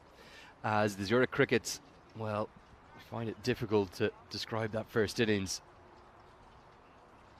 Hard to get the head around, but one thing is for certain, they'll need 123 to win from 60 deliveries, just over 2 runs a ball. And that's a pretty good way to start. A nice juicy full toss from Kanik Shah, who bowled so well in his previous outing. 4 for 15 he took. These little floaters that he's bowling, they're almost knuckle balls or leg cutters. There's a little bit of everything he's been serving up, but they've almost entirely been off pace deliveries and proving hugely effective. At that time he's off the mark. Perfect start for Sahil Tarakil, who scored with generally very good fluency, but this one hidden away. Is Shah going to continue his wicket taking form? Yes, he is. It's the keeper who takes the catch. Safraz Ahmed, shades of Sangakkara with the way he got his glove work out. I just hope the captain's okay. He doesn't look, maybe just feeling a little bit faint or lightheaded. Can we get him some liquids perhaps? But he continues his wicket taking form just inside that guideline and critically not off the artificial surface. And Shah, he does look like he's okay now. He continues, so a 4 from the first ball but a wicket from the next, as Khalid Niazi is going to be called into action very early. A short stay at the crease for Sahil Tarakil, and the Crickets in early trouble. 4 for 1. Yeah, credit to Safraz Ahmed for the way in which he took that catch. He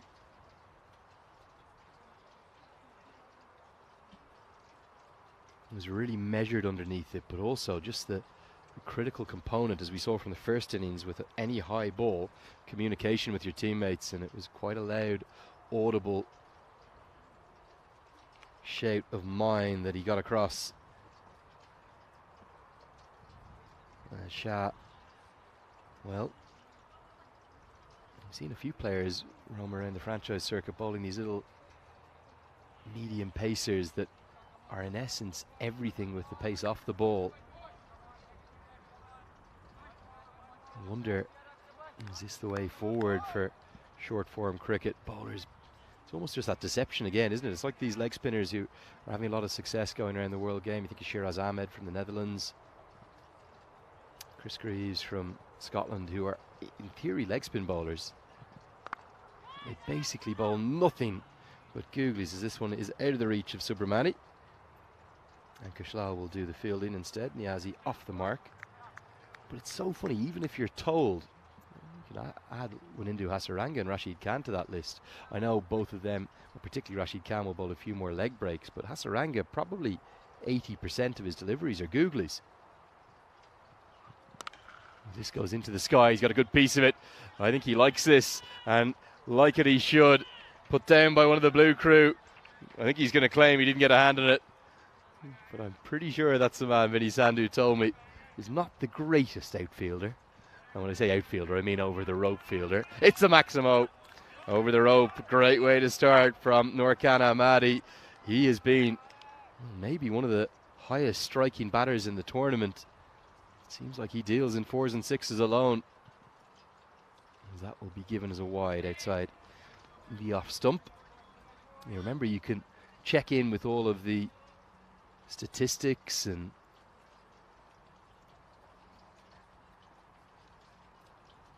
highlights, clips, videos, scores, player profiles, squads, much more on the European Cricket website, european.cricket.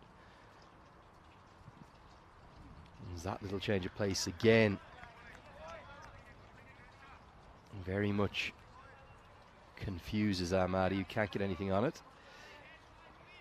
Just want to find out if he does have the highest strike rate of the tournament. Not quite, I don't think. hard to go past Sher Mohammed of St. Gallen, who's currently striking at 302, I suppose. But he's right up there. He's striking at 217, more than 2 runs per ball coming into today's contest. End of the first over. With the dot outside the off stump. 78 matches. That counter keeps going up.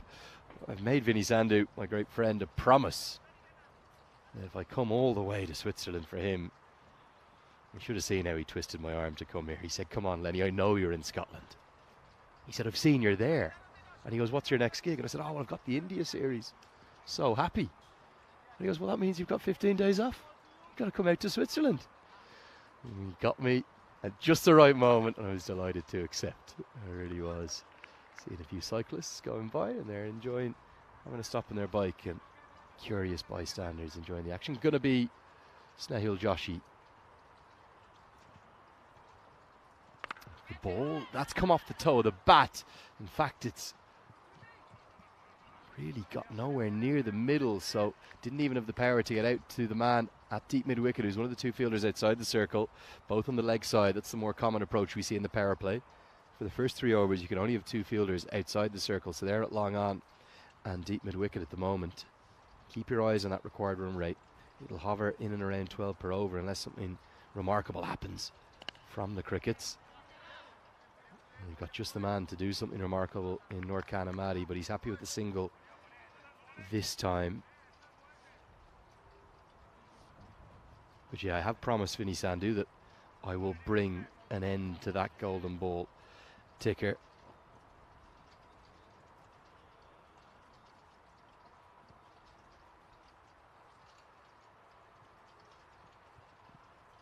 Big swing and a miss. Again, these off-pace deliveries, it's clearly a tactic from the Lions, isn't it?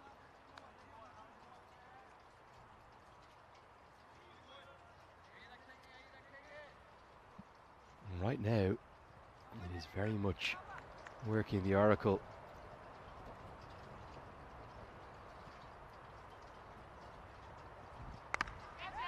Now, this has gone more high than long and should be taken yet. He's had a good day, hasn't he, Savarnakumar Subramani? And it's a pretty simple catch in the end. Niazi, not for the first time today. For 2nd consecutive innings, he's just trying to go a little bit too hard, too early. Never quite sizing up the pace of the ball. Threw everything at it, but got nowhere near it.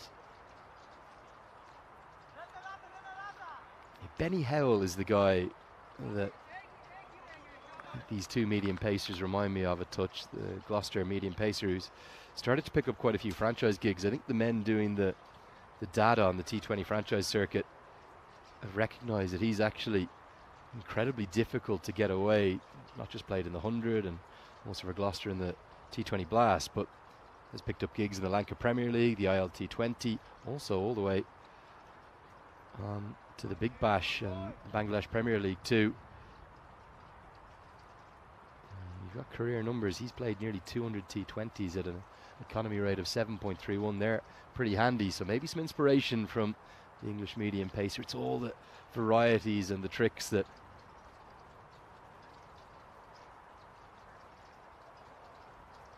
medium pacers can provide. Leg cutters, off cutters, out of the back of the hand, slower ball, something we saw a lot of last week in Edinburgh at the T20 World Cup qualifier. Again, that's a leg cutter.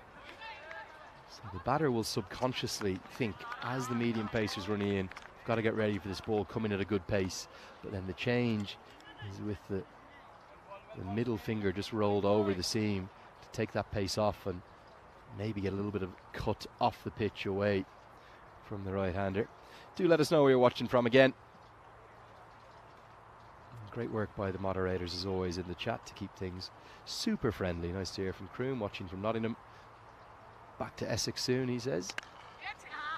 Oh God, that so nearly brings about a catching opportunity, but Akash Wagwa can't get anything on it. It could have been hit anywhere. I think Ahmadi will be a bit disappointed without being able to get that out of the middle of the bat. Big full toss, but definitely for me, I think it's dipping beneath the waist-high position of the batter. So it'll get us to the end of the 2nd over. Score 17 for 2. Okay, here's the state of play. One more explainer. Probably say this a few times on the coverage coming up, but 55 matches are being split into 10 games each for each of the 11 teams, And that goes across 11 game days, 5 games each and every day of the group stages. And right now, we're looking good at the top of the table. Well, we've got plenty in the mix, don't we? Alton, though, unbeaten. Paris EC have joined them, but they've lost 2. And nowhere near as good a net run rate. Also unbeaten, Vettigan in the Paktoon Zalmi. And St. Gallen, maybe the most impressive of the lot of the unbeaten teams. 4 of them still without a defeat. As in comes the little leg spinner, Savernakuma Subramani. Nice gentle leg breaks, and that one makes a banging noise. I think it might have hit the scoreboard, in fact. Well, pinpoint accuracy, 1 bounce, and as always, the camera team, they pick up everything. The cameramen and the camera women that we got working with us. There is a boundary, a first boundary for Shirzad. A little bit flatter through the air this time. They're going to take on the mid-off fielder. I think even with a direct home, he would have got home. Good running between the wickets. Very quick off the mark, wasn't he? Again, that technique, though, of jabbing the bat downwards, I'm not sure it's the best. I think, for me, if I could, I'd stay on the artificial turf. At least you know you're going to get a consistent run as you try to guide your bat in. This game right in the balance. All the 2s on the board. After 2.2 as well. I think Richie Beno, he always looks down upon us. His favourite number, if you don't know what I'm talking about. He pronounced 2 in a rather unique fashion. 22 for 2, something along those lines.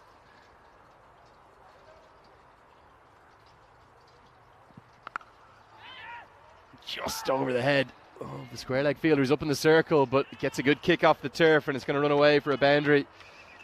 4 more to Ahmadi, who does get himself into double figures. That's almost the back spinner, isn't it? Got extra bounce, just picking up. And Subramani actually applauds the effort in the deep from the 2 fielders. Ahmadi holds so many keys to this chase.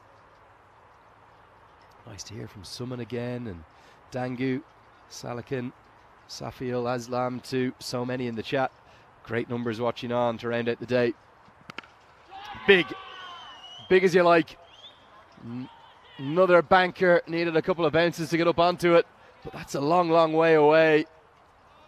And the maximum is signalled. It's another Maximo.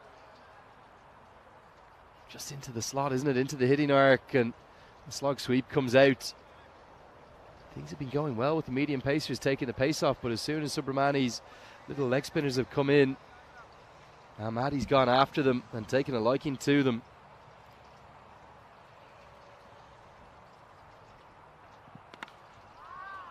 A little bit of extra bounce this time, as he'll close out his first over, the 3rd in total of the chase, the end of the power play.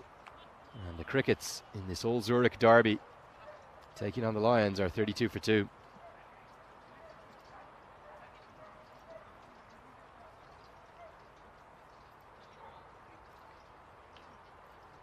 So there's the comparison thus far, and it really was an innings of 2 halves for the Lions. They were 77 for 1 after 5. You'd think well on track for 150 plus, 160 plus. But a late innings fight back, really led by Farhad Momand in particular, the left arm seamer. Dragged the game back. Plenty more dragging though to do, as it's going to be the captain Kanit Shah for his 2nd over.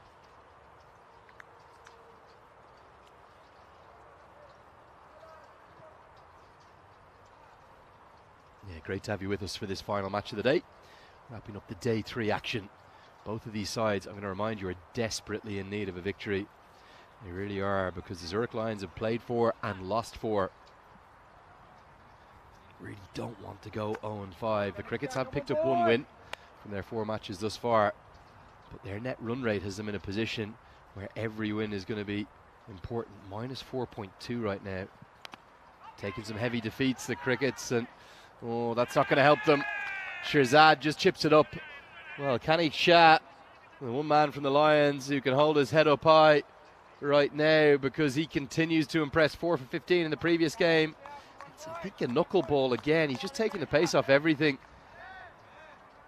And the Zurich Crickets batters are not finding a way to adjust or react. Punch of the fists as he goes off, but Firdaus Rahimi will run out to the crease. With the spring in his step, he is ready to go, isn't he? He wants to get out there. And he's got that Richie Richardson-esque floppy hat on. The only difference really with the Richie Richardson one we were talking about yesterday with Vinny Sandhu is the colour maroon for the West Indies, but it's in the fitting blue, iconic blue. It's an all blue lineup, isn't it? Much like the all green lineup we saw that Vinny Sandhu had sported earlier and throughout. Well, this is hit down the ground, and he's going to start with a Maximo. What better way to introduce the main man? Yeah, Maximo time didn't take me long. Yeah, I don't mind the hat. It was enough to get me back interested enough to turn the microphone on. Tell you what, it reminds me of the blue version with the old Arjuna Ranatunga. Didn't mind the odd batting in the floppy at times. Lovely through the covers, Arjuna, wasn't he? I've seen Rahimi run much, but I can tell he's quicker. I think everyone was quicker than Ranatunga. The dream for me, if you look back at iconic mid-90s players, can you imagine Arjuna Ranatunga and Inzamam ul Haq running together? Oh, yeah. Inzamam run out compilations. I still give him a look sometimes. Brilliant. My favourite one was in the World Cup in '99 where he had already run about 3 of his partners out. Then he got hit in the foot, and it was Wasim Akram ran, and Inzamam just sat down. So Wasim just ran past him. You're spot on. This one loops just over the head of the man in the circle behind square. We'll be back for a couple. Yeah, the funny thing about that World Cup for me, Vinny, it was really the first one that I was able to engage with as a fan on my time zone. I remember watching lots of highlights of the '96 World Cup. I was too young, and it was completely the wrong time zone in Australia, New Zealand '92. But with it being in England, and also, from what I remember, I think every game was live on BBC. And the uniforms were amazing. Oh, iconic. So I'm going to open with a random question. Tell us your favourite World Cup uniform years. Ooh. 99 I liked because they kind of gave every team, like, had little different motifs. But they were all on the same theme. They're actually all made by the same supplier. Same theme, but every team had, like, it wasn't just, okay, here's a stripe, we'll just change the colour of the stripe. Like Australia had the Southern Cross, you know, Zimbabwe had the iconic logo, many, many more. Helped into the leg side, going to be a boundary. 4 runs to Ahmadi, who really, to me, looks like the one. If the crickets are going to get there, he's got to get, what, 50, 60 plus? Yeah, sporting the Afghan helmet. Got to say, that's a good look. The shot, probably not going to win any beauty contests, but it's effective enough, and it keeps them in touch. As we'll check the worm. They're in the conversation at the moment, but I do think it's important that they stop losing wickets and stop losing top order batters. Yeah, Nurkan Ahmadi is the man of the chase. Good question, and do get those questions in. We've got 6 overs to go in today's coverage. Get them in now. What do you want to ask me, Andrew Leonard or Vinny Sandhu? Yeah, we've got Jared watching from Australia on YouTube. Where are you watching from in Australia, Jared? I'm always excited to see a few new names and a few new faces in the chat. Do you know, it's crazy, the growth that we've been experiencing here in European cricket. It's only going up, and I'm not surprised. We don't really have a big marketing budget or anything like that, so it's just generally word of mouth. Word of mouth. A lot of people see highlights and they think it's going to be a circus, and I mean, it's not completely untrue, but the actual product that you can consume, and it's kind of omnipresent, so I mean, we're always here. As this is up, it's in the air, it could be a chance, and it should be a chance, and it's gone. So Rahimi, well, he was under the hat, but he immediately created a situation that put the fielder under the high ball. He goes for 7, and it's 45 for 4. Well, it burned shortly, it burned brightly. It was very short and very sweet. 7 off just 3 balls. That one was held back a bit. You actually saw it beautifully on the replay there. Just a touch and definite deception. I think he could feel, Subramani, that as he was going to go at him. And certainly the end of him, he's holed out into the deep.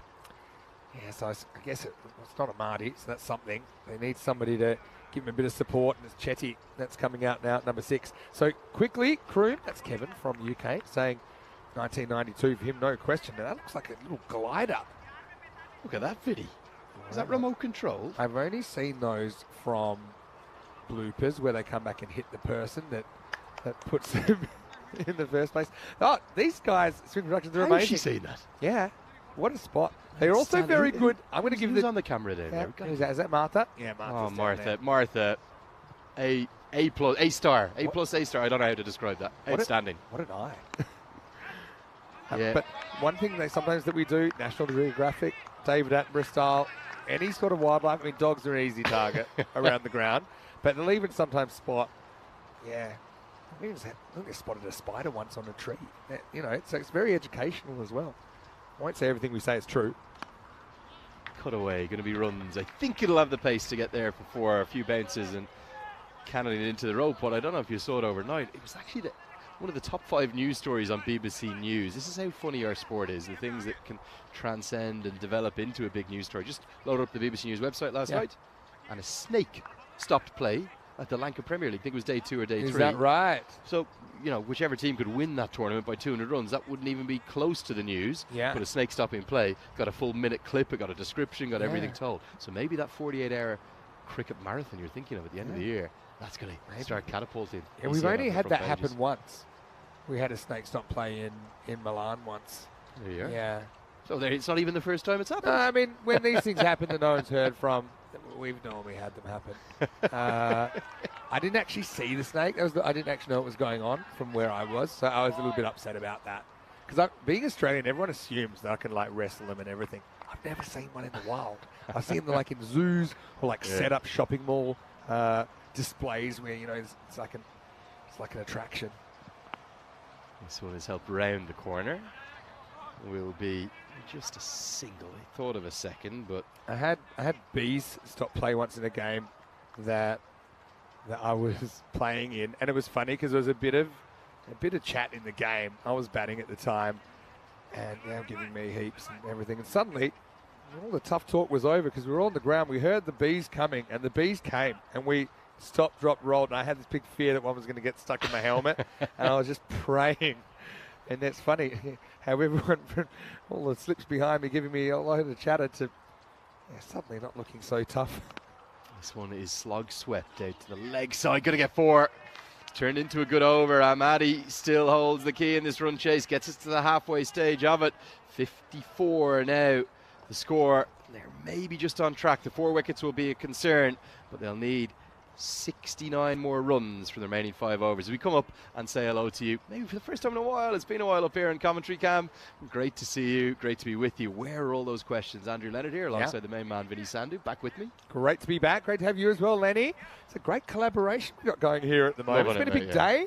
We've had some big names down here from the local television circuit, and also we've got some new names in the chat. So Jared, I said hello to you. This is me. This is Vinny. I'm from Perth, if you want to know, originally. Got Lenny, originally from Dublin. Is that close enough? Yeah, let's go Dublin, Ireland. Okay. I'm only half Irish, though. Half Irish. The good half. The good half's Irish. My dad's Irish, and my mum, big shout out to her always. My mum's Sophia. She's Greek. So Yes, I think I'm you the did only tell me half. that. I think I'm the only half Irish, half Greek leg spinner at least. The food, Maybe the the food only and half Guinness Irish. combos, I think, that you could do with those are Very amazing. good. So random questions. Ask us anything. Doesn't even have to be about cricket. Okay, we do not mind.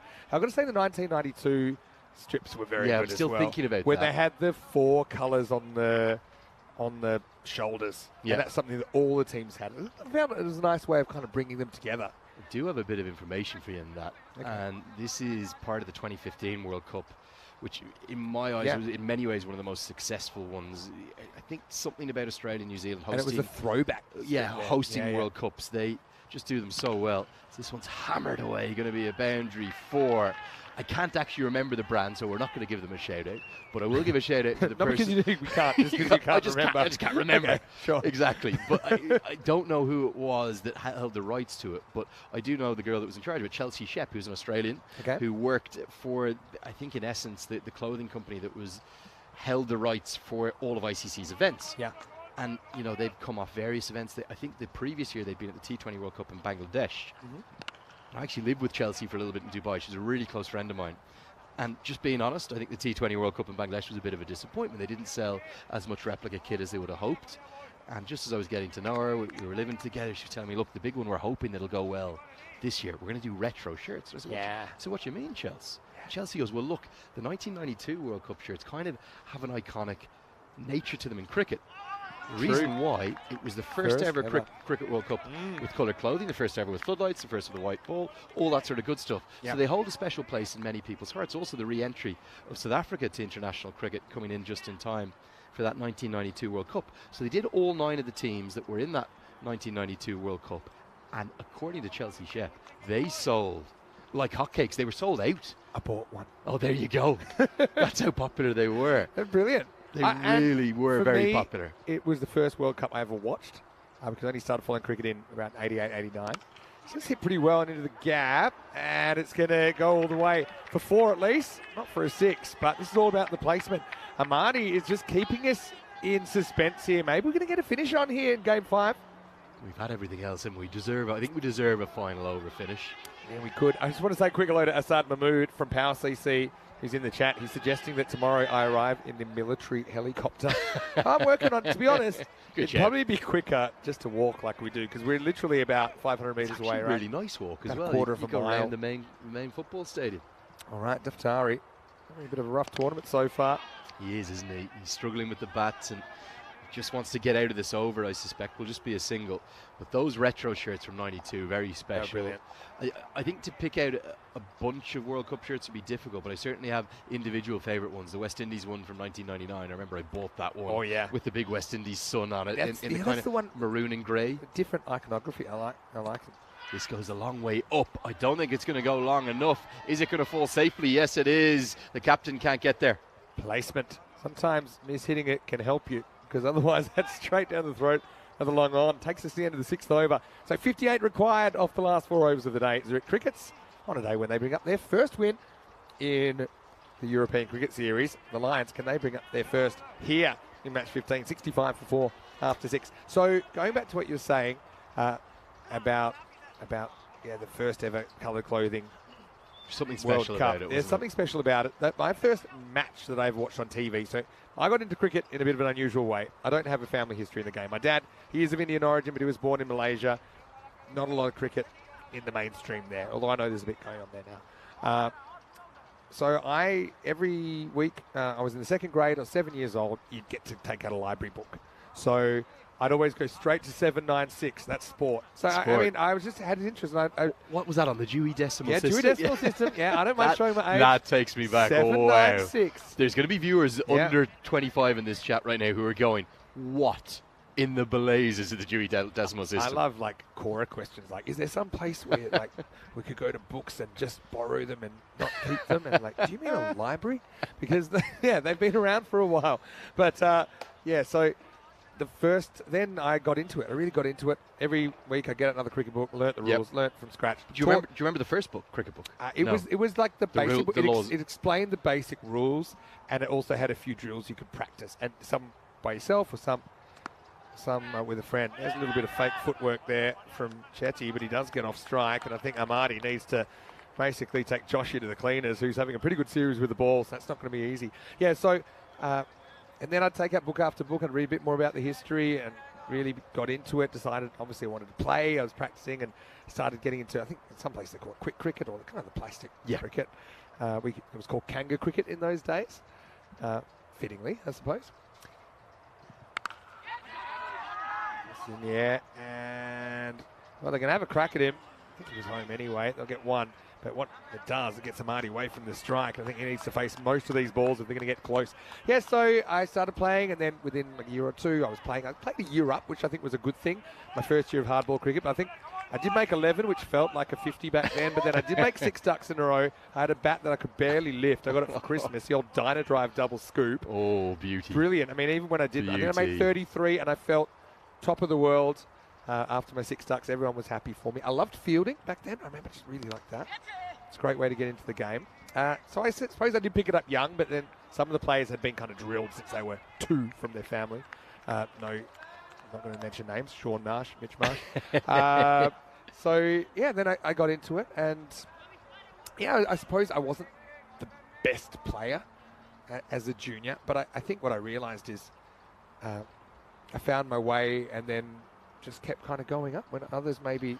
Oh, that's going to be a no ball. Very nearly would have bowled him as well. Didn't matter. And that's going to help because, it is Amadi on strike here. If he can pump this out of the ground, then it just keeps them in touch because that run rate required's gone out past 15 and over. Yeah, so what I was going to say eventually, I started watching on TV. Yep. And so the first series I watched was the Probably can't say it anymore. It was the Tri-Series between I know exactly what you're going to say. I've got a Australia, T-shirt with that still on it, I think. Australia, West Indies, Pakistan, 88-89.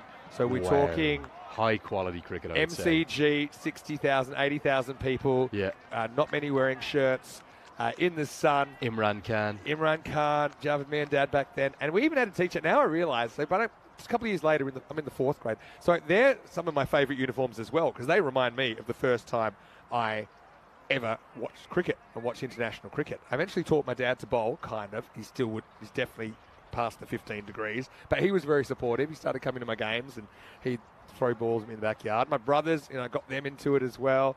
But yeah, it's interesting that I basically found cricket on my own, despite being I probably would have found it anyway. I really liked it. I found the way you can. I found the way you can describe it. The World Series.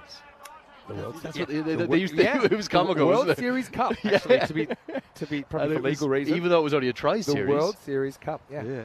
This one is cut away. Nicely placed too. He should get a boundary. So Chetty getting into the act with Matty just to keep the crickets in the hunt. It's still a tall task, but less than 50 to win now. Yeah, well, I have to say, for most of this innings, the cricket's been a long day. They're probably hearing crickets from the sidelines. They're not making a lot of noise, but maybe they can have this final push towards the finish line. Anything's possible.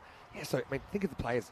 Viv Richards, Curtly Ambrose. Jeff Dujon was still one of my favourite wicketkeepers Yeah, I love I've watching ever him. seen. He had a bit of a swagger about him. Last ball of the 7th here. What about Desmond Haynes? Oh, yeah. Gordon Greenwich, he was there as well. End of the over. They turned down the single. I think this is more about getting Amadi on strike for the next over. 74 for 4 after 7. Let's look ahead to what we've got in store for you tomorrow, and hopefully we have weather all day like we've had in the afternoon today. So tomorrow we'll get to see the Zurich Nomads. I know you haven't seen them yet. They were here on day 1. Now, they are the defending champions, but they lost their first 2 matches. In fact, they gave up 152. They blew a 152 first innings to lose to Alton.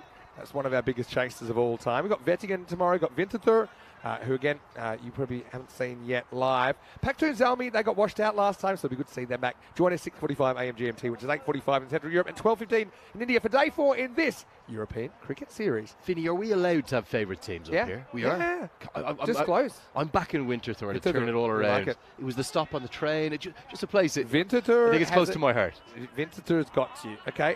The thing is, this is what we play by some rules and some we let go a little bit. I don't have a problem with commentators being biased. Just disclose. You're human. Well, I'm back in for Winterthur. They lost their first 2. They got to find a way back into it. I'm numb, so I can't really support anyone. But I love all the teams. And that's actually true. My job's easy because I do love all the teams I'm into. They're so passionate. They invite me in. I just want them to play their best cricket. Let whoever wins, wins. Now, Amadi turns down the single here. To me, it's probably the right call at this stage. I don't think the 1 run's going to make a big difference. I think he's got to face most of them. So Safi's come on now. Good His spot. First over. 49 to win off 17 now. Gets one right out of the middle. So the big decision, the big call to turn down the single. It's the right one. I didn't even notice it, Finny. Yeah. It's the 5th game of the day. It's the 10th innings. I know. Thank God you're here. You probably think it's crazy. He's batting with the number 6 and he says, no, thank you. But I think who's on strike in these chases when you need kind of 2.5, 3 a ball? It is so important. It's more important than a single run. So that's very smart batting from Amadi. And he's striking at exactly 200, Vinny, which is actually a fraction less than he came into today's contest with throughout the series. So it is the man with that Afghan origin, the ACB helmet on. Well, can he bat like Mohammad Nabi? Or maybe Najibullah Zadran, one of the Afghanistan national team stars. 43 off 16. I think we deserve a final ball, maybe a final over finish at a minimum, Vinny. This time it's going to have to be reloaded. That'll be signalled as a wide. Yeah, don't mind the surprise tactic. It's probably the last thing the batter was expecting. It just wasn't very well directed. I had a random question here from James as well, saying, given the magic bat of destiny, what match in all of cricket history would you have wanted to play in? I'll give you one, and we're talking World Cups. 99 World Cup semi-final, Australia versus South Africa. This is in the air, and it's over the top. Maximo! Is something brewing here for the crickets late in the day as they're creeping. The cricket's creeping up the wall towards 100 and towards the target. Well, they're getting right into this game, and really the problem has been here. Safi has found no consistency in line or length. What a decision to turn down the single. Since then, from 2 legal deliveries, we've had 13 runs. So he's taking it all onto his broad shoulders. He's got that power-packed approach. If he's still there in the 10th over, I think the Crickets will get there. It's a gamble because the thing is, what happens if you refuse a single, the next ball, and you hit to an outfield, you refuse again, and you can you can back yourself into a corner that way. It's a big statement of intent. It's a big statement of confidence that he's confident in his ability. Tries to repeat the dose. This goes straight up. Is this the match catching moment? Oh, it could well be. Ahmadi is gone. 6-6 and now out. And again, it's the keeper. This could have been a collision. It could have been carnage. But Safraz Ahmed holds his nerve. And the 5th wicket falls. It's the big one. Nurkan Ahmadi. Yeah, just gets it wrong, doesn't he? I don't think he quite knows where he's trying to hit this. He's trying to go square, I suppose, but just gets a bit big on him. It's always tough to drag that push-out shot from outside the off stump as well, because if you're late on it, that's where it goes. Straight up, straight down. Easy catch, really, behind the stumps for Safraz Ahmed, who we know is a good keeper. 87 for 5. They'll need another hero. Maybe it can be Noraz Chabakil, who's coming in here at number 7. Yeah, I think he's done a really good job, actually, isn't he, Safraz Ahmed, throughout this competition. So done the basics right. Do you know the match I'm talking about? It's when the ball was rolled down the pitch. Alan Donald drops his bat. That's probably the most excited I've been for one ball, like through watch the last ball. Yeah. I thought I hit the ceiling, but it's impossible. This has gone into the air now. Long on, nestles underneath it. Does he need to go back a little bit? He does, but he actually judges it really well. It's the captain of the Zurich Lions, Kanik Shah, who's been the standout bowler probably of the day, Vinny. And now he takes a critical catch to get yet another bowler on a hat-trick. I'm calling it. It's time. This is a hat-trick coming up. All right, so first let's see the shot. To be honest, it's on. It's there to hit. It just is 2 metres short of where he needs to be. So wrong club selection and Very well judged. Very well judged. Kanik That was Shah. under pressure too. I'm telling you something, Lenny.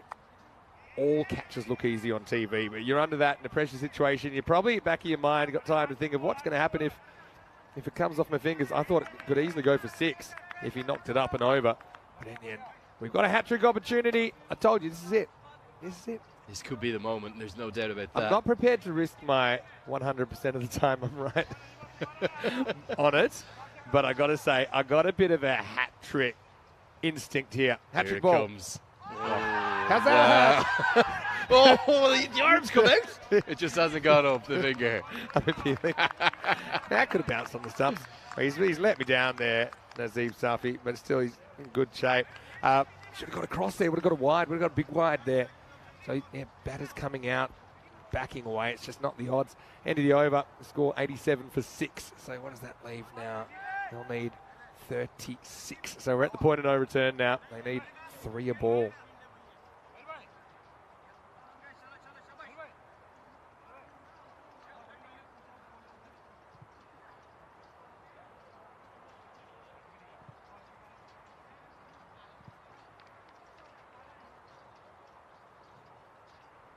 All right, here we go over number 9. And it's going to start with a single, and they need more than that. Oh, fumble. Didn't really run the first one hard. Maybe there would have been 2 there, but really it all comes down to can you hit boundaries. This is where you really need the magical over to keep the game alive. Yeah, this is the key over. It has to be the moving over, and the captain, Nicholas Henderson, has to find something. Tries his best, but not out of the middle. It's not easy, is it, coming in and hitting from ball 1? That's the skill, I think, in 10 over cricket compared to 20 over cricket. So much of the time you get asked to come out and hit boundaries straight away. So I gave mine. I'll give you a slightly secondary answer as well, because I've been doing a lot of reading on the late 19th century.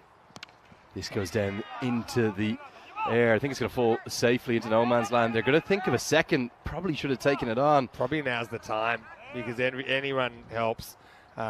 Both batters kind of equal status. I know Shetty's been there longer, but he hasn't really been able to set the world on fire. There's Daftari, who's trying to get the Lions to their first win in ECS cricket. Just no timing, no rhythm is there for the 2 batters. Neither Chetty nor Henderson can get anything going.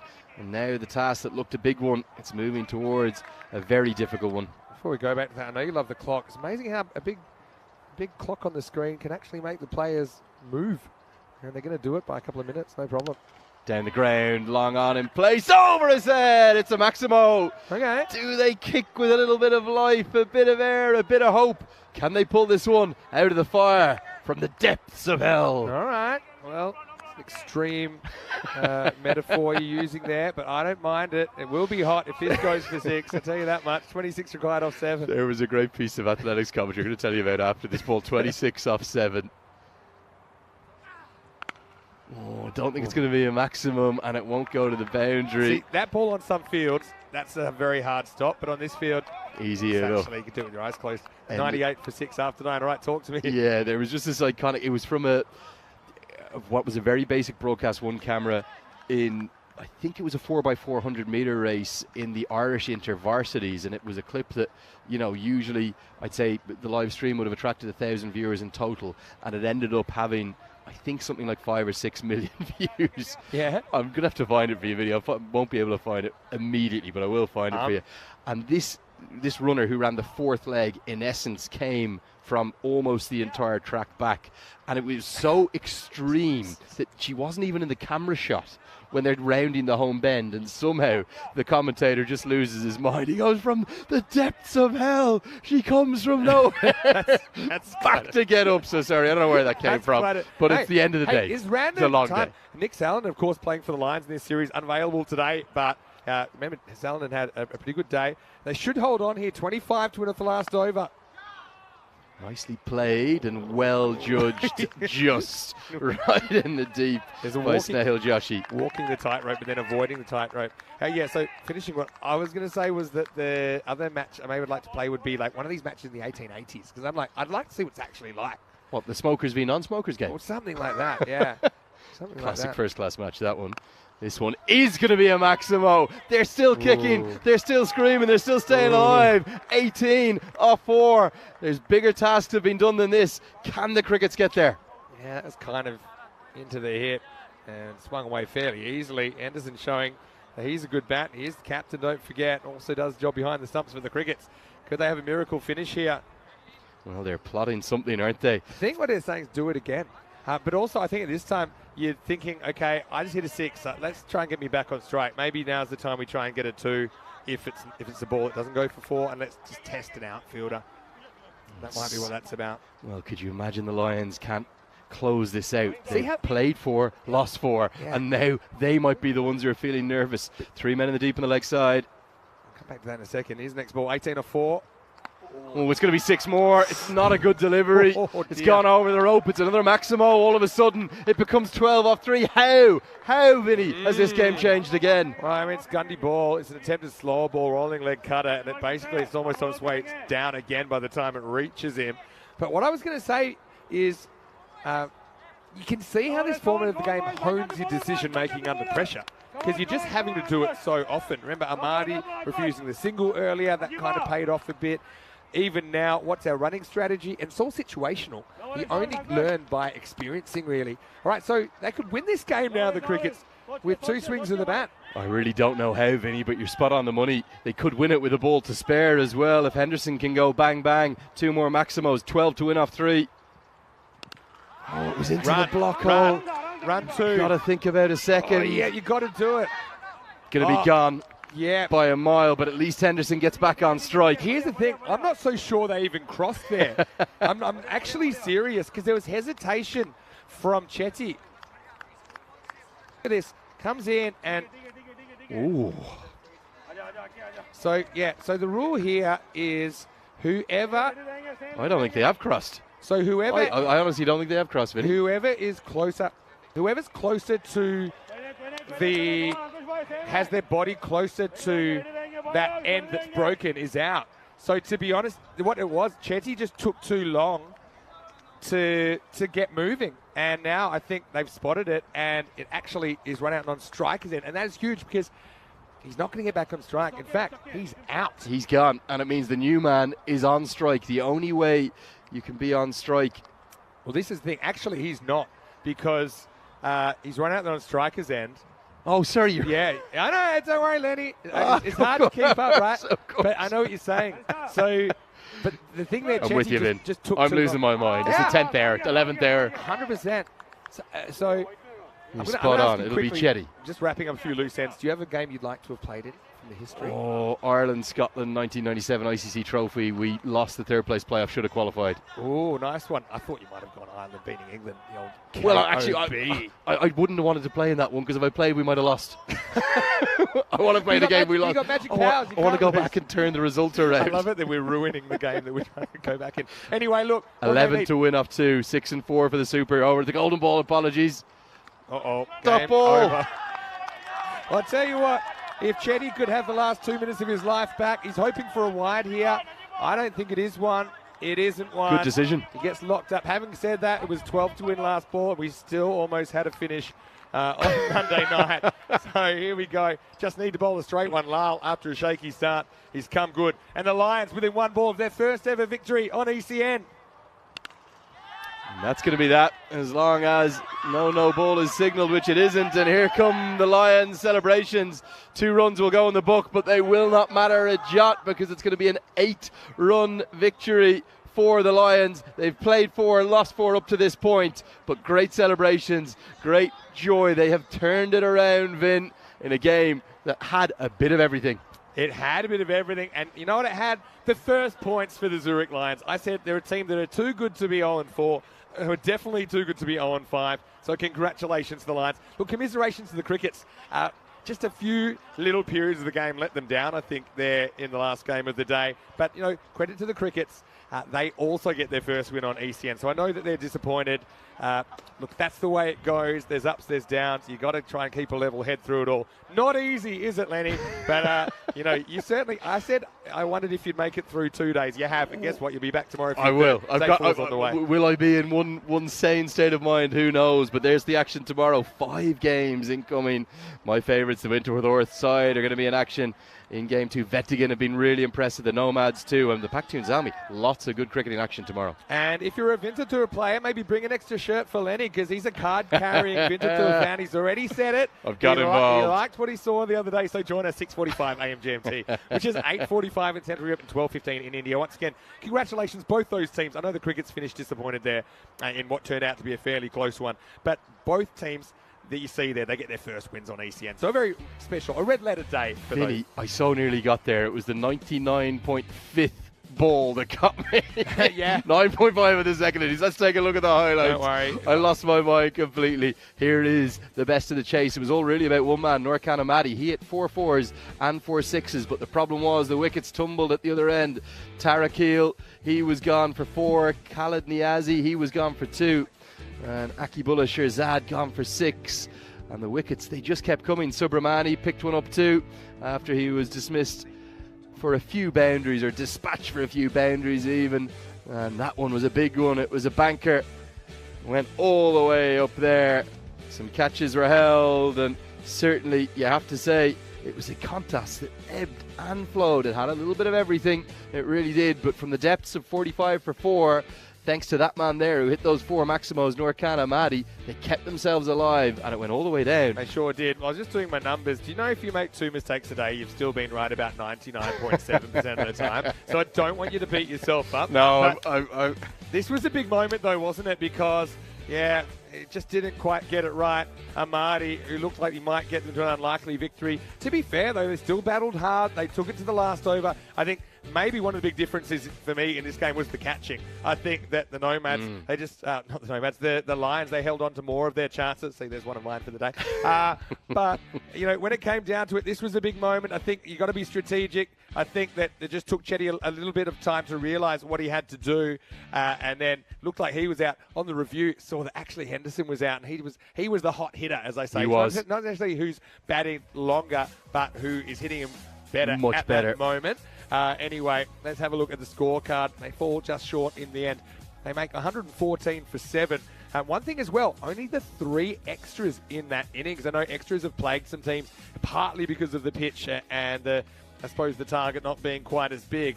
But I think a mixture of the fielding and the disciplined bowling gets the Lions home. 48 off 23 for Amadi, kept them in it for a while, and Chetty tried hard towards the end, 29 off 18. But yeah, you also saw there Henderson hitting them towards victory, but he got run out in a key moment as we look at the bowling figures for the Zurich Lions. Yeah, the standout for me again, even though he was a little bit expensive, Kenny Shah just continues to take wickets, 4 for 15 in the previous game, and he is going to be maybe the happiest captain in this competition because finally his side have got over the line after 4 consecutive defeats.